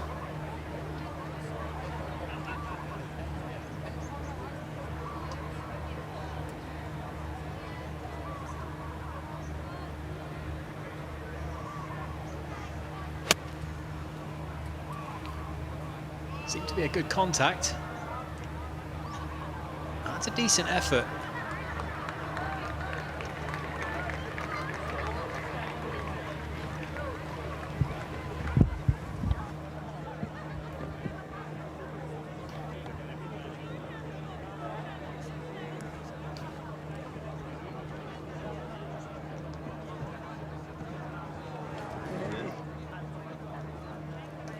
Kicking off, Lee Sharp with that point, but a celebration happening once again for the birthday boy. Team World fighting all the way to the end. Batting goal. There he is. He did do it. I did it. Come on. And of course it is the birthday boys. Come on, I think full song for Batty. Happy birthday to you. Happy birthday to you. Happy birthday, dear Batty. Happy birthday to you.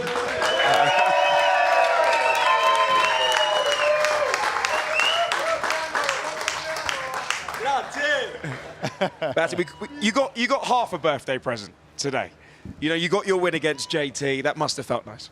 I got the cake. I got a gift from JT. I spent a lovely day, beautiful day. I here with my wife. She's happy. Everyone treat me has a special man, which I'm not. I'm not, but you're a very special man. I feel so happy today. So, and then I play against JT, and he's an unbelievable fighter, and we got fun. And that's it. And then I'm tired. I'm so tired. I start feeling my 57 years old. Team World, so close, but not quite this time. How proud are you of the fight within Team World this time? No, I'm very happy with the team. Yeah. So proud because last year they killed us. The first days the tournament was gone, and in this occasion we fight till the end. So I'm proud of my team, and I hope to have revenge as soon as it's possible. Listen, you've closed the gap as Team World on Team England. It is really a razor thin. We thought it might come down to the last group out there. But it must feel good knowing that you brought in the right players. And, of course, it wasn't your time this time. But next year, it's looking very good for you guys. I hope. We depend on Tom. If he Tom do a good team, we will fight again. Yes. We fight a lot, and I'm happy. We are so close, just 1 or 2 points. You know, win is important, but most important is to fight and try to do your best and reach your goal. Trying, always trying. Well said. That is the best way to do the things. Well said, birthday boy. Enjoy the celebration. Thank you. Absolute See you pleasure. tonight, in the bar. Of course. We'll celebrate your birthday the correct way. Let's get back out to these very closing stages. Well, the England players watching can enjoy this final hole, safe in the knowledge that they're going to be wearing cream jackets in a few moments' time, Ewan. I think there'll be some celebrations this evening. I think there'll be celebrations all around. That was an emotional moment there for Gabby Batistuta. He just being back in that team environment amongst his teammates. Yeah, they might have been rivals on the football pitch, a lot of these players, but friends for life. Now Bale, 4th shot.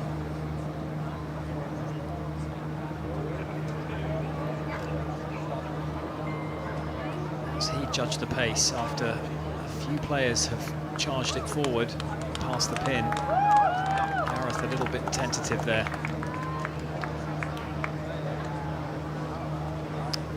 And not ideal prep for the Welshman. Got to remember that he arrived in Thailand with a back injury which he's been nursing throughout the course of the weekend. Didn't play in the Pro-Am, wasn't able to get the reps in prior to this tournament getting underway. And when you're up against a man that's playing golf every single day, the shape of Jimmy Bullard. Exactly. Now he's found the water here with his 2nd shot, so this is his 4th. He gets this close. It'll put the pressure on Bale. Both players with tricky par putts. Neither want to give an inch either. No, usually they'd have shaken hands and that would be that, but we're playing this one right up to a conclusion. But great to see, I think, the camaraderie, not just among the teams, but across the teams as well. The friendship that has developed between JT and Gabriel Batistuta from different eras in the game. You know, JT playing his football predominantly in the noughties and the 10s. Batigol, a superstar of the 1990s. Well, there's so much mutual respect amongst the players as well, and we've been fortunate enough to spend a lot of time with the players as well this week, and one thing you do realise is they're all human, and they're all really good humans as well. And I think they just love the opportunity that this tournament gives them to relive those moments. No, it's not a big game of football, but it's a different arena. Nonetheless, the camaraderie, the competitive juices, the tension, the moments of euphoria, I'm sure they will cherish those.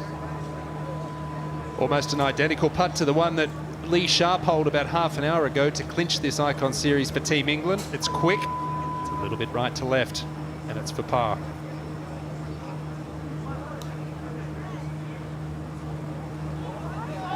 He does mistake. Does he? He does not want to have a loss to Jimmy Bullard on his ledger.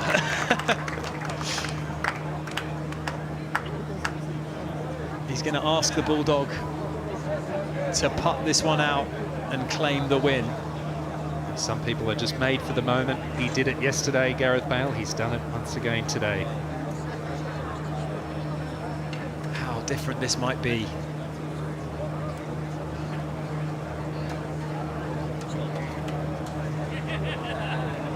Jimmy Bullard will be basing an entire YouTube series over this moment if he can pop this putt in.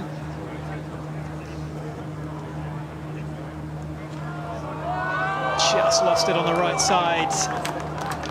And honours even in the bottom match, perhaps fittingly, between these two golfing heavyweights.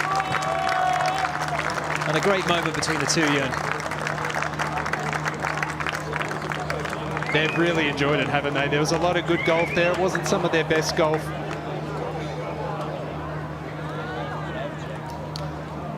Jimmy was in such charge of it, and yes, okay, there was some manufacturing going on with the double points available. He was 4 up, was Jimmy. In a regulation game, that would have been game over. But with those 2 double point options for Gareth Bale, he took both of them on the par 3, 9th, and on the 10th hole there with that wonderful 10-foot putt. And to think if Lee Sharp's putt doesn't go in, it's a team world victory. Thanks for this week, Lee Sharp's putt misses. If Andrei Shevchenko just coasts it up to a foot, we'll remind the great Ukrainian of that. But that was the moment where it all swung. And Jimmy Bullard is going to have Gareth Bale putting the jacket on him and not the other way around. Quite the reputation this trophy is building, though, Ewan. But I'm already excited for next year. Well, it's only getting better and better, isn't it? And even better that it was a close affair. And just like the Ryder Cup, where there was a period of American dominance at the right at the start of the competition, can Team World channel Team Europe? And can they finally get the win to really send this competition to the next level? That will be, I think, the intriguing prospect for next year. But for now, Team England remain the dominant force in the Rainwood icons of football.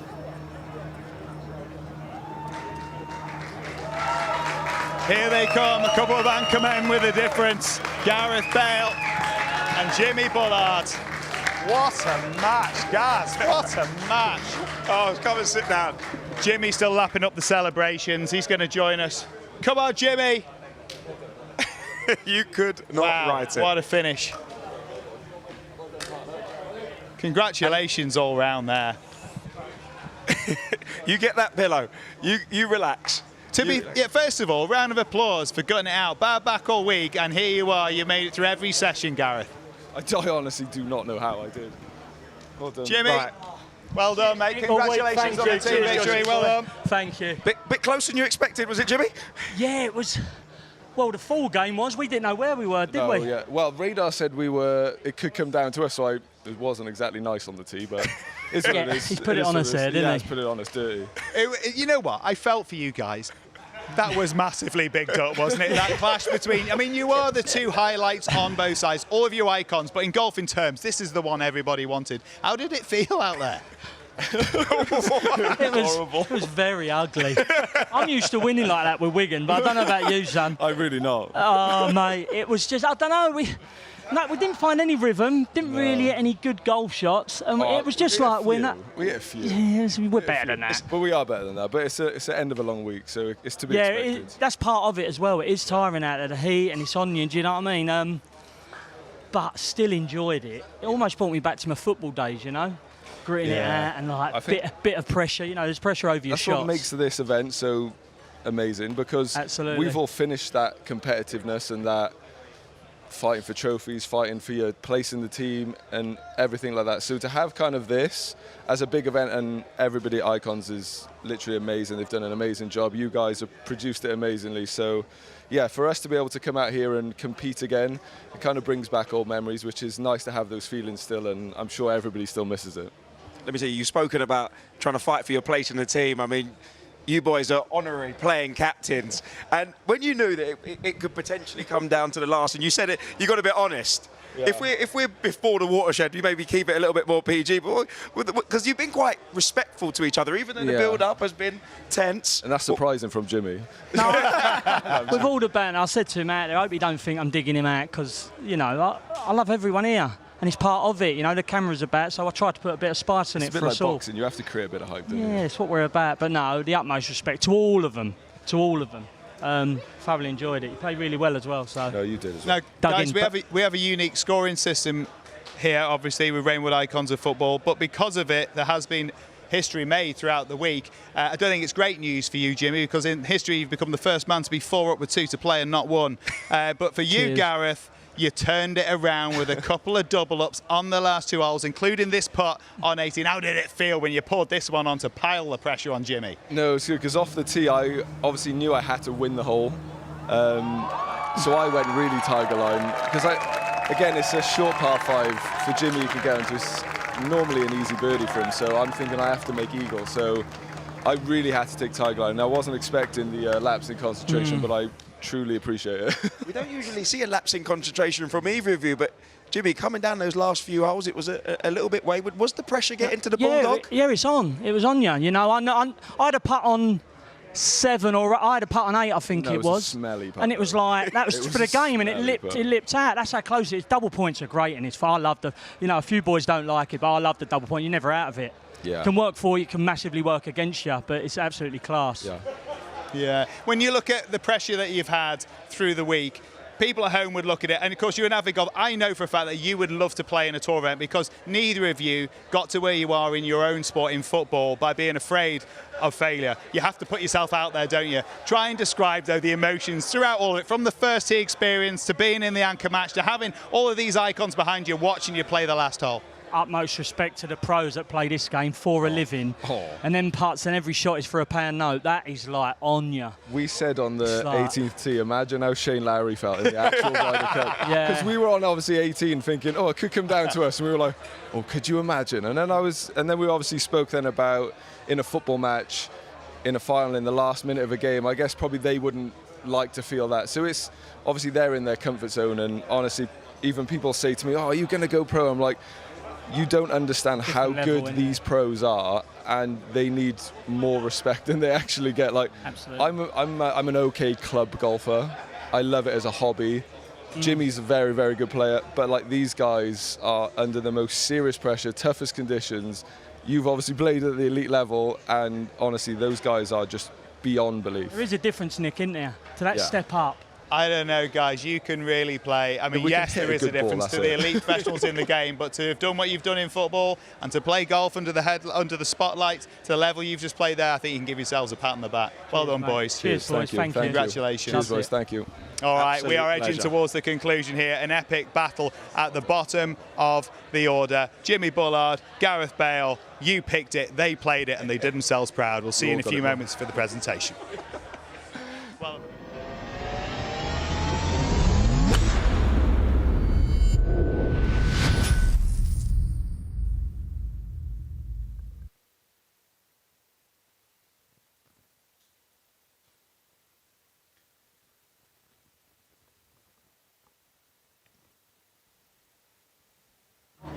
Well, the stage is set for the prize-giving presentation. That beautiful trophy, which has been regained by Team England. It was a lot closer than last year's contest, but the result will be the same. Just a point separating them, Ewan. Amazing when you go back and look at all those moments in hindsight, what they meant at the time. We were still scrambling to figure out all the permutations, but that putt from Lee Sharp is the one that's going to stick in the memory. Yeah, for sure. And you heard Gareth Bale talk about there how Shane Lowry must have felt a Bethpage Black for the Ryder Cup. They've got some sort of understanding now of what goes on in the world of professional golf, but there's that mutual understanding, the mutual respect between these sports stars. But what I mean, I don't know what the perfect script to have written would have been. Maybe a Bale-Bullard playoff. I'm not sure, but that was pretty close. It was very close to happening. That was close to as good as it gets. That was thrilling. It was entertainment personified. Anyone who loves their golf will know that the Masters involves a green jacket. The Rainwood Icons of Football involves a cream jacket, and it's not one man that puts the jacket on, it's 12. And it's one instance where you want to be on the receiving end of it. You do. You want to be offering your arms to the man who's holding the fabric. We're going to walk in front of you, sit on the stool, you put on their jackets, have some banter with them when you want to do. And they will walk off over there. You guys can walk off towards the presentation over there. If you want to.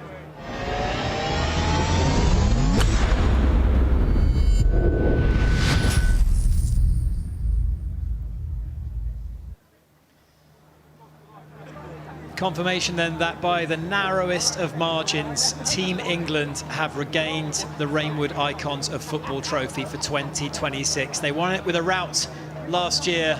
They won it in nail-biting fashion this time around, Ewan Porter.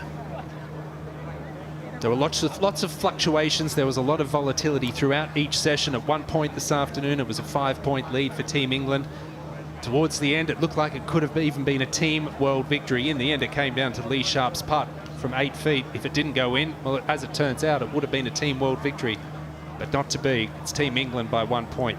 Thankfully for Lee, he didn't know that at the time. I think had he known it, it would have just made the putt even tougher, but he was nerveless. He stepped up to the plate when it mattered most. That putter went back on a straight line, and he saw the ball drop to spark wild celebrations. You can see Theo Walcott at the head of the line of England players there. Team World are waiting in their positions. I hope they've all been measured up. What's the rule? Do you get to keep the jacket for a year? Do you get it to replica? I don't think Does they it need want to be stay at the clubhouse? Yeah, they're not giving it back, are they?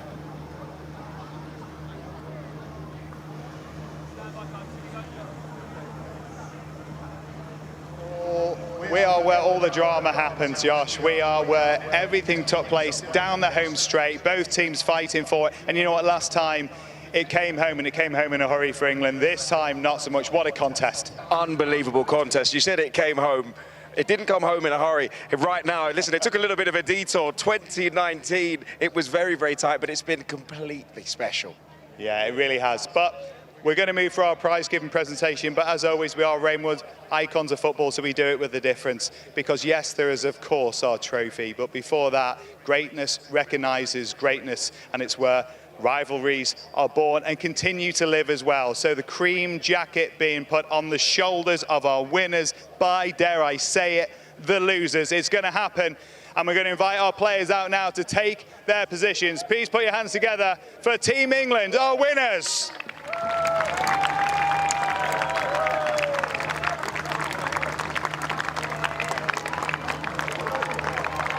Here they come. Here they come. Team World not looking particularly happy. Okay, gents, let's get you sat.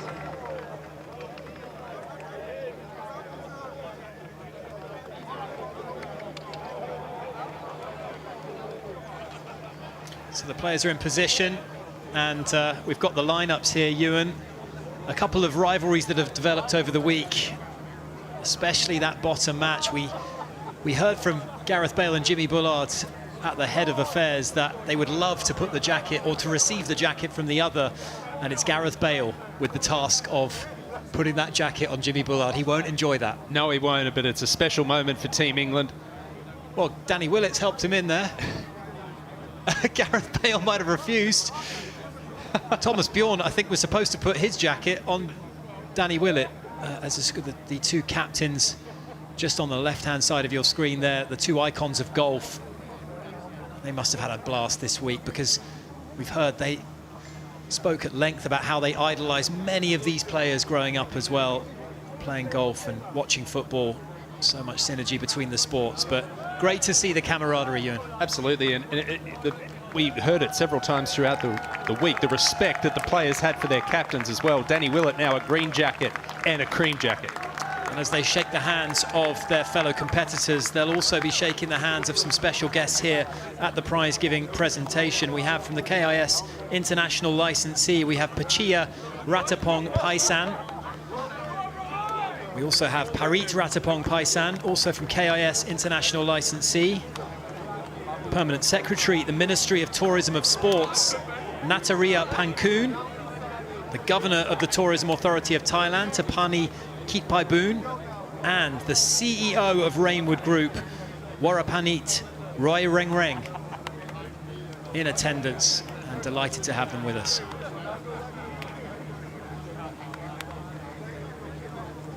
What an event this is, what a venue, what a host Rainwood have been, Ewan. Last year on debut they were brilliant, and they've upped their level by 2 or 3 this year. It has set a pretty high benchmark. I mean, it was phenomenal. Everyone has absolutely loved being here. It was not a blade of grass out of place on the facility. Behind the scenes, everyone has done a phenomenal job, and hopefully we're coming back for a long time to come. I'll be researching flights, I think. I'm sure these players, not one of them, if they're available, would turn down the opportunity to come back. And we saw so many changes to the Team World side. I think they'll have a much more settled lineup next year, because they'll have the sense that they've got the beating of this England team. It was just a point on this occasion. Could have turned out so differently. I think there's going to be a long line of players putting their hand up to become involved in this Icon Series. Hardest thing is going to be finding your way into the team. So that trophy looks like a heavy one. And it remains in the hands of Team England for 2026. Rainwood Icons of Football champions.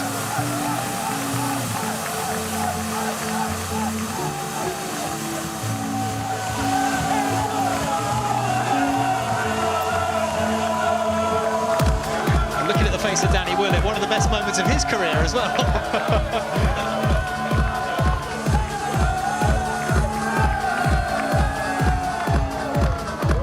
Players have hoisted so many trophies between them. Perhaps this one means just as much. Well, either they've all been in the gym or that trophy is not as heavy as I thought it was. But it's a magnificent piece of... Oh, Incy.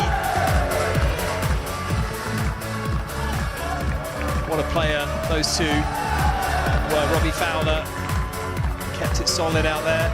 Teddy Sheringham.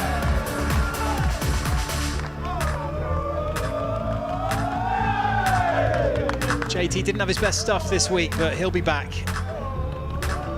Big Joe Hart, what an improvement he's made to his game. And what a character. And the heartbeat of this England team, it is the Bulldog, Jimmy Bullard. Couldn't quite get the win over Gareth Bale today, but led his team with the kind of passion that you'd expect. Lee Sharp to the right of your screen there. And Andy Cole. Icons of football, each and every one of them.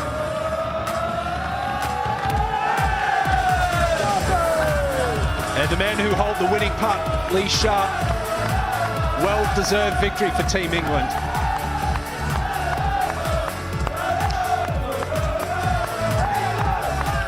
Well, as the boys celebrate, we'll be back after the break with some highlights from a dramatic day of golf.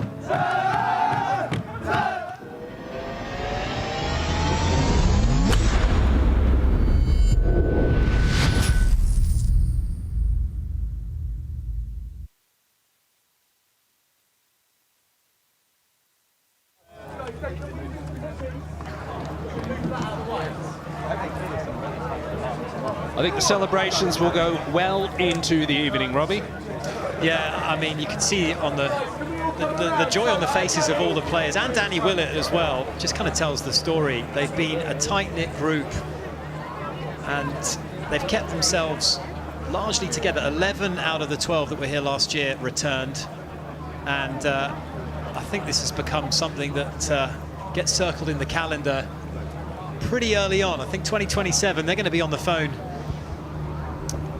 to Tom and his team to say, right, when's the next date that I need to block off? Because it's a special week for these players. We saw it last year with all their fellow footballers and sports stars and celebrities writing in and tweeting saying just how much they enjoyed the coverage.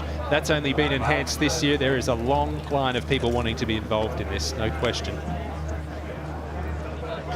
Great to see the turnout from the fans as well. It's been a busy spectator village here at Rainwood Park.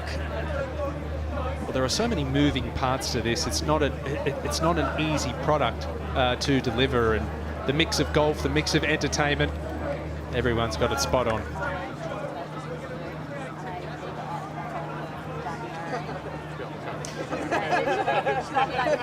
Team World look a little dejected there. It's going to sting for them. They're going to be back on the driving range, I would imagine, in the next couple of days, trying to figure things out.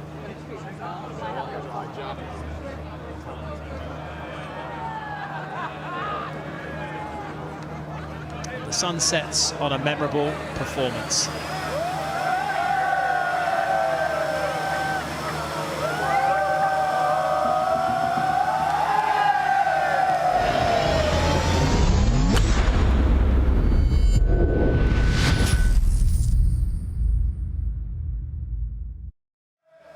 Scenes, absolute scenes behind us. Well, look at the green. I mean, they are going for it. Why wouldn't they? We did tell you it was a tournament unlike any other. So whilst we lap this up a little more, you're going to drift off and take in the best of the week here at Rainwood, Icons of Football.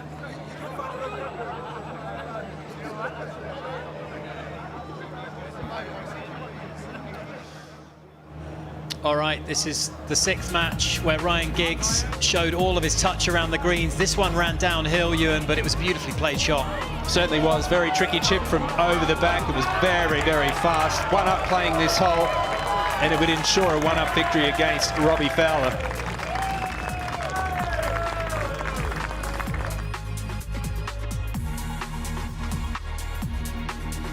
This was the home hole for Paul Ince. He played beautiful golf. He started the day unbeaten. This was a laser-like iron shot. We saw a lot of good shots this afternoon, none as good as that. What a cracking shot. Gabriel Batistuta, Gianfranco Zola, I beg your pardon, snaking one in. This one left to right, arm aloft. Cool as you like. And in match number 10, turned out to be the decisive moment. This one, Lee Sharp for Team England to win the match against Andrei Shevchenko. In it goes. That ensured a Team England victory. Said he didn't know the significance, but it didn't change the difficulty of the putt, and he showed nerves of steel there.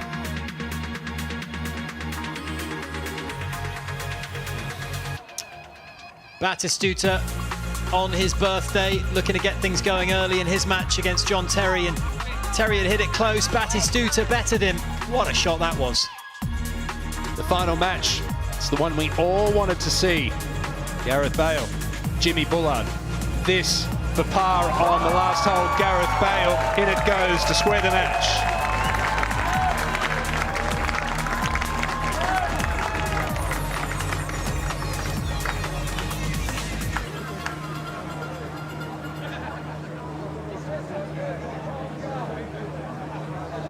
Amazing, truly amazing. It's a great scene down here, isn't it? It's such a wonderful scene, from Champions League to Championship fairways.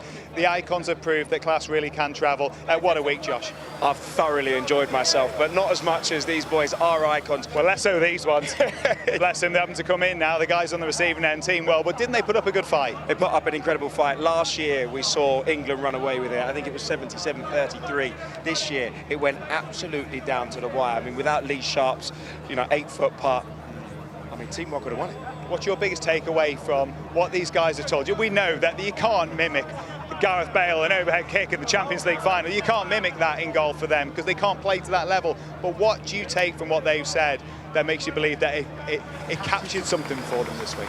Everyone who's come into the studio, or we've seen them around the place, has said it's that brotherhood, that camaraderie, that dressing room feel that they haven't had since they retired. And I know for iconic footballers, for elite sportsmen and athletes, that's what they miss, that's what they desire, and this has brought it, and that sense of competition. How bad did these boys not want to lose? The uplift in the world's team, you talk about Dwight York obviously in there, talk about Shevchenko, and obviously Gareth Bale. How much of a difference do they make, and will they be the difference next time we're back? These are elite ball strikers. They may be footballers, but they've really dug into their golf, and they've made a massive difference. They've put pressure on this England side that they haven't felt before. I mean, Dwight York, some player holding out from 60 yards. Special stuff. Well, Danny's just stepping in. On, Final moments, mate. We're going very shortly. Just capture. Congratulations. In a few words, what this means. Oh, it was amazing. It's been a while since I've won something with the team. No, it's been brilliant. The lads have been awesome. I mean, actually come down to the last couple of groups was immense. Everyone here, I think they've had a great time, so yeah. You should be very proud. Of course, you've won the Masters. We know how important that was to you in your individual career, but having icons around you, difficult a jacket, but it suits you. I've got to say, you are a winner. Thomas Bjorn won't like that you are, but you've done it for Team England, and here we go. We're about to say goodbye to everyone. Thanks, mate. Winning captain of Rainwood, Icons of Football. It's a goodbye from Josh, goodbye from me. They have been immense. It's coming home again. We'll see you next time.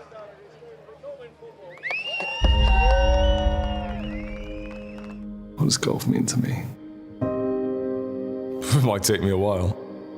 It's become part of my life. It's just completely got me. Hooked for life. It's healthy for the mind, it's healthy for the soul. It's a good escape for me. The adrenaline rush when you make a birdie or an eagle, chasing the reward. And to feel all those things about a game was quite special. An electric atmosphere for day one of the Rainwood Icons of Football. Played to perfection.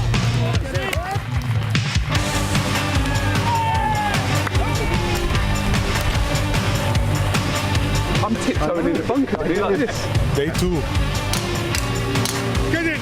Get in! This whole thing is on a knife edge. The England boys, they're not going to let this go without a fight. England win! Congratulations, boys! The beer is flowing!